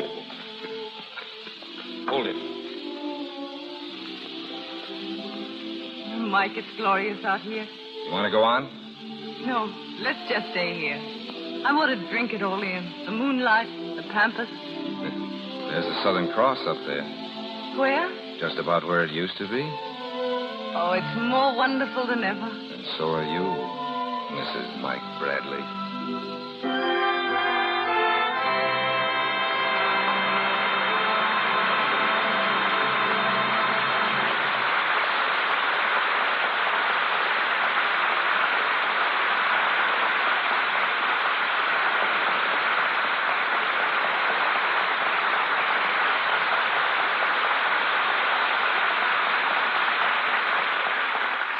Chains are broken, and our play comes to its close. But Joan Crawford and Francho Tone will be back in a moment for a curtain speech. 2.5 million letters and postcards from movie fans are received at the studios each year. The bulk of this mail is addressed to the stars and asks the same question: how can I get into the movies? Tonight, that question will be answered by the dramatic coach of Metro-Goldwyn-Mayer Studios, formerly director of the famous Little Theater of Dallas, Texas. He probably interviews more candidates for stardom than any man in Hollywood. Ladies and gentlemen, Mr. Oliver Hinsdale. Well, Mr. DeMille, I think that even you must admit that that's a pretty big order. For, of course, in this case, how can I get into the movies means how can I act in the movies. Acting is an art, and an art of any kind is a hard taskmaster. There's no formula, no open sesame into this land of make-believe, save that of work, work, work. Believe me, there is, in addition to this prime requisite of work, the requisites and requirements of imagination, idealism, sincerity, a knowledge of life, true love of mankind, and a good appearance.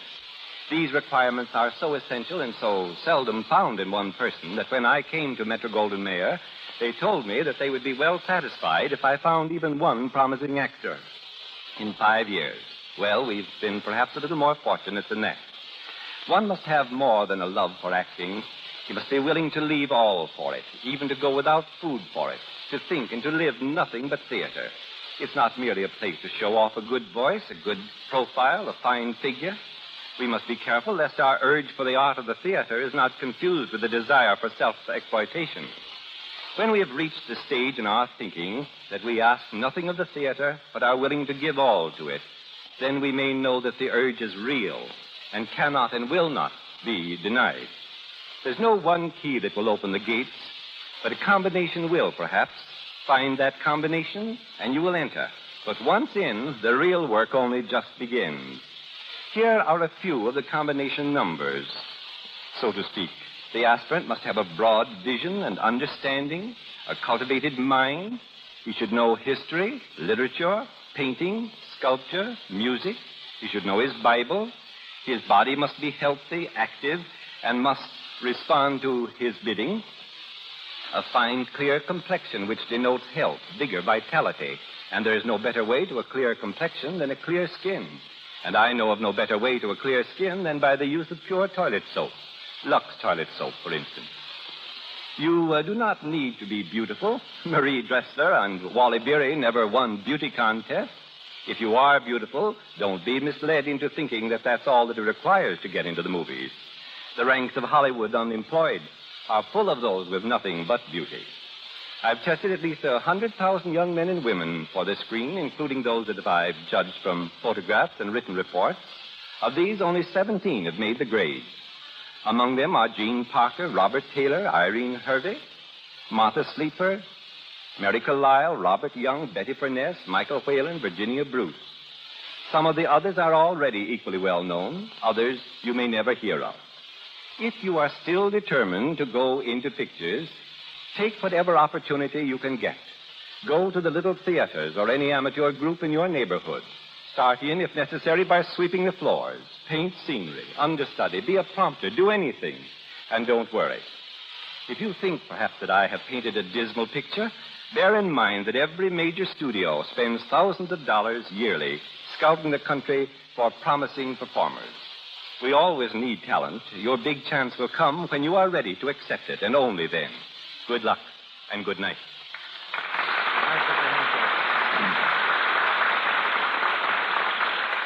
Before the movies discovered glamour, it was just an old Scotch word meaning a spell cast by magic. But a good two-word definition of the term today would be Joan Crawford. She is, of course, one of the best-dressed women in Hollywood, and I seem to have contributed to her leadership in style because I discovered her designer, Adrian. In fact, Adrian asked me to look at the first gown he designed for her.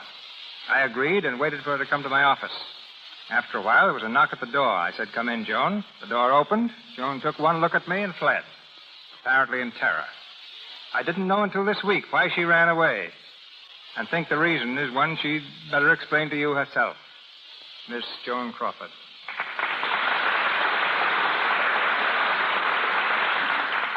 To tell the truth, I was scared to death of Mr. DeMille. I had visions of entering a room in complete darkness and suddenly finding myself underneath a blinding spotlight with Mr. DeMille seated on a throne and shouting, "It won't do." The shock of finding him a human being was too much. I had to run. Yeah. It's time to do something when beautiful women run from you like they do from Harpo Marx. But no need to apologize, Joan. Your performance tonight makes up for everything. My congratulations to you also, Franco. It's been great playing on a program that Joan and I listen to so often, C.B., and I'd like to congratulate you on the way you speak. Joan and I call you the final G-man because you never drop a final G. And I speak an entirely different language on the set. Out there, Jenny isn't a girl's name. It's an electrical generator. A high hat isn't something you wear. It's a camera stand. A lily isn't a flower. It's a good take or scene. I once asked a new assistant director to rush a lot of babies on the set. In 10 minutes, he was back with about 50 children. And what I wanted was some spotlight. You learn more in pictures with a new language. For instance, Clark Gable learned to swim. When we were making Chain, the script called for several swimming scenes, and Clark couldn't swim a stroke at the time, but I taught him how. And in return, he taught me how to shoot a gun. Personally, I'm a chess player. You can see where Joan gets her complexion, C.B. Swimming, shooting, she's out of doors all the time. In just a minute, dear. If you were a little more observant, you'd know that Lux toilet soap has lots to do with it. I've used Lux for years, at home, on the set, and I even carry it with me when I go away. It's really wonderful. So that's the secret, is it? And here's another little secret, C.B. Joan's taking singing lessons. Oh, won't you sing for us, Joan? No, Mr. DeMille. Joan. Joan, whoever heard of saying no to Mr. DeMille? No. Millions of people just heard it. But I'll make up for it by announcing next week's show. Oh, thanks. Next week, Barbara Stanwyck and Fred McMurray will be with you in the Lux Radio Theater. The play is Main Street, adapted from the famous novel by Sinclair Lewis. And with two such marvelous players, you can look forward to a really great program. My thanks to you all, and good night. We'll be listening in next Monday. Good night, C.B. Good night.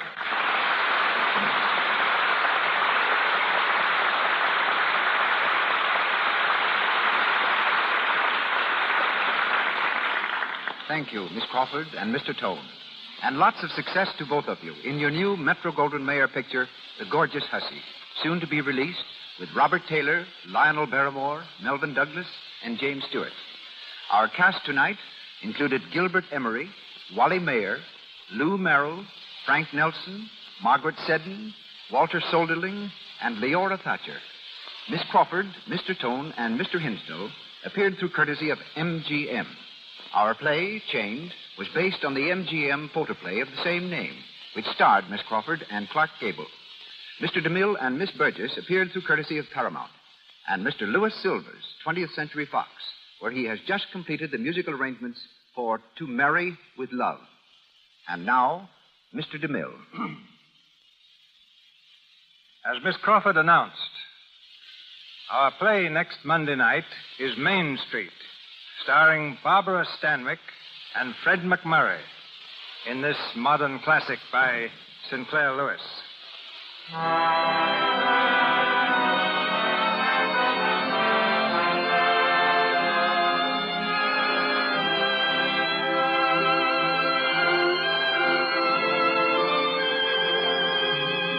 Our sponsors, the makers of Lux Toilet Soap, join me in inviting you to be with us at that time to welcome Miss Stanwyck and Mr. McMurray. This is Cecil B. DeMille saying good night to you from Hollywood.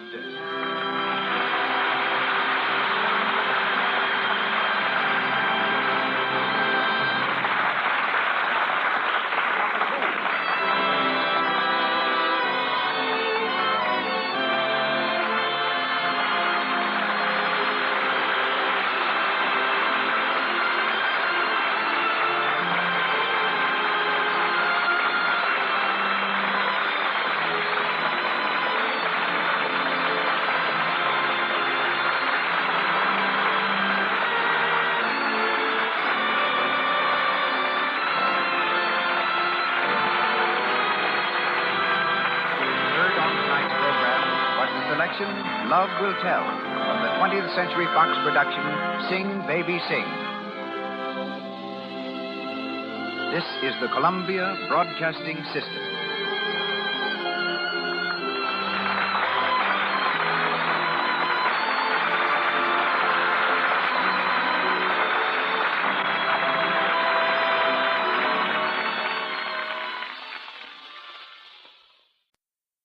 Hollywood, California, Monday, June 22nd.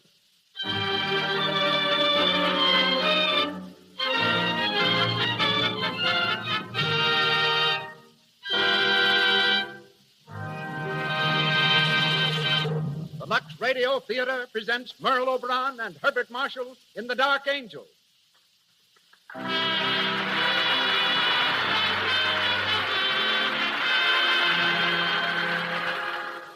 Lux presents Hollywood. Tonight, you will meet Merle Oberon, Herbert Marshall, Rod LaRock, Cecil B. DeMille, Leroy Prinz, James Montgomery Flagg, and many others. And gathered here to witness this event is a tremendous audience of Hollywood notables. Seated across the footlights, I see Lois Wilson, Brian Ahern, May McAvoy, Matt Moore, Alan Baxter, Leo Carrillo. Welcome, all of you, to the Lux Radio Theater.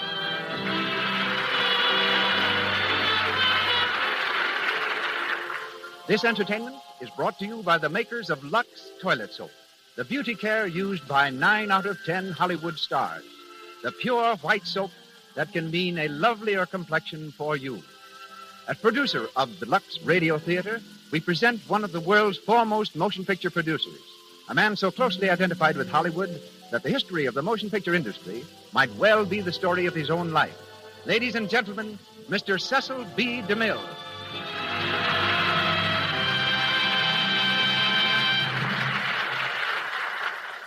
Greetings from Hollywood, ladies and gentlemen. The lights of 1,000 cities are the footlights of our stage tonight. The play of the evening will be heard from Beverly Hills to Boston, from Miami to Montreal. By shortwave, we are even linked with Tasmania, that island in the South Pacific that gave us the lovely star of tonight's production. Her name is Estelle Merle O'Brien Thompson. but she is known to us all as Merle Oberon. We have listeners also in Hawaii, where once before I directed the man who stars in tonight's production, Herbert Marshall. We were making a picture on the slopes of Mauna Kea in the Koa Forest. I had to stage a fight between Mr. Marshall, Bart as we call him, and William Gargan.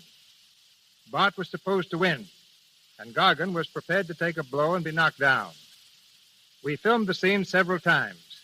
Each time, Bart played the scene magnificently, up to the final blow. Then something went wrong. I finally asked him why he wasn't giving me what I wanted. And that delightful gentleman, who served with the London Scottish Regiment during the war, who saw action on many fronts and figured gallantly in the Battle of Arras, said very simply, "Mr. DeMille, I just can't bring myself to hit a man full in the face."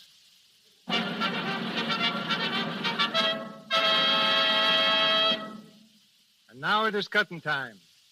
The LUX Radio Theater brings you The Dark Angel with Merle Oberon and Herbert Marshall.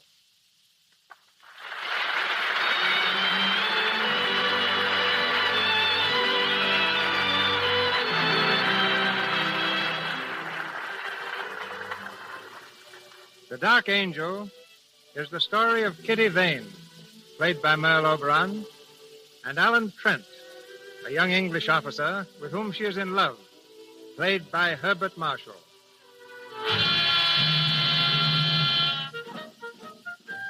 August 1915, the first year of the World War, and all Europe is trembling under the impact of the loud guns. Excitement is the keynote of the day. And in a little cottage in the country, Kitty Vane, a charming young English girl, is hurrying off to meet two old friends who are coming home on leave. We hear her running down the stairs. Good morning, Granny. Good morning, darling. You're early. A little. Going to have breakfast? I don't think so, Granny. I'll have something at the Shannons with Alan and Gerald. Very well, dear. You're excited, aren't you? Terribly. It's a big day. The biggest ever, Granny. Alan Trent and Gerald Shannon.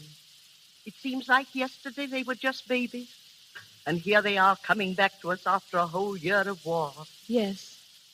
You know, Granny, at first seeing them as soldiers was fun, and I suppose I never really thought they'd be going away. But when they did... Oh, Granny, I'm so glad they're coming home again. I'm afraid it won't be for very long. No, I suppose not. But even a few days are better than nothing. And Alan promised me they'd stay just as long as they possibly could. In these days, we have to make the best of everything. It's been a long year for you, hasn't it, darling? It wouldn't have been so bad if... Oh, Granny, if only I knew. If I were only sure. Of Alan? Yes. Aren't you sure? How can I be? When one loves so hard and for so long, one can never really be sure. And it used to be so easy, Granny. When we were children, I'd just ask him to marry me.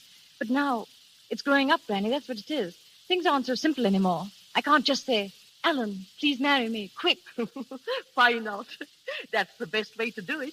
Saves a lot of time. I bet that's just what you would do. Of course. Kitty, come here. I want to talk to you. Yes, Granny. Kitty, you may not be sure of Alan. I don't know how he feels about you. But I do know how Gerald feels about you. Gerald? He's in love with you, Kitty. Granny. Yes, my dear. I've seen it, and I know it. But it's silly. You shouldn't say things like that, Granny. I'm an old woman, my dear. I can say what I please. But, Gerald, I've never thought about Gerald except as Alan's cousin. Why, I've known Gerald ever since we were babies. And Alan, too, my dear. Yes, but, well, that's different. Somehow. I can't explain it, but it is different. Is it? Of course it is. Heavens, look at the time. I must fly. I've got to meet Mrs. Shannon at the station. Goodbye, Granny, dear. Goodbye, child. Don't drive too fast. I won't. And give my love to Alan and Gerald. I will, Granny. Goodbye. Bye.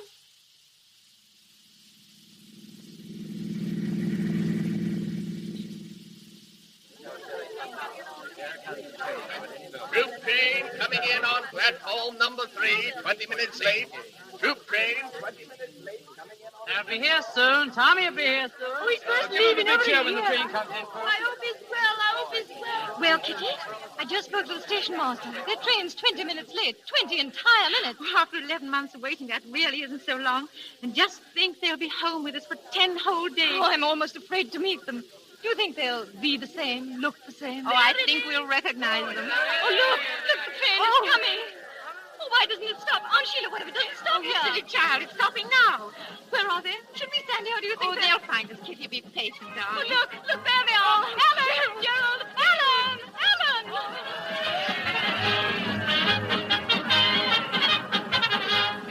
Kitty, darling. Oh, Ellen. How are you, Kitty? Gerald. Aunt Sheila. Oh, my Oh, Mother, Hello, Aunt It's Sheila. so good to see you, Ellen. You're really back. Yes, really back. Oh, look at Kitty Diddle. She's getting prettier every day. Yes, our Kitty, standing right before us. I think Aunt Sheila's getting prettier, too. Stop, Alan. Come along. We've got the car. It's this way. Hope you got something to eat, Aunt Sheila. I'm as hungry as a bear. Luncheon's waiting for you. Good. For dessert, we can have dinner and top that off with a bit of supper. Wonderful idea, Alice. Are you two going to spend the whole 10 days eating? We decided that months ago. Eating, sleeping, bathing. Eating, sleeping, bathing. I said, Gerald, maybe we can think of some way to eat while we're sleeping. You know, we haven't given this thing enough thought. Very dull, aren't they? Oh, very dull indeed.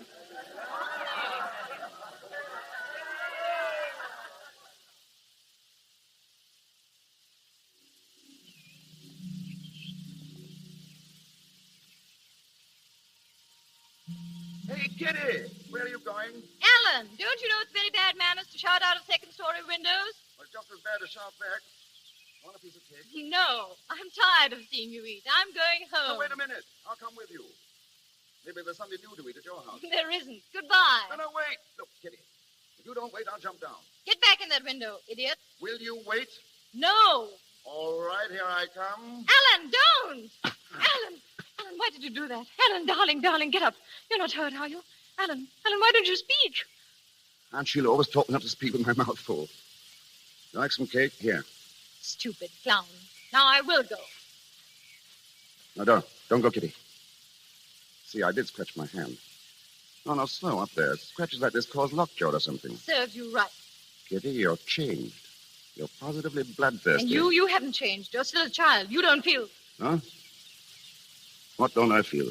You don't feel anything. Don't I? How do you know what I feel? Do you know about the months I've been away? The agony I've been in because of you? You know how frightened I was of coming home, of finding that you changed, that you didn't feel the things I wanted you to feel. Oh, look here, I can't say it all. Maybe I can't see any part of it. I'm scared. Kitty, I have so much love for you. It's like something you saved up for a lifetime and didn't know about. And then it all comes at once. I love you so, Kitty. Oh,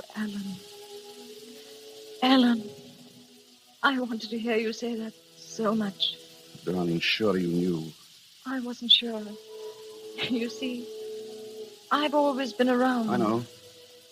When I first took to the bars of my crib, there you were, telling me what to do. I was not. When I saw my first tree, you were in it, peering down. My first bird, my first squirrel, my first bath, you were always there. That's what makes me afraid. You may be just used to me. You may meet some other girl. No, shh, you sweet idiot. Don't ever say that. There'll be no one else ever. If you ever weren't there, I'd stop living. I'd stop breathing. I'd stop wanting to breathe. Alan. Don't ever go away, Kitty. Never, Alan. Oh, my darling. Come on. We'll tell Aunt Sheila. And Gerald, too. No, wait, what are we going to tell them? That we're going to be married. But when? Day after tomorrow? No, tomorrow. Why, you shameless hussy. Come on, we'll run. Wait, Alan. Now, come on.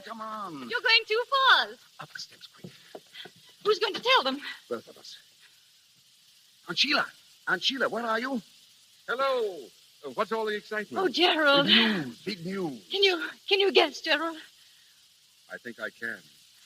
So it's fully happened after all these years. Congratulations. Oh, thank you, Gerald. All my love, Kitty, for you both. This is the way it should be. I'm happy about it. Did you call me, Alan? Come here, Mother. Is anything wrong? Oh, no, it's right. These two have got themselves engaged. Getting married tomorrow. Married? Oh, that's splendid, Kitty, dear. I'm very happy. I know you'll be happy. Both of you. We'll all of us be together. Always now. Do you mind if I run? I can't wait to tell Granny. I think you should come with me, Alan. I fully intend to. We'll be back. Come on, Kitty.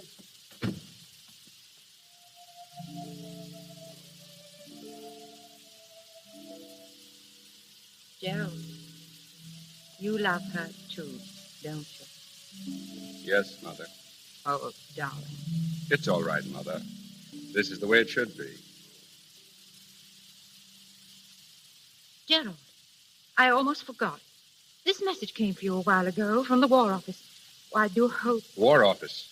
Let me see it, dear. What is it, Gerald? Gerald. We've got to go back. We're leaving England tomorrow morning. Oh, Gerald, no. Must be a big drive on. All leaves are canceled. Oh, those poor children. They were to be married tomorrow. Yes. I'll have to tell them.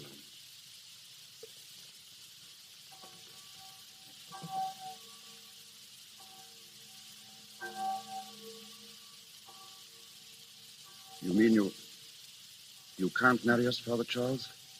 I'm afraid I can't, Alan. But you've known us ever since we were children. There must be some way. The notices for all weddings must be posted first, Kitty. Oh, you know that, my dear. 2 hours ago, it might have been possible. It's too late now. Oh, Father. I'm sorry, Kitty. I know how you feel. But try to see that Alan will be back soon, and you'll be married here. We'll arrange it all beforehand. It won't be long. Who knows how long it'll be? Oh, my boy. I'm sorry, Father. Thank you, anyhow. You've been very patient with us. God bless you, and bring you back to this church for the marriage you want. Goodbye, my children.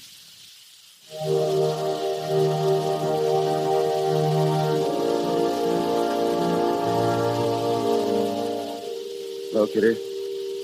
Nobody will marry us. And after all these years, we're 2 hours too late. 2 hours, Kitty, that would have changed our lives. No, Alan. They're not going to change our lives. Kitty. I marry you, Alan Trent, in front of the church. And I marry you, Kitty Vane. For always. Until the day I die.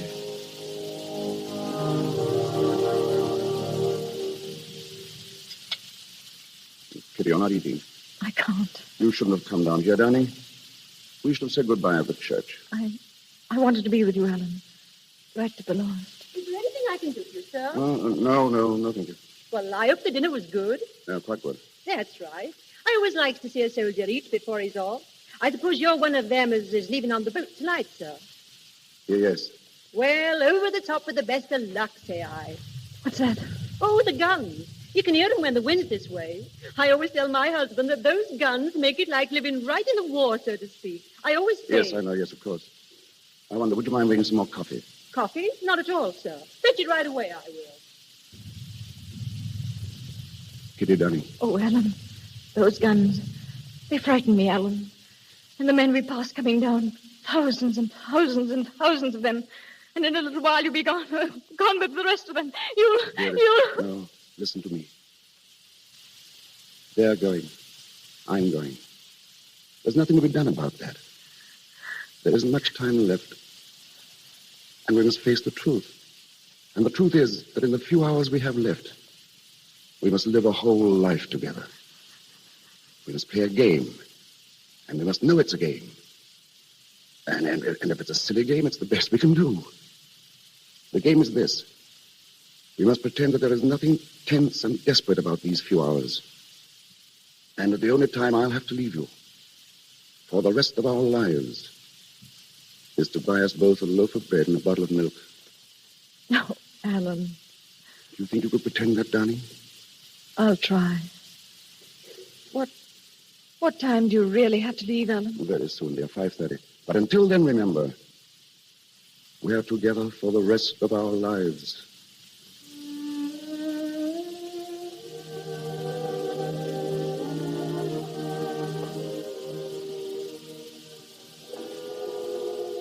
It's time now, darling. So Yes, soon? Yes, I've got to leave. Very well, Alan. Look at me, Kitty. You do something for me? Whatever you wish. Then sit here. Just where you are. Close your eyes, darling. Now, don't open them till I've gone. I love you. I'll always love you. Goodbye, darling.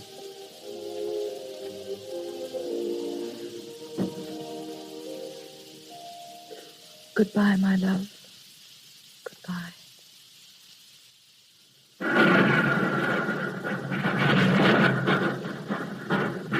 Phew. Pretty bad going out there tonight. Sounds like it. How's that trench coming along? Oh, slow but sure. Say, I meant to ask you, Gerald. Do you mind signing this card for me? It's an application for leave. Leave? At this time? Afraid I can't do it, Alan. Now, look here, Gerald. You said that last week. I want to go home. I want to see Kitty. I know you do, but I need you here, old man. You could get along without me for 5 or 6 days, couldn't you? Wouldn't lose the war? No, wouldn't win it either. I'd like to let you go, Alan. Well, you could if you wanted to. Alan! Sorry. I'm sorry. It's nerves. Forget it, will you?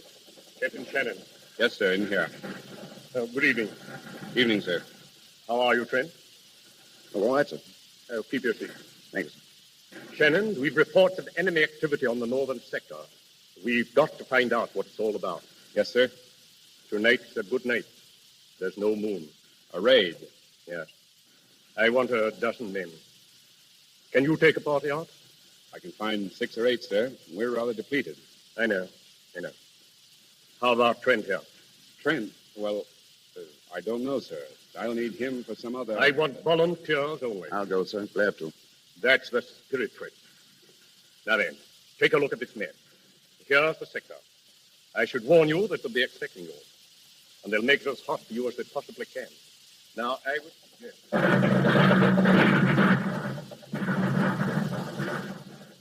Ready, Alan? Ready. How much time? 30 seconds. Sorry I got you into this, old man. That's all right. Look out! Oh, the Colonel said they were expecting us, didn't he? Oh, it won't take long. Over and back in 3 minutes if all goes well. What is it now? 10 seconds. Good luck, Alan. Good luck, Gerald. All set? Anytime you are. 4, 3, 2, 1. Over we go. Come on. Stay down. Down, everyone. Stay down in the...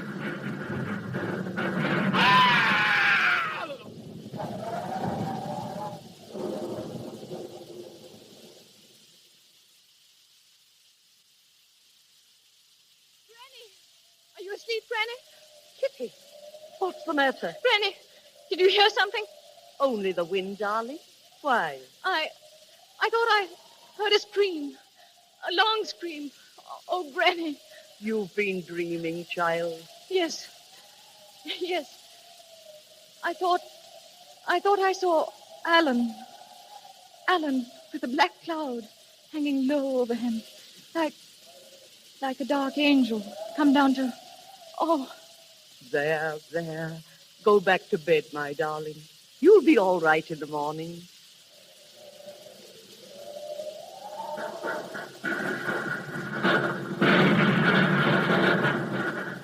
Well, Captain Shannon, everything went off all right, didn't it? Yes, sir. Did you bring back a prisoner? Yes, sir. Good. What about the men? Lose any? Shannon, I asked you if you lost any men. Yes, sir. We lost 4 men. 4?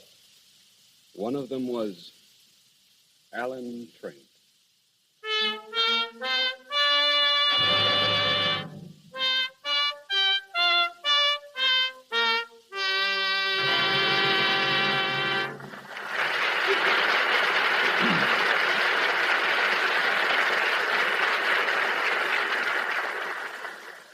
are hearing Merle Oberon and Herbert Marshall in the Lux Radio Theater presentation of The Dark Angel, coming to you direct from Hollywood.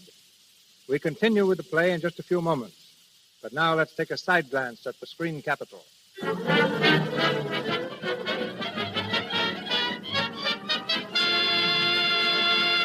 It's lunchtime in the Brown Derby, and as usual, this famous restaurant is being patronized by lots and lots of stars, and lots of visitors hoping to see them.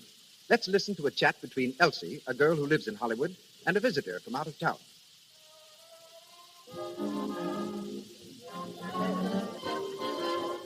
Oh, look, Elsie. That must be... Oh, it is Norma Shearer. Do you see her here often? Oh, yes. Lovely, isn't she? Oh, she's a real beauty.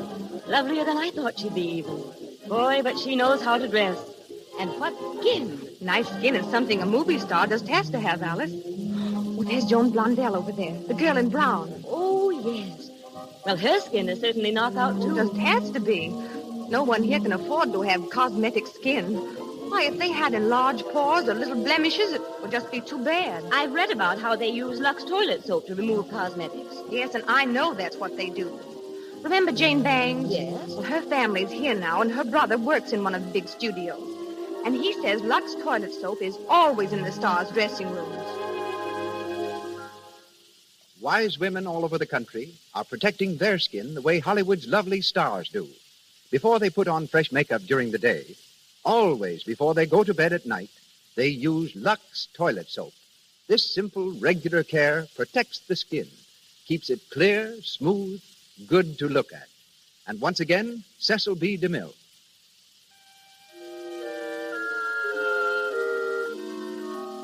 The Dark Angel, with Merle Oberon as Kitty Vane and Herbert Marshall as Alan Trent, continues.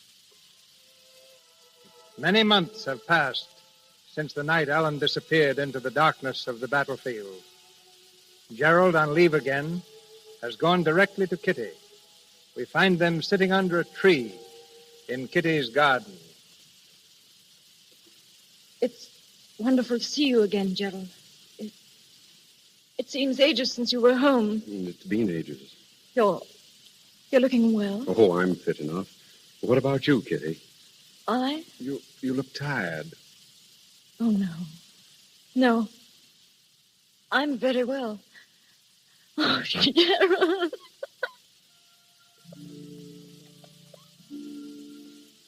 Kitty, darling, don't cry, please. I'm so sorry. What a bad homecoming for you. I wanted it to be different, happier for you. No, it couldn't have been without Alan. Gerald, when Alan died, it was the night of the 17th, wasn't it? Yes. What time was it? I don't know, dear.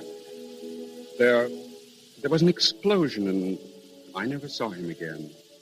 I think it must have been shortly after... Shortly after 11 o'clock. I know. He had wired me he was expecting leave, and then... He wanted leave, Kitty.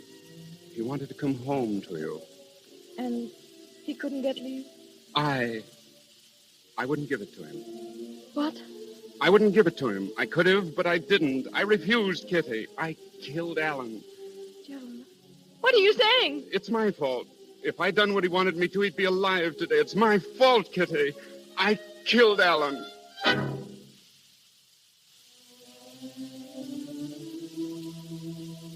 No. No, Gerald. It was because I loved him so. Because he loved me so.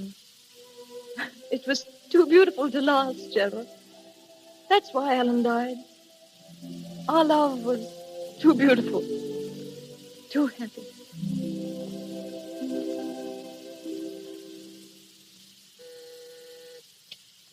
Yes, Doctor? Bring Roger Crane in, please. Yes, sir. Roger Crane? Yes? Dr. Barton would like to see you. Of course. Give me your hand. I'll lead you in. Thank you. There you are. Roger Crane, Dr. Barton. Oh, come in, Crane. Thanks. This way, Crane. There's a chair right in front of you. Here, let me help you. Oh, it's all right. I can find it, Doctor. I'm learning to feel my way around quite well now. Fine, fine. Nature takes care of a man, doesn't she, Doctor?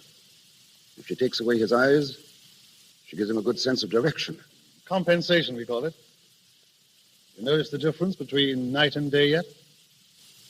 No, not yet. Well, that'll come. Is that all I can ever hope for, Doctor? To notice the difference between night and day? Will I never see anything again? No, Crane. I'm sorry. Oh, well. Oh, Crane, I want to talk with you, not as the head of a rehabilitation hospital, but as man to man. Today, you leave us. I'm assigning an orderly to you, Mills, a pleasant fellow. He'll take you home. I'm not going home, Doctor. I have no home. And your real name is not Roger Crane, is it? It's as good a name as any other. Yes, I suppose so. Well, Crane, I have a few things here that belong to you. Some money, a very disreputable-looking pipe. Thank you. And a photograph. Photograph?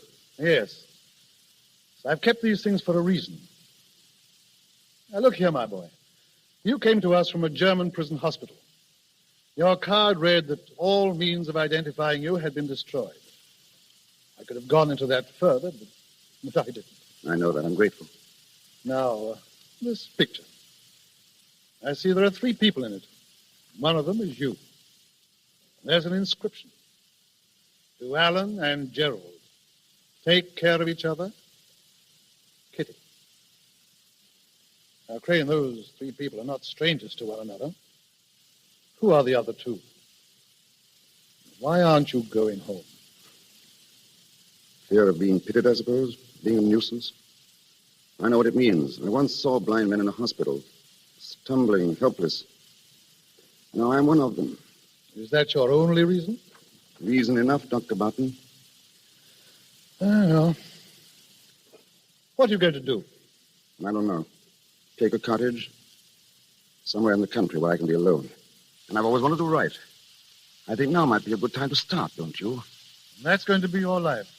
Away from your home, your friends, away from everything that made life sweet. Yes. It's a lonesome existence you've picked for yourself, Crane. I know it. But that's the way it's got to be. I can't go back. Never.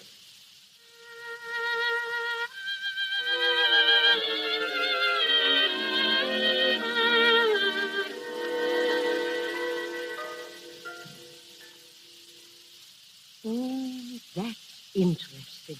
What are you reading, Granny? The book review section.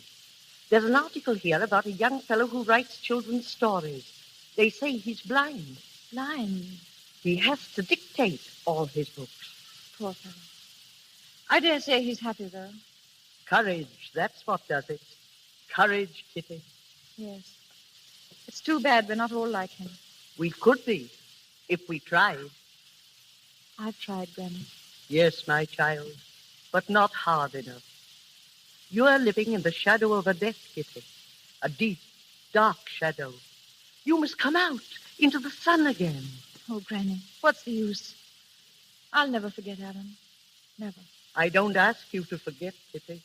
I ask you to remember. But make your memories pleasant. Happy memories, not sad ones. I'll try, Granny. Miss Kitty? Yes, Martha? Mr. Gerald's at the door, Miss Kitty. He asked if he might see you. Well, dear? Ask him to wait, Martha. I'll be right there. Yes, Miss Kitty. I'm glad you're going to see him. He's been very unhappy about you lately. Has he? He's still in love with you, darling. Excuse me, Granny. Of course, dear. Run along.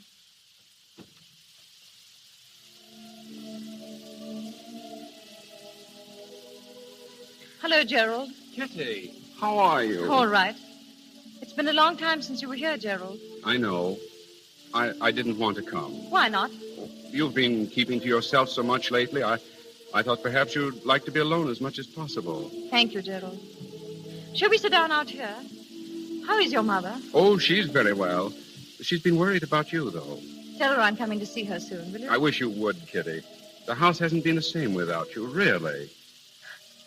I was there a lot, wasn't I? We want you there again. I know what it's been for you these last 2 years. It's been agony for me just thinking about you. I'd like to try to make you happy again. Will you let me try, Kitty? Oh, Gerald, you're very sweet to me.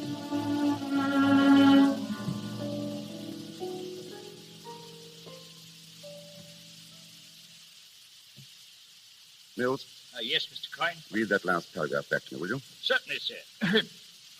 The boys, tired of fishing, were splashing about in the sea, having left Jennifer on board to watch the lines.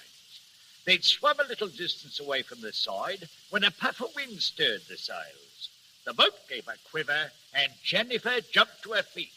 Suddenly she realized to her horror that the boat was a-moving. In terror, she ran to the side and shouted, "Peter, Peter, we're drifting out to sea." Mm-hmm. Huh. That's pretty exciting, sir. Excuse me asking, sir, but what's going to happen to her? I'm not sure yet. We'll call that the end of chapter 6, Mills. Very good, sir. End of chapter That'll be all 6. for this afternoon. By the way, Mills, any word from Dr. Barton? Oh, yes, he's coming down the 8 o'clock train, sir. Oh, well. Have some hot tea ready, Mills, and a good fire if you can stir one up. Yes, I'll have a fine fire, sir. We'll be going great guns by the time he gets here.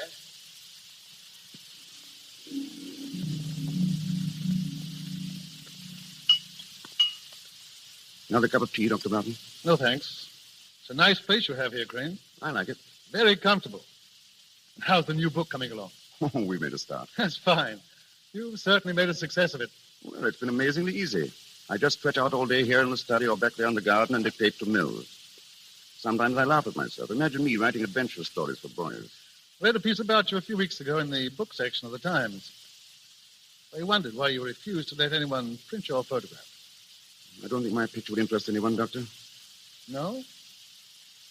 Oh, Crane, during the war, you were in the artist rifles, weren't you? Yes? Why? Did you ever come across a chap called Shannon? Gerald Shannon? Yes. We were in the same company. Oh, is that so? Crane, do you remember a photograph of yours I gave back to you when you left the hospital? A photograph of 3 people? I remember. I think I saw 2 of those people again. Oh, their pictures, I mean. Where? In the Sunday Times. I brought it along with me. The caption says they're Gerald Shannon and Kitty Vane. Is that right? Yes, that's right. What's it say about them? It says they're going to be married. Married? Are they? I'm very glad. We used to be quite good friends. They've been very close to each other all their lives. I was hoping this would happen. When is the wedding? June 3rd. They're giving an engagement dance tonight at his home. Oh, that's fine, isn't it? I'm glad.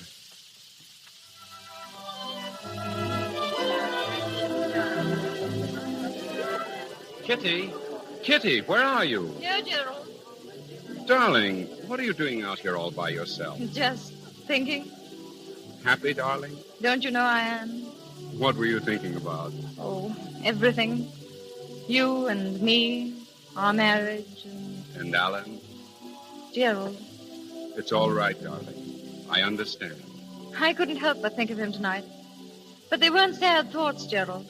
I was just thinking that if Alan could see us, if in some way he knew that I was going to marry you, I think he'd be happy too. My darling.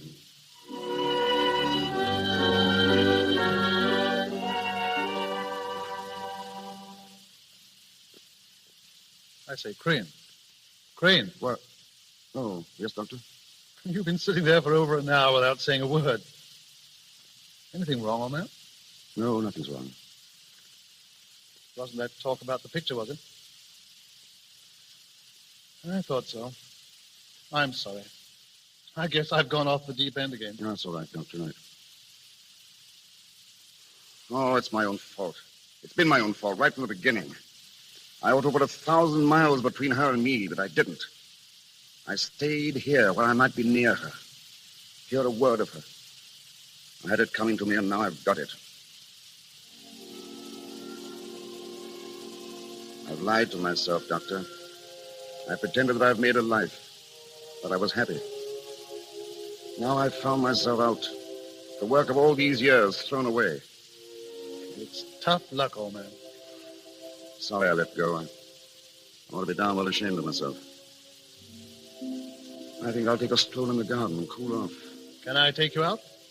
No, I can find my way. I'm used to it now. Doctor, that picture in the paper, is she just as pretty as she always was? Yes. She's very pretty. I'm glad it's a good picture. I wish I could see it.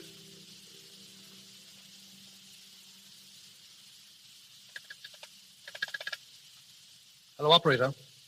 I want to speak to Mr. Gerald Shannon. No, I don't know his number, but it's near Southwell. Yes, Shannon. Gerald Shannon. Yes, thank you. Gerald, where have you been? I had a telephone call from a Dr. Barton. Barton? I don't remember. Gerald, what's the matter? You look as if you'd seen a ghost. Is anything wrong? I don't know. What do you mean? Gerald, that telephone call, what was it about? Can't you tell me, Gerald? I've got to tell you. It was about Alan. Alan? Alan's alive. Alive? Gerald. Gerald, what are you saying? He can't be alive. He is. I'm going to take you to him now. Oh, Gerald. Gerald. I'm afraid.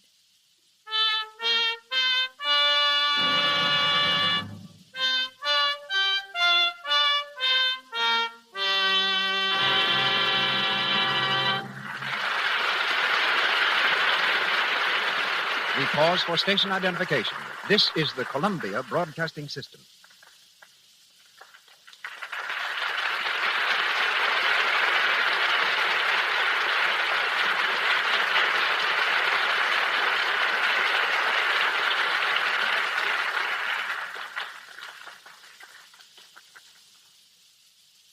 This is Cecil B. DeMille speaking to you from Hollywood. Our play continues in just a moment. Standing beside me is a man who has been dancing in and out of trouble all his life. Soldier of fortune, war ace, member of the French Foreign Legion, political prisoner in Cuba, ammunition smuggler in Mexico. His adventures would provide material for 100 Hollywood thrillers. Yet today, of all things, he is a dance director at Paramount Studio. But his courage never deserts him. He flew to Yuma yesterday and was married.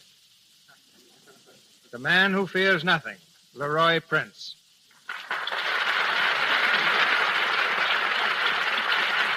You're wrong, C.B. There are two things I am scared of. One is this microphone, and the other is the mill. I don't know why. I've trusted you with some of my oddest odd jobs, including me help make fox hunting scenes. I sure remember that. Every time you got through shooting a scene of the dogs chasing a fox, you made me chase the dogs back home. I'm a dance director, not a dog catcher. And I'm telling you right now, I'm not going to chase any Indians for you in your next picture. The Plainsmen. Let Gary Cooper do that. I'm doing bigger things now. Bigger than a DeMille production? You must be starting another revolution. Are you? Well, I might be. I'm picking the 100 most beautiful girls in Hollywood for Paramount's new picture, the big broadcast of 1937. Dancing into trouble again, huh? You said it. Because Hollywood's just jam full of girls with trim figures and nice complexions. I mention nice complexions not only because this happens to be the LUX radio theater, but because good complexions are really important. And, of course, LUX toilet soap is what almost all of these girls with nice complexions use. As a matter of fact, I use it myself. But I guess that's beside the point. But I can tell you why the girls use it. There are so many good dancers that if you want to get anywhere, you've got to stand out from the crowd. Nothing does that for a girl better than a really beautiful skin. That's why more and more of these kids are using Lux toilet soap. Because the nice-looking girls are the ones that get the breaks. They use their heads as well as Lux. Huh? Like your brother Eddie. Yes, and he still has a headache from it. You see, ladies and gentlemen, Mr. DeMille wanted a novelty act for his picture, Madam Satan. I knew my brother could provide it. Eddie's stunt consisted of leaping over a piano, landing gracefully on his head, and rolling up to his feet. We set the scene. Eddie ran, sailed through the air, cleared the piano, and made a perfect landing on his head, just as we guaranteed. How do you like it? I asked Mr. DeMille. It's all right, said Mr. DeMille, looking steadily at Eddie. Why doesn't he get up? He certainly used his head to get into pictures. So long, Maestro. So long, soldier.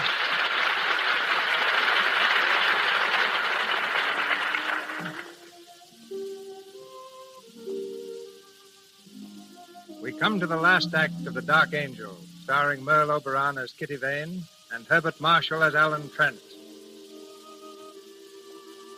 It is 1 hour later. Dr. Barton and Alan stand facing each other across a table in Alan's cottage. The doctor has just told Alan of his telephone call to Gerald. Why do you do it, Barton? Why? I had to, old man. I knew it was right and that it had to be done. Shannon ought to be here soon. I expect you'll want to speak to him alone. Yes, of course. Well, I'll clear out.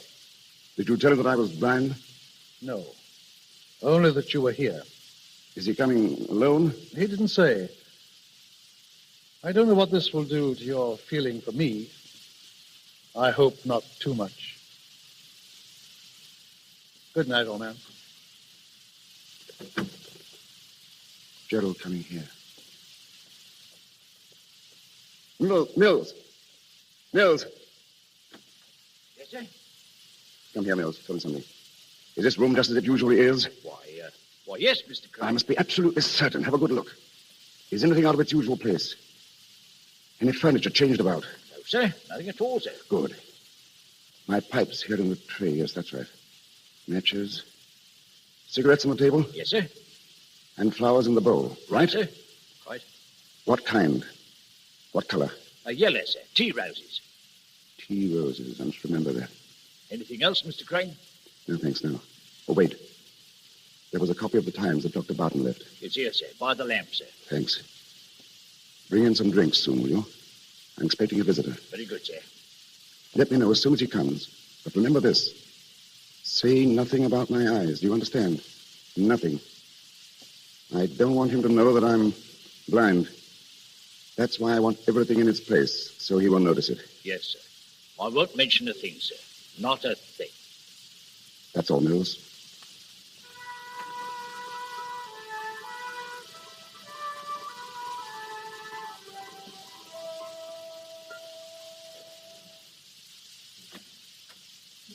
How's it, Mills? They're here, sir. They? Yes, sir. Lady and a gentleman, sir. A lady. Young? Yes, small, dark, and very pretty, sir. Very pretty. Shall I show him in, sir? Yes. Very well, sir. Mr. Crane's in the sitting room, ma'am. Thank you. Alan. Kitty, how are you? Oh, Alan. Alan, old man. Gerald, it's so good to see you. And Kitty. It's really, really you. I always knew sometime, somewhere. That we should meet again? Yes, I think I always knew it, too. The three of us. I'm so happy to see you both. Sit down, Kitty. Gerald, old man, sit down. You'll have a drink, won't you? Alan, what? The cigarette's right there on the table, Gerald. Alan, what's the matter? Why? What do you mean? You act so queerly. You treat us like strangers. Oh, Kitty. But you must have so much to tell us. Yes, Alan. Well, it's a long story. But I want to hear about you. How's Aunt Sheila? How's everything? I'll keep you here for days telling me. Give Kitty a cigarette, Gerald. Matches, here you are. Thanks. I have some. Where have you been, Alan? Where? Well, I've been here. I've become a writer. Remember when we were kids? I was going to be a Shakespeare. Well, I'm not a Shakespeare. I write books for children. I like doing it. I guess I've done fairly well. I use the name Roger Crane. But, Alan, why didn't you let us know? Do you mind if I have a pipe? I'll show you around the garden later. I'm terribly proud of my roses. Just look at these yellow ones in the bowl. Pretty, aren't they? Tea roses. Alan, what's happened to us? Yes, why are you holding us off, Alan? I saw the notice of your engagement in the newspaper. Nice picture, too. My love to you both. I hope you'll be very, very happy. So, that's it. That's why you sit there torturing us, torturing Kitty. For years, you've let us believe you're dead, and well, now we come here after all this time, and you talk of roses. Good Lord, man, you've only to look at Kitty's face to know what you're doing to her. Gerald. Go outside, Gerald. I want to speak with Alan alone. Very well. No, Kitty. wait, Gerald. I see no I'll be out reason. in the garden.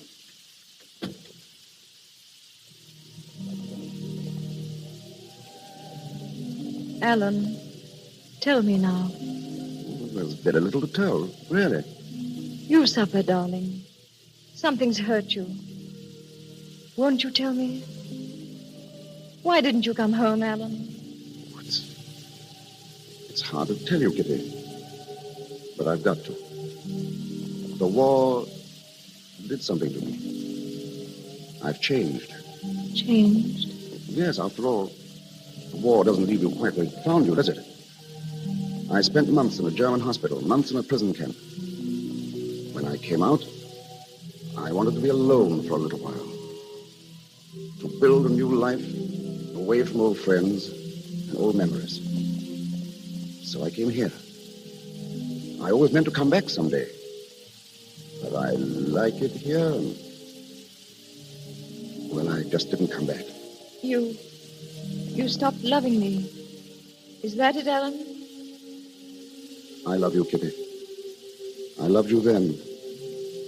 But in a different way, I suppose. I didn't have the courage to tell you. I see. I understand.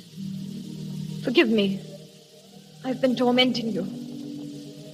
This means we won't see each other again. It would be better if we didn't, Kitty.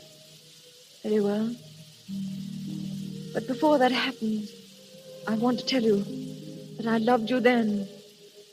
I love you now. I love you with all my heart. I've never loved anyone else. I never will again.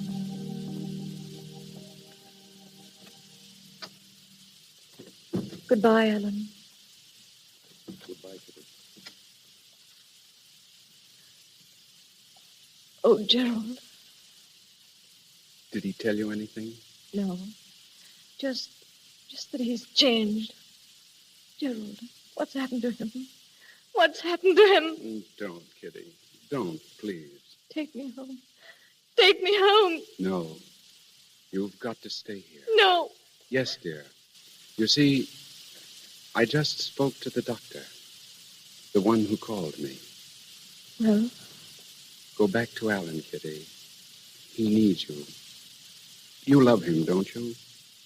Go back inside and stand in front of him. Don't tell him you're there. Don't make a sound. Just watch him. Watch him? Go now, darling. But Gerald... Go now, darling. Yes, Gerald.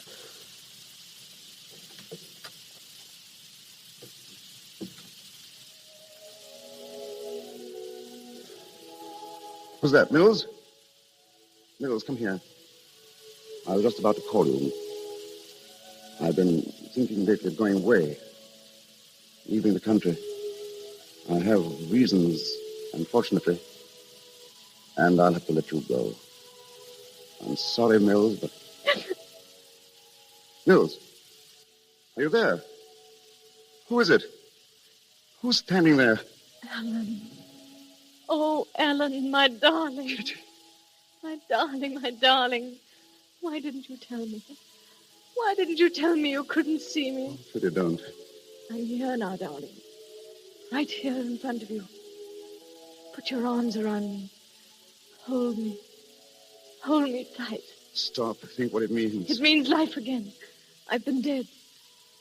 Oh, dearest, it was cruel of you. How could you know me so little? Kitty, will you listen to me? No, I won't. I won't. You told me once never to go away. I never shall. You may as well face it. You'll never be alone again, darling. Wherever you are, I'll be with you. Always. Always. Oh, Kitty. I never could escape from you, could I? Never. You were always popping up. Always. Thank God you popped up this time.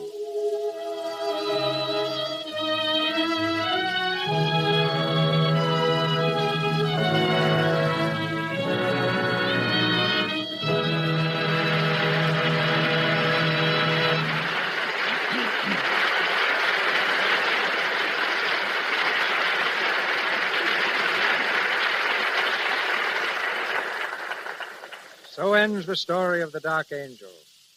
And in just a moment, you will hear further from our artists, Merle Oberon and Herbert Marshall. Speaking of artists in a more specific sense, I doubt if there is any painter in the United States better known than our guest tonight. With Charles Dana Gibson and Howard Chandler Christie, he made the beauty of the American girl famous the world over. He's also a motion picture pioneer.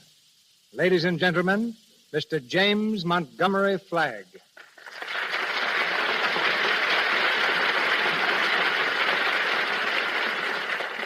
Yes, you may not have noticed it, Mr. DeMille, but I was making two-reelers when you were making your first great spectacle films. I produced and supervised 26 satirical comedies. They were billed as comedies because they claimed no one would know what a satire was. They thought it was a gent with goat's legs and horns. I even acted in some of them. I hope your acting was better than my painting. Well, D.W. Griffith offered me $30 a week to play villains. He's never withdrawn the offer. I made one called Perfectly Fiendish Flanagan. To take off on my pal William S. Hart, I played Mr. Fiendish Flanagan, the scourge of the prairies. But this time I came out here from the United States to make a series of 12 portrait drawings of leading stars for photoplay covers. I've already drawn your star tonight, Miss Merle Oberon. I'd seen her in several pictures, but never had the slightest desire to make a portrait of her. Seemed to be a false glamour about her features. But as soon as I met her, I found Miss Oberon beautiful.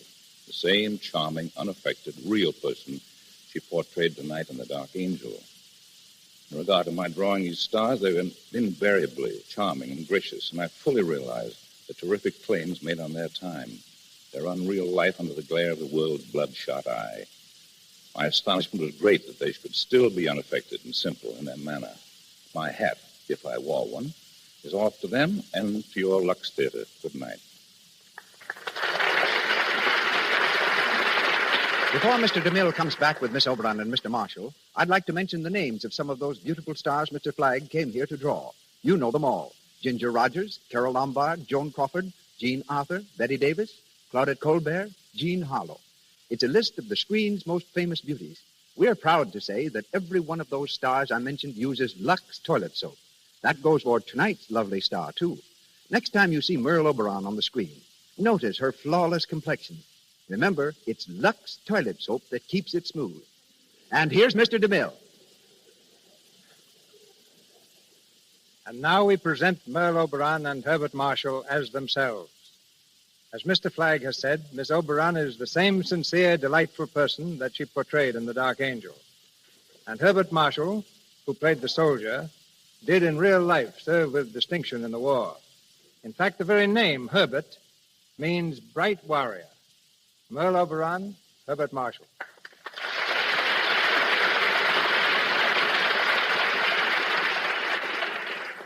Now, just a minute, Mr. DeMille. You have me a little mixed up. Before the play, I was a man who hated to fight. During the play, I did, and now you say my name proves I love it, and I don't. Names are deceiving. Cecil means dim-sighted. Yeah. Yet out of 3,000 people at a Roman banquet, I can detect the one extra girl on the back of the set who's chewing gum.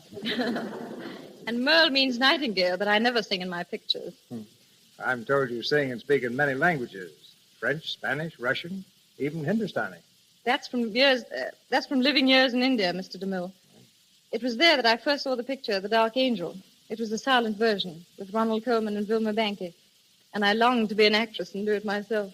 Well, you realized your dream magnificently, both on the screen and tonight in the Lux Radio Theater. It's your best performance so far. What's your next? It's called, for the time being at least, In Love and War. What's yours, Bart? All's fair?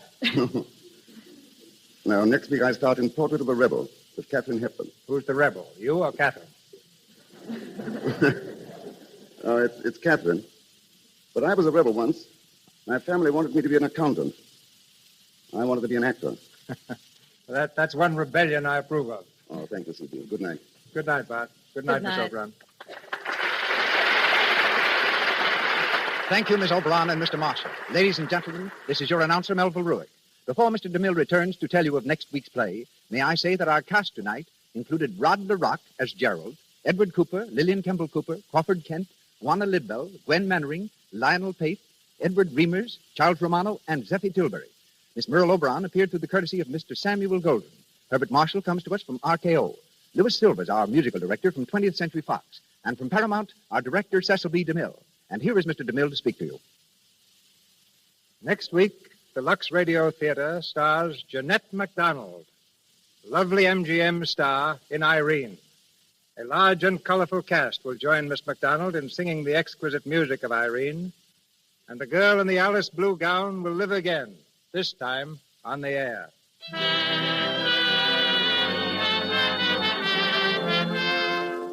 On behalf of our sponsors, the makers of Lux Toilet Soap, I invite you to join us next Monday night in welcoming Jeanette MacDonald to the Lux Radio Theater. This is Cecil B. DeMille saying good night to you from Hollywood. Heard on tonight's program was A Pretty Girl is Like a Melody from the Music Box Review. This is the Columbia Broadcasting System.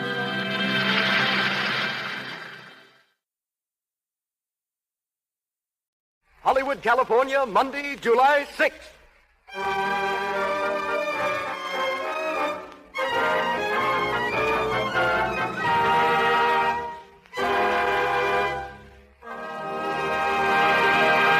The Lux Radio Theater presents Lionel Barrymore in the voice of Bugle Ann with Porter Hall and Anne Shirley.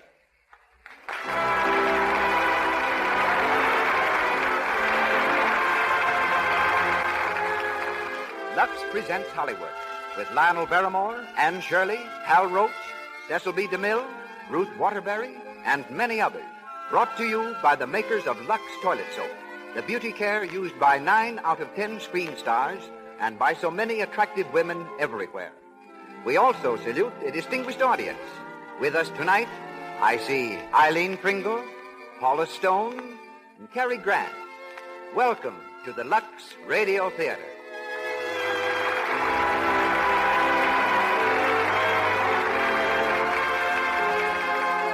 As producer of the Lux Radio Theater, we present one of the most distinguished personages of the entertainment world. Producer of great screen spectacles, creator of stars, his name is known wherever motion pictures are seen. Ladies and gentlemen, Cecil B. DeMille.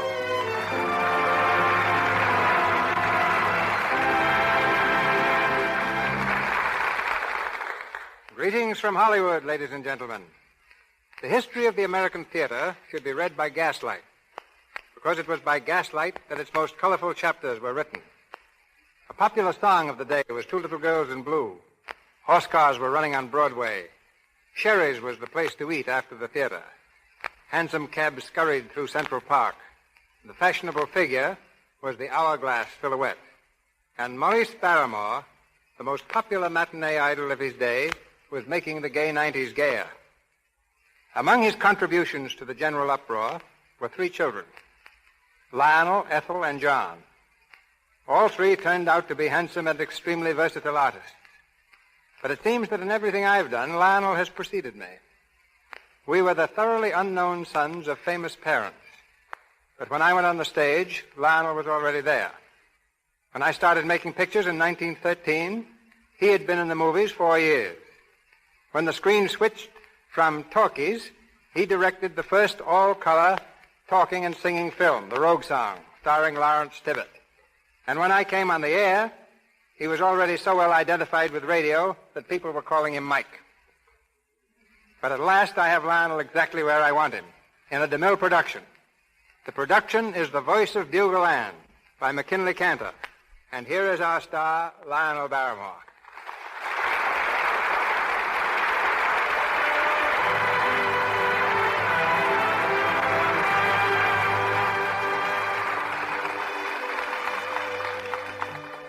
The chief sport of Missouri farmers is fox hunting. Night after night, they gather in groups and let their hounds loose on the trail. Far or near, they know each hound's voice. They know when the scent is hot and when the fox has doubled on its trail. They sit by friendly fires before and after the chase. There's such a fire burning now. And toiling toward it through heavy underbrush, we see the shadowy figures of Spring Davis, a grizzled old farmer played by Lionel Barrymore, and his son, Benji. Can I help you, Paul? No, I don't need no help. You just take care of yourself, son. I can hear the hounds coming this way. That the fire right up there? Yeah. I can see old Calhoun Royster standing up by it, and Bake, and some other feller. Who's that? You, Spring? Yeah, me and Benji. Well, come on. You're missing the whole thing. Well, got here as fast as we could, Cal. What held you? That Molly Pitcher hound of mine. She's going to have a litter. Evening, Bake. Evening, Mr. Davis. Evening, Benji. Evening. Spring, this here gentleman over here is Mr. Tanner. He's from the city. Sells insurance. Evening. How do you do? Come up to listen to the hounds? Why, yes. Mr. Royster, Cal here, was talking so much about it this afternoon, I asked if I might come along. Oh, glad to have you. This is my son, Benji. How do you do? Evening. Throw another log on the fire, Big. Putting near to going out. Listen. They're over the ridge of Heaven Creek now. The hounds are gaining. Well, how can you tell that? Oh, it's in their voices. You can tell just what's happening if you listen to them. Yes, but just where is the sport? I've heard of riding to hounds, and I can appreciate that. But this... Well, we don't ride no horses or wear funny caps, Mr. Tanner. We just raise hounds and train them for the hunt. Well, I should think there wouldn't be any foxes left in this part of the country, killing so many. Oh, we never kill the fox. No. He holds up when he gets tired, and the hounds come home. Do you mean the fox will run again another night? Don't they ever learn anything from experience? Yes, they learn. And they run again night after night, year after year. Yes, sir, year after year. And do you do this all night and every night? Oh, not every night, no. Sometimes it rains. Or sometimes it's just the opposite. Sometimes the weather's too dry. Well, sometimes we get long damp spells. Yeah, too damp. No, Mr. Tanner, we don't come out every night, but Cal and me ain't missed many good nights the last 50 years. Well, considering how it's pretty damp out here, it might be a good idea to take out some health insurance. Hi. Oh. Coming on to rain, Spring. Yeah, no hunting tomorrow night. Now, look here, about that insurance, Someone's coming up the hill, Paul. It's Mother, Paul. What's ailing, Ma? You better come home, Pa. Molly Pitcher's restless and nervous. She ain't acting right. Well, I guess her litter's about due. She crying? No, just restless. Well, I'll go. You stay here, Benji, till the foxes hold, then you bring the pack home. All right, Paul. Come along, Ma. We'll head for the house.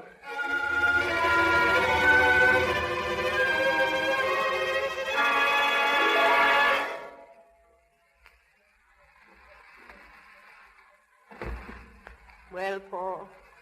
I guess it ain't no use. Is she dead? Yeah.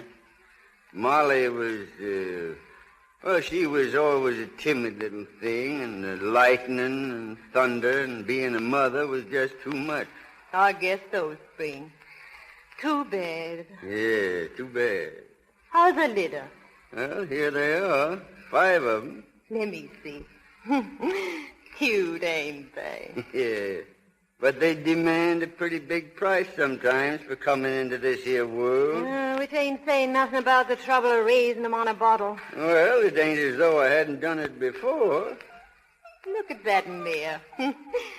She's a mouse run spring. No strength at all. Best let her die, I'm thinking. Oh, no, Ma, I wouldn't do that. After all, Molly sort of give her life for this one, the last of the litter. Not much to look at. No, she ain't.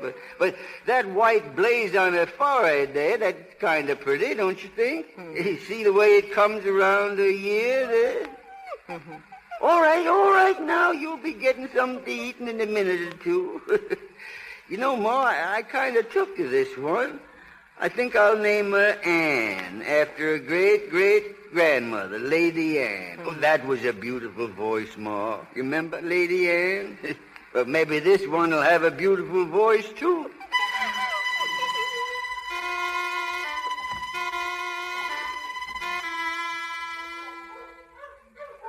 Put another stick on the fire, Blake. I'm near. I'll do it. There she is. Listen, Carol. There never has been a sound like that in Heaven Creek County till that little pup come along. Well, it's the strangest sound I ever heard. Well, that's why I asked you to come here tonight, Mr. Tanner. This is the first hunt. You were here the night she was born. That makes me kind of feel like her uncle. Yes, sir. Just about a year ago it was. I called her Lady Anne then. Lady Anne, that is, till I heard her voice, the sweetest voice in the world. Clear and soft like a bugle. And you renamed her. Yeah, she's Bugle Anne now. Bugle Anne. There she is again, Paul. Heading the pack. There never has been a tune like that in any throat in Missouri. And there won't be any more like her when she's gone. Granny, you're just plumb foolish over that animal. Well, why wouldn't it be? Waited a long time to have a hound like that. Yes, sir. Well, I should think it'd be worth it. Well, you see, sir, it's a matter of breeding good hounds and understanding them and kind of, well, being fond of them. Yeah, their turn. Yeah. Swinging up past old Camden place. Yeah, I heard someone's moved into the old house. I ain't heard. No, I have, and I've been meaning to speak about it. Yeah, Bake? It's some of the Camdens that's moving in up there. They're coming back home. The Camdens was great hound people in their day. That's 20, 30 years ago. Yeah, but this is the son-in-law of the old Camdens, and his name's Terry. And he aims to raise sheep. Sheep? Well, that means a fence. Sarah Lance's pa was at the lumber yard, and this fella Terry was there. He was ordering posts and wire. Wire? What kind of wire? Wolf wire. Hog-tied, bull-strong, and horse-high. I remember this Jacob Terry. Sure enough. He married Effie Camden. I heard she died up in Jackson County, leaving one daughter. It seems to me the daughter's first name was Camden. Well, I wouldn't call this Jacob Terry a pleasant man. Yet he once whipped a horse with a hunk of hickory. Oh, well, you can't condemn a man on what you hear. Any man can be reasoned with. Maybe we can reason with him about this fence. Why do you object to Terry having a fence, Mr. Davis? Well, in the first place, a fox hates such a fence. See? He's liable to shy off and leave the country because of it. But some foxes do like it, and that's even worse. Because a hound runs about 15 miles an hour, and he hits a wove wire fence in the dark. Now, the fox is little. He's got through without choking to death, but the hound, he's likely to get hurt. Well, you can't get good hunting in countries where they put fences across the fox range. No, I reckon we better make a visit on this here Jake Terry tomorrow. Nobody's ever put up such a fence in these parts. There's Bugle Ann again. They've holed. I guess we better call her back, Paul. Yeah. Hand me my horn, Benji. A bugle? Will she come for that? Yes, sir. And there's nobody in the world got leave to call Bugle Ann except me.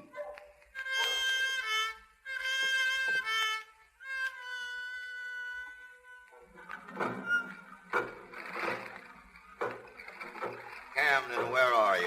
Here, Father, getting some water at the pump. Well, hurry up about it. There's a lot of work to be done around the house this morning. Yes, Father. And I want you to help me with that fence.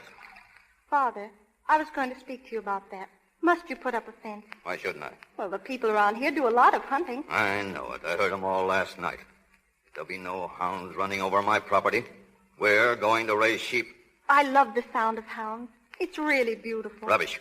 I can't stand the sound of them, the sight of them. Or the fools that make a fuss over them. Oh, but it's just a game, Father. Why, I've often heard Mother tell how they used to sit around the bonfire at night, right out there on the ridge. It's in your blood, too, I guess. Your mother was more interested in dogs than she was in me. You're her daughter, all right. Please, Father, let's not quarrel. Oh, get on with your work. I've got better things to do than argue with you.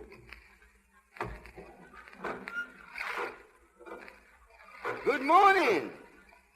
You're Miss Camden, I reckon. Yes. Well, I'm Springfield Davis. This is my son, Benji, and this is Cal and Bake Royster. How do you do? We neighbors, Miss Camden. We'd like a word with your father. Well, what is it about? Well, it's just that we wanted to discuss a little matter with him. Oh, Who are all these people, Camden? they want to speak to you, Father. What do you want?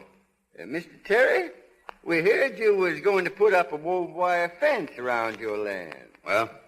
Well, a hound can't get through that kind of a fence, Mr. Terry. It's sure to get hurt. If they get hurt, it'll be their own fault. I'm going to build a fence, hog tight, boot strong, and horse high to keep hounds out. Father, please. Be quiet. Now, nobody has ever put up such a fence in these parts. Well, mine will be the first then. And if any hounds do happen to get through, I'll shoot them down. Well, now, I reckon nobody who was married to a Camden had hurt a hound. I'll do what I like. It's my property. Father, don't. I told you to keep quiet.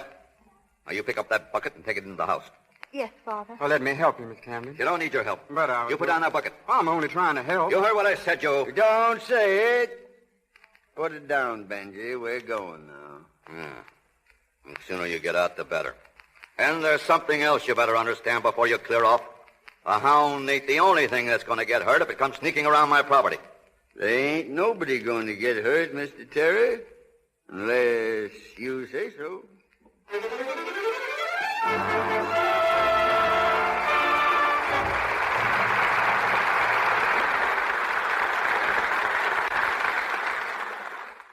You're in the Lux Radio Theater on Hollywood Boulevard.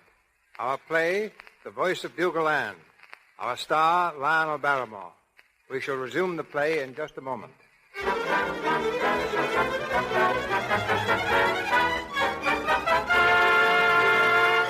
Now we take you on a quick tour of Hollywood. Sightseeing buses do a tremendous business here in the world's great movie capital. Picture yourself on one of these buses now, going down Hollywood Boulevard. Don't miss anything. Here's the tour conductor. Corner of Hollywood Boulevard and Vine, ladies and gentlemen. Most famous intersection in Hollywood. A few doors to your right, down Vine Street, the popular Brown Derby Restaurant. Now, straight ahead, on your right, the Lux Radio Theater, the most famous radio theater in the world.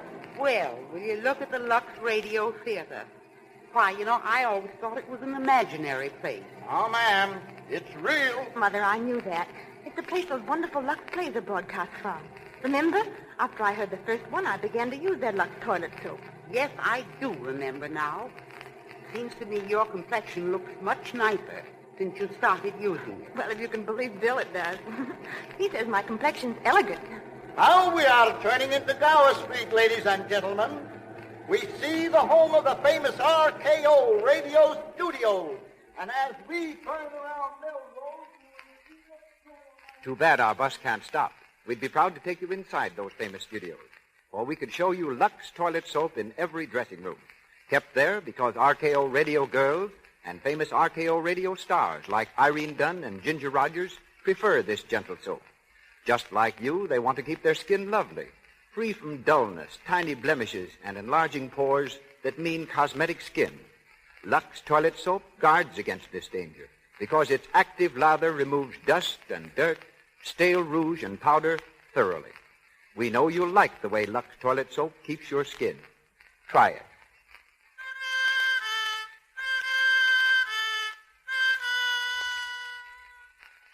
Now we return you to Cecil B. DeMille. We continue with The Voice of Bugle, starring Lionel Barrymore.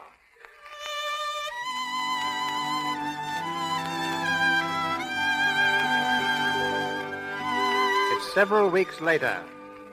Benji and Camden have been seeing each other almost every night. They stand together now by the rail of a rustic bridge, gazing into the stream below.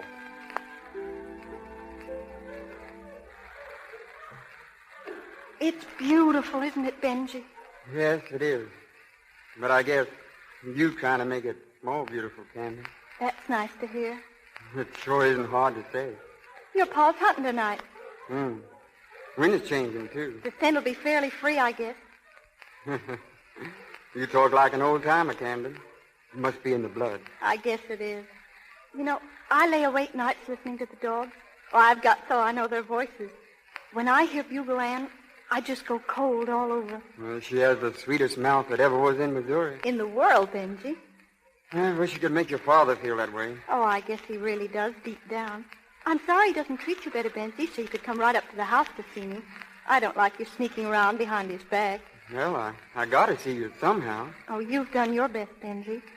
Oh, you know, it isn't that Father's mean, really. He's just unhappy. Well, I'm sorry you are, Camden. Not when I'm with you. Camden, honey, what are we gonna do? I don't know, Benji. It's awful this way. It's all so hopeless. I know. Listen. They're heading over toward your place. I hope they have sense enough to keep away from that wire fence. Oh, Benji, if they ever ran into it. I think I better go find Paul. If Bugle Ann ever gets hurt, he won't be responsible for anything. Benji, I'm worried. Well, I'll be all right. Come on. You can drive me back to the car in your place. I'll walk on from there. Benji, you won't let there be any trouble, will you? Not if I can help it, honey. I don't want anything else to come between us. Oh, Benji, darling.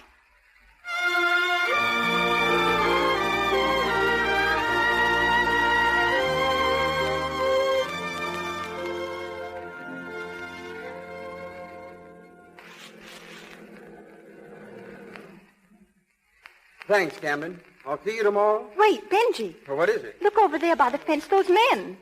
It's Paul. Something's happened. Come on.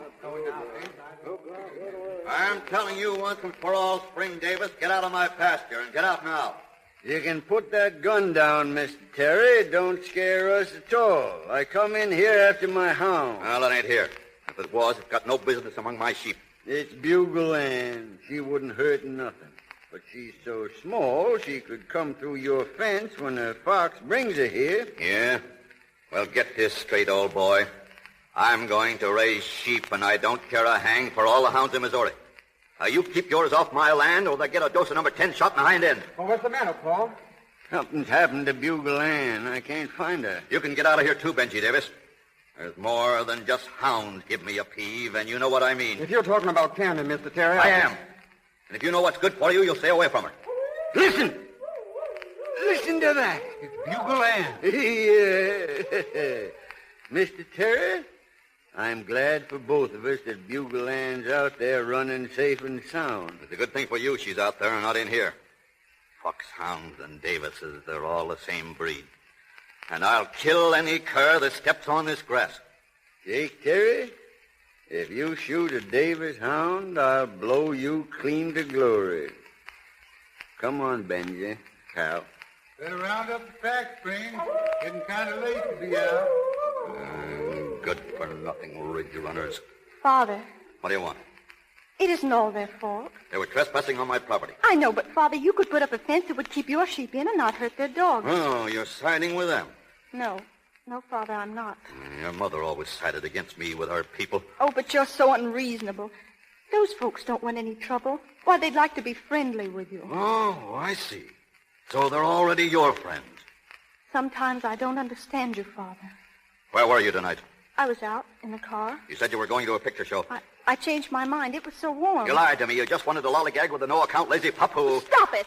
I won't let you talk that way about Benji Davis. I said I didn't want you to see any more of him. Oh, listen, Father. Didn't you ever love Mother a little? Even in the beginning Don't try to get around me. I told you to stay away from him. You've got no right to say it. I've got to see Benji. You'll not lie to me again or disobey. I love him. And what you say or do won't make... Maybe that'll make some difference. That's the last time you'll ever strike me, Father. It ain't the first and it ain't the last. You'll do as I say.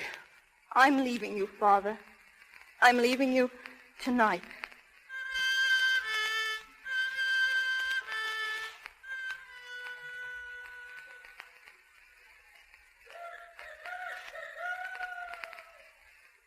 Where you going, Pa? To call on Jake Terry. For that gun. Ain't going to take a gun, Spring. Bugle can't be dead. You hear to yourself up by Terry's pasture. That was earlier, Ma. I called her all last night, but she didn't come to me. You think Terry shot her? I ain't sure, Ma, but me and Cal and Benji is going up that way this morning to look for her, and if she's there... Oh, Spring, I wish you wouldn't. Oh, you just leave this to me. I know what I'm doing.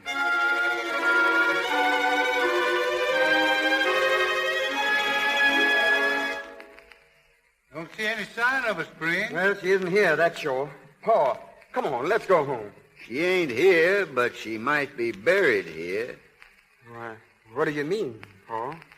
You remember, Cal, how Bugle Ann caught her foot in that rat trap before she was weaned? Sure. Everybody knows that. But one gone toe never bothered her. Her track was always plain, Cal. I've been looking for her track up here, and there it is. Oh. Right there in the mud. You see it, Cal?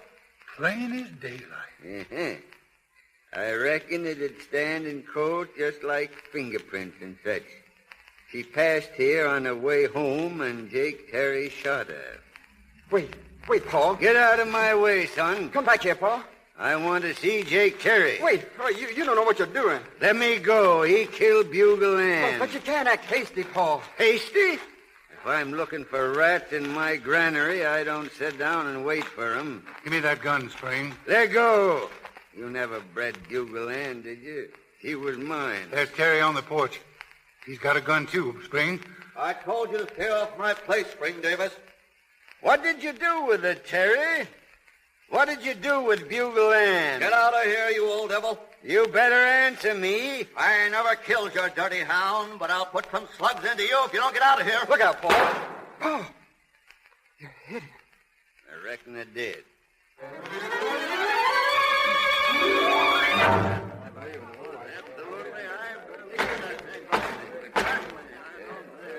Miss Terry, you are under oath to tell the truth. You know that. Yes, sir.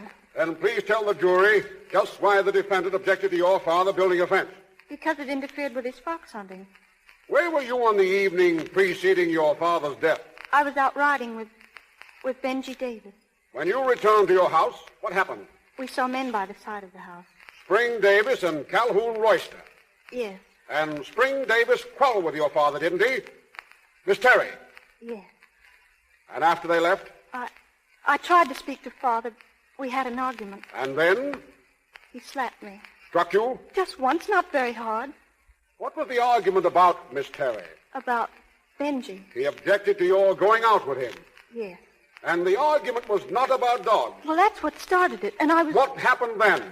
I packed my clothes and took the car. It was my car, and he didn't stop me because he knew my Aunt Nancy had given it to me after Uncle Newt died. Go on. Well, I was angry. I didn't want to stay there. I drove away. Where? To my Uncle L. Nathan's place, up north. It was 2 days before I heard of my father's death. Miss Terry, are you still friendly with the defendant's son? We haven't seen each other, if that's what you mean, since... One more question, Miss Terry. Did your father kill the defendant's dog? I left. I wasn't there. That's all, Miss Terry.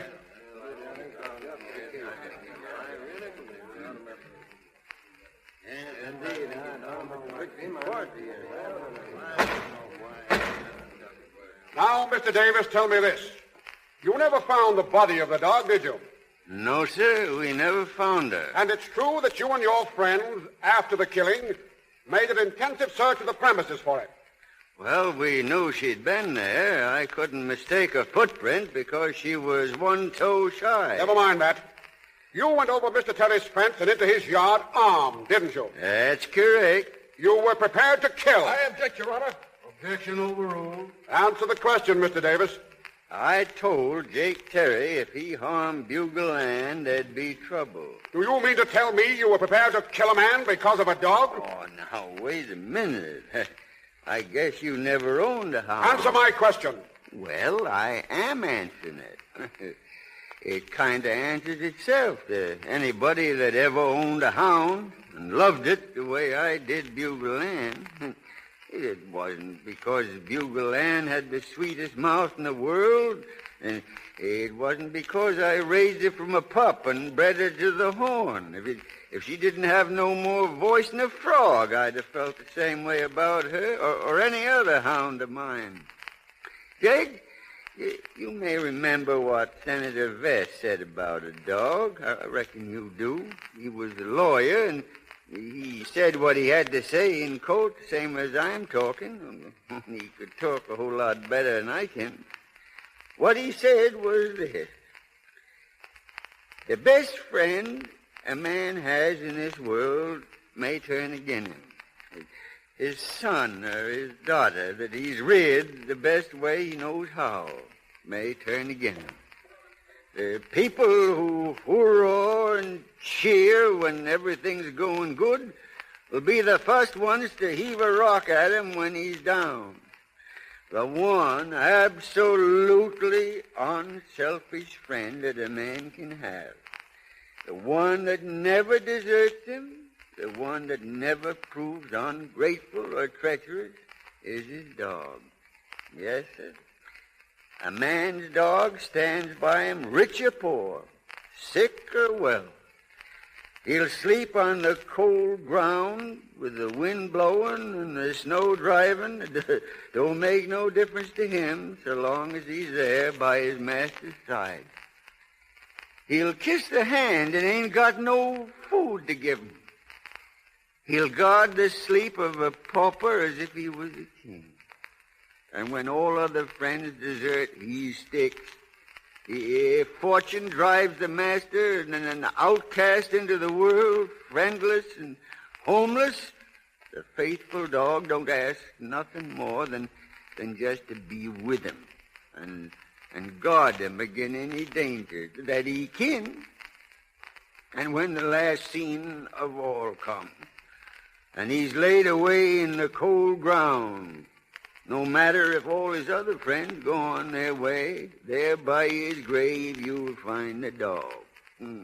His head between his paws, and his eyes sad but open and watching, faithful and true right down to the very end. Yes, sir. Oh, I seen it more than once. I'd kill a man if he killed a friend of mine without no reason. And a hound is as much a friend as any man, except he ain't got none of a man's fault. Yes, sir. I ain't denying I killed Jake Terry, 'cause he killed Bugle Ann. I didn't want to do it, Judge. I just had to.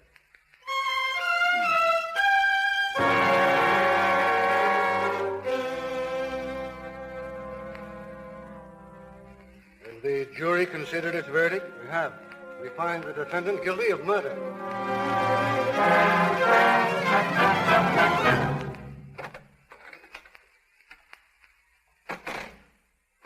Sit down, Cal. Sit down. These cells ain't much to look at. I guess the best they can do. Here they're going to give me my sentence this morning. That's why I come, Spring. Yeah. Well, now, there's no use grieving about it, Cal. Reckon there's nothing else the jury could do, seeing as I killed him and didn't deny it nohow. Oh, they might have taken into account how you was provoked. He killed Bugle Ann, didn't he? Yeah. And he would have killed you, too, if you hadn't have given him the death shot first. Yes, well, now, don't worry about me, Cal. It ain't going to be so bad up there in Jeff City. A lot of men stand it, and they ain't no tougher than me. I'm sorry for Ma and Benji, though. You'll do what you can for him, Cal. You know I will, Spring. To tell Benji that Camden's really a fine girl, and I hope maybe someday it'll work out for him. It's much worse for them two young uns than it is for me. You know, Cal, I ain't done much reading lately, and this will give me a sort of chance to catch up.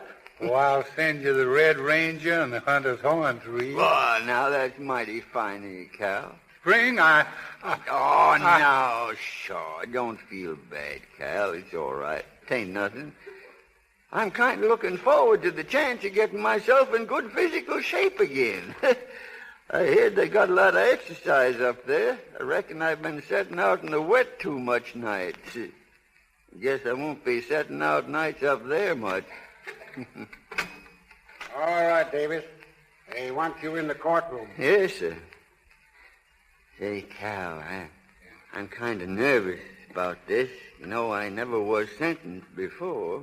You go ahead, Cal, and tell Ma and Benji not to take it too hard. Goodbye, Spring. Goodbye. I'll do the best I can. Yes.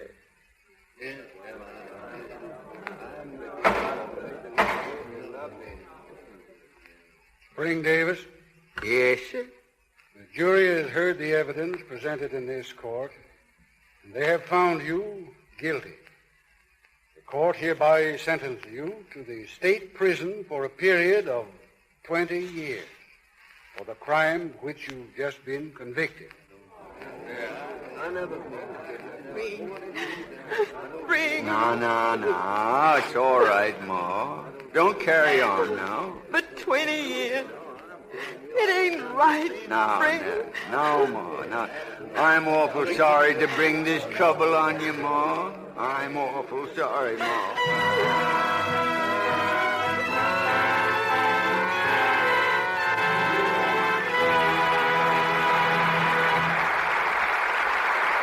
For station identification, this is the Columbia Broadcasting System.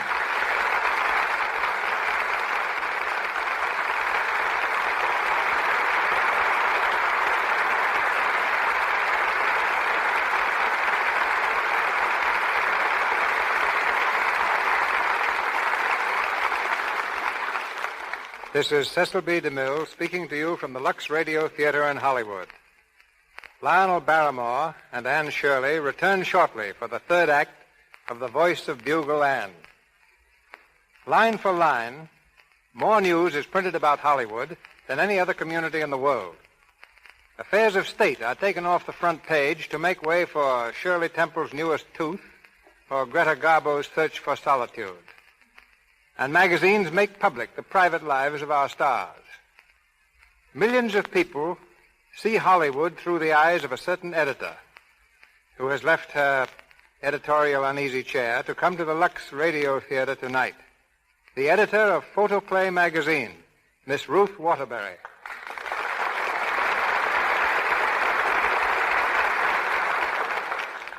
Thank you, Mr. DeMille. You know, when an editor interviews a director, that's not news.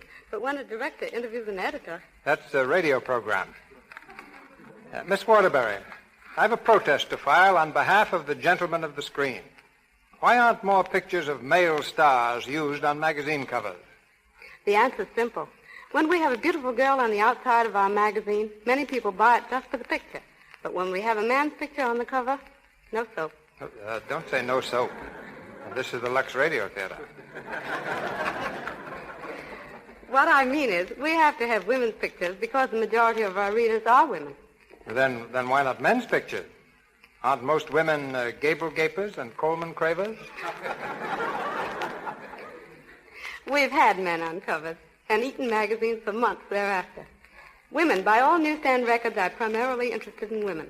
They want to know new ways to fix their hair, whether thin or heavy eyebrows are in fashion, how to keep their figures and their complexions lovely.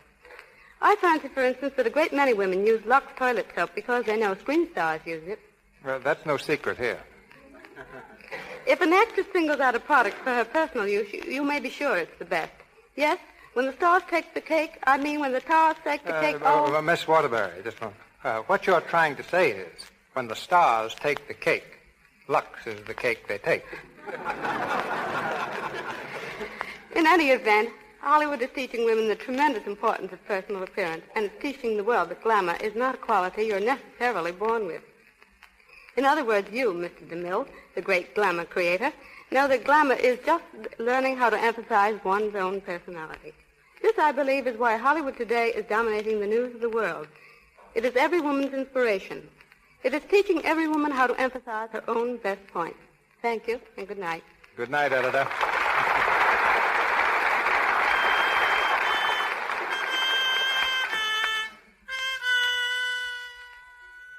And now for the last act of our play, The Voice of Bugle Anne, starring Lionel Barrymore with Anne Shirley. Almost a year has gone by since Spring Davis was condemned to prison. It's late evening, and in the kitchen of the old farmhouse, Benji and Mrs. Davis are sitting tensely in their chairs. They seem to be waiting for something, half expectant, half frightened. Mrs. Davis breaks a long silence. Benji, Yes? are you going out searching again tonight? I've searched and searched. Almost every night for 2 weeks. She's never answered the horn. I heard her, and you heard her. Bake heard her, so'd his paw. 'Twan't no mistake. Bugle Ann was bugling that night. She couldn't have been, Ma. Bugle Ann's dead. Terry killed her almost a year ago. I never said she wasn't dead, Benji. But we heard her just the same. Oh, it's unnatural to believe in ghosts. She was leading a pack. I'd have knowed her voice, Benji. And if she'd been alive, she'd have come when you called her. I guess the pack that she's been leading could go through a hog-tight fence like so much dishwater. Because there ain't no fences where they've been. No, Ma. I guess the great hounds have got a place of their own to go to after they run the last race here. Benji, I've been meaning to ask you. Didn't Camden ever write you nor nothing since the trial? Huh? Oh, no, she never did, Ma. I ain't never heard a word. Know where she is, don't you? Up with Uncle. No, I know, but... Oh, what's the use? There can't ever be nothing between Camden and me. Not now. If she loves you, Benji. How can she? My father killed her father. There's a murder between us. Benji. Oh, I'm not saying Pa wasn't right. I'll do the same thing in his place. But that doesn't change things. Nothing can change things. Benji. Shh. There it is again. She's back, Benji. She's come back. Don't say that, Ma. Ma, it isn't possible. Possible or not, Benji. That's the voice of Bugle Ann.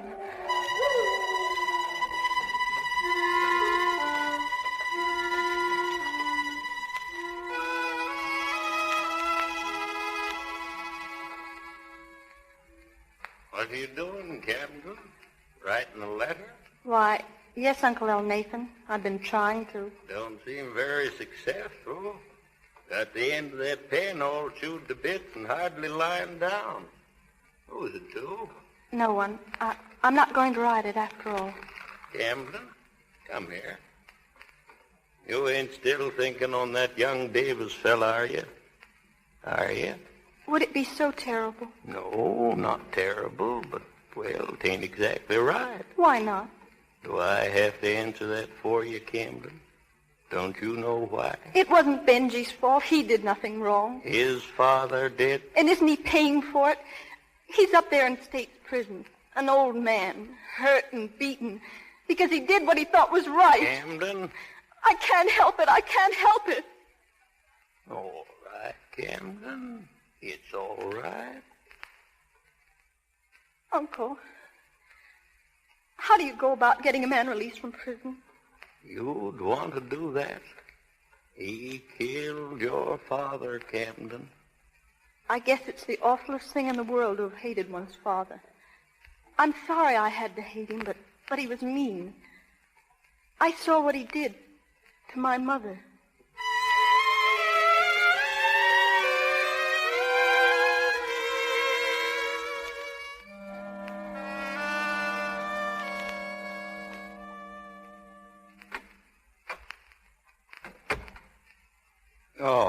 Come in, Davis.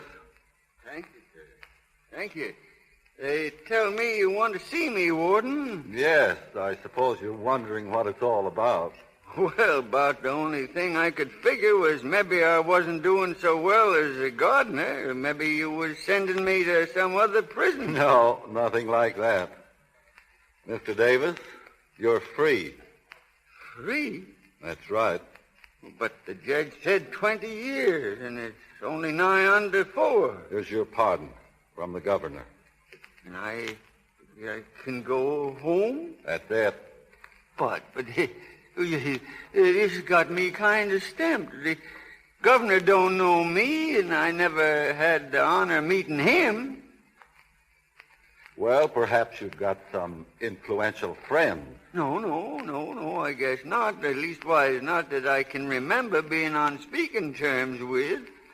Well, it all came pretty much as a surprise to me, too, but you can go home. Home? I reckon that'll be kind of nice. Ma and Benji been writing, but it ain't like having your kinfolk close around now. Is it, Mr. Hanrahan? All right. I'll telegraph your wife you're coming. Thank you, sir. Thank you. Goodbye, and good luck, Mr. Davis. Thank you, Warden.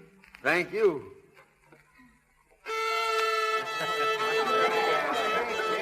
Kick your partners for the day. Swing your partners. It's mighty nice of you, Ma, to have all the folks over. We're so glad to have you home, Pa. It's a real celebration. How do I look? Am I all right to go downstairs? Yeah, let me fix your tie. There, that's better. You can come down anytime you want to now. We'll have dinner whenever you want. Well, son? Pa, I want to speak to you. Now? What about? Wait till I close the door. Pa, I got something I want to show you. What, Benji? Look, Pa. Dog's collar. Bugle and collar. That's right, Pa. Bugle and collar. Where'd you get it? Where is she? Now, sit down, Pa. Sit down and be calm. And... You found Bugle Ann, and you never wrote it to me. Now, take it easy, Pa. Where was it? Where? Up in Bachelor's Timber. We never found her until last September. Bachelor's? No, couldn't have been up there. Yes. She was caught right in that old rusty wire windbreak down near the shack. Caught in the wire? Strangled? Yes. How long she been there? You couldn't tell, Pa. If it hadn't been for the collar, I wouldn't have known it was her. Maybe a year she was there. Maybe a lot more. Then Jake Terry never done it. Well, maybe Bugle Ann run up there after he shot her.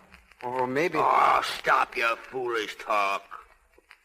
Well, that ain't the whole story, Pa.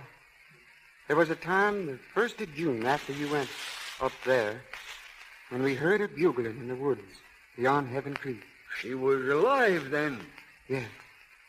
But 3 nights ago, the night we heard you were coming home, we heard her again, Pa. 3 nights ago? We heard Bugle Ann. There was a time when I'd laughed my head off at that, but I've had plenty of time to think these last 4 years. There was funny things in the Civil War, boy. My father told me about, and there's been funny things other times. Now, I don't say you heard Bugle Ann the other night, but you did hear something. Mighty often I thought I heard her clear off in Jeff City. 3 nights ago you heard her. Yes. Not since. Well, there's been rain. Well, there ain't no rain tonight. Oh. We'll listen tonight, Benji. You and me and Cal and Bake, like we used to. I'll have my horn along, and if I hear her voice... Oh, listen. If I hear her voice, I'll call her home.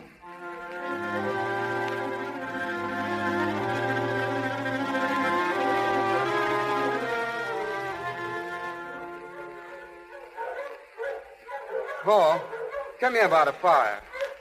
That's a beeline fox, all right. Don't let no grass grow under his feet. Benji, What is it, Bake? what'll happen if your pa blows that horn he's carrying? Would she come back to answer it? Shh. Look out. It's getting sweet, Cal. Yeah, getting sweet. Listen. It's Bugle Ann. It can't be. It can't. It's Bugle Ann. Paul, listen. It's a hound, an ordinary hound. It belongs to... I reckon it's an Armstrong. No Armstrong ever had that kind of music in him. No. For pity's sake, Spring, it's just a kind of an echo. Cal, If she comes real close to us, I'll blow the bugle for her. Paw, sit down. Are you plumb certain that was her collar, Benji? I reckon nobody but the Lord seen her bones hop up out of the orchard tonight. Now, Spring, you got to get hold of yourself. Get hold? Why, I bred the most beautiful tune ever played in these parts. I ain't ashamed. Maybe you laugh when you seen me bring this bugle, but I reckoned it'd come in handy. Bugle Ann'll come home, Carol, when she hears this. She'll... What's that? It's someone else. Someone else is blowing her in. I never done it.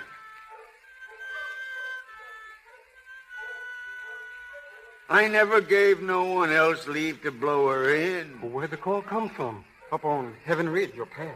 We'll find out where right now. Come on. There it is. Another fire. There's a hound walking back and forth. That's it? That's the hound? Wait. There's a girl there. She's looking right at us. Sees us, too. Oh, it's Camden. Camden? Come on. Camden. Good evening, Benji. Why, what are you doing here? Was it you blew them notes? Yes, I did. Twice. That hound. What hound is that? I raised her. But it's got her voice. It's got Bugle Ann's voice. Yes, I know. I used to hear her. I tell you, the Lord never made no two hound voices alike. Same kind of mouth and all, he never did. What is it all about, Camden? This hound, she was hers, Benji. She's Bugle Ann's puppy. There were 4 more, but only this little one had the real bugle mouth. Bugle Ann? She never had no pup.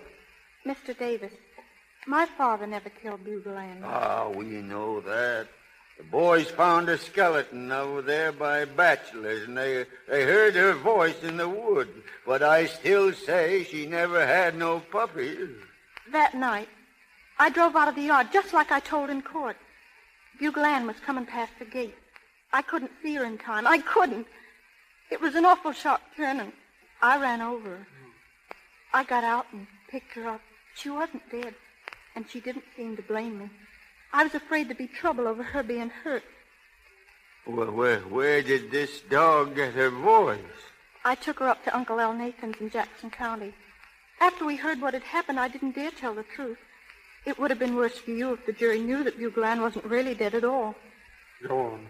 Please, Camden. I nursed Bugle Ann back to health. There were 5 pups, but, this one was like her. What happened to Bugle Ann? She waited till they were weaned. Then she left one night. There was a moon. She wasn't strong enough to run, but she did go away. We traced her 15 miles next day, then lost her for good. Likely she was heading for home when she struck a fox and you folks heard her.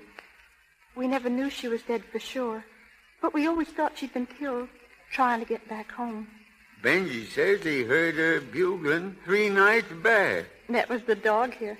I came out thinking you might be in the timber. You knew they let me out of prison? Why, yes. How'd you know? Well, I just knew, that's all. You ain't got prophecy nor second sight? Say, maybe you're on speaking terms with the governor. No, I wouldn't call it that. But you had something to do with his pardon? Why, plain as you know. Speak up, child. All my folks weren't Terrys. There was some Camden. That's right. They might have counted for something when considering a pardon. The Camdens mean something in this state. Why, even yet. Some of them are in the legislature, and the governor listens to them when they want something as much as I wanted you to be free. You did it, didn't you? Oh, I just did what I could.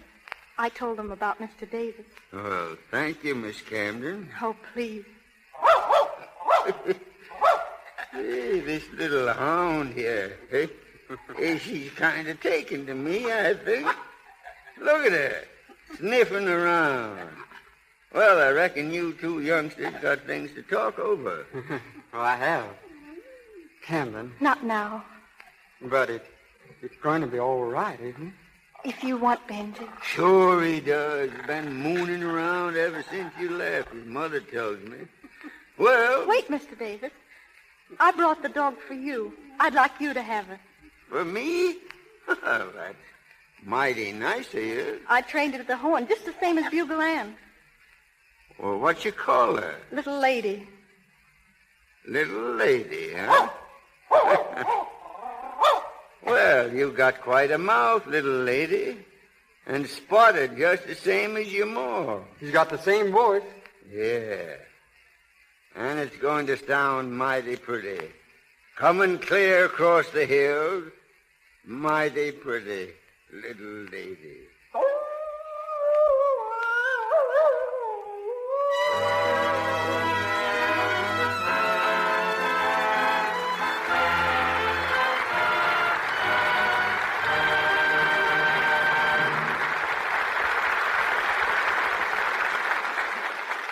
Our play, The Voice of Bugle Ann, with Lionel Barrymore as Spring Davis, is ended. But in a moment, you'll hear him again as Lionel Barrymore. When I came to Hollywood in 1913, the first man who asked me for a job was a cowboy extra. I still have the notebook in which I wrote his name, Hal Roach. Beside it is the salary he asked for, $5 a day. And beside that, my notation, too much. I hired others for $3 a day, and thereby did Hal Roach a favor. He went out and started his own studio, making comedies featuring another unknown extra named Harold Lloyd. In time, he started the Our Gang series, and the motion picture industry now awards him the laurel for producing more comedies than anybody else in Hollywood. Wait a minute, C.B. If you're going to mention Laurel, you've got to mention Hottie. Mr. Hal Roach, ladies and gentlemen, who insists that among his laurels is Hardy, and many other great comedians, including B.B. Daniels, whom I stole from him.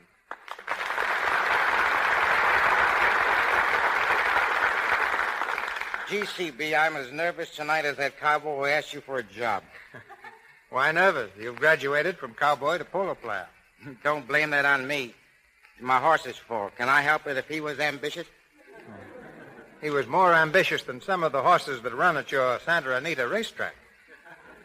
You've picked many winners for films. You've developed the most famous group of youngsters in the world, Our Gang. But your greatest achievement was changing the custard pie from a harmless dessert to a deadly weapon. But you have developed the most famous character in Hollywood. Which one? The Yes Man. Never heard of him. Yes, Mr. DeMille. Where do you get your child actors? Well, I went through raising those kids. At first, I couldn't get actors for Our Gang. People didn't want their children in films, and the slogan in Hollywood was, "Mothers, hide your children. Here comes Hal Roach." But now, after 17 years, the situation's reversed, and the slogan in the studio is, "Hide Hal Roach. Here come the mothers." Now, you created a lot of laughter in those years, and millions of people have relived their childhood seeing those comedies on the screen. You're more than a great showman, Hal. You make people laugh and forget their troubles. I can say the same thing for you, C.B. Barnum had the greatest show on earth, but you've got the greatest show on the air. I'll be listening every Monday night. But before leaving, I'd like to answer a question asked by countless of fans. Who is going to play opposite Patsy Kelly since the untimely passing of that great comedian, Thelma Todd? I think her successor is one Thelma would have chosen herself, Lita Roberti. So long. So long, cowboy.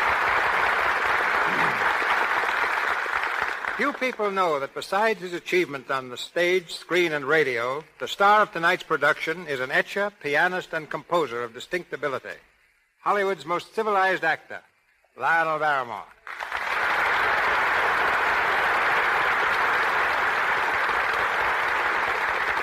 Well, thanks very much for the bouquet, C.B. There's one flower I left out of it.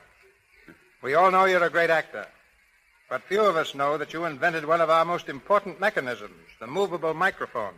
Well, somebody had to do something. You see, ladies and gentlemen, in the old talkie days, microphones were stationary. They were concealed in places like bookstands and floor lamps, and it was pretty embarrassing for a player to walk over to a vase and say, "Darling, I love you." So I putted around with a few wires and screws and gave us an instrument which follows the player and picks up every word naturally. I hope you remembered to patent it. You know, Edison forgot to patent all the rights of the motion picture machine. That little oversight cost him many millions. But if it hadn't been for that invention, I wonder where you and I'd be right now. Well, you'd probably be writing and directing plays, and I might be a commercial artist. I remember you once deserted the footlights and turned painter, but the paint didn't stick. Now you're an actor and the son of an actor. I guess so. Blood must be thicker than watercolor. I'm looking forward to seeing your portrayal of Andrew Jackson in your next picture, The Gorgeous Hussy. It's going to be quite a change to see you without whiskers. Well, I've been wearing beards and mustaches so long I'd almost forgotten how I looked myself. It's a real relief to be able to wash my face again. With Lux, I hope. Lux? Why, you can't turn around in Hollywood without running into that soap. In one picture, I'm Norma Shearer's father, and she uses it, and then I'm some other girl's uncle, and she uses it. And now I come over here, and there's a broadcast about it. Even Anne Shirley, who played in tonight's show, uses it. I certainly do, Mr. Barrymore. My complexion is no better friend than Lux toilet soap. You see? That's all I hear. Lux, Lux, Lux. And why do you listen? Well, because I like it, too. Good night. Good night, Mr. Barrymore and Miss Shirley, and many thanks. Mr. Barrymore appeared through courtesy of Metro-Goldwyn-Mayer, Anne Shirley, RKO, Louis Silvers, 20th Century Fox, and Cecil B. DeMille and Porter Hall, Paramount. And here is Mr. DeMille with word of next week's play. Next Monday night, the Lux Radio Theater stars Marion Davies and Joel McCrae in the story of a tempestuous waif, The Brat. It's an exceptional entertainment we've chosen for you, with one of Hollywood's brightest stars in one of Broadway's most brilliant successes. This is the Columbia Broadcasting System.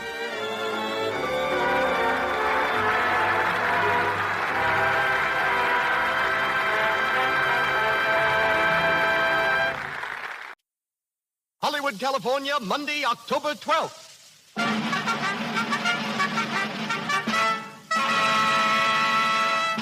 The Lux Radio Theater presents The Curtain Rises, starring Ginger Rogers and Warren Williams, with Alan Mowbray and Veery Teasdale.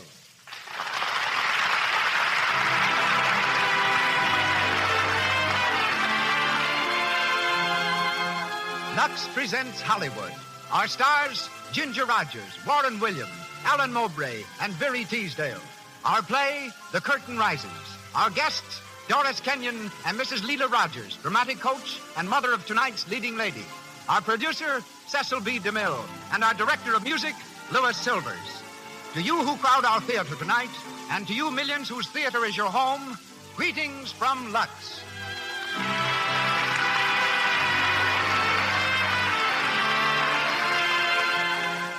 This hour in Hollywood comes to you with the good wishes of the makers of Lux Toilet Soap, the pure white soap whose active lather and delicate perfume have made Lux Toilet Soap the favorite beauty care used by 9 out of 10 of Hollywood's leading stars and lovely women everywhere.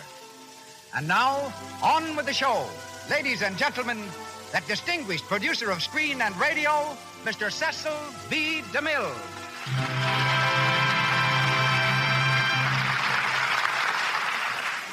Greetings from Hollywood, ladies and gentlemen. Just 444 years ago today, Christopher Columbus made good his promise to see America first.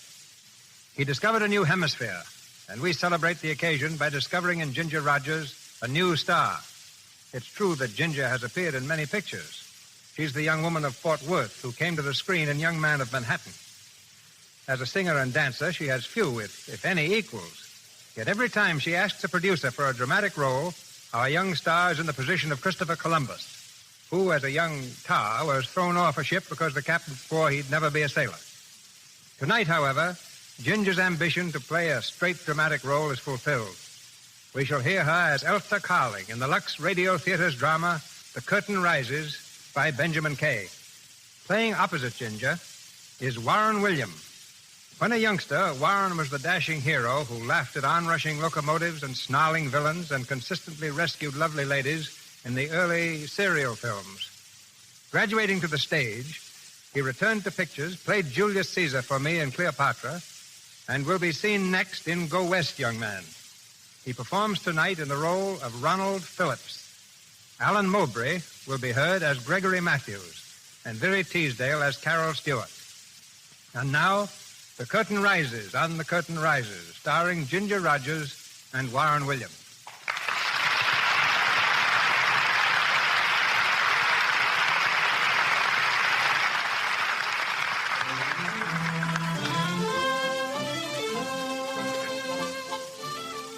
There's a gay party in progress at Carol Stewart's New York penthouse. The radio is turned on full blast, and the living room overflows with a noisy, good-natured crowd of merrymakers. Everyone seems to be having a grand time. Everyone except Elsa Carling.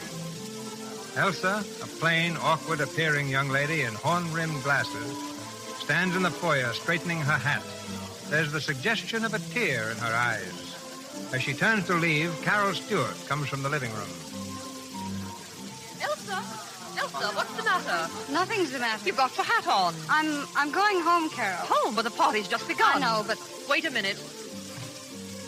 Now, will you please tell me what this is all about? Oh, it's nothing, Carol. Really, it isn't. You've been sitting against the wall all evening. Haven't heard you say a word, and you didn't dance once. Well, no one... I mean, I've got a headache, Carol. I don't feel like dancing. Oh. I'm sorry. Well, I'll call Arnie. Oh, no, don't bother. I can go home alone. Don't be silly. Arnie brought you here. I know, but he only did it because you asked him to, and I don't want to spoil his evening. And... Oh, Elsa, stop it. Hey, Carol, what goes on? Stephen, come here. Elsa's going to leave. Oh, that's too bad. You want me to call a cab? No, we don't. I want you to find Arnie. Tell him to take Elsa home. Really, Carol? Go on, Stephen. Oh, sure. Right back. I could have gone home alone. Of course, but why should you? Now, that's the trouble with you, Elsa. You always let men think they're doing you a favor. Well, it was awfully nice of him to call for me. I suppose you told him that. Of course. Oh, Lord. Well, it was nice of him. He didn't want to bring me. How do you know? Did he say so? No, he didn't say anything. Well, Stephen, where's Arnie? He's coming. He's talking to a couple of people, and, look, Elsa, can't you stay a little longer? Oh, he doesn't want to take me home? Oh, now, I wouldn't say that. Oh, that's all right. I don't mind. I'll speak to that low-down newspaper reporter. Where is he? No, please, Carol. I'll go alone. Good night. Elsa, wait. Good night. Hey, was she crying? If she wasn't, it's not your fault. Well, here I am. Just a wee bit late, Arnie. The press is never late. Where's our little wallflower? She's gone home. Oh. Yeah? Well, you needn't look so pleased. What's the matter with her? She said she had a headache. The real reason is that she sat in that room for almost 2 hours and not one of you even so much as looked at her. Oh, now, Carol. My dear hostess, I brought the lady to your charming party. My responsibility ended there. You might have spoken to her. I tried that in the cab. Result? Terrible. Arnie's right, Carol. The girl can't talk without blushing. Oh, keep quiet. Elsa's one of the nicest girls I know. Granted, but she's a prim little old maid. Elsa isn't an old maid. She's younger than I am. Being an old maid hasn't anything to do with age, Carol. Some girls are old maids at 18. Oh, poor Elsa. There you are. When you think of her, you say, poor Elsa. You're sorry for her. Yes, I am. She's missing so much in life. Inside, she's so sweet and sympathetic and clever. And... well, she is clever. Only somehow she doesn't know how to let it out. Well, I suggest she learn how. Gather ye rosebuds while you may. Right. But first, she'd better take off those glasses.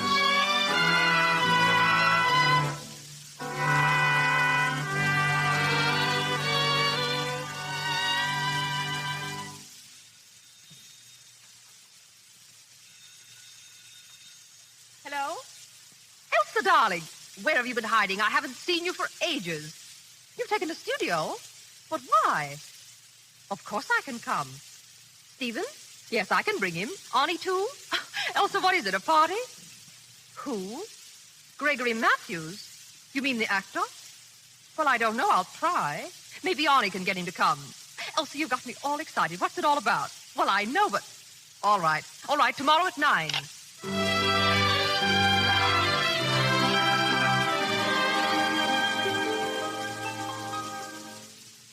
Well, I'm awfully glad you came before the others. What did you do with Stephen and Arnie? They stopped by for Gregory Matthews. Oh, then he is coming. Arnie says so. A newspaper man can usually get what he wants from the theatrical profession. Well, so this is your studio. Do you like it? It's grand. What's the idea? Oh, I have an income of my own. I can afford to have a place for myself. But Elsa, you have a lovely home, so that's not the reason. Oh, Carol, my home has always been a prison. No, I don't mean that exactly. The prison was largely myself.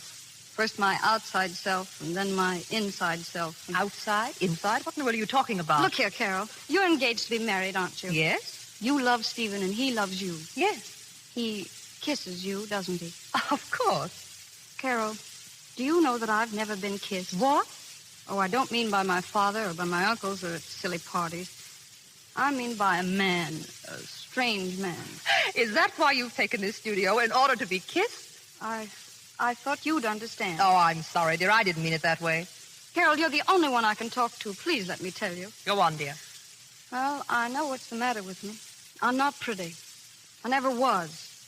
I have no charm for men. Even as a little girl, I used to see boys putting their arms around other girls and stealing kisses. Oh, I wanted that, too. I want it now. But, darling... I want romance, Carol. I want what every girl wants. Love, kisses, and the arms of a man around her. But what in the world has all this got to do with your taking a studio and Gregory Matthews? Well, I want to see if I can't arrange to have Gregory Matthews give me lessons in acting. Lessons in acting? But you surely don't expect to become an actress. Well, no. But you see, I've seen all the plays that Matthews does. I know all the parts. I got the books and studied them. And I feel now that all I need is a little coaching. Oh, I see. If you took lessons, you and Gregory Matthews could play all the love scenes together. Is that it? Oh, Carol, really? Now, don't tell me that's not the reason. Well, maybe. You've got a crush on Gregory Matthews, haven't you? I haven't. I mean, I don't know whether I have or not, but lessons in acting won't do me any harm. Elsa, you're a fraud. But I can't say I blame you.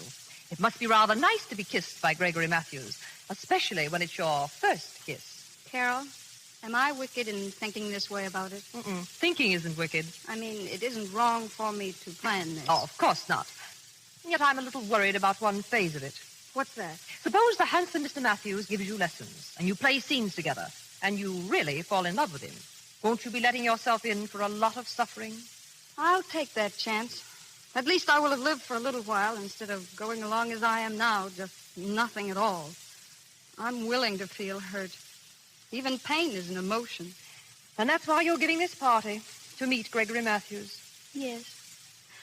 And now that it's here, I'm just a little nervous. I don't know how to explain it to him. Oh, don't worry. You'll find a way. But if I could speak to him alone... Of course, darling. I'll get rid of the others. You leave it to me. You'll have Mr. Matthews all to yourself. Oh, thank you, Carol. You're such a comfort.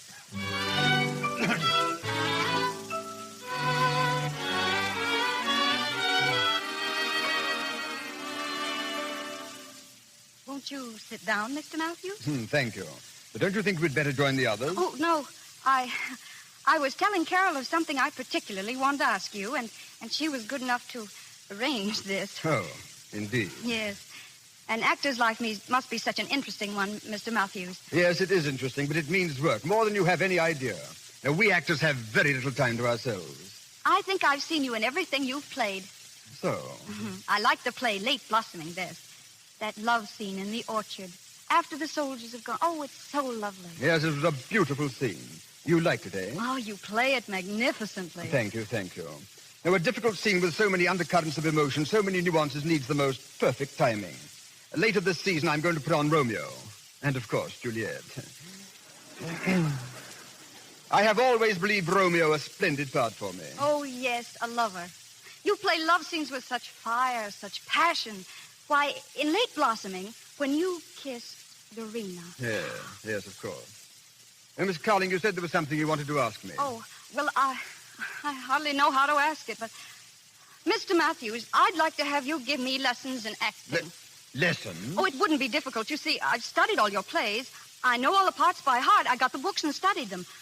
But, Miss Carling, this is impossible. Oh, I realize how busy you must be, Mr. Matthews, and, of course, the fee.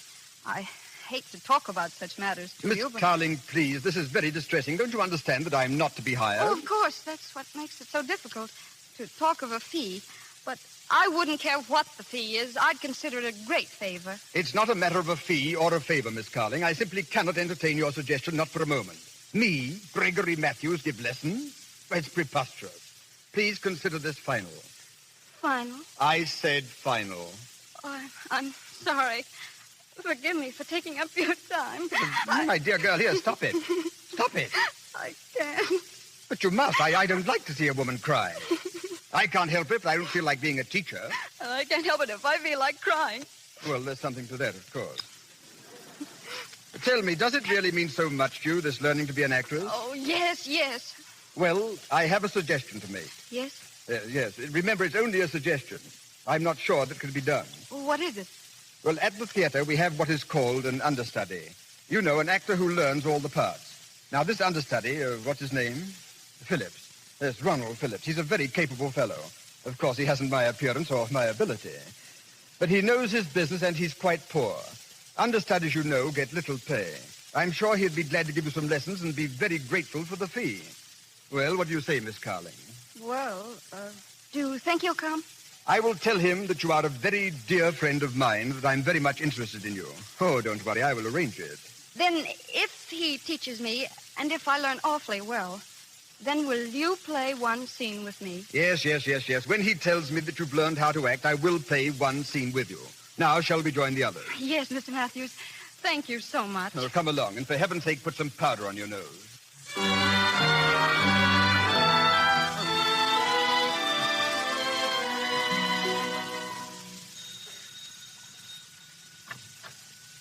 Yes? Is this Miss Carling's studio? Yes, sir.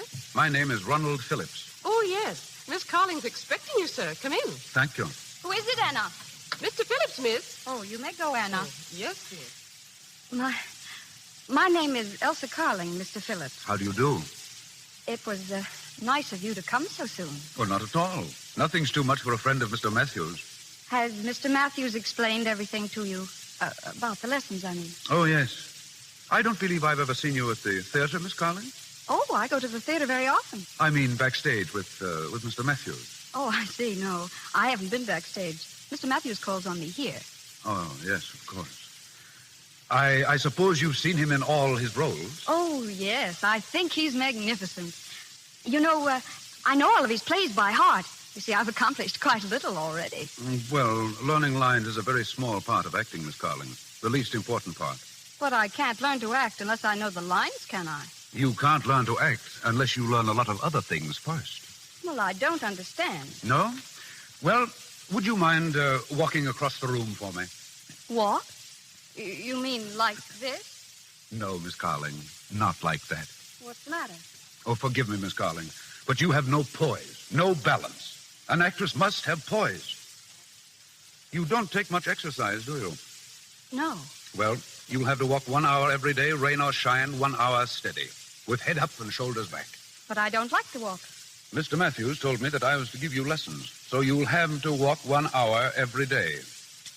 After that, you will have bending exercises, stretching exercises, practicing facial expressions in front of a mirror, and vocal exercises for accent and enunciation. I don't think I like your method. No, perhaps not, but I'm sure you'll like the results. Maybe. That's the trouble with you amateurs. You think acting is the easiest thing in the world. You don't want to work. But I'm not an amateur. No, what are you then? Oh, I'm sorry. I guess I'm just nothing at all. Oh, no, don't go to the other extreme. I only want to see that you start right. There's a lot to learn, Miss Carling. For instance, do you know how many ways there are of saying ah? Ah? Yes, ah. How many? Hundreds. Look, I walk into a room. I'm cold. I see a cheerful fire. I say, ah, a fire. You hear? Ah. Ah, yes. Then somebody says something that I don't believe. Do I say, ah? No. I say, ah. Ah. Exactly. Well, that's fun. Let me try one. All right. You walk into the room. Your fiancé is there, in the arms of another woman. What do you say? Ah.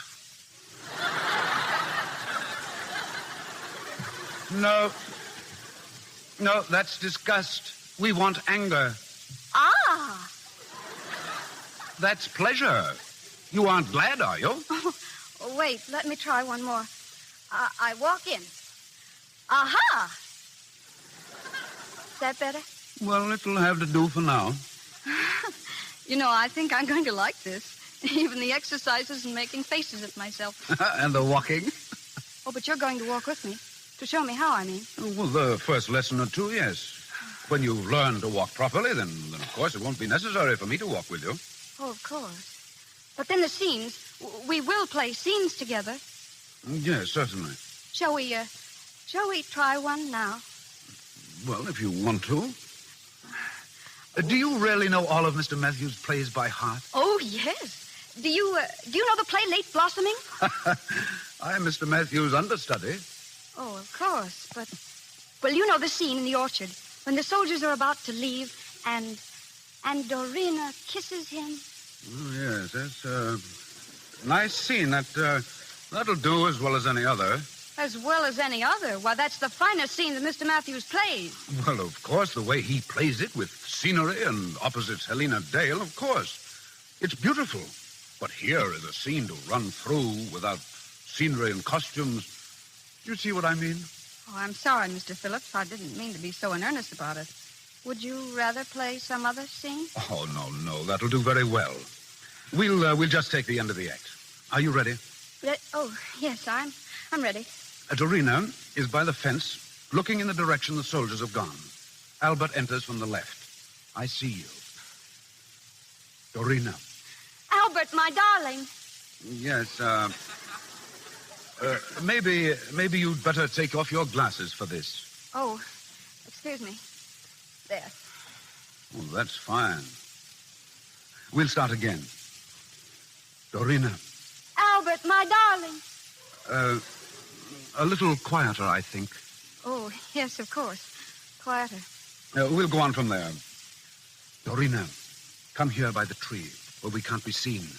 But, Albert, I saw you march away with the regiment. They're resting on the other side of the hill. I slipped away. I had to see you just once again, my darling. Albert, you shouldn't have come back. A little while ago you went away. I cried, and then I stopped. But when you leave this time, I shall cry and never stop crying. Miss Carling, don't be so nervous. I can't help it. But it destroys the feeling. You see, this is the scene leading up to the kiss. Yes, I know.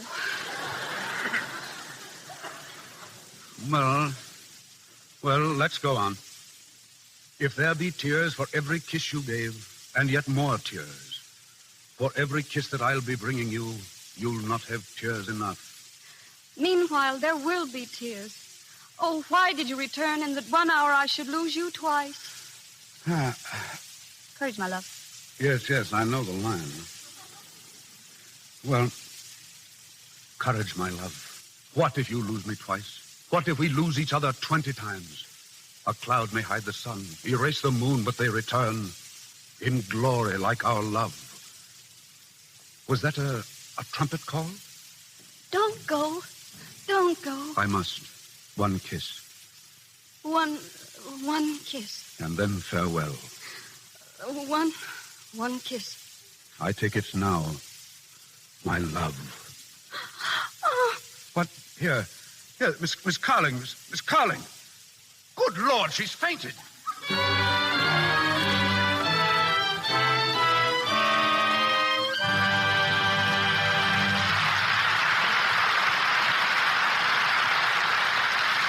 In just a moment, we continue with The Curtain Riser, starring Ginger Rogers and Warren Williams. Right now, let's go down to the colorful Mexican Quarter between Hollywood and Los Angeles, an after-hours mecca for all who work in moving pictures. Here, two extra girls meet. Where's Bill, Sally? And didn't Jack and Loretta come with you? Oh, Bill's over there buying me a Mexican lollipop. Jack's around here somewhere, but he's alone. Oh, that's funny. You know, it seems to me Jack hasn't been giving Loretta much time lately. No, he hasn't. Loretta's in the dumps about it, too. And you know, it's really her own fault. Somebody ought to give her a tip about her complexion, that's what. Anybody that ever worked in pictures would tell her what to do. Just a simple thing like the right complexion care can mean the difference between popularity and loneliness. Any girl who has a really lovely complexion is attractive. But unfortunately today, there are all too many girls who have cosmetic skin, enlarging pores, dullness, tiny blemishes. simply because they don't remove stale cosmetics, dust, and dirt thoroughly.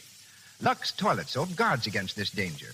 You can use powder and rouge as much as you like if you depend on the active lather of this fine soap to remove them thoroughly. Why don't you try Lux toilet soap, the beauty care of 9 out of 10 lovely screen stars? And once again, Mr. DeMille. We continue The Curtain Rises with Ginger Rogers, Warren William, and an all-star cast.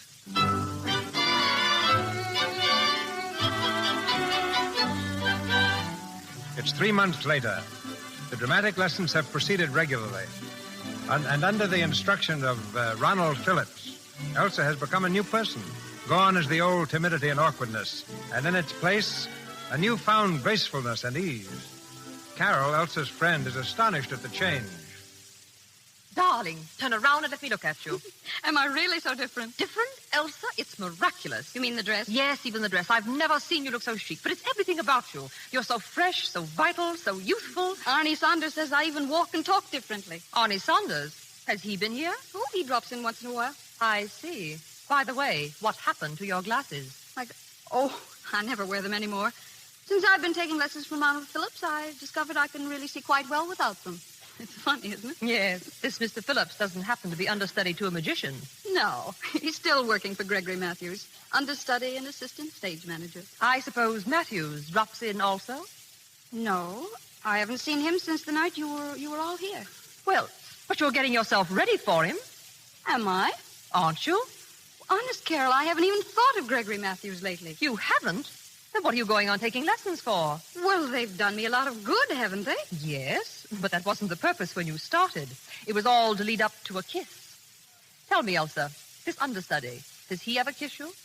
Oh, yes, whenever the scene calls for it. Who selects the scene? Well, you see, we go through our exercises, and then we just pick some scene and run through it. And he kisses you? Yes. Well? Well, it's very nice. Such enthusiasm about a kiss. What did you expect me to do? Faint? I did. What? I did, the first time he kissed me. Now, wait a minute. I think I'm beginning to understand. The way you look, the way your eyes shine. So that's it. And I thought it was all from the lessons. It is. How you must look forward to them. I do. Carol, every lesson is like going to a play. It's an adventure. Before Ronald arrives, it's just as if I were sitting in the audience before the play begins. And then he rings the doorbell, and the curtain rises. Elsa, you're in love with him. Is it love to be on pins and needles until he arrives? Yes, that's love. And is it love to feel all empty when he's gone? Yes, that's love, too. Well, I seem to have all the symptoms, don't I? Not all of them, but it's a good start. Funny, I had the idea all along